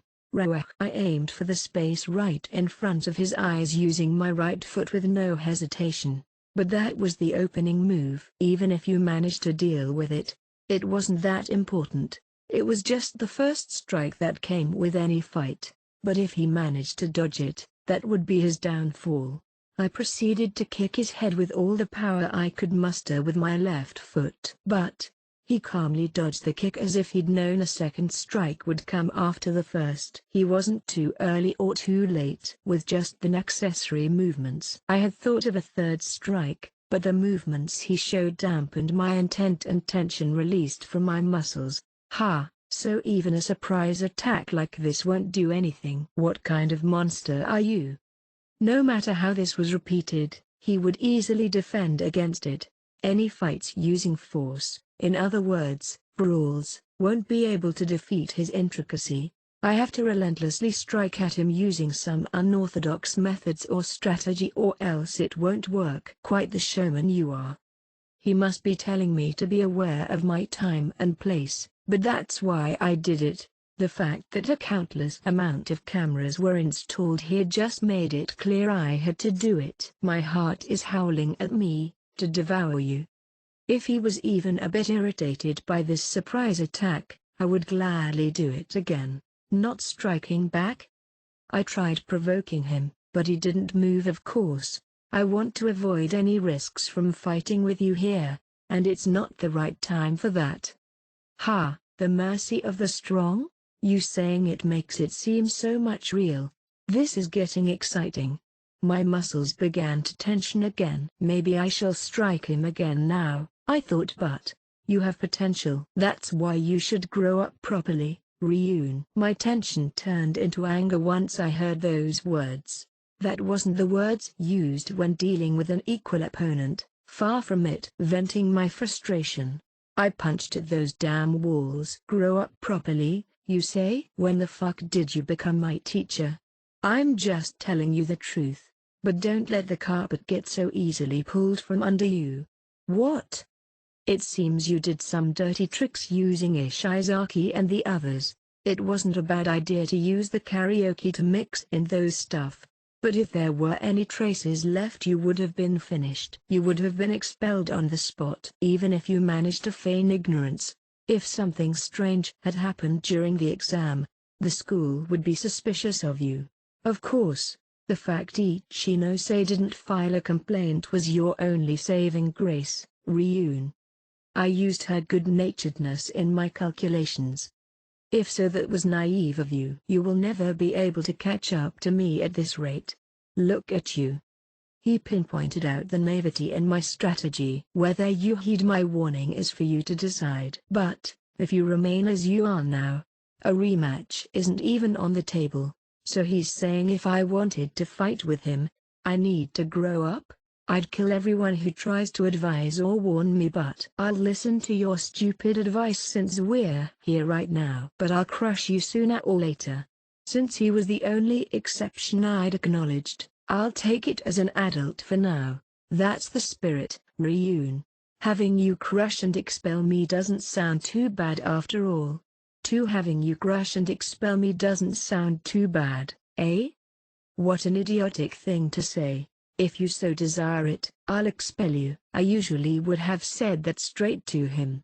but even such a bluff wouldn't work against him. I've always challenged any opponent I've met without any fear until now. Even an opponent such as Albert that I've lost to once would be devoured just like a snake and made obedient. I have confidence that I can discover the winning move against any and all humans, but he isn't in the same dimension as those. Any physical attacks don't seem to work on him, not even mentioning psychological ones. And I don't even need to say this, but I've never seen someone with such a sharp mind before either. Makes me laugh when thinking of my old self. Someone absurd has slipped into Class D, but there is no need to panic. What's important isn't who is winning right now. If I'm the victor at the very moment we are graduating in 2 years, there's no problem at all. It doesn't matter whether we are in Class A or Class D or whatever. Me and Ayano-kuji, the hound or the bitch. Who is which? It's fine. I just need to win, no matter the methods I have to use. Karaizawa K. Art Book Short Story. The person WHO became dear to me. I finished changing my clothes and grabbed my phone, feeling a bit melancholic. Good grief. What is it now? I was preparing myself when I suddenly got a call. An unknown 11 digits phone number that wasn't in my contact list. I obviously knew who it was. It was Kiyotaka. The scene of him and Hiyari-san on that date appeared before my eyes. He's free to hang out with whoever, wherever he wants to. Of course, since our relationship wasn't anything special after all. But still. Enough. Why do I have to feel so irritated and getting pushed around by someone like him? I stopped thinking too deeply about it, dispelled my feelings and prepared to take the call. I planned to eat out with Ishikura-san and Sonoda-san today. I'm going to have fun today. It's me, sorry for calling you. I restrained my voice which was about to burst and calmed myself down. It's fine. What? You sound like you have some complaints though. Not really, not complaining, just wanted to confirm something with you. That I called you out recently and didn't get in touch with you later? If you understood that, so at least follow up, will you? Whoops, I should keep that to myself. You seem to understand then. What? Just wanted to harass me? Could we meet up and talk about that? Eh?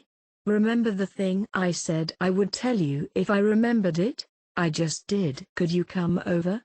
What's up with that? You didn't contact me after that and now you want to talk with me? And in your room? Good grief. You always do it when it pleases you. I guess it's fine. I'm not taking any responsibilities if someone sees me, okay? It will become a problem if I were seen trying to enter a boy's room alone. Don't worry about that. I thought he would have some misgivings about that, but it seems I was wrong. Well, if he says he isn't worried, then why should I? Got it. I have something planned by 7 p.m. so I can't have you take too much time, okay? It will be short, probably around 10 to 20 minutes. It's all right for me then. See you later. I ended the call and sighed. I felt relieved the call didn't turn for the worse. Why does my heart have to be pushed around by a guy like him? I don't feel like being toying around by him either, but well, it can't be helped. This is a shield to protect myself. Yes, that's why it can't be helped. It wouldn't be fair otherwise, right?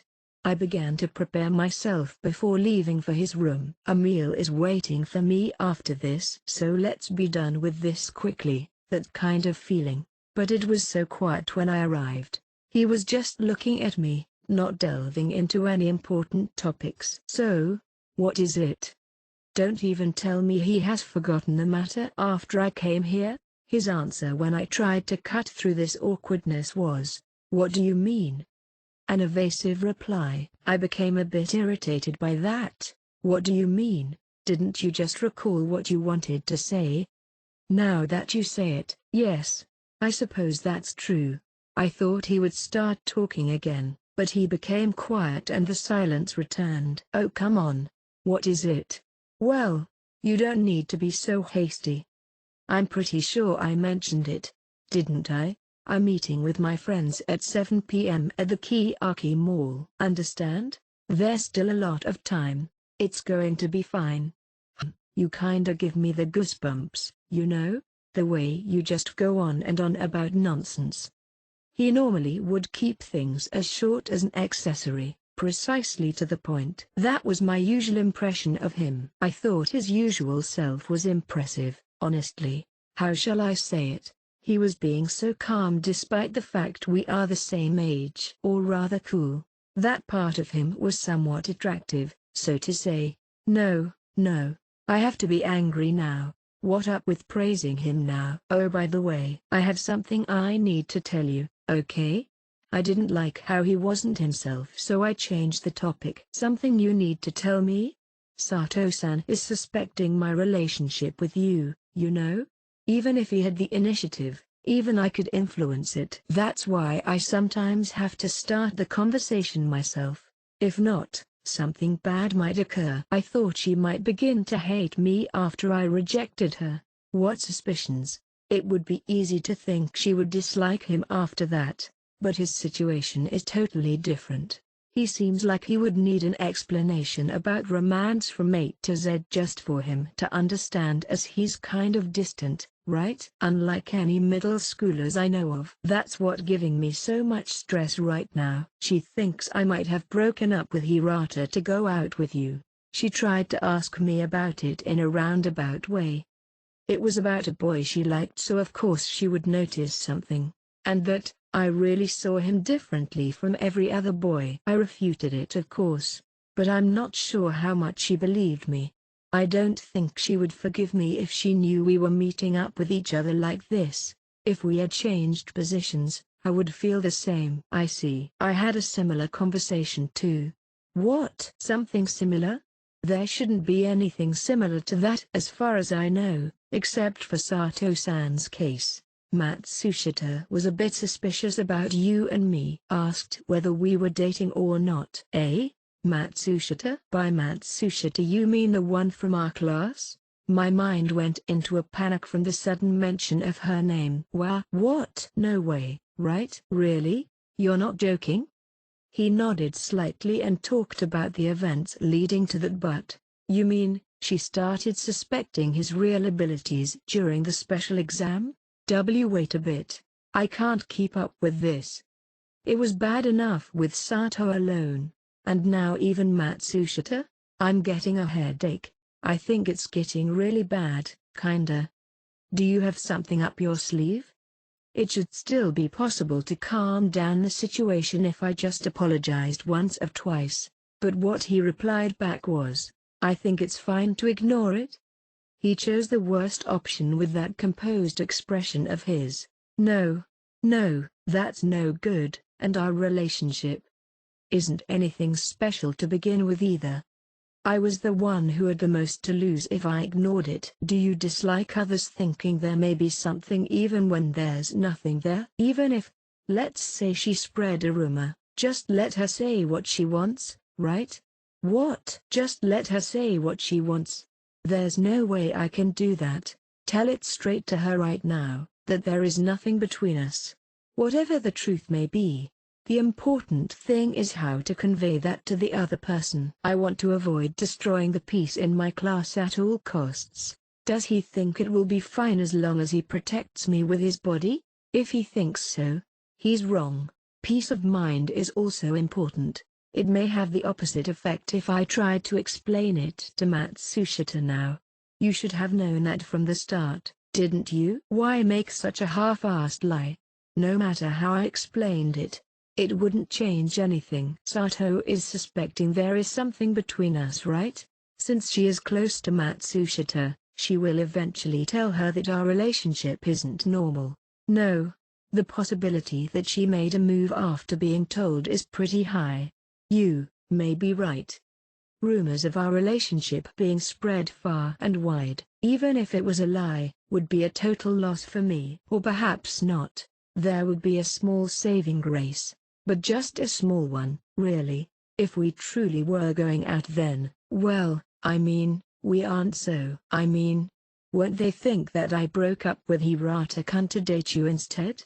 I'm the one getting troubled if there's even the slightest chance it spreads to our class. No. Our whole school, you know. Why should that worry you? He wouldn't understand me no matter what. Listen here. If such a rumor was out there, it would affect me from now on. What's going on inside this skull of this love-dead boy? That's precisely why he didn't notice Sato's and my feelings for him. Okay? Being approached by the opposite sex is hard if there is some scent of some other person there, understood? I pointed my finger at him. So you are saying you want to find a new love and that I'm in the way? That's how it is. Honestly, I'm not thinking of getting a boyfriend now, but that's just how it is. I seem to have gotten the message through, so I proceeded forward. I was beginning to think he was pretending dumb after all this, but since we arrived at this topic, I once again recalled that scene. Diary-san and him discussing happily at the cafe. Do you really understand? Right. Care to listen? Since we ended up here, I have to confirm something. He called me up saying he had something to discuss, yet made me look at that until the end. There's no way I can leave without saying my peace of mind about that. Are you close to this Shiina? Shiina? Ah, you mean Hiyori? Hio. He easily used her first name instead of her last. Well, he's free to call other girls by their first names as he pleases, like me. Everyone in that group he's so close to also uses their first name, I hear. But Shiina-san as well, not like that. Not that I care, we are certainly rather close. We both like to read books, so our hobbies align. How about it? Same hobbies. Our reading books. Isn't that like the total opposite from me? The same hobby? Reading books. So completely different from me? I slipped up, saying exactly what I thought, and he nonchalantly faced me like he was asking why I wanted to hear about that in the first place. No, I mean, ugh, I forgot what to say. I just didn't have anything else I'd wanted to say for that matter. Anyway, I tried to squeeze out some words as if to compromise, still worrying. If the rumors about you and I were to spread, I mean, it would be harder for you to get closer to Shiina-san, right? There was some part of me that wanted him to deny it. I see. That's certainly a possibility. But he didn't deny it. Instead he agreed with me in full honesty. Not that I care really.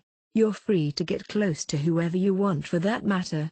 I turned my back towards him as if trying to run away. Hey, I can't do this anymore. My feelings I had tried to hold in was about to burst forth. Sorry, but could we have leave this talk for later? I want to head for Kiyaki Mall a bit early. There may be some boys from other classes coming too. I'm going to chase away the rumors, so I need to get into the mood. I don't have the time to deal with you. I wouldn't know what else I could have ended up saying to him if I were to stay here. I don't know what these depressing feelings are. I just don't understand. Mood? I'm looking for a new boyfriend since I broke up with Hirata-kun. Got a problem? It was just a gathering of girls eating together, but I wanted to put on the airs. Not at all. Right. That's why I'm leaving now. He stood up as if trying to chase after me. It's fine. Even if he were to see me out, it would just make me feel sick. K. He called me by my name. Why does my heart have to skip just like that? What is it already? Why am I the only one being pushed here and there by his words and actions? It's just, if you don't like it, it's fine for you to keep looking another way. Why am I the only one who? What? Will you go out with me? Eh? I frowned and turned around, not sure I understood. What did you say, or what is it? He was listening to me when I said I didn't have time, right? While I was thinking along those lines. That's not what I meant. I asked if you wanted to go out with me. Me going out with him? No, I mean, I don't really understand going out. Wait a bit. The way he looked at me, that gaze and presence. What? What's up with that joke? That's bad taste even for you. If it was a joke. Yes.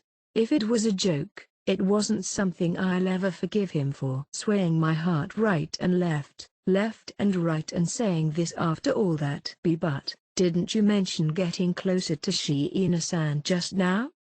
That was the joke. But, the other day, didn't you get intimate with Shiina-san recently?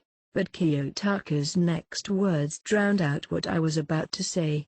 That was simply, well, I wanted to test whether you would become jealous or not, I suppose. Then. So there really isn't anything between him and Shiina-san? In other words, he wanted to see my reaction to watching that? So, well, Kiyotaka is, in other words, if this is a joke, this is the last chance to take it back. You do know that, don't you? If that was his idea of teasing, it would be a huge shame and disgrace on my part. Our relationship will most likely break apart at once. I became unable to reply. No, maybe I had wanted it to be a joke. Since, if he was serious, that would mean that I have to answer him too. Of course it's not a joke. May I hear your reply? It's not a joke. You mean, you are serious? So, in other words, Kiyotaka came to like me? My mind went blank for a second. Then it began to overflow. Why you are asking that of me? Something inside me broke out and I started panicking, making quite the commotion. As I said earlier, you can look away, reject me, you can do what you wish to. I didn't say I was going to ignore you. But, why? By why you mean? Well, that is, me. I mean, by the way, why today? It was so abrupt. All the frustration built up until now was turned upside down in dramatical fashion. I wonder why. I'm not sure I can explain it very well, but there is one thing I can explain. I wanted to stop any other guy from getting you as their girlfriend. So my lie had taken form in a most unlikely way inside his heart. So you mean, you like me? I tried putting it into words, trying to confirm it. There's no way I wasn't going to. I wanted to hear his answer directly with my ears. Yes, I love Karizawake. I love Karizawake. I love Karizawake. I love Karizawake. WH. His voice was reverberating inside my brain like a ringing bell. Your answer is? A answer? What's an answer? What should I say back to someone who said they liked me? I love you too. Do I have to say something that embarrassing? If I answer him, wouldn't our relationship change here and there? I wanted to answer, but the panic, the agony, my head just shorted out. No, that's wrong. I have to admit it, that I've loved Kiyotaka from way back, but still, I'd had thought our relationship didn't change, wouldn't change, but I was wrong. I'll let you go out with me. I answered him as if confessing something. But, he was somehow calm, didn't cry, didn't show a smile, just showing strong will. Can I take it as you also liking me? But he didn't seem satisfied or something, like he wanted something else. You want me to say it? Yes, I want you to. No way. I haven't even prepared for any confessions at all. If I knew it would turn like this, I would have made some more effort and done something. The only saving grace was that I was planning to go out to eat with some friends. I'm so glad for that. Being dressed up like this, I mean, but I have to answer him here, as a boy and a girl. It was important to answer to the other person's feelings. Well, I lick, kinda, sorta. I was so trying to be cool, but the voice I managed was so low I doubt it was audible. I didn't like that weakness of mine, so I added some words as I continued. I also fell for. It's frustrating, but I admit it. Indeed. I looked at his eyes and said it. He then reached out his hands and gently grabbed both of mine. Wait, don't say you wanted to kiss? No, I won't do that. Not yet. He won't do it yet? Ahem. It's certainly too early. I mean, a kiss now, when my heart isn't calming down would be, right? He quietly embraced me. His large body. I felt his powerful arms touching me. This should be fine, right? Well, if it's only this. As he held me in his arms, I thought he had grown a bit from before. Hey, haven't you gotten a bit taller? I may have. From today, he and I started walking on the path of lovers together. Unbelievably enough, how far does this path of happiness stretch on? Will this path go on forever? That's Aino Kuji Kiyotaka short story. The first phone call. The spring break was about to end as it was only a single day left, and even the sun was beginning to set before I noticed it. It was soon bedtime. I wonder what my classmates are feeling right as they spend this last evening of the break. The same melancholy as when the weekend ends and Monday begins? Or maybe they are filled with hope for a new year? If you ask me, I'd say something similar. I was more or less looking forward to going to school next morning. There was of course a lot of difficulties around each corner. I don't need to mention the bet with Horikita, but there was also the high possibility that the first grader from the white room that Tsukishiro had mentioned had already blended themselves in. The list goes on. A pain in the butt, all of them, but I'm generally spending my days living as a student at this school. It's not a bad thing to spend your holidays as leisurely, but the things that makes me feel the most fulfilled are the stuff that's expected of students, studying and doing sports, and above all else, something that has changed from last year. At precisely 10 p.m. in the evening, my phone rang. I don't even need to confirm who it is. Karaizawa K. She was a classmate, and now someone who was more than a friend. In other words, a call from someone belonging to the category I can describe as my girlfriend. Even though we'd been a couple for a few days already, we hadn't actually met or kept in touch with one another. It was probably due to the fact that Kay still hadn't sorted out our relationship yet. I hadn't contacted her on my end either and just waited for the spring break to end. But on the last day, meaning today, I received a message at noon saying she wanted to talk by phone at 10 p.m. this evening, and then, the time has come. Yeah. Immediately after receiving the call, I clumsily replied after a short pause. Yikes, that's blunt. Really? No. Perhaps it was. If asked whether I believe it sounded like something a boyfriend would say, I'll definitely say no. I was waiting for your call. Does this sound boyfriend-like? I believed it did, so I tried saying it. From the other side, a large scream along with the sound of something being toppled over made its way through the phone. What happened? Are you all right? I am fine. I just tumbled and fell from my bed. Ow ow. Can that be called being fine? It seems like she'd calmed herself down after a deep breath after readjusting her position. Did you wait for me? For my call? It's normal for a boyfriend to wait expectantly for a call from his lover, isn't it? That's, well, true, but, well, it sort of doesn't sound like anything you'd say at all. I think that counts for both of us.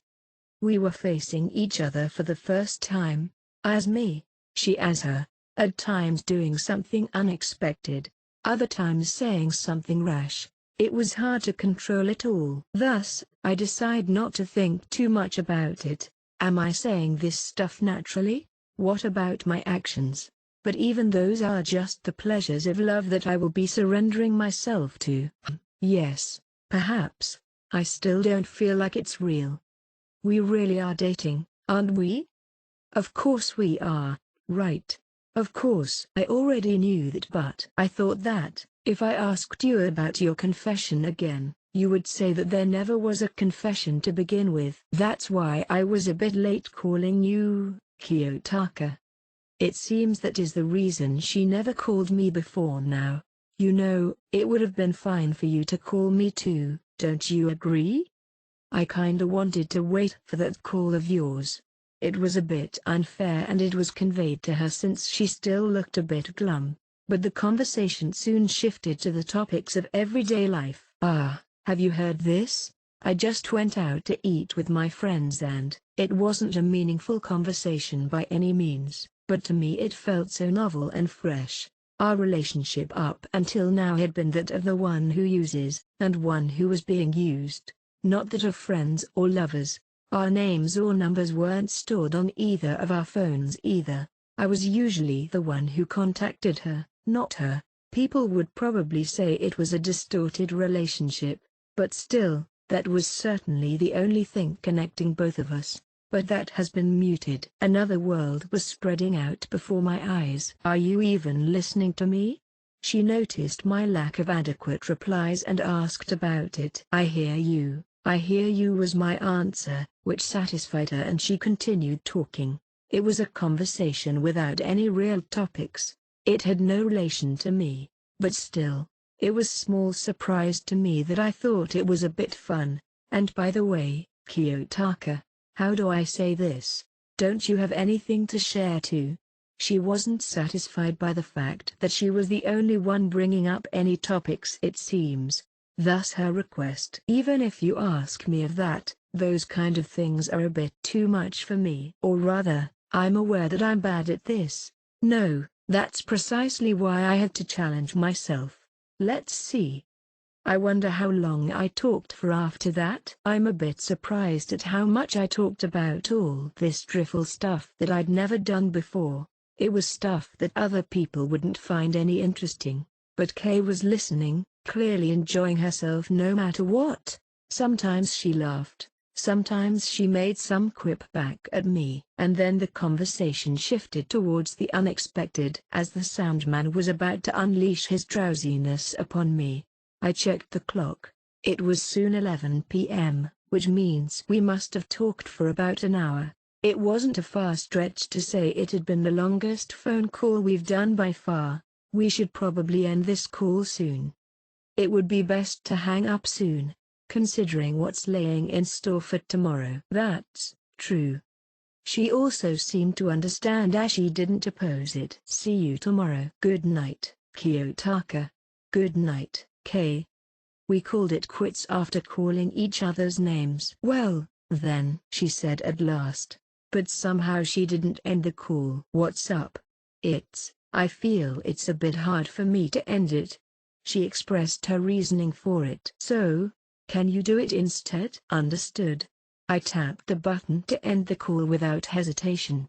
"Well then, time to prepare myself before going to bed." That was my intention, but Kay called me again even though we'd ended the call mere seconds ago. Did she forget to tell me something? "What, you didn't even hesitate a bit, did you?" "Why?" A ear-splitting scream. I instinctively held my phone away from my ear, but I could still hear her loud and clear. "Shouldn't you, show some hesitation at least? I mean, isn't that normal for ending a call?" The flow of the conversation went like, "We had to prepare for tomorrow, so let's end the call." Both of us should have been on the same paper, but Kay didn't seem to like how I ended the call, it seems. But we had so much fun, didn't we? "Yes, it's the first time I'd enjoyed myself like this." "Then, how do I say this? Don't you feel a little bit sad to see it end as well?" If she meant that she wanted to talk more and the time permits it, then sure, a bit. "No way, I sensed that from you." Not accepting my answer, she continued through grinded teeth. "It was good I didn't put my phone too close to my ear." I seemed to have hit the nail right on the head as she went on nitpicking everything, from where the good mood we had earlier had disappeared to, "I don't like this, I don't like that." Even our exciting conversation earlier. "So this is what they call a woman's heart." In that case, I'd need some more time to analyze it. Huff, puff. "Ah, I feel so refreshed." After venting all that and letting it all loose, she seemed to have regained control of her feelings. "So, what should I do?" "About what?" "It's almost 11:15 p.m. already, you know." Ever since she tried to end the call, the clock never stopped and time continued to chug along. "Maybe you should end it after all, Kay. Maybe." So, perhaps she was worried about when I was going to end the call, but she somehow objected to that. You should end it. Do it properly this time, okay? Properly? I just received an unexpected, unpleasant task. That's right. In a way that won't rub me the wrong way. Won't you fulfill this cute wish from your girlfriend? She said impishly, as if she'd just mounted me and taken the initiative. A wish? Cute girlfriend? What? You have some complaints? No, not at all. I stood up and headed for my computer. I might find some clues on the net. Just so you know, browsing or anything similar won't do you any good. I'm listening closely so I'll know if you do. She cornered me as if she'd read my moves. She sure isn't some weak girl, I thought in admiration. In that case the only option for me is to pave out a way with my own strength. It's a trial for me who wished for this relationship to begin with. Let's see. I'll start after a short pause. The reason why I ended the call. Some kind of theory that won't upset her. It's true I hanged up without hesitation. But that wasn't because I thought lightly of you. What would be the best words to use in order to bring a call to an end? I said what I thought out loud. It's a bit sad to end the conversation, true. But that just means we can see each other tomorrow. Don't you feel the same as well? Yes, I also want to see you, Kiyotaka. It has been some time since the confession. Naturally, the desire to meet one another would get stronger the time had passed. That's why we should let the time flow. That's what I think. Taking our time and talk until late at night is fine for me as well. But then today will never end. Yes. I want to see you. The reason I didn't hesitate ending the call is because of those feelings, I think. I see, yes, that's why. Do you follow me? Well, yeah, I'll give you a pass for this time. She didn't seem that dissatisfied anymore. I could hear a soft, composed nod through the speaker. Since you find it difficult, I'll end the call for you. Fine with you? Got it. We may not get the chance to talk tomorrow at school, but I'm looking forward to it. Indeed. Following the flow of the conversation, I pressed a button to end the call. She didn't call me again, obviously. Our relationship had changed, but Kay decided to keep it hidden for the time being. Our chances to talk openly at school will be limited until it goes public, but stealing glances at each other from time to time should be possible. At last, the spring break announced its leave, with nothing left undone. My new school life is starting tomorrow. If only it could be calm and peaceful. This wish of mine hasn't changed even now. The best would be to leisurely ride down this riverbed in a small boat. Whether it's academics, sports or love, there is no knowing where the current will start raging. That's the fun part of school life. Ichi no Sei Honami short story, Ichi no Sei Honami's spring vacation. There. Final day, the last day of spring vacation. I met up with Chihiro-chan and Mako-chan, and we went to the Kiyaki Mall together. It felt refreshing since it had been such a long vacation in which I'd often spent thinking alone. Honami-chan, are you feeling well? Are you okay? Mako-chan asked. Since I was usually always accompanied by someone, so seeing me shutting myself in my room so often and not seeing each other made her worry. No, everything is fine. Sorry for that. Even when you invited me so many times, I was thinking about strategies for the second year, you could say. So I just wanted to think about how to proceed from now. That's well and all, but, Honami-chan, don't think too much by yourself. Discuss it with us too, okay?